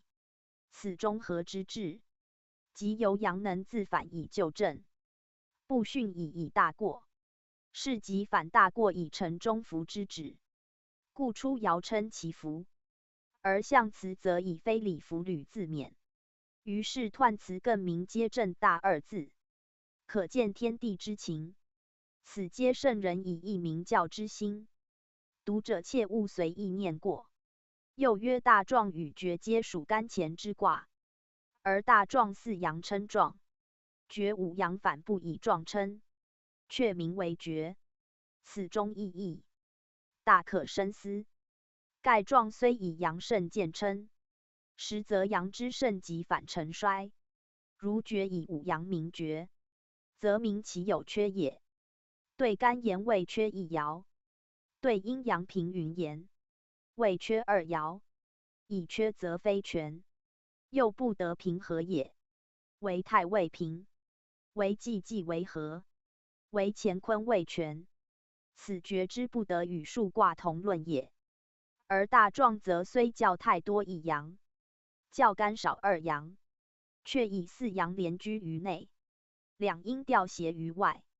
阴虽不匀，而无嫉妒之心；常虽过中，而有和平之志，则以一卦六爻，初二为地爻，即坤位；五上为天爻，即干位。今大壮初二地位，反为阳；五上天位，反为阴，是天地交泰，水火既济之象。可见干虽盛而未尝有凌坤之志，刚虽过而未尝忘和柔之情，即本态之止平，既济之交合未用耳。其名壮者，不在天地，而在人爻，则以三四皆阳，乃成刚过之象。然中爻象难独用，必本于二五之交合。二五苟合，中爻纵过亦不为害。以卦元分上下，中爻不复于上下之一爻，则为全卦言。不得以中爻而弃其也，四爻之情志也。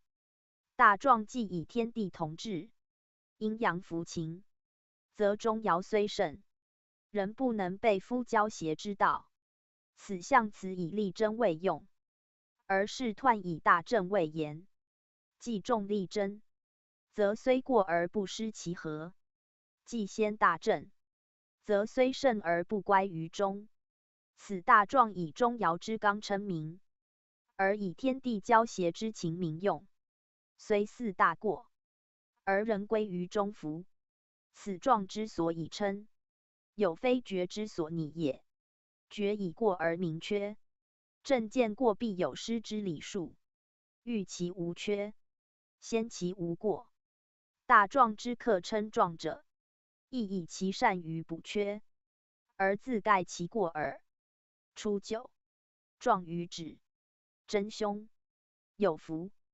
宣圣讲义。此大壮初九爻辞也。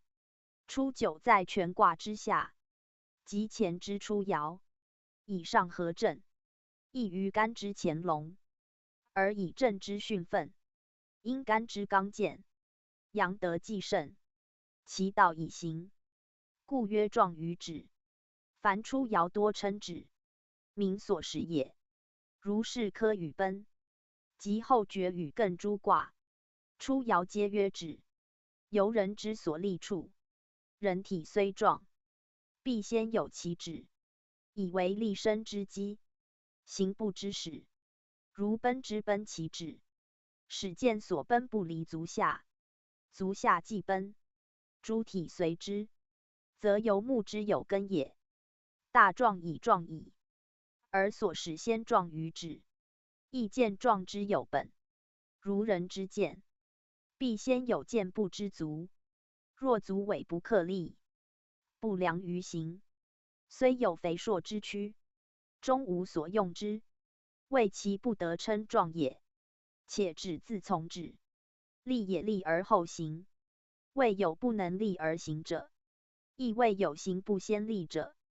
大壮以壮为用，必先有所立，以壮其本，则由物之茂盛，必有其基；事之繁昌，必树其础。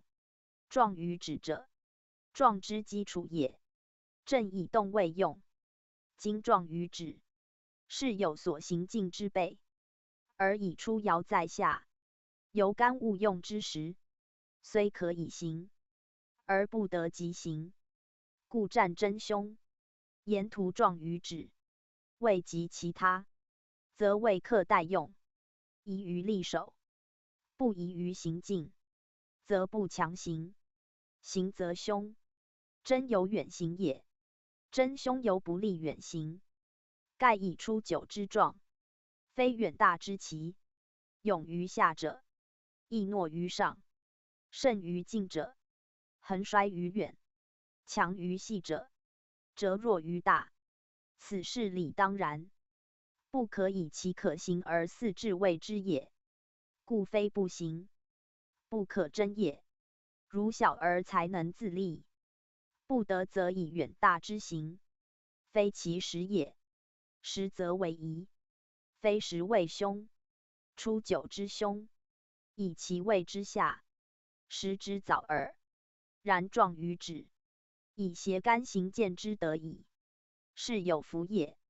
有福谓虽福而未全福，则以初九虽本干之刚健，却上合正之躁动，则恐干于躁进之害，而忽于物用之时，故名是其真凶。且亦有福，止所由凶也。凡卦爻称福，皆切重福言，即包含中和之意。今初九在下，去中爻远，上阴九四为刚阴刚，过刚则折，是所谓福。不过有福于渐动之德，而非邪于中和之道，甚或以其渐动，致干燥闭之咎。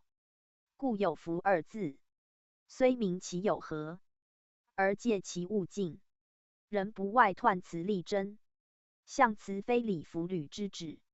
总谓大壮以壮，甚无太过，过则反非状矣。大过与大状，其意即在此出爻。出爻克常保其刚健之德，则全体成其状。若出爻因刚而折，因健而挠，则变成大过矣。过状之变，端在此爻之善用，以地位计降，时势宜前，则虽有干正合德，终以借据为重。关于正之正来细细之辞，则可见大状出久之必胜矣。象曰：状于止，其弗穷也。宣圣讲义，此身是象辞之意也。穷止出久时谓言，凡卦多以上爻为穷，以谓吉也。而大状出久，非谓之穷，乃时之吉，则以前与正合，正两阴在上，欲降不得，而出久与久四阴，众刚不协，故曰弗穷。言不与阴符，而与阳阴，阳与阴协，乃真符。如鸟之孵雏，必雌雄和合，今出久不得阴之协，虽有符而实不是，使所符者，以极之阳，故曰弗穷。出与四阴，二与五阴，三与上阴，乃六爻正阴之谓。大状九二与六五，九三与上六，皆一阴一阳，相合相得，唯出九与九四，二爻皆刚，虽阴不协，是为过刚。过刚正如即位，故亦曰穷。且状于止，其下以胜其上反穷，胜于下而弱于末，状于止而衰于外，则不称也。不称亦犹穷，谓不及犹过也。出久元胜，易于进取，而以谓之下，实之非。欲通不通，不通亦犹穷，谓穷与通相反也。大状彖言力争，不言远想，正以其不得尽通，不似太之亨也。亨与争，亦为外达，亦为内守。大状以守，况在下者乎？状于止者，未固其立足的耳。欲以之推行于外，则必有待夫时；有须于人事之和，则必以阳就阴，以刚就柔，则必如九二之阴六五，九三之阴上六，相调相得，以济于平，则与太之止平。既济之相济，中孚之至中和无殊。此出九爻刚未冲也，故爻辞言其真凶。是文解谓弗穷，凶则不可以行，穷则不可以进。出九虽状于止，亦为自立自守而已。既不得进，复不宜行，则所服者，亦为见于过刚而自柔，介于躁动而自静，以保其状，则虽时有未至，待之可也；得有未当，易之可也。故至九二，则变即矣。艺术重在善用时以顺变。大状出九之辞，犹可以明于此之意。宗主附注：大状与绝构二卦，为进退卦。即以大状四阳，变绝五阳，言阳自身进也。而构则与绝位颠倒之象，一阴反下，变上六位出六，是阳更进，而阴反退。进于上则为前，退于下则为巽。故巽卦为进退，言阳进而阴退也。然以卦言，则又为阴进阳退。盖卦以下位为本，自下上者为进，自上下者为退。阴日进，则阳日退。正如正卦阳起自下，阴乃曰上，是正为阳进阴退。退以让有力成实者进也。正进则成兑，以至于前。三爻皆阳，巽进则成艮，以至于坤。三爻皆阴，故正为阳之进，巽为阴之进。由下爻言，构以巽成乾，由见阴之德的辰时，阳不克与真，破而日退，以气于胞，则仅一阳居上，与厥之一阴在上者正对，故构厥为对应卦，又谓往复卦，与胞复二卦相似。胞复一在坤前，一在坤后，乃阳气消息往来之机；厥构一在前左，一在前右，乃阴气上下起伏之钮。此四卦为全义64卦总书户，凡卦皆自此来去出入也。以其旁加乾坤，统辖进退，变化之中阻，交替之要道，如人咽喉，为出入之冲，彼管司呼吸之窍也。故大壮与厥未进，而与构未退。此厥构两卦辞，皆有关夫大壮也。厥以阳进，进必自下，故出爻状于止，名其来自大壮也。而构谓阴进，阴进则阳退，退则自消，进则自息，消于上者息于下，故构亦阴在出爻，而辞称女壮，名构与大壮相反，大壮为男壮，构则女壮，亦即阳与阴盛衰之变也。读者细议二卦辞，当自如之。92真集，宣圣讲义。此大壮92爻辞也。92内卦正位，为干之92。干称见龙在田，利见大忍，是为得失仆也。可见92的位辰时，明体达用，乃全卦吉爻。而大壮92，则以上成正卦，与65相应，一刚一柔，一内一外，体同于前，而用则异，故此但云真吉，而不及其他得用。然内真外会，卦之常例。92既得正位，主持内政，虽以刚健之德，而秉幽静之道，则由65在外也。坤之主位在2爻，干之主位在5爻，今恰反其位，是应兼备其道。刚以柔用，阳以阴行，故战真吉，明其体乎前，而德效乎坤，本于亨达，而守志于力争。正位以自重，中道以为行，则真吉该天地之德，而大壮之志以明。彖辞称其正大，可见天地之情。时以92与65，内外克服于中行。中则大本以立，合则未欲以成。中和不乖于道，大壮乃昭于神明。如人之庄敬日强，乃配乎干之行健。敬顺有守，乃协夫坤之安贞。在时为春之重，在物为生之盈，在事为气之盛，在用为内充实而外光明。斯有92之正，乃克服于壮之名也。夫中行者，道之大则；中位者，守之至德。不偏不倚，无颇无却，以阳刚立其基，协于柔贞，以发于德业。壮于中者行诸表，故于下者疏于上。安于己者广诸物，富于往者裕于后。是大壮之成用，必有所栽培之而护育之也。天道无永盛，物情无久盈。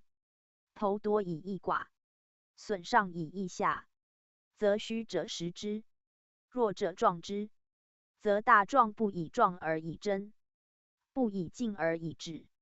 数合于二气消息之数，而常保其太和。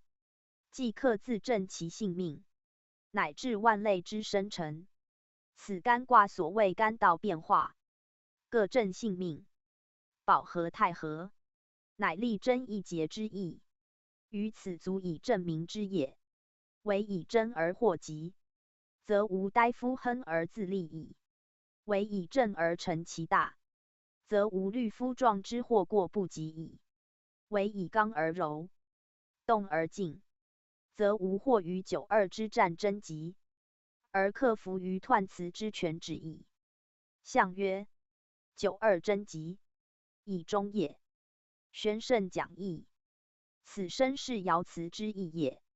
言92战贞吉者，以得中位，行中道，有守有位，故或思战。然此中自实包含正字义，则以92内卦正位，守正行正，乃全其中和之德。凡称中者，皆兼正言。如玄物于中，必不偏一方，不偏极正。又所谓中者，必如视之中央，气之中心，无论自何方视之，皆谓洽中，则名极中，亦名至正。以其事上下左右皆属极正位。如92在内卦，下有初9，上有93，其相距洽等，故称中位，或正位，以其无偏斜于上下也。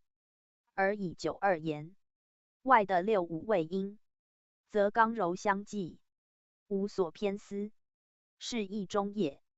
2与4同宫异位，而多遇，则以2爻得中也。人道以时中位大，时中者合的与时，而皆洽中，故曰时中。如日之午，谓日中，子谓夜中。若非子午，则非中矣。如节一日，自午至子，或自子至午，为2，则2者之中，非父子午而谓卯酉。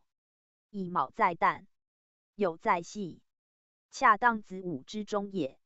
时中即是时之所宜，而定其中，非执一不宜者也。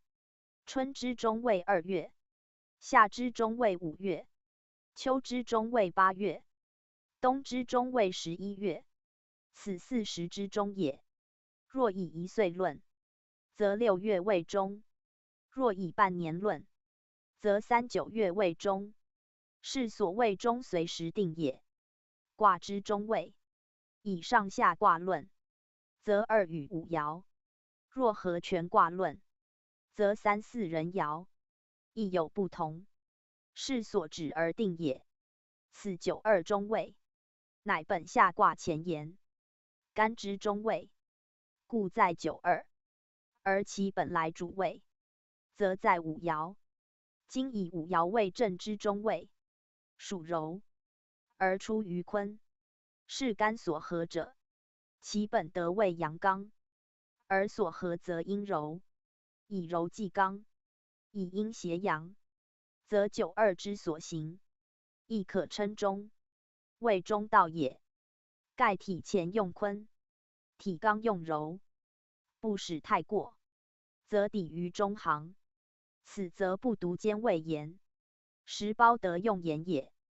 故以中2字下，不着谓字或道字，即有92该谓与道，谓既正，谓行右中，92之贞吉，实由此中字得来，而非图指谓或行也。盖爻辞称真，即明其行矣。若图指92之谓以本行见之道，成亨达之功，今乃以真称，足见其志在中和，而先就于正也。就于外6、5之正，以自成其正，而服于乾坤合德之待用，以尽天地之情，以全生化之德。此92之旨，不在重己之正位，而重在克协于坤之正位；不在重己之德用，而重在中服于坤之德用。真者坤之德用，二者坤之正位，九二者干履坤位，九二真者干服坤用。此即大中之道，大正之用，亦即是文以中二字之意也。读者要当会通彖象各词，细参之耳。93小人用状，君子用网，真利。低阳触藩，雷其角。宣圣讲义，此大状93爻辞也。93即前93居上下之间，当人爻之始。前93称，君子终日干干，细涕若厉。59可见93爻之不易处矣。在前以上下纯刚，犹必朝干细涕，敬慎戒惧，方免于久。今大状93，上皆正卦，与上六阴，与六五同宫异位，一刚一柔，而与94相连，众刚难协，是远有助而近不睦，外有友而内难亲。故在此爻虽当壮盛之时，却非直进之地，因势破而气莫降，情切而志莫固。小人成其己胜，不知反顾，以壮用壮，则必有危害之忧。君子见于盛必有衰，隆必有替，明于行止之道，慎于出入之位，则因壮而救于弱，当进而思其退。故不用壮而用往。往者往也，屈也，否也，弗也，言与前相违也。如往纵横，有反侧辗转之象；如鱼鸟在锣鼓中，有回翔上下之象，故称为往。盖知其意进而难出也，见其意深而难止也。壮者衰之机，盛者弱之道。君子见机早审，则不轻动，而先测其变；不进取而预谋其后。是用往者，犹见于机为，明于未来也。往无也，未见之象，未至之时，人无所知，无所闻也，故曰往。是用往犹不用耳。正与小人用壮者相反。小人进而君子退，小人入而君子出。小人贪于目前，而忘无穷之忧。君子明于变化，而择适宜之道。此君子小人之所以异也。然卦称大壮，爻以壮成，93上下皆阳，是其壮尤甚。君子小人皆知之矣，皆欲用其壮矣。不过小人只见其近而忽其远，只贪其利而忘其害，以壮用壮，以壮为过，而终受衰弱之灾。君子则不然，既知天道盈虚有常，人道力争为本，则见于太过之害，而求于中和之功。不用壮而用往，往则克抵于正，而亦常保其壮矣。故用往非真不用也，用之以道，即老士至柔守义之位，以静为动，以退为进，以不用成其大用，则用往者反成其壮，而用壮者转为无用矣。故曰真利。真则自固而不求于外，利则自替而有介于中。真以为己，则得业日明；利以皆物，则道行日大。真利二字，即君子用往之道，亦即君子于93成壮之道。盖不外本前93之训耳。壮与雷反，雷则不壮。低阳母阳，肥壮之阳也。以93之象如肥阳，而其行甚急，其进甚勇，故有触藩之象。藩者阻也，犹离诈之类。谓低阳虽壮勇，而在藩中，虽触之，而不易出，乃雷其角。则阳虽触藩，仅出其角，身在藩中，虽壮无用，为角得出，乃不以壮而以雷，则民出者宜雷，而不宜壮，壮反为累，雷则可进可退。正如小人用壮，反受其害；君子用枉，乃宜于行。且以爻辞真利并举，真与利亦反，真进而退也，利则动而进也。可见93一爻，进退亦宜，动止亦用。小人知进而不知退，知动而不知止，故如低阳触藩，终以自困。君子反是，不求动而先止，不求进而时退，则如低阳之角，以雷而能出入于藩也。93过刚，必先自柔，柔则能成其刚。若以刚行刚，则不免于折。此爻辞取低，阳触角未遇，非必有事事也，而以象言。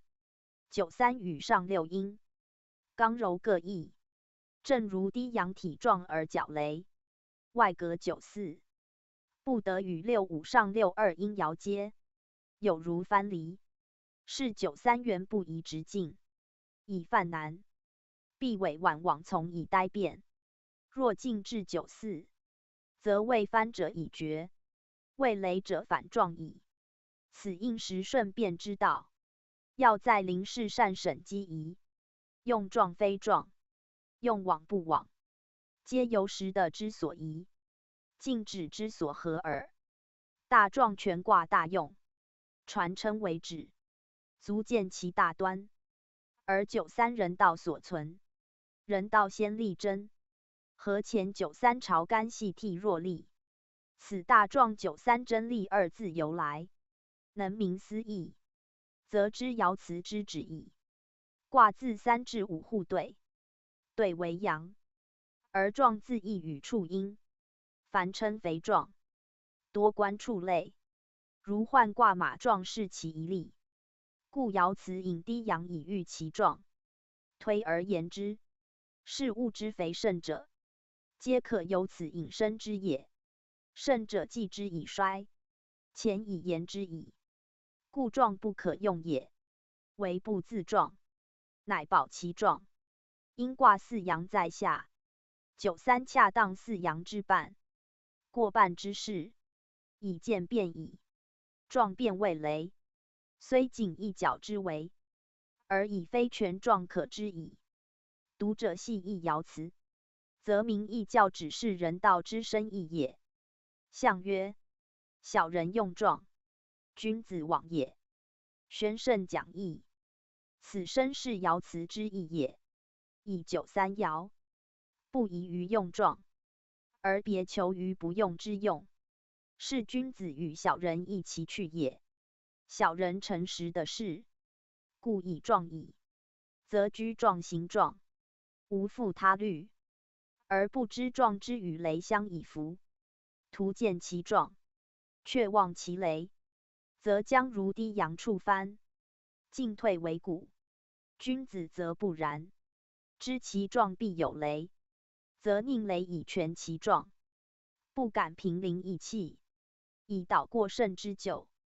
故见于小人之用壮，而类于低阳触藩，乃用有喻于阳角之雷，而克自在出入，是君子之行。必徘徊审慎，瞻于前后，推测长变，定其静止。人以为可者，我则未敢具信；时以为宜者，我则为黄进行也。皆本于大壮之道，彖辞之旨，以大就正，以力真诚其元亨，盈虚消息，服于天行，得失成败，欲于事先也。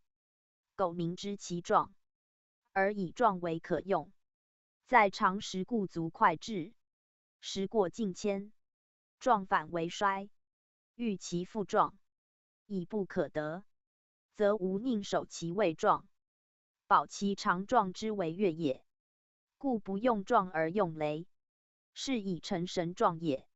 雷者如幼年，虽今未壮，后必有壮时。若已壮者，其劲必衰。此雷与壮之异，在乎时也。大壮元重在常有其壮，而上两阴爻，待时已起，则壮之不克常，亦数也。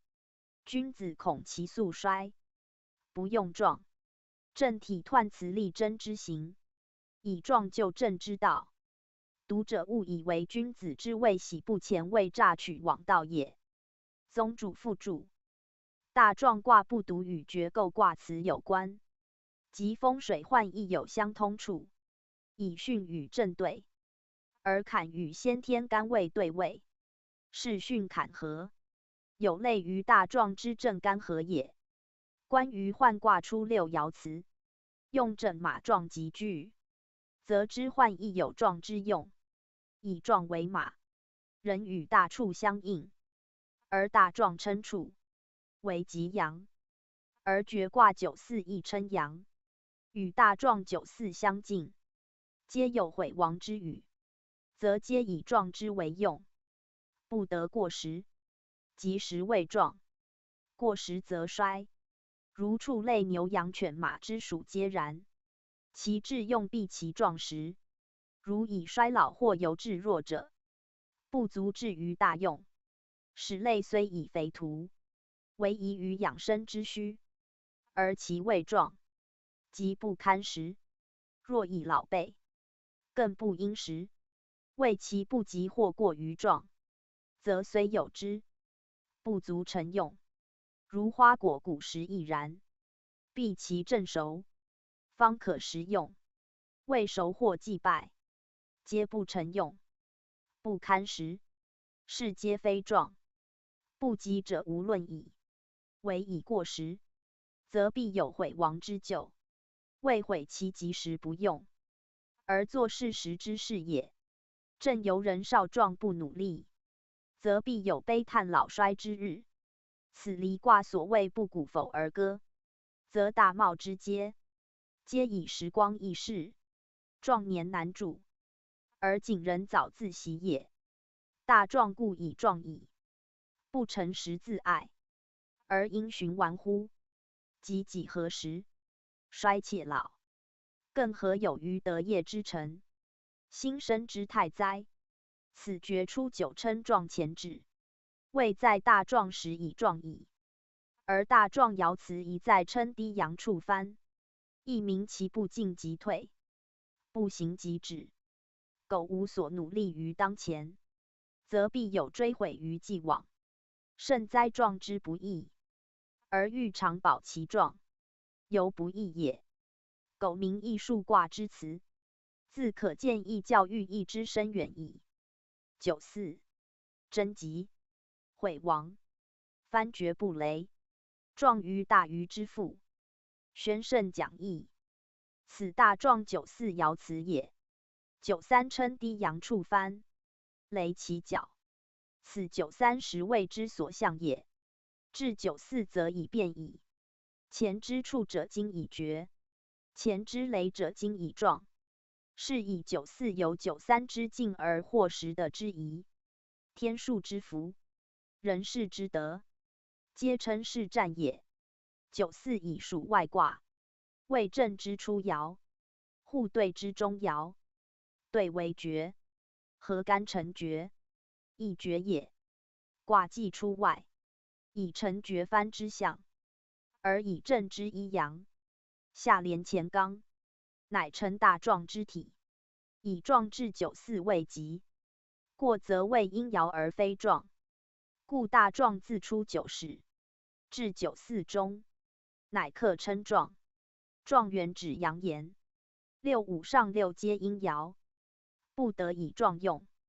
而94之壮，又胜前3爻，则以壮由内而外，内外皆充实，故独壮。若仅内充而外不足，犹非至壮。如93以壮而非至壮，犹有雷角之欲， 94则不雷矣。外的与两阴邪，而内的出9之阴，刚柔克合，故翻厥而行无阻，为94本外卦之始，以其属阳，交接内卦之势，得用意与内同，故有贞吉毁亡之战。贞吉者以内合92，自反于正，而以刚行柔也。毁亡者外本多毁，今以形同于内得，弗于坤故无毁。又毁亡亦含自毁以往之意，亡以往也，毁其以往，善其未来。壮哉此行直前无阻，行之所利，必赖于车马。大愚者行之利器，而富者愚之要机。愚托付则不能行。大小处之所称，皆以其行之谓壮也。今94有余富之力，以壮其形色，则所行无不得志，亦弗贞吉毁亡之战。再出9爻辞，称真凶，言其余利于往。94则反是，以出9壮之始，谨据其旨，车马未备，不良于行。94则既壮矣，志壮矣，身之所需，物之所欲，无不壮矣。壮必有形，故先见于复焉。翻以绝，则阻障除；于复壮，则远行易。此94之所至也。爻向外临两阴，本刚以临柔，正如驰骏马于坦途，欲轻舟于顺水，其行之力可以见矣。而以94持秉真正之德，内合刚健之情，外既克成千里之行，中又能持终身之守，是不独壮于复为威仪之伟岸可观，即以其内守无亏，亦真故之德行不二。斯成壮矣，大壮矣。夫壮于内者，恒弱于外；壮于表者，恒弱于中，皆非大壮。为其守则难行，行则难守。初9有守矣，而贞则凶；93可进矣，而进有阻，是皆失其一也。唯92、94则兼具焉。92尚未大，94则已至矣。故94较各爻皆壮，不独无缺无碍，且宜或守，或行。守则弗贞吉毁亡之战，行则或翻厥复壮之力，是其志可达，而功可成也。大壮原有可畏，徒以壮必有衰。故君子策之万全，不肯造进，未恐以干之刚，而逢正之造也。至94则阳爻已止于此，在进则属柔爻，柔以谐刚顺以合造，则大壮不至易衰，而行健之德，克服安贞之极矣。此爻辞名曰贞吉毁亡，言既贞吉自免于毁耳。毁犹以往言，则有之；若94则无可毁，以其守正而行事宜，尚何毁乎？凡一词称毁，多以不能守正，而行为时宜也。94有守，又利于行，自无悔矣。大壮之用，亦于是爻可以见之。象曰：翻厥不雷，上往也。宣圣讲义，此身是爻辞之意也。94居外卦之始，的与65上六邪，刚柔相济，主客相洽。如人有良朋益友，相与谐行，则所知无不如意。既以94之壮，内本行健不习之前，且服震动之用，正之本用在此一阳。阳静而生履乎柔位，刚动而上，合于外情，在耳有亲，在远有助，怀柔四方，无不欢洽。故曰上往。加其行也。既觉93之藩以状，93之雷，其势甚矣，可服征集之战，且或毁王之庆，其道大矣。甚大之行，更何往而不疑哉？夫大壮之用，在能永保其壮。941爻成为壮之所称，盖93爻虽刚，未及于外，至充其用，不过太之止平，未可与言壮矣。唯大壮以941阳，连复于前，成其盛气，发为外移，则充实而有光辉之象。斯壮之所以明，而以两阴协合，内外相得，柔以达其刚，外以成其内，才培有道，盖润及时。斯壮之所以长保，既有其本，又宏于用，是94之象，以有形于天上而遂其进取之志，收其大成之功也。易卦大志，均以人爻为成功开业之本。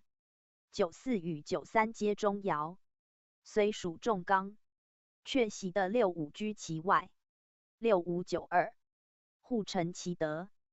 天地和合，阴阳交符，则在其中者，无不欣欣向荣，悠悠自得。正如三春草木，莫不尽尝真华。此可往之时，以往之地，谓之上往，良有故矣。65丧阳于义，无悔。宣圣讲义，此大壮65爻辞也。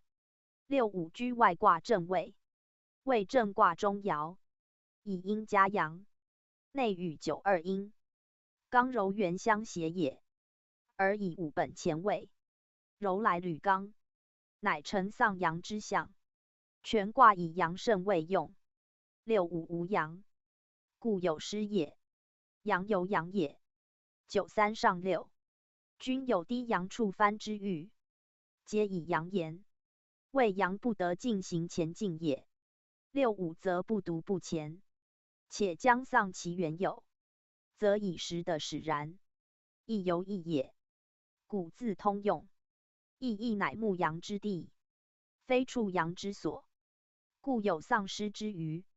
羊本家畜之物，至亦乎失，亦由其戮亡羊之欲，前在藩中，不于其亡。今放之意义，自不免于走失，其失也。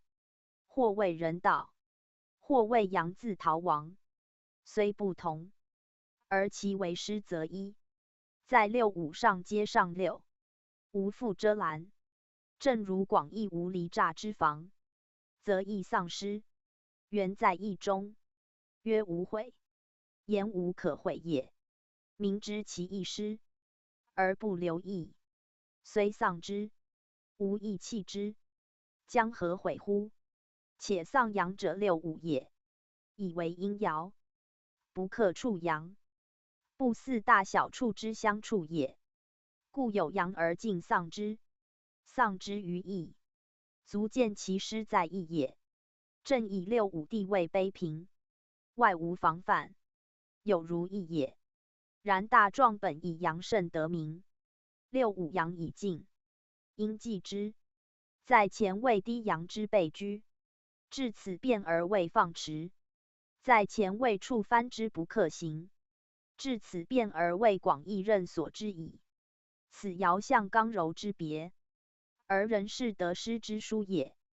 凡卦爻之用，有主有克，有利有害。阳爻为利，至阴则反；主人为德，至克则义。65与92阴，与93同宫异位。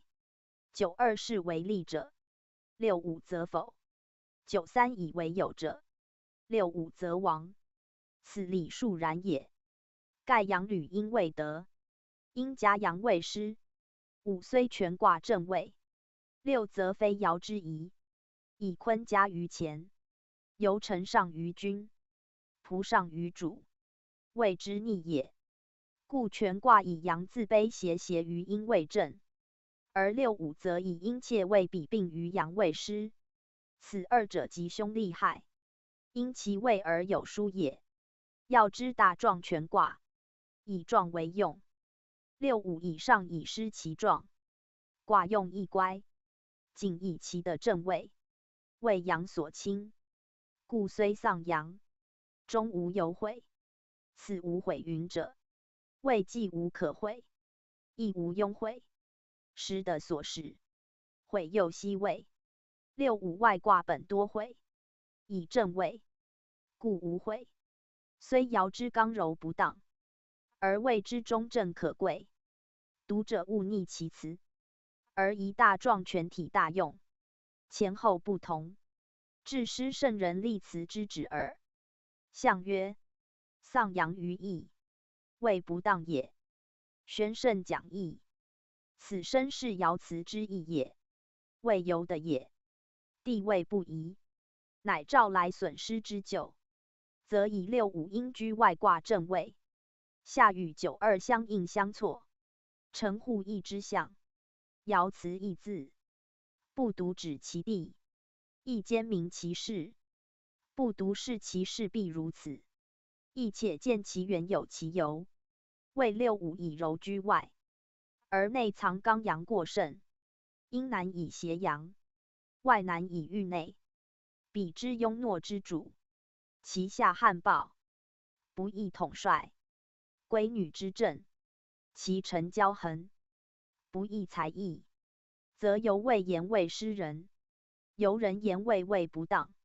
正如放羊于义，谓非其所，阳故失矣。此犹谓不当，即的不宜，亦由处错乖常，动止为道，虽有其位，仍无当也。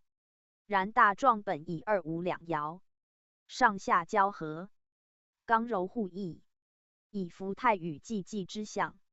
六五反称不当，何也？则权卦合内外言，而六五以一爻论，阳为正，阴为变，正则可畏，变则易失，故九二未当，六五则否。大壮既以阳称，六五非阳而欲自壮，终招王师之害，是谓有其德，徒具其位之欲也。阳故有之矣。至放非其地而丧之，则以地之易失，与木之非宜。其失由于无言故之防，非权由于贪安逸之害，皆以所居非当，志意易交，所事非宜，防闲未密，是其必也。正本乐情动未用，加以在外正位，方谓无忧无虑，而不知或生反义，就由轻乎？此爻辞有无悔之戒也。盖六五果见于柔居高位，而先自防，不任放自，则如阳有木，虽放之远也，亦无丧失之余。慎以则成，则事有专任；严以纠察，则物无逃亡。此彖辞先立真而事闻重大正也。不争不顾，不正不当。六五虽正位，徒以爻之非阳，遂成不当之战。此可见取人之不义也。自来国政，为一二女主所败者甚多，何非大壮六五之类？故权位在人，治乱在德。六五已有位矣，尚不免于失，况无正位而欲肆行者乎？宗主附注。大壮六五爻辞，丧阳于义，谓六五阴爻，阳能摄阴，阴不能摄阳，故在九四九三，均有阳之欲，至六五则丧之，非故无有，乃亦有而失之。可见阴之不克处物也。义者义也，义亦无王师之患，亦由用人者必保之以时，安之以居，犯之以职，使尽心竭力，孜孜朝夕，以在左右。不然则不纵之使太肆而无妨，必至科之使怨会而息耳。是用人者之失，不得救及备用者也。大壮六五之无悔，正如此欲，悔者有所改也。今阳已丧，改亦无益于事，故虽悔，亦于事无济。且明知其的丧，而尽治之，是丧在义之也。义一百通用，不曰义而曰义，义有深义，为其义亡故也。广义不翻，任其所知，是虽在义，犹逐于野，放于郊，驰驱于其路，既无目者，有不走失乎？曰无悔，言无可悔也。悔犹同义，无可悔，即不得由人，不得怨天，亦不得罪物也。人之所有物，必有以保守之，故护之。如牛之有圈，豕之有诈，鸡之有食，以备其患养之具，而后物处得宜。丧阳由于昏昧无觉耶？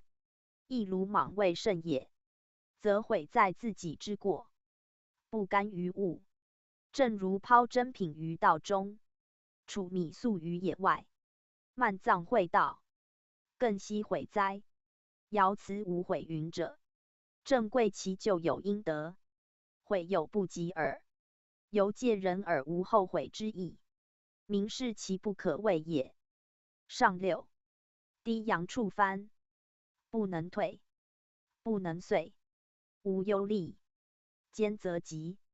宣圣讲义，此大壮上六爻辞也。上六居权卦之中，为大壮之境，而以柔居上，以阴反出。卦本原象，上反为出，变巽之初爻，有天风姤之象，下与九三阴，内刚外柔，亦四六五。却因数极则变，柔反为刚，亦与九三同有低阳触藩之欲，然以异于六五矣。六五丧阳，正以外无防闲，上六之外转未出九，变成藩篱。低阳在内，触而难出，既不能进，复不能退，遂者犹罢也，欲罢不能也。凡事可直进行曰遂，言其顺也。不能遂，犹不克遂己之意，遂与随相近。观则雷随卦辞，可证上六爻之用。上六在正之上，而反下位前，有无妄之象，故曰无忧虑，兼则吉。以上六必本兼真之德，方服吉利之战也。低阳以壮，而触藩犹未失也。不退则必进，不遂则必坚。虽此时无力，而持之以坚，守之以恒，则终获吉利。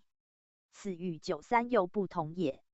九三在卦中，不克坚持，不能恒久，故虽壮而雷其角。上六则不复雷，唯以进退不易，必待坚贞不屈，忍苦耐劳以虚实之志，然后藩不阻，而能防；阳以肥，而可食，不徘徊于中道，当勉勉于将来。此亦辞之为义，明其灾咎不久即解，而成大壮之全功。人不外力争之行，坚者力争之本。是谓有义而保全坚贞者，亦谓有坚贞而为世之难者。大壮本以固，中以冲，苟外能服坚贞之行，则终必获吉利之果。此大壮大用，全在一坚字也。人之壮为实义，不知坚为正道，故图用壮，而忽其雷；图见低阳，而忽其藩。此六五之不免于丧失也，同二阳也。六五失之，九三上六翻之，是由地位之殊，时势之意。人情往往败于交似，成于坚贞。苟合全卦观之，则知圣人立辞之意，有由来矣。各卦上爻多不可用，大壮反战吉，则以大壮阳多，为五上为阴，阴以少为贵，且其行降，阴之在上，同于阳之在出，前途辽远，正可自立，故必坚而后吉也。象曰：不能退，不能遂，不祥也。坚则吉，就不长也。宣圣讲义，此身是爻辞之意也。上六己居极地，原无可进，而以下为阳，阴被阻，又不可退，故有不退不遂之语。盖壮者，以壮，求其在壮，故不能；求反于未壮，亦不可。此退难而遂不易，亦由低阳在翻之象，早己在翻，欲出不得，而以肥壮，欲主人久处不杀，人如未肥之时，是又不能。此处翻无忌，而进退两难，是文称为不祥。祥由祥也，又包甚密之意。既以进退不得，则处得之不祥也；复以处翻无功，则出计之谓密也。明知被人患处，肥则必宰，而贪于美食，日求其肥壮，可见计之未审，算之未周，是不祥者，谓其先是谓细思耳。且祥自从言从阳，亦言阳之壮，观夫卦爻之用。阳故以壮为治，处阳者亦判其壮志而攻时为治。上六以壮极矣，无可在未流患之时。在阳言，以壮为不祥；在人言，以壮为祥。主客之用有殊，故不曰祥，而用祥。不独就阳之谓细思于前日也。不祥二字，又含有不明不治之意。明治之事，绝无进退两难之时。阳之处翻，是其不明不治之咎，故不退不遂，谓之不祥。孰虑审筹，则先是有所欲；精思密计，则灵难有可解。欲解二卦，皆正在外，与大壮同，用远可参。是祥不祥，无见在人在物，均宜重视之也。上六处位已高，临时已尽，虽有触藩之害，不过一时之灾；虽有不祥之机，而终获兼吉之效，则以知其不祥而自坚，介于触藩而善保，时宜未易，人不得解。此由于上六处的之异变，而救害不久即免，故爻辞称坚则吉，是闻名其救不长也。全卦大用，不外力争，而上六之用，则在坚吉，其意义也。不祥者在以前求壮过吉之害，坚吉者在此后正大贞固之功。虽再三以低阳为喻，而义辞之旨，人免人见于阳，而无自用壮耳。以雷则成壮，以坚则成吉，以贞则成利。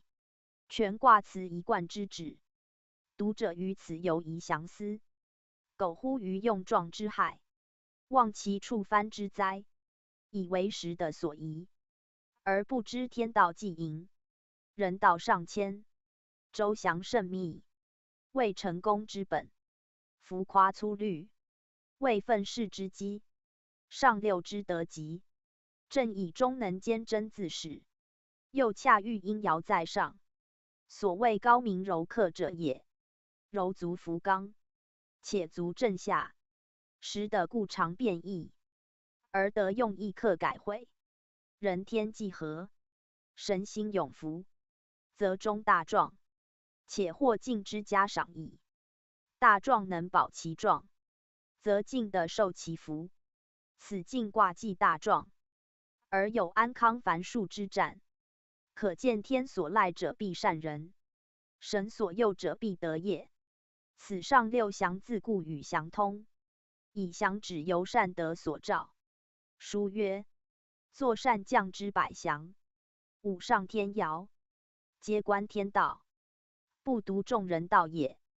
宗主附注：古文祥祥阳祥阳数字均通用，如中鼎吉祥作吉阳，是其名正，而阳亦为善。祥祥亦作善字解，祥祥二字通用。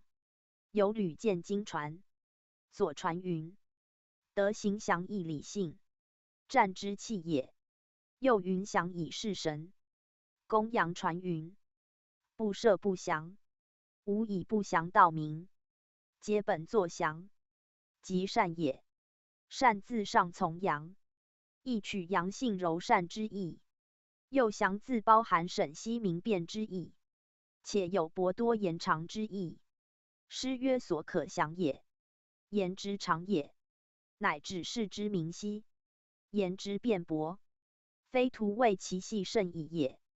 上六不详，既含未善之旨，又包未备之意，以进退无定，出入无方，在事为未善，在术为未备，其下就不长也。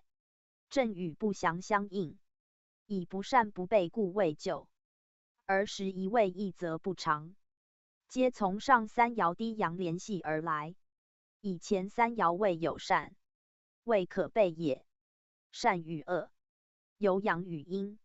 三爻未阳，上六为阴而上亦变，善变则反为恶，阳变则反为阴。上六阴爻，变而就阳，故人有低阳之欲。若六五则以阴之不变，而尽丧阳。可见阳以物言，善以德言，祥以事言，三者异也。或是为物则为阳，或是为德则为善，或是为事则为祥。此在战者别之也。爻虽一，而有变不变之殊；用虽同，而有主与客之意。此一词不能直也。祥如作祥，即失明备之意；如作阳，则干误我之情，故用祥字，而包阳祥二字之意。读者会通释之字名。又曰时交下令，按之月卦，由决而干，而大壮在决之先，决位一阴在上，至干乃成全刚。刚阳过盛，天地不平，于时为多灾多难之际，于是为易变易动之交。盖五月未够，一阴自决下，阴阳相争，气势相迥。此在平日已如此，而变乱尤甚，则以卯之岁，木令方张，而岁运为土，土木元相生，却以后天真长，不相能。木以火山而成风，土以木形而扬尘，风尘激荡，埋物蔽天。此天空之气，感于物而为害也。天不清，德不宁，则人不康；物不精，德以水土为直，遇木火而争盈。春有保其太和，夏乃遇位不平。此太交之变化，亦随时令而分成。苟干刚不能独胜，有被干替之心，则坤的受其牵累，而失安贞之情。以阳过则亢而难继，阴弱则移而不精。如日月之薄时，徒自损其光明，而世事乃蒙其害。人物感于灾境，非善无以辟邪，非道无以成盈，非得无以回数，非教无以通神。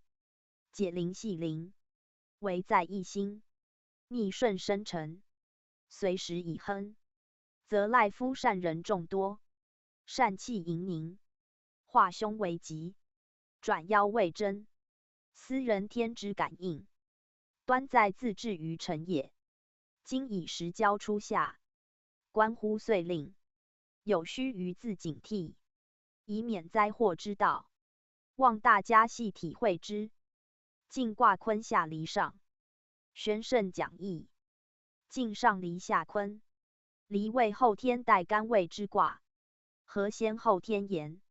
上下卦位相对，与天地否同，而以坤易坎，则成火水未济，是皆阴阳背驰，刚柔分立之象。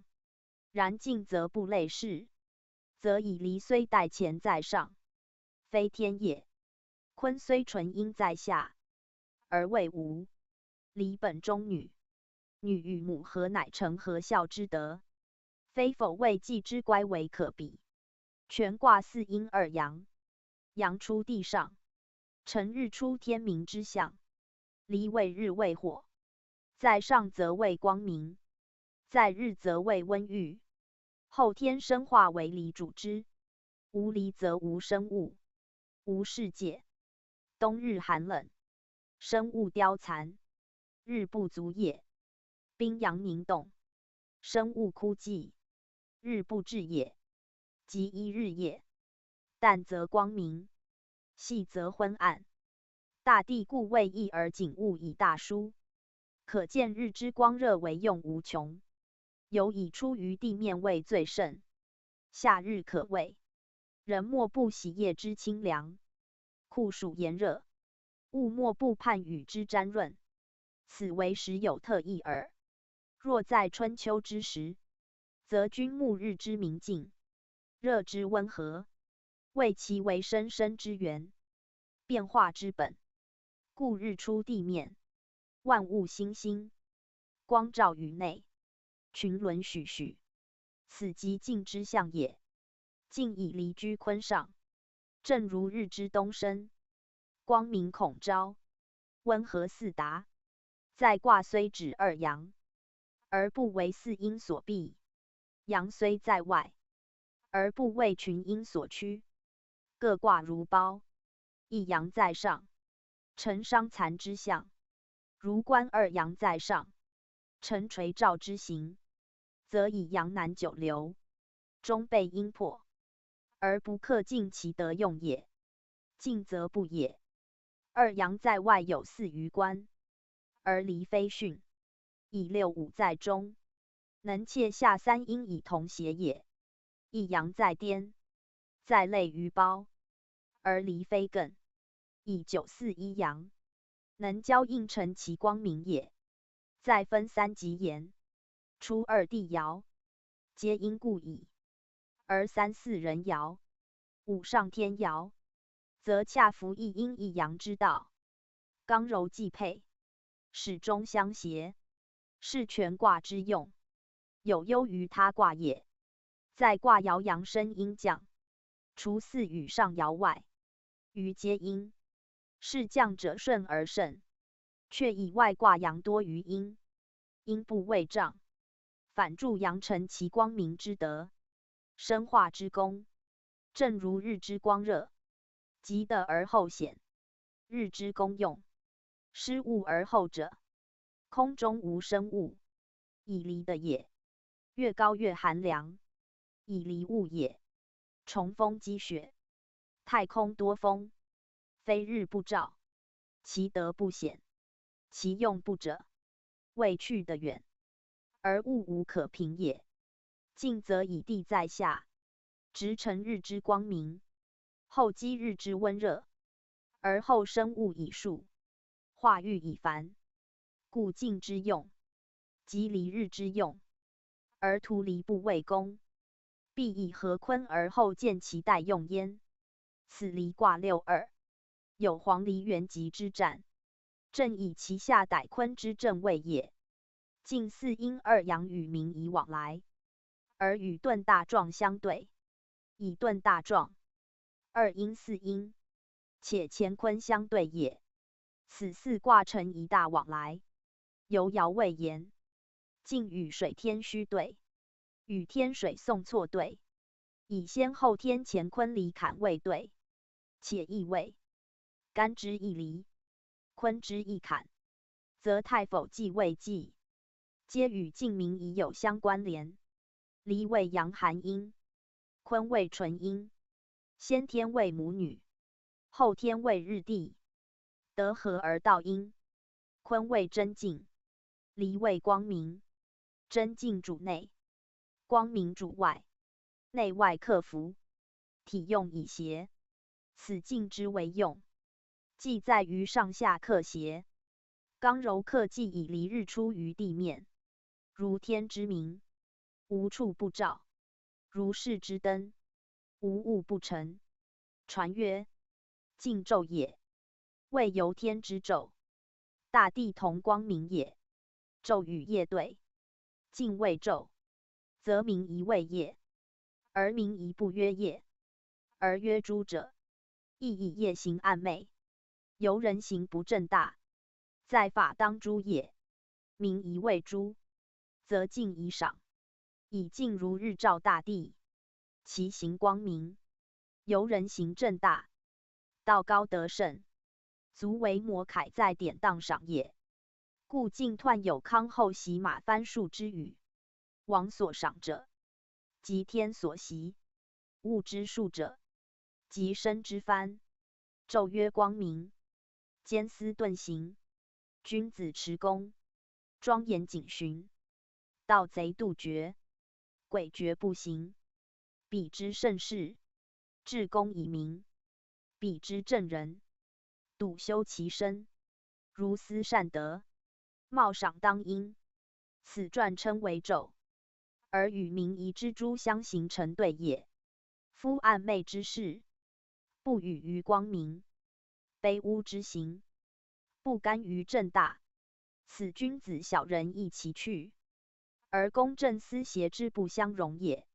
宵小自来同称，木业盗窃所幸，昏诲之不聪，恶行之非正，乱世先毁其纪，亡国先失其性，恶行先欺其心，孽谋先污其性。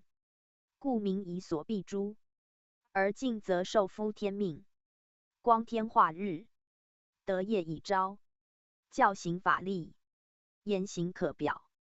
圣人在位，赏罚不挠，治世兴国，上下一道。此静之道，如白昼，正人君子诚实至公之日也。静静也，深也，由下而上，由卑而高也，非如平地之前进，广野之奔逐也。故不曰静而曰静。静下有日，亦如挂日生于的之象。静自如朴，又类日朴昭天下之象。以静而前，则得夜日新；以朴而登，则公鸡日隆。是静有位之时，有成之地。正如日出地下，而生于空，成就世间一切生化也。静以离合坤，坤本安贞之德，而善顺承；离本光明之用，而重复利。故静卦上谓光明，内则真静，德福成顺，用则复利。前讲离卦，以详示离利之意。日立于天，而光立于地，其光热必平物而后显。地面之气，即空气，亦物也。亦属于地者，若去得渐远，则空气渐薄，越远越稀，终至于无。无气之空，寒冷难尽。故离利必因地而后尽其大用。今尽正服离利之德，而凡地上所有物，莫不及离日之力以生成化育。至于无尽，则日之功用，亦尽之德用也。而坤在后天所顺承者，非先天之干，乃后天之离，则以后天离日代干天而主其用。天无日无以生成万物，是地所成者，即离日代天生成之道。辟之草木，根生于土，得之德也。必依日之光热以温养之，更因日之蒸腾云雨雾漏以润泽之，而后遂其生成，达于时用。此离日之功，赖得有以成顺之也。日之为用，必在于昼。前已言之矣。昼则日出直照，热气最盛。若极夜，则以大减，是日之功用。以昼为者，故传称为昼。谓尽之用由昼日也。昼日自东升空，既系西下地面，受光之后，天明之时也。尽乃象之，而传又曰尽尽也。是彖辞亦如是讲，则以其象日之上升耳。日自地下出于东方，由地面视之，其形涌上，如物之飞升空中，尽之为形，亦正如是。非固守一地不移，非来去平地不进，故谓之升。言其直，上由登也，自卑而高也。以境内卦坤为三阴，外卦离两阳一阴，亦以阳为重。阳在上则为静，九四为阳之始动，上九为阳之至高，是离之象，即阳日上之象也。而阳者寓于阴，有子之寓于母，坤大母也。离在坤上，正如子之自母出生，亦如日之自地下上升也。其出也得夫时，其生也合其德。此静之为静，天道自然不为而成者也。传曰：物不可以终壮，故受之以静。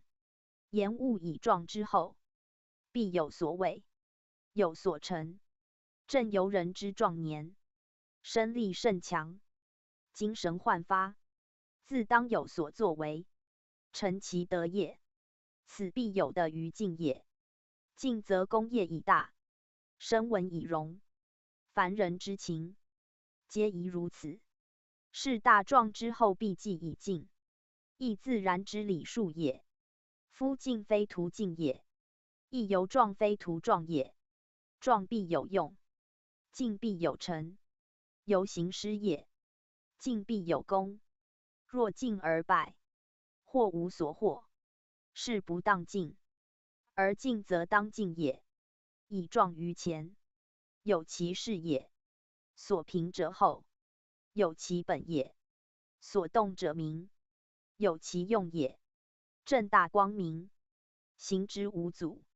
此离坤合得而成静之静也。故静有功，有功则有赏，有赏则有获。以静象日之生，勋业秉然也。其往来卦明夷，则与之反。静有功，明夷则为罪；静有赏，明夷则为诛；静有祸，明夷则忧求篡逐，生己莫保。故在静为安吉，为富庶；在明夷为忧劳，为穷促；在静为康侯，为袭次主；明夷为文王箕子，为居辱，为逃亡。其所战恰相反也。亦不外数之往复，理之循环，天道盈虚，人事穷达，各有所合耳。就其为卦，一离一坤，未尝异也。而静以离在坤上，象日之东升；明夷则离在坤下，象曰以入地。光明与暗昧殊也，安坦与坚为别也。宵夜者小人之利，昼日者君子之宜。凡善恶之变，皆如日与夜。静为昼，则明夷为夜；静为明，则明夷为暗。静为君子的时，明夷则小人的事。君子的实，足以防小人之肆；小人的事，足以平君子之境。此文王箕子之求亡，必在商纣之事也。虽曰天道人时应之，治世则贤能并进，乱世则奸诡同语，岂皆天道哉？在上者固有其咎矣。敬以坤厚在下，克承天日之德；黎明在上，克推光耀之师。此其何也？而大用已成，民以乃反噬，坤无所成，而不挟安贞之战；黎无所立，而不着光明之德。此诚两乖之象，人物易感而受其害焉。故知者察于机先，防于未至，知物之状，必有尽也，则促成之；知行之深，必有伤也，则预备之，则可长保其光明，永度其暗昧。此进卦之宜真用也。宗主附注：大壮之后为火的进，进与民一位往来卦，皆四阴二阳，与遁大壮恰相对。以遁大壮四阳二阴，干居上下；进民夷则四阴二阳，坤居内外，是成对也。乾坤为阴阳统帅，进民夷皆坤主之。进以坤在下，阴自降，而卦则生；民夷以坤在上，阴变生，而卦则降。盖亦以阳为重也。进二阳在外卦，民夷则在内卦。二阳皆属离火，则二卦时与虚讼相对，以离坎乾坤先天对位也。不独对位，且为先后天交易之位。先天乾坤，后天离坎，皆同位，是进民夷在后天与虚讼对。若合先天言，则又与太否相似，与众坤者相通，以离为中女，而后天代乾也。中女与坤同位，应代乾，则与乾相等，是离坤之合。既似太否之天地交，又尽众坤之上下皆阴也。故欲明尽民夷二卦之用，必先明其类似相通之象，不得图指本卦之象，而居于上下内外之交合矣也。晋康侯用习马翻数，昼曰三阶，宣圣讲义。此晋卦彖辞也。晋本光明之道，升腾之时，发扬辉煌之能，而以坤主内卦，安贞于下，上承离日之明，外服干刚之德。天以日明，物以日生，得成其德，仁者其行。故彖辞合天地人物之德也，而视其功用焉。康者安也，泰也。安则无为，泰则有处。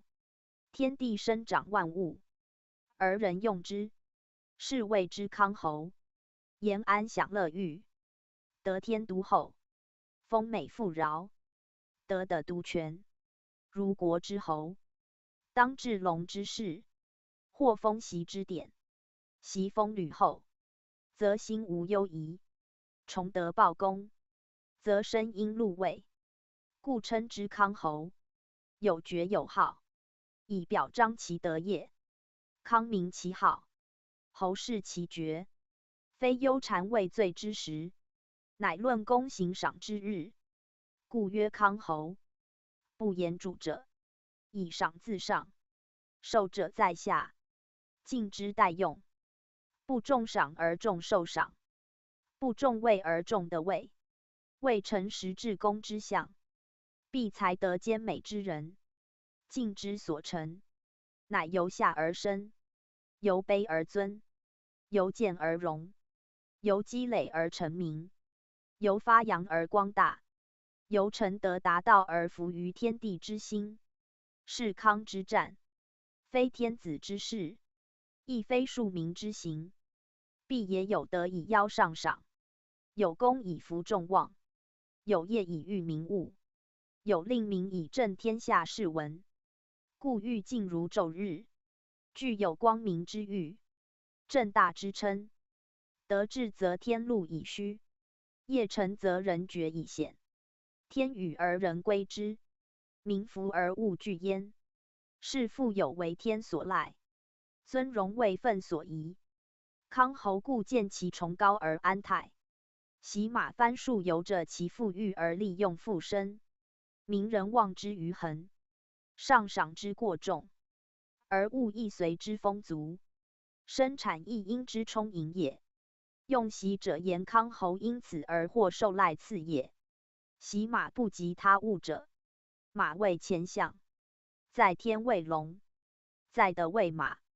龙马之父，足该于物，且离卦的干之精气，离为乾魂，日之行空，有如天马之飞腾，人受其德，亦兆夫良马之番数也。是具分独，则上为喜马，下为马之生育众多，中略一马字。言康侯因进而获天喜以的良马，又因生育丰富，而得马之番数，虽仅及马，实不独马也。马故喜矣，故番数矣。其他物亦当称是。古者处马有志，国君以将，各有其数。康侯则以天喜而得番数之称，可见其德业之过人矣。昼日三阶，名其为番数之源，亦见其宠习之握。三阶不必三次，凡二次以上皆可称三，不过是其数之多耳。昼日明其时之短促，更见宠习之频，犹曰一日也，而不计也。故曰书日亦以尽之象圆如昼也。昼日三阶一语，不独指喜马言。凡官受赏得福，及物产番数，皆可包举。例如言受赏，则一日中可二次以上。正如前师卦王三袭命，及宋卦中朝三尺之，皆言其平数且急促也。一日内数见，可证其所获之优，所得之富。时以尽卦象日之身，有尽无矣，则其所生成者，亦有加无矣。喜马故矣，及习及他物亦然。马番数故矣，及他物产亦然。不外着其数之多而已。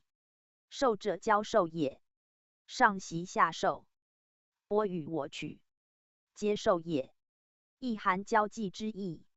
俗称接待接洽是也。有接必有主宾，必有往来，必有受，不离人物间交。祭之事，在上曰赏赐，在下曰赠给，必有受之者，以此交比，故谓之受。皆由节也，介于两者间也。如持物赠人，必与受者交近。如以手与人，人亦以手受之，故受自从手。民交受必有所取与也。喜者，与之最尊贵者，其皆受也，亦必极隆重。为礼仪与物必称也。敬之所习，故以贵重，而曰三阶，足见其所受之非偶然，必以功之高，德之美，业之大，位之崇。是昼日三阶，明其上下，主宾交欢，尽皆光明正大，非私与私受，雍容崇贵，非辖给辖取，必有其礼仪，必定于典则，而后服敬之习与皆也。盖天无私父，日无私照，德无私载。天日之光，不以为恩；生辰之德，不以为惠。而受之者的也，物也，亦不以恩惠视之，却不得灭其功德。此昼日三阶，明其喜与之情，不斥亲之于子；明其师不之后，不斥主之于臣。则为子者当思亲之恩，为臣者当怀主之德，而不得亵渎或轻忽也。故三皆为记者其师之平，义者其欲之切，而更以物之受责，必有以报称。人之祸习，必有以成将。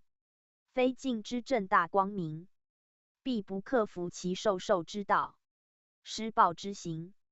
此与君子取与有关，而一夫小人之木业包居者，故特皆昼日二字，以示所习虽厚非私，所接虽平非独。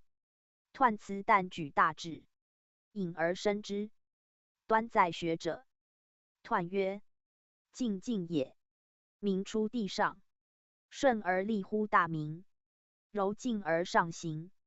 是以康侯用习马翻术，昼日三阶也。宣圣讲义，此身是彖辞之意也。静卦辞义，取上静之意，虽自作静，而意时通，故本通用。前以言之矣，为既未静，而卦不直明静，由俗称身用为静用，身即为静极，更进一层之意。且静自日在下，日自下上之象，上之特殊自有并进之象，故或作之，亦名有所抵而前进也。的称上又未进，以泰山言，自下上行，进于崇高也，总不外升腾上达之意，故直视之曰进进也。离为日，坤为地，日为天下之至明者，干称大明中始，亦以离代天明。离故的干精气称为魂，而进即乾宫游魂卦，离在坤上，故曰明出地上，亦即干精游于坤之象。盖后天离原出于坤，而代履前位，以离为中女，阴爻主中，乃得坤之德，而登天之作，是以谓之出。由人自室中向外，自穴中向上也。日自地下生，当卯出于东方，而天下同明，此进之象也。坤于顺承，离则复利，亦以见前。合为顺，而立于大明，亦即离日坤的合德之象。未得的日以明，日得的以者其明，二者相得，莫外乎顺与利之用。不顺则不能成，不利则不能存。流风飘影，不足以显日之明；时火电光，不足以照物之用，则因其乖夫顺与利之德也。为坤乃顺而昭日之光明，为离乃利而者明之代用，是进之象。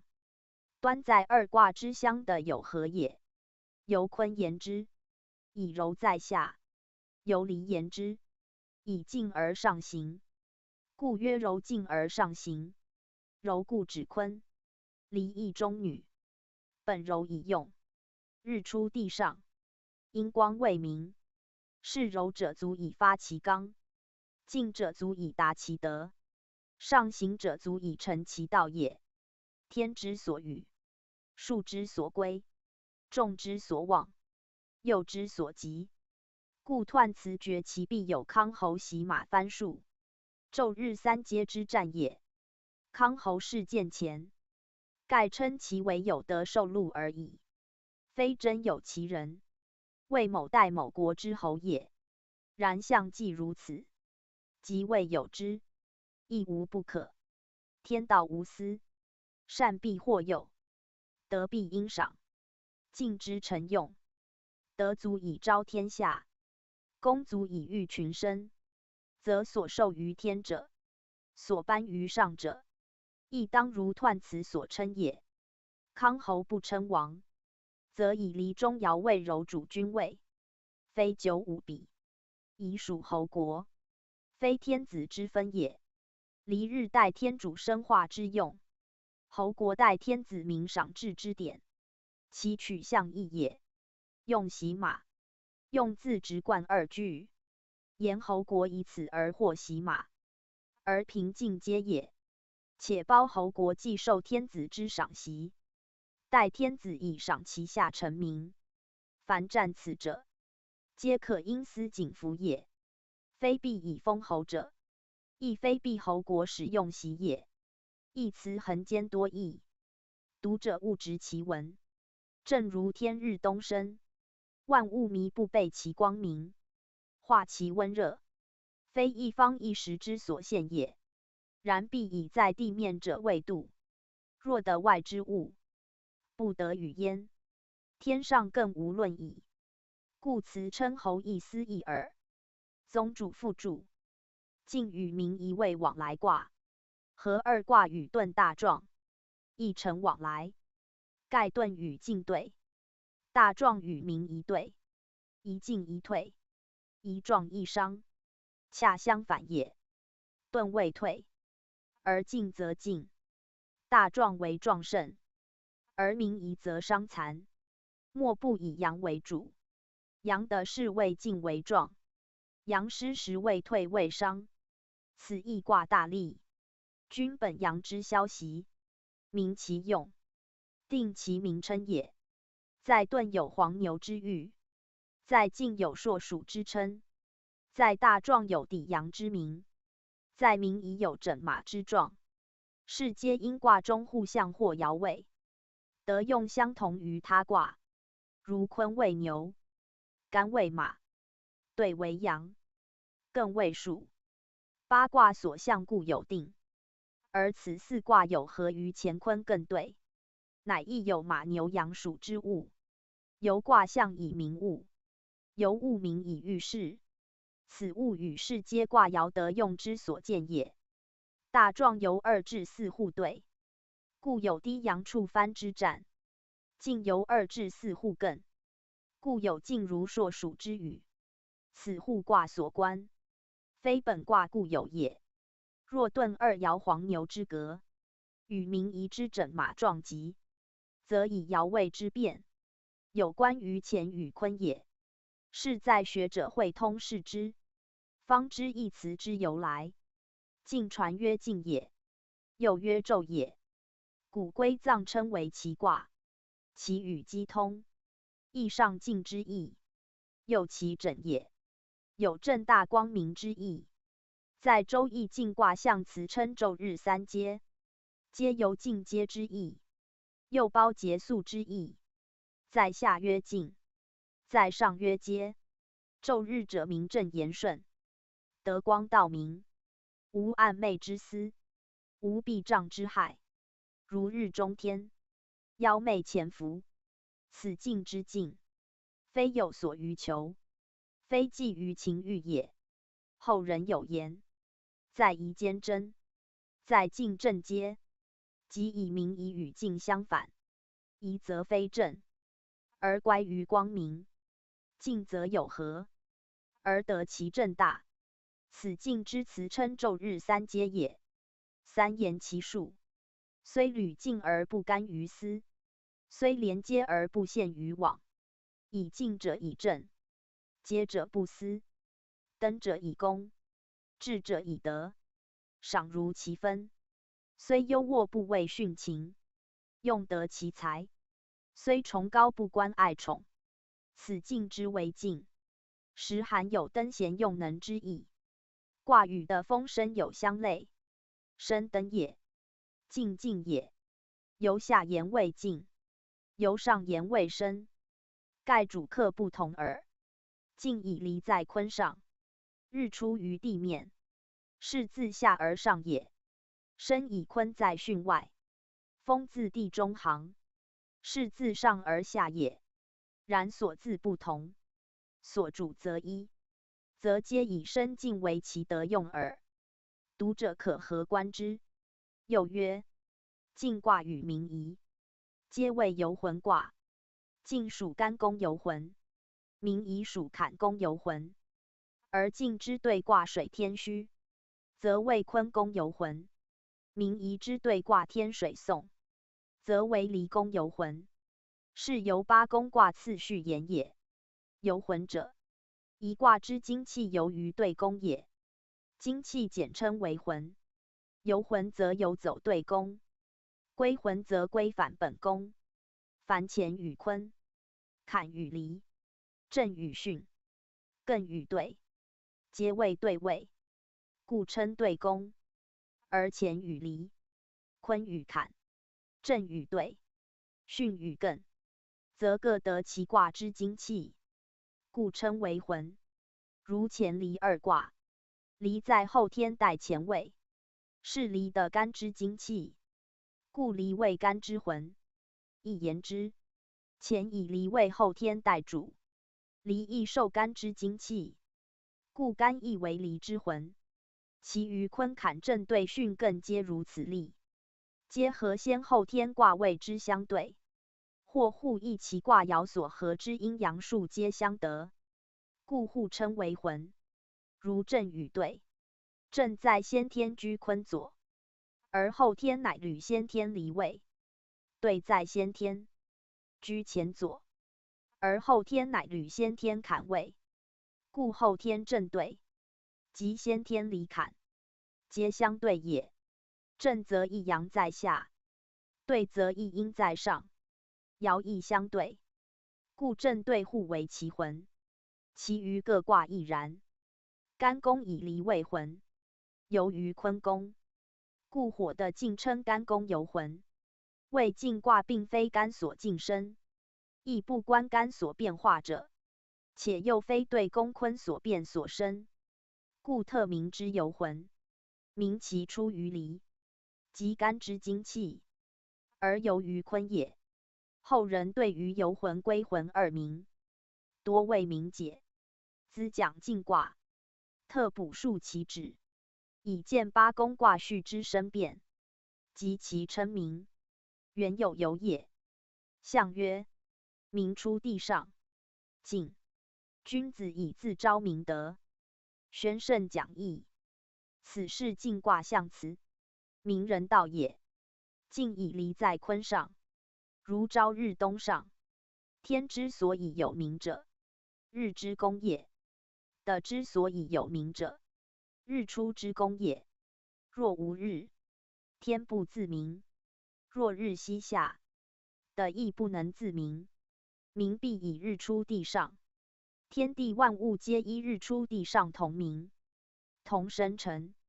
是日之东出，乃天地生成之德所见。人生天地间，亦法则天地，以德治其光明。明己之德，使人物同明其德，天下同归于文明。亦如日之出，天下皆光明也。成此文明，必属之君子。为君子方能明明德于天下。故事象曰：君子以自昭明德，昭亦明也。昭明德即明明德，明德对立德言。人所共见共和共备者曰明德。至德不明，所谓不大声以色，明不得而称焉，则明德之至而达玄德也。然玄德不得，人无知之，必自显者始。故成德先昭明德，明德之极，则玄德矣。非有二也。如善与至善，诚与至诚，不过本末精粗之间耳。书曰：克明俊德，亦昭德之意。昭有推崇夫达之意，不独显著矣也。尊重事行，启迪事物，其余发扬光大，无物不及，无时不至，皆昭也。辟之一事，夜则暗矣。灯烛既然，光明立志，人之明德，亦由是也。人备其光，物备其泽，天地同康，民物咸乐，熙熙如花之春，攘攘如沐之时。生之不见其情，貌之不知其利，此皆德之所至，而必本于明德。为民己之德，成人之德，者己之善，做人之责，如教化之行，人物莫不培植。如会政之部，臣也莫不安息。神功前运，地利往事，博厚配地，高明无习，悠久无疆，未遇无极。莫非德之流行，而必发于君子之业。故文称君子，重在自昭，敬己之信，人之同巧，成人成物，成己是标，立人达人，孰生是要。本于静卦，日出天晓，天下同明，光华乃照，天元无心，日益自然，德之所布，生化者焉，人道所仿，推教示先，学业继承，言行为贤，如风掩草，弱水行船，因势利导，化备大迁，思德之昭，义教所宣。夫人与天地，称为三才，禀赋不异，道至德该。如天地复载，无物不纳，日月光照，无处不夹，既大且广，使福至德。苟有违背，何以成无信？全无生哉？故观境之上进，则立其明德；观日之光明，则照其流泽；观于天地生成，则至乎未遇之业。不外法则坤乾，效仿日月，推我之性集于万物，尽性之德，备于草木而已。此所谓顺以立者，不为而为，不思而终，不虑而得，即师所称与怀明德者也。大学首章所述，系本于此。学者视之。初六，静如崔如，贞吉，往服，玉，无咎。宣圣讲义。此晋初六爻辞也。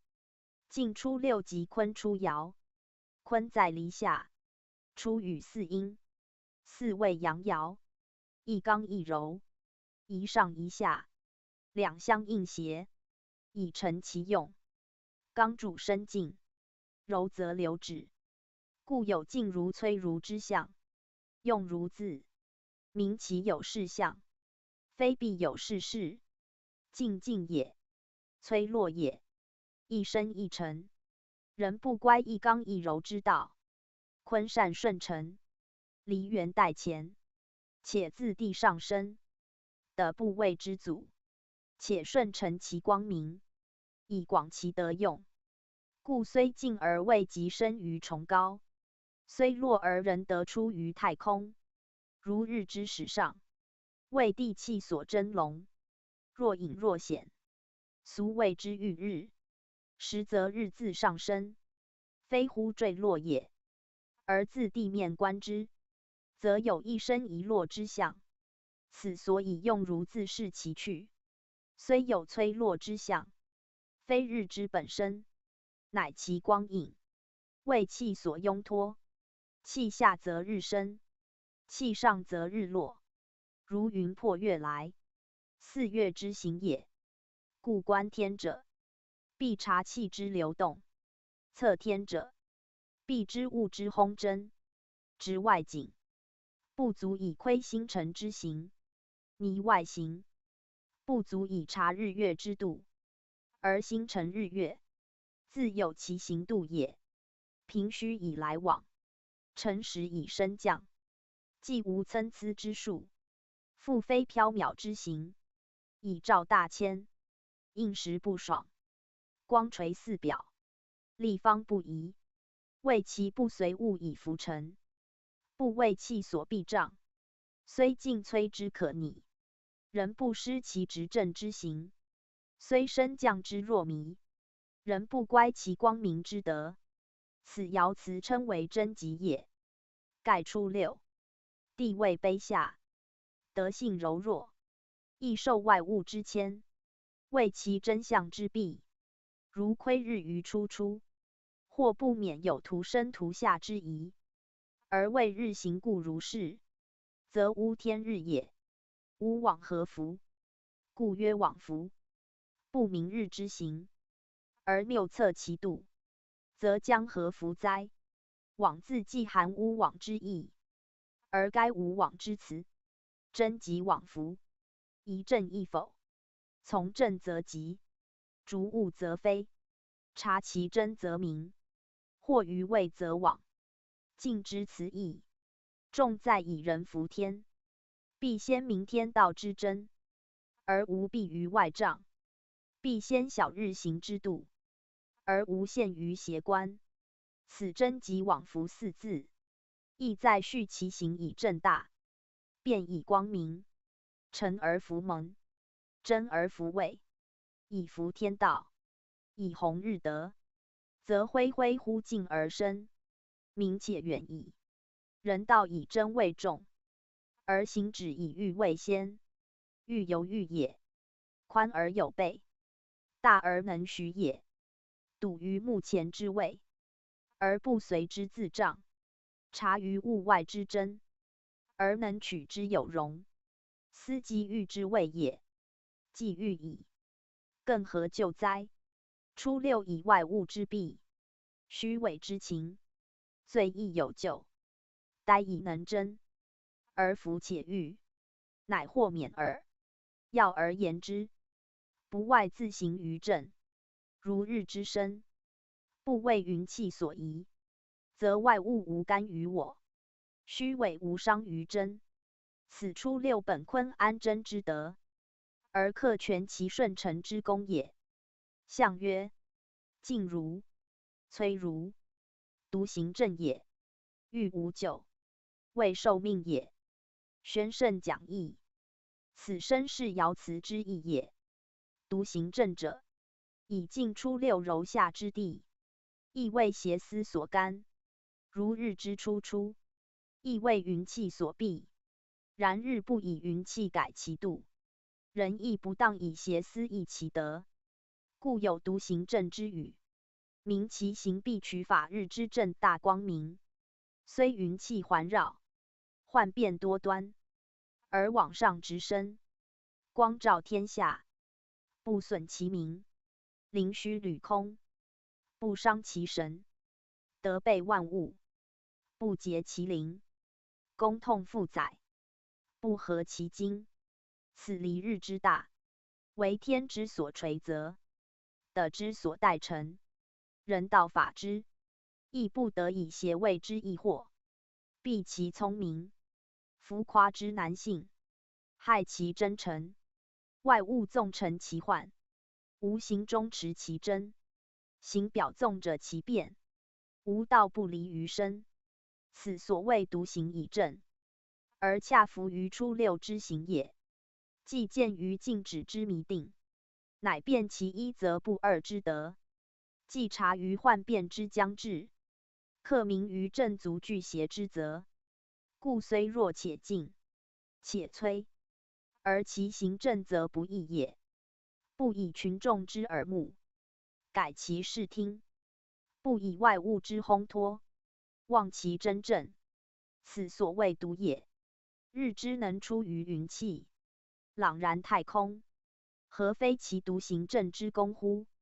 人而失之，亦如日光明于天，照临于地，德备苍生，功垂万世。此君子之行，圣人之治。虽在下而不为位所趋，虽在内而不为势所居，乃能永服贞吉之战，达欲无救之用，则所谓行正之效也。未受命者，初六在下，既未受天命，而独行以正，乃不必受命也。在临曰未顺命，此曰未受命。命自与师大君有命，宋父及命，皆相近。盖指天之所习，上之所令。凡在下位有所成者，皆命也。初六以时的所限，未得因彖辞袭马翻数昼日三阶之命，而无咎以成其欲，则与已受命者同。因未受命，故曰无咎。言在下不当后袭，而既行正矣，且征及以又能御矣。是虽未受命，其无咎必矣。不然，则未受命，必不免于咎也。若六二，则以时谓之当，克受王母戒服，更无咎之辞。可见未受命具，实明是独行正之得免咎，不尽免咎。且或袭户可见，在下非辱，行柔非卑，苟能守正不阿，则虽命未至，亦无咎也。故视之以未受命，明解欲无咎三字之由来。以受命自无咎，今之无咎，不愿受命，而在行正，是无咎之辞。实明其未受命，或以为未受命克免咎，受命则不免，实非原旨。由曰欲而无咎，乃以未受命，原有咎，而以行正能欲免耳。古文多如此，读者宜细思之。宗主附注：晋初六爻尽如崔如，崔字后人多未明其意，有作崔为解者，有作崔促解者，皆就晋生晋之意附会。崔为壮其身高，崔促欲其极进，实皆非本意。盖一词横取对待义，若非对待，则相连串，终不间断。如生晋为一义，则终不用如字以格之，用如字即明其为对也。如匪寇昏垢二字一义，匪寇与昏垢乃对待之语，以相反也。晋如与崔如亦相反，晋言其直上，崔言其复错，即一进一止，一升一落之意，非同义也。故用两如字以别之。六二之晋如仇如亦然。晋明其得意前往，仇明其多虑自重，亦相反也。以爻皆柔，非行健不习者可比，的在下非飞腾无阻者可拟。是亦有且进且止，或快或忧之象。崔则顿挫而有下落之情，仇则忧疑而多戒惧之想。明其自下上升者，恒于轻地；自近至远者，恒患险兮。天道恶淫，人情既满，诚实的位，犹当思患预防。吕后袭封，务必临事之具。晋本宜身敬矣，其志崇高，其行坦荡，而在以悲退未怀，以虚谦未至，是天道调剂之道，人道中和之行也。读者当细为思之。六二，晋如仇如，征吉，受资戒服，于其王母，宣圣讲义。此晋六二爻辞也。六二居内卦正位，即坤六二爻，以与上六五阴重柔相对，内外难济，虽得中位，不可待用。故爻辞称晋如仇如征吉，谓晋虽进而逢重柔，不得直前；虽上而遇阴阻，不得奋腾。是由出六进如崔如之象，然六二进矣，且居正位，进则有道，正则有守。是虽若困于柔，而仍足保其前进之姿；虽若梗于阴，而犹可全其固有之位。故以进称。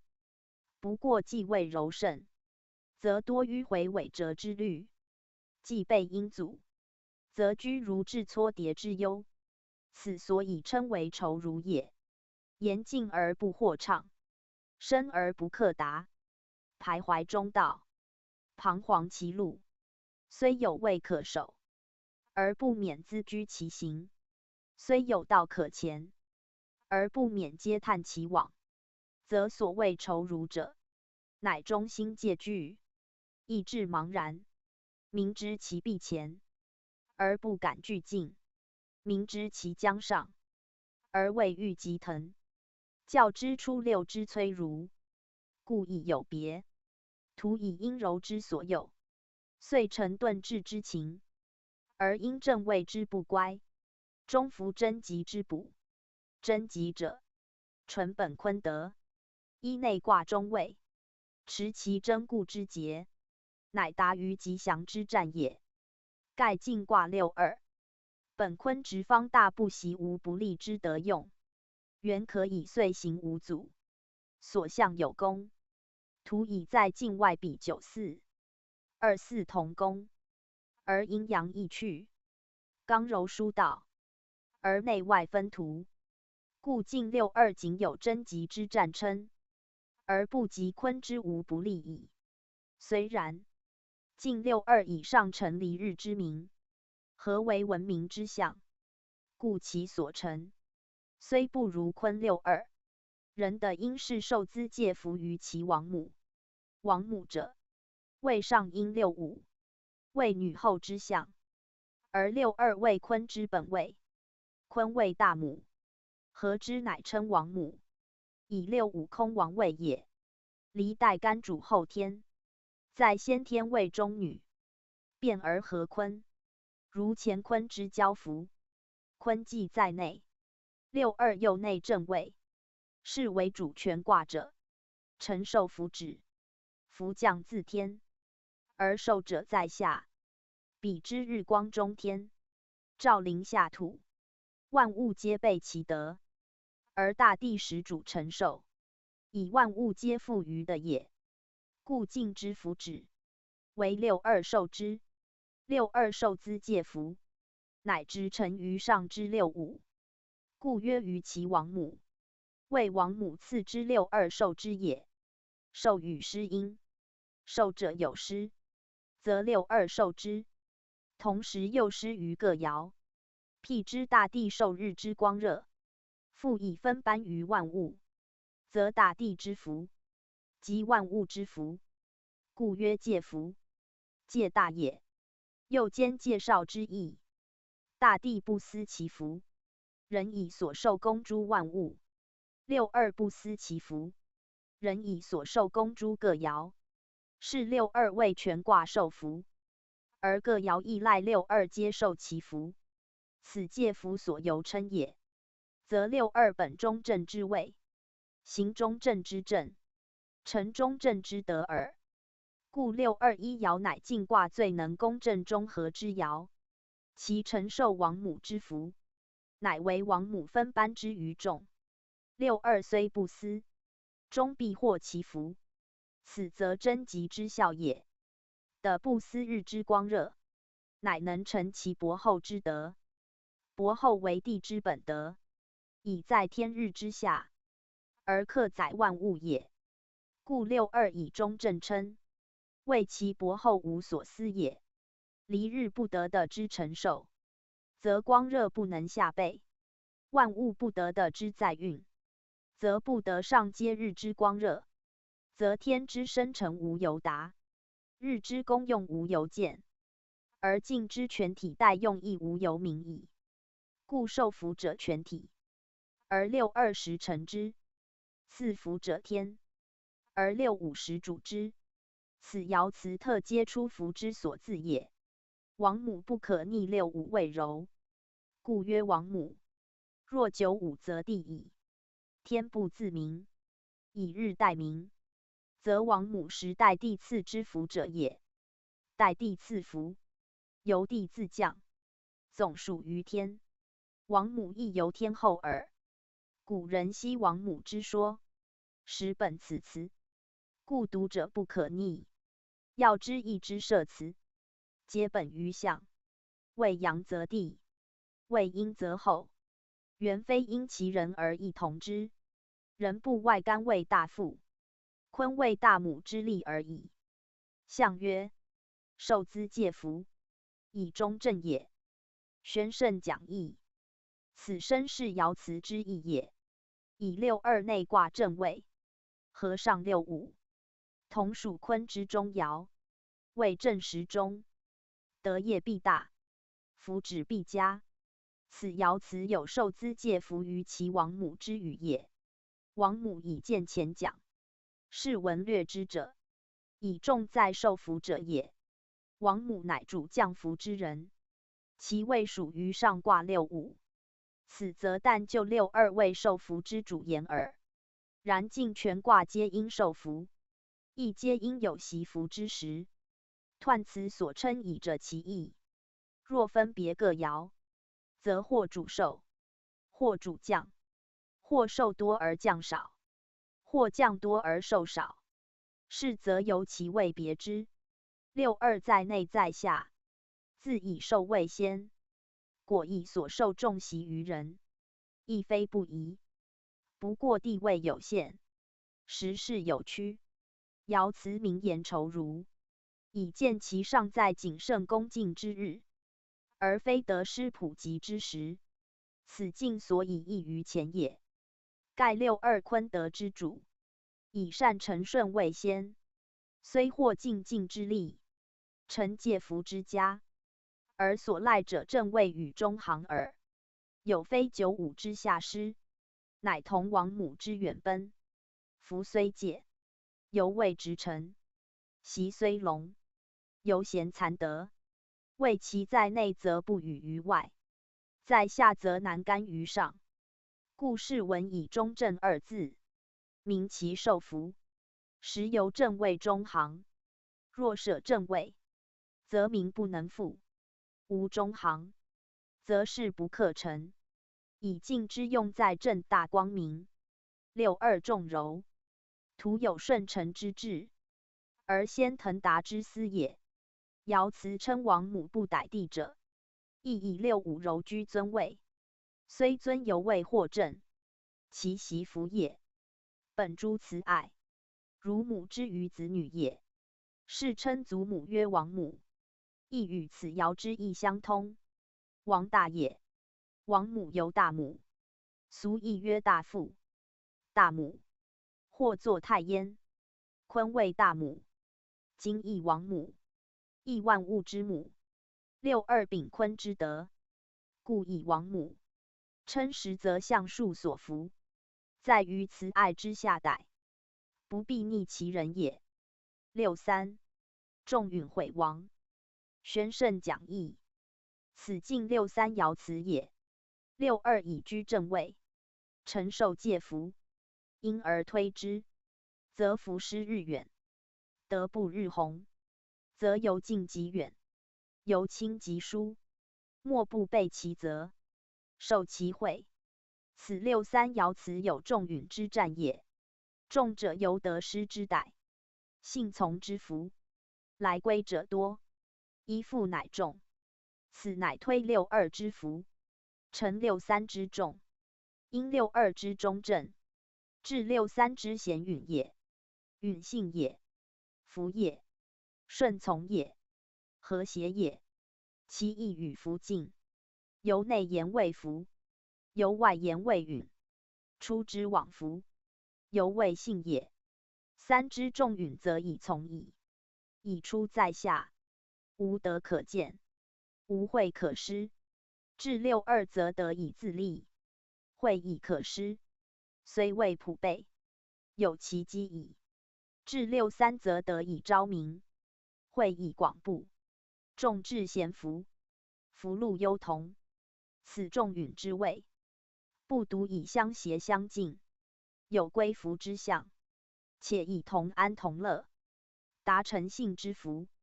其计既明，其情亦至，其行既配，其志越敦，则6·3可协6·2以上计，而达9·4以同声，3·5同工，6·5既乐于恩惠之下逮，6·3更切于治行之其方，故特以仲允称也。由爻象言，自出至3皆柔，柔则易语。坤为大母，长于生育，德博厚，优于承载，万物所托，生成以见，万物所归，清和以明。正如大地载物，同受天日光热，生成数圣四序繁昌。此众之所由称也。天日之德，赖得成之；天日之功，赖得成之。六三位坤之境，上皆离日，则所受者，虽坤之福，实万物之福；虽六二之位，实六三之众也。三四人爻，兼包物类，众自盖人与物言，而三位柔，尤多指物。人亦物之一也。人物皆寄于地，皆赖得以成天日之功用，以立生化之根源。此一允字，名其为福之至也。言人物之至，莫不协和乐福，随大地以成日之光热，以受天之福止也。故六二曰介福，兼含介绍之意，言为人物借其福耳。凡与人以利，无不兴受；家人以福，无不欢诚。情所痛也。况德惠无私，不施无间乎？六三之众允，乃出其本心，非有所强也。为中心乐福，自无悔令可言。故战毁亡，亡无也。内争外毁，六三在内，故无悔，而协同受福，更惜毁哉？是谓有毁其生成者。大地与万物以生成，万物乐随之以共生成。如春风之化，春日之温，举星星以相容，弦孜孜以同化。生者有所，化者有归，当其出来，志求早育。此众允之无悔，乃坤律万物，上承离日之师，而六三实见其力耳。象曰：众允之至，上行也。宣圣讲义，此身是爻辞之意也。上行言六三协六二以求上福于六五，而成其福也。至指众至，六三万物之象，而上皆九四、三四二爻，阴与阳合，柔宜从刚，故曰志在上行，不独因六二之戒，受六三之福矣也。六五虽正位，不至于上，则反于内。此二五两爻，为全体所养，群德归服者也。众允六二之德，成六五之会，因自成其福，则其上行之志可见。有草木之浊，必其常欲至寻丈也。日自海上，见生于天中；物自土浊，见育于地上。皆上行之志也。既为万物所同，则其成功必大；非有为之助长，则其达德必宏。斯莫非本于坤顺成之道，习于柔静乐之德。此初二爻重在自争也。争故不失，生成乐欲，无非顺以治之，此所至也。天生之，得成之，天地之恩，万物所成，两志相通，乃克尽其功。是闻上行二字，虽重在六三之志，实则兼包六五下歹言也。上下既协，阴运乃成，阴阳既调，升降乃明。六三实介于升降之际，宜其有阴运之志也。九四，静如，实属真理。宣圣讲义，此近九四爻辞也。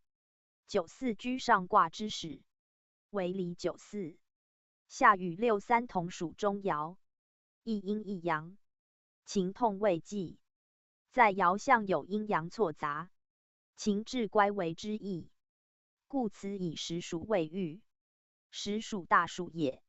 师所谓硕数，以盗窃田谷仓粮为生，出必以业，服必有穴，九四本位阳成阴，而位在坤上，故有属居穴之象。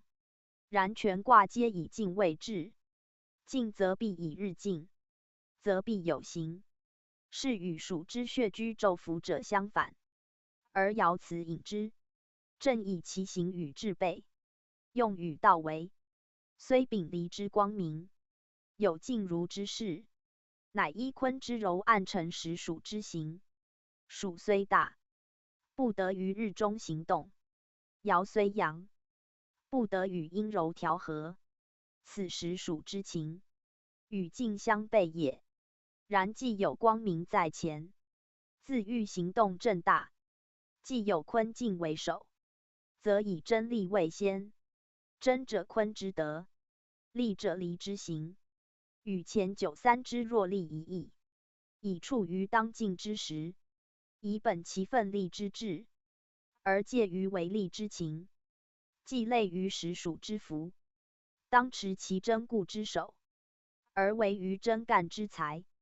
此真力二字，十分是九四爻人道应知之意，无图偏于一端，而甘于阴阳之就。盖阴暗与光明绝不同用，九四则兼之，顺于外之离，则推其阳力之功；反于坤之静，则执其真固之德。二者亦是所谓耳。臣以九四虽在中爻，而非正位，虽体刚用，而为中和，与下六二恰反。六二虽柔而得正位，虽在下而秉中和之形，故世文称其中正，明其德用与进士。虽有愁如之虑，却非为利之忧，故曰二多欲，四多惧。以在位之正否，用之中否，未变。果九四以阳胜阴，则无实属之欲矣。既以阴之凌阳，乃不得不先真力之行，将以成他日之功，收后来之果。此虽欲实属人不犯其害，则真力之道，使九四爻必尊者也。象曰：实属真力，谓不当也。宣圣讲义。此身是爻辞之意也。盖九四原属离之一爻，有光明之象，徒以谓不当，乃反比于阴暗邪行之属，可见谓之所观重大也。师以硕属比诸小人，诚实切发，有害于良善之民，故有事将去辱，是彼乐土之语，民属之害可畏。逢其灾厄，君欲去之远视，而九四则不如是。以属虽害，而前有光明可期；行虽阴险，而我有真力可守。是九四之属不过以时之侥幸，而为其祸者，不过以地之非宜。果实宜则是义，的别则情疏。此事文只以谓不当为解，并未详其害，谓自指地位，亦该识其谓之不当，由时之不宜，而因地位所居，亦尽失去辱他事之意。果能去而远之，则属亦何害？而爻辞则重真力，真以自保，利以自立，则虽未免一时之不利，苟能始终真力，终必达于光明之途。此有九四近于六五，则即无不利矣。亦断吉凶，全凭实位。九四以实位之师，乃欲前又却，欲避又留，故有静如之语。语出二爻同，而以真力之行，克胜一切旧害。辟之君子以真力之道，驯服小人，使不敢肆其独。盖九四以刚而居柔上，圆如日之方中，虽有时属窥伺其间，却非黑夜彼等得志之计。此以真力能免灾矣。读者系义辞义，自明义教所在，真谓坤德。立本前行，合之则一刚一柔，与九四之数相配，亦此与象数，无不洽合者也。65. 毁亡，师的戊戌，往极，无不利。宣圣讲义，此近65爻辞也。65居外卦正位，即离卦中位，外主乎阳，而爻位阴，内交于坤，而位刚，故爻辞有毁亡师的戊戌之语。毁亡者在外多毁，以得中而亡，义也。内柔外刚，本末易去，既招毁志，终或免亡，二也。阴德有显，阳位宜刚，刚显相成，毁亦无极，三也。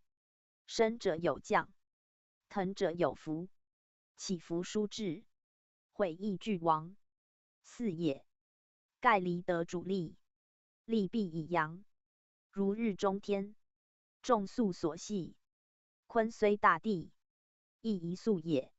6562内外同柔，本难相得，而离二阳在外，中加一阴。65恰被所加，乃成复利不离之情。此所以能服坤而合德，分光而使明，德和光同，如镜照行，隐不能益，则所行无悔，不殆失归。如正大之行，光明之举，自然融洽，永无谏言，则何悔之有哉？故毁亡二字，在情言未无悔，在物言未有而终亡，在德言未不悔不亡，同达于道，以其能化也。化者不居于象，不至于物，不诱于行，故曰师的戊戌，或师或德，皆无可计也。譬之日光照物，物同生成，此的也。日去地下，物同暗灭，此师也。而日无与焉，谓之德不可，谓之师亦不可。以师德在物，非日之师德，而日更何序乎？春夏生成，秋冬凋落，义也。温热何许？寒凉凄哀，义也。在日不过行乎自然耳，此所谓大化者也。超乎象外，极乎神功，近65之所谓，以合于天地造化之妙者矣。柔以御刚，阴以御阳，通乎至道，归于中行，则无往而不利矣。故曰往极无不利。炎日上于天空，光明彻于四极，无物可阻，无障可避，是往极无不利，亦自然而然者也。象曰：师的戊戌，往有庆也。宣圣讲义，此身是爻辞之意也。65为正时宜，无往不利。庆者在大言庆，在小言吉。凡吉指一事或一方，庆则指一切。庆与喜有别，喜指自己，庆则与人同。如传所谓一人有庆，照明赖之，是也。65居上位，所往之利，不独己也，使与万物共之。如春日之生，大地同温，万类同生，是其力无可计及，非一方一地之限也。比诸一国，在上位者，得失普及，照明同赖，虽发于一人，而集于全国，谓之有庆，言大众共喜庆也。与爻辞无不利俱因，无不允者，犹无一不也。书曰：一夫不惑，时与之孤。古圣人之怀，皆如天日明照四表，无一物不被其光泽也。尽全卦大用，见于651爻，在象如日之方中，天下万物同时生成，而不自见其功德，此爻辞所谓诗的物序也。序自从心，心之所念，不发于念，即不生于心，不生于心，即无谓之为，无思而终，无虑而得，纯乎自然，何功何德，则失与德，均物序也。若果发于思，系于物，则失必往往，得必心心，则物之情也，非圣神之境，天日之行。天日圣神，一任诸性，无私无畏，克中克正，尽六五之谓也。是文景就其用言，未及其本行，盖为战者是也。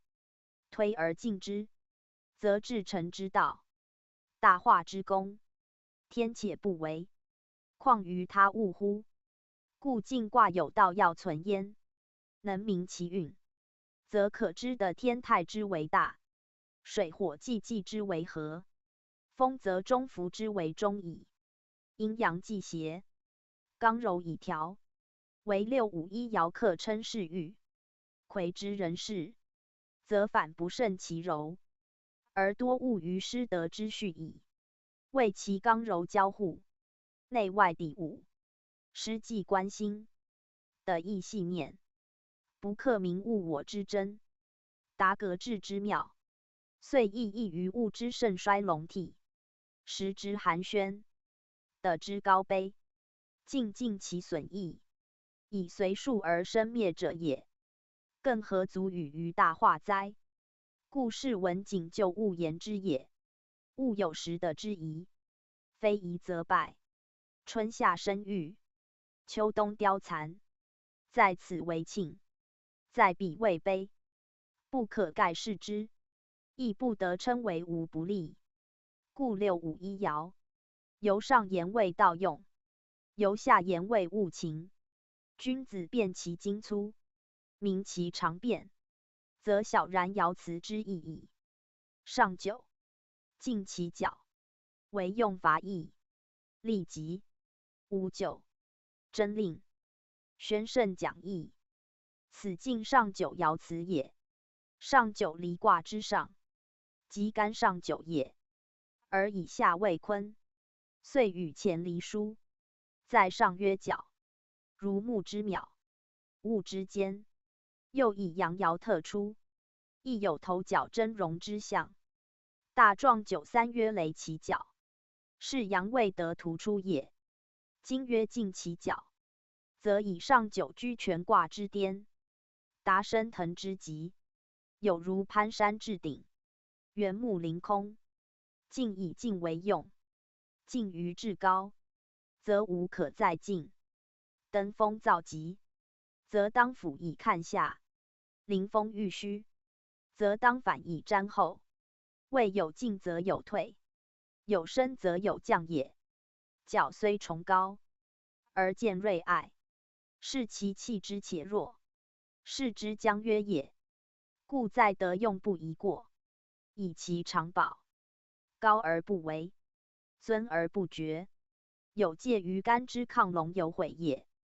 盖下本坤静之道，必服于永贞之力，而为离卦之中，又必魁于日昃之光，而先续其反照之明。此爻辞称其代用曰：为用法义利即无咎真令，以尽本文明之象。其中则反动干戈，离其生育之宏，而其志则便于征讨。伐义者争其不服，则其备得也。为自坚为系为景二义，言上九与九四，合成光明。中间六五一阴，必为系以同用，方所向而有功。又以上九处即位，当穷时，文化已不可失，为干戈之事上，德教既不充沛，为征伐之宜先。此有取于师卦之意也。师以五阴一阳，进则四阴二阳，设本极则变之利，则亦同于五阴一阳之师比矣。阴重则亦为奸，朋比之情，恒成罪恶。此尽本文明之极，礼教之余，而不得不有取于征讨也。在离上九，亦以为时当变，而有王用出师征一国之语，可见干戈玉帛，其用相虚，雨露雷霆，其则相等。人以先之，义以继之，教以律之，行以齐之，故治道不义之规，亦天道好孩之术也。利即无咎者，本干之形成其刚也。真令者，见坤之德，介于柔也。视之成败，必持之以坚；物之盛衰，必发之以敏。有奋力不退之志，方能成其境；决诺喜自馁之思，方能造其身。此真利二者之用有异也。前以分别事极，兹特申述之。凡卦皆内真外会，上九真令已在外也。而利与真，有进退行止之意。进则宜利，退则宜真，行则宜利，守则宜真。此干卦四德，真在末也。他卦真多吉，则以退守之利；此以真为令，则以进行之宜。然上九位以穷，数以极，将何尽乎？虽本离日之光环行无矣，而依坤德之德，所立有方。上九在外言，则以勇推进进之旨，以大其功；而在内言，则以反于进守之思，以后其本。故利即无咎，谓外也。原非全德，真令谓内也。岂真利用哉？令自原该吝啬与令毁二异。前者对人言为害，于己无伤；后者对事言为失，于心有得。此令有吉凶之别，而真令则虽不吉，亦非凶，果以令于成德，不过自弃而已。若为令于求利，则转为贤者之志，况以真而令乎？既克自真，虽令息害，不过稍贤为大耳。得之不广，道之不弘，如将坠之日光，近东之日景，则不得与日中或春夏比，其风烈也。象曰：为用伐义，道谓光也。宣圣讲义，此身是爻辞之意也。言上九位以极，时以穷，道以变，文德代以干戈，礼教义以征伐。此非复前之光明可比，正大可同，故曰谓光。与爻辞真令二字相应，亦悉其德谓大，功谓宏耳。盖以借穷极之时，虽有雄才伟略，无所施布；虽抱其魔意志，无由发黄。实谓之所谓，即气数之所现。用进者必明于进退之道，升降之方，以诚实至公为先，无失机愤事为戒，则自免真令之补，而无畏光之机也余。宗主附注：晋以日东升成光明之象，而与包相反。9月属包卦，包以阳剥削成彼岸之情，此两卦有异因也。盖有宾则有助，有往则有来，有先则有后，有外则有中。二卦亦由宾主往来后先中外之殊耳。循进言，则方升腾飞舞，其气盛，其势张，有越近越远之概。循包言，则真衰颓荒落，其气散，其势穷，有渐行渐困之感。而皆因夫时，夫于数，则以九为阳之极，阳九之德，亦如日之中天。而秋为气之伤，既秋之时，乃同日之稀薄。是则一中一始，一盛一衰，情景互成，功用参见，有必至者也。欲明天道，先参人事；欲知未来，先察既往。斯二卦之宜合审也。秋老冬季，水落土枯，霜露已临，风寒且至。是前之龙者殊变未替，强者忽转为弱，数宜是异。时过境迁，岂偶然哉？学者细议二卦象辞，即可得其痛义之由来矣。又曰进卦下位明夷，二卦皆离坤合成。离在坤上为静，在下为明夷。坤以柔胜，离以阳明。坤苟至离，阳乃易薄。岁10月为坤，更无一阳可见。而在岁序，冬气初至，阳固自前，进伏地中，以示培育。必待冬至，一阳来复，变坤为震，始见地面之阳，斯时也。寒雪严霜，凝冰重冻，虽有为阳，不胜五阴。此生机之畅，必似三阳开泰也。泰以地天相交，阴阳相顾，不似离坤之互为刚柔，只分内外而已。如晋明夷，本义中女，夷大母，二者皆阴，虽后天离代前，而非干可比。故在内为阴，在外为阳，以位为定，以时为宜。明夷离在坤下，故有益于晋。然以女居母下，亦非刚柔道智者可比。离日之明，原无所异，只由地上事之有异耳。如日与夜，日由是也，而以地之背光者为夜；冬与夏，日亦由是也，而以地之远光者为冬。此昼夜之分，冬夏之别，不关乎日，只在于地的圆体，亦无差别，而以地面人物所处不同，所感乃殊。如东半球之日，及西半球之夜，北半球之夏，及南半球之冬，是地之东西南北，分域有异，而所附著之人物，随之殊其感受耳。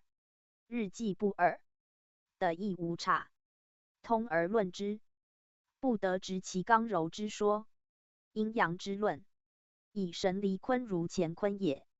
故离卦中为阴，明其源出于坤。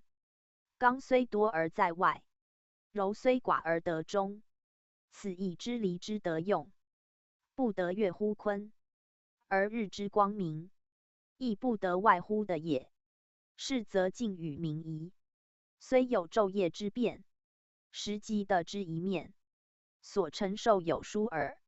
一面为昼，他一面即夜，则一面为晋者，他一面即明夷。二者原不过内外之分而已。又曰以时言，5月未构，为阳变阴；以晋卦言，则为阳出阴，则构为豫，而晋为静。二者虽异，实有4处，皆有所合，有所宜也。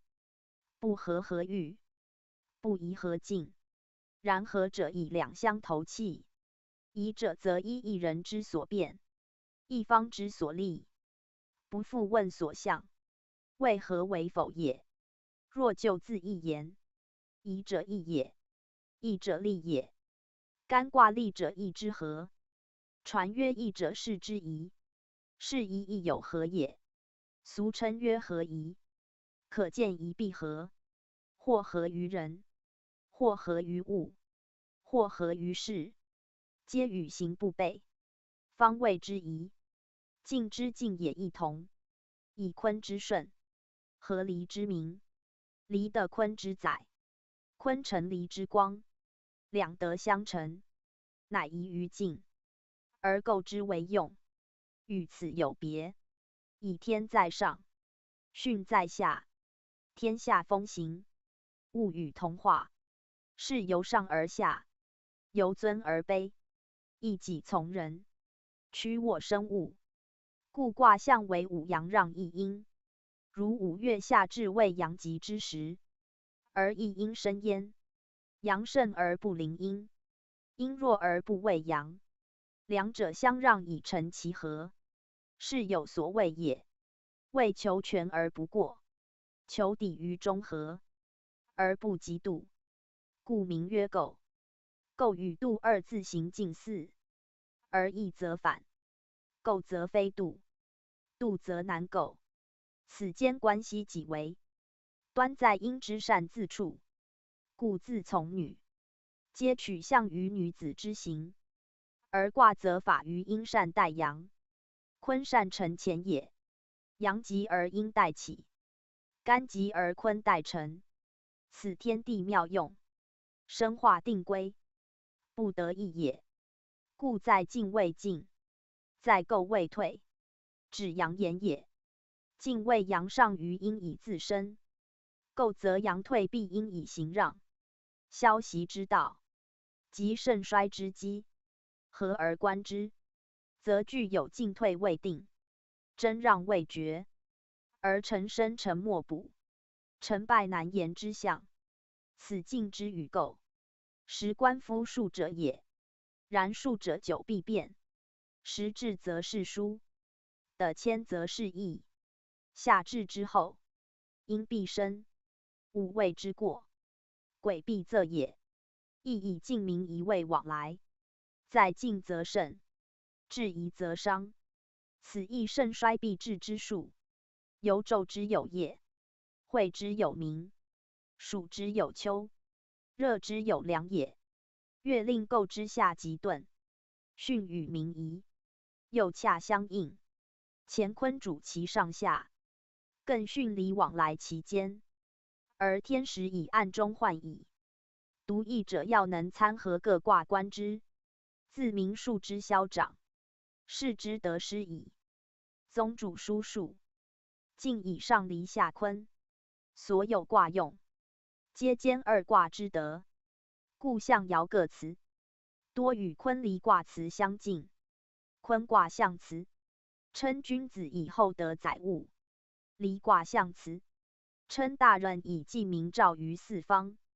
而晋卦象辞，则曰君子以自昭明德，是以合坤离之辞，定人道之责。坤称厚德，言其博厚能载也；离称继明，言其光明远照也。而晋兼之，故曰自昭明德，则以晋下本地道为其根基，上推日光弘其德用。上者下照，则无为不主；下者顺承，则无物不容。此地与日之德也。而人乃施法焉，昭其明德，广其生成，达乎未遇之域，纯乎正大光明之道，博厚悠久之功也。即是此所称柔厉中正，亦与利乎大明相应正，皆离之德用也。离日无所不照，而受之者必有所利，如物立于地，云立于空，皆以利而后见其功施，成其大用。此离又谓晋卦之主也。日虽悬于天空，光热达于四表，乃天之明德也。唯圣人亦如之。书曰光备四表，隔于上下，斯即人之明德也。明德之师，亦无物不备。干九二爻所谓得失仆也。干不能自失，必假离以待。此后天理履前位，而世界乃以日代天公也。日之为日，神用莫测，在天之空，包得之外。凡有物有质者，莫不赖日以生以化。可见日之功，天宫也，离之用，前用也。干得坤之顺承，而得天地交泰，阴阳协服。精进亦以坤成离，得天之下施，成道之妙用。正与泰之交泰相似，虽离在上，实则以交。非如天地否之不通也，则以离原中女，而五爻位应居主位，虽属离中，实为坤位；虽属阳主，实乃柔爻。可见其交服之情，互益之机。后天之日，本非纯阳之前，而生空之阳，人将复下于地，是其上也。一时之行，非一上不下者，进也一度之德，非久去不返者。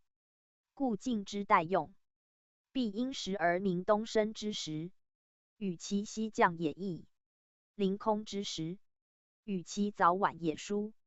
为其行迹未尽，则无一息停留，而天度周回，其进也，及其退也，不过一时刻定其称耳。在朝未尽，过午未退，以地为主。光热之盛时未尽，其衰也未退。若自日延，则皆行也，皆进也。朝如是，夕亦然；午如是，夜亦然；春如是，秋亦然；夏如是，冬亦然。故无所分也。而自勿言，则朝旦未尽，夜夕未退，春夏未尽，秋冬未退，则由其光热变之也。日自东至始向北行，至夏至未极，则在北未尽，在南又未退矣。若依日夜之行异同，首由受光热者，别其为进或退耳，亦即本日之得用言也。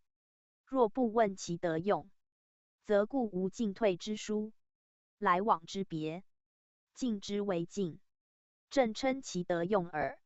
以得用称，人施法之，亦必以昭其明德为重。苟无明德，将何以称君子之名？人无明德，将何以称三才之名？自昭明德，识人道之行，君子所重，亦即进之所谓进也。吾德将息尽哉？各卦辞凡设想未定一四之间，可有可无者，多用如若等字。离卦图如，其来如焚如死如弃如出涕陀若，其皆若之类，皆言其想象所致，或尽如此，或不必如此。故用如若字以见义。进卦辞亦然，如进如催如，进如酬如，皆是以进本该行止，因人而定其为进或非进。由日之升与降，就为进或退，均难执泥其辞。在此事为进，在彼反为退；在前事为进，在后反为退。其形同，其进前也同，而其所至则不同，则不得盖定其称。故用如字明之。初六之进如催如，即含有一进一止之意。六二之进如酬如，则含有某极其徐之意。以初六虽升而犹在下，虽出而犹未显。正如海天欲日，云气稳然，忽见忽藏，有若且进且止之象。以初爻由出地面，其行故进，其地上低，其至故深，其处上下，故有进如催如之辞。催者挫折之也，平易之也。将升而忽落，将止而又起，望之如进，待之如退。此故初六之用，同时得之所谓，而不克进上直升也。六二亦然。六二居内中位，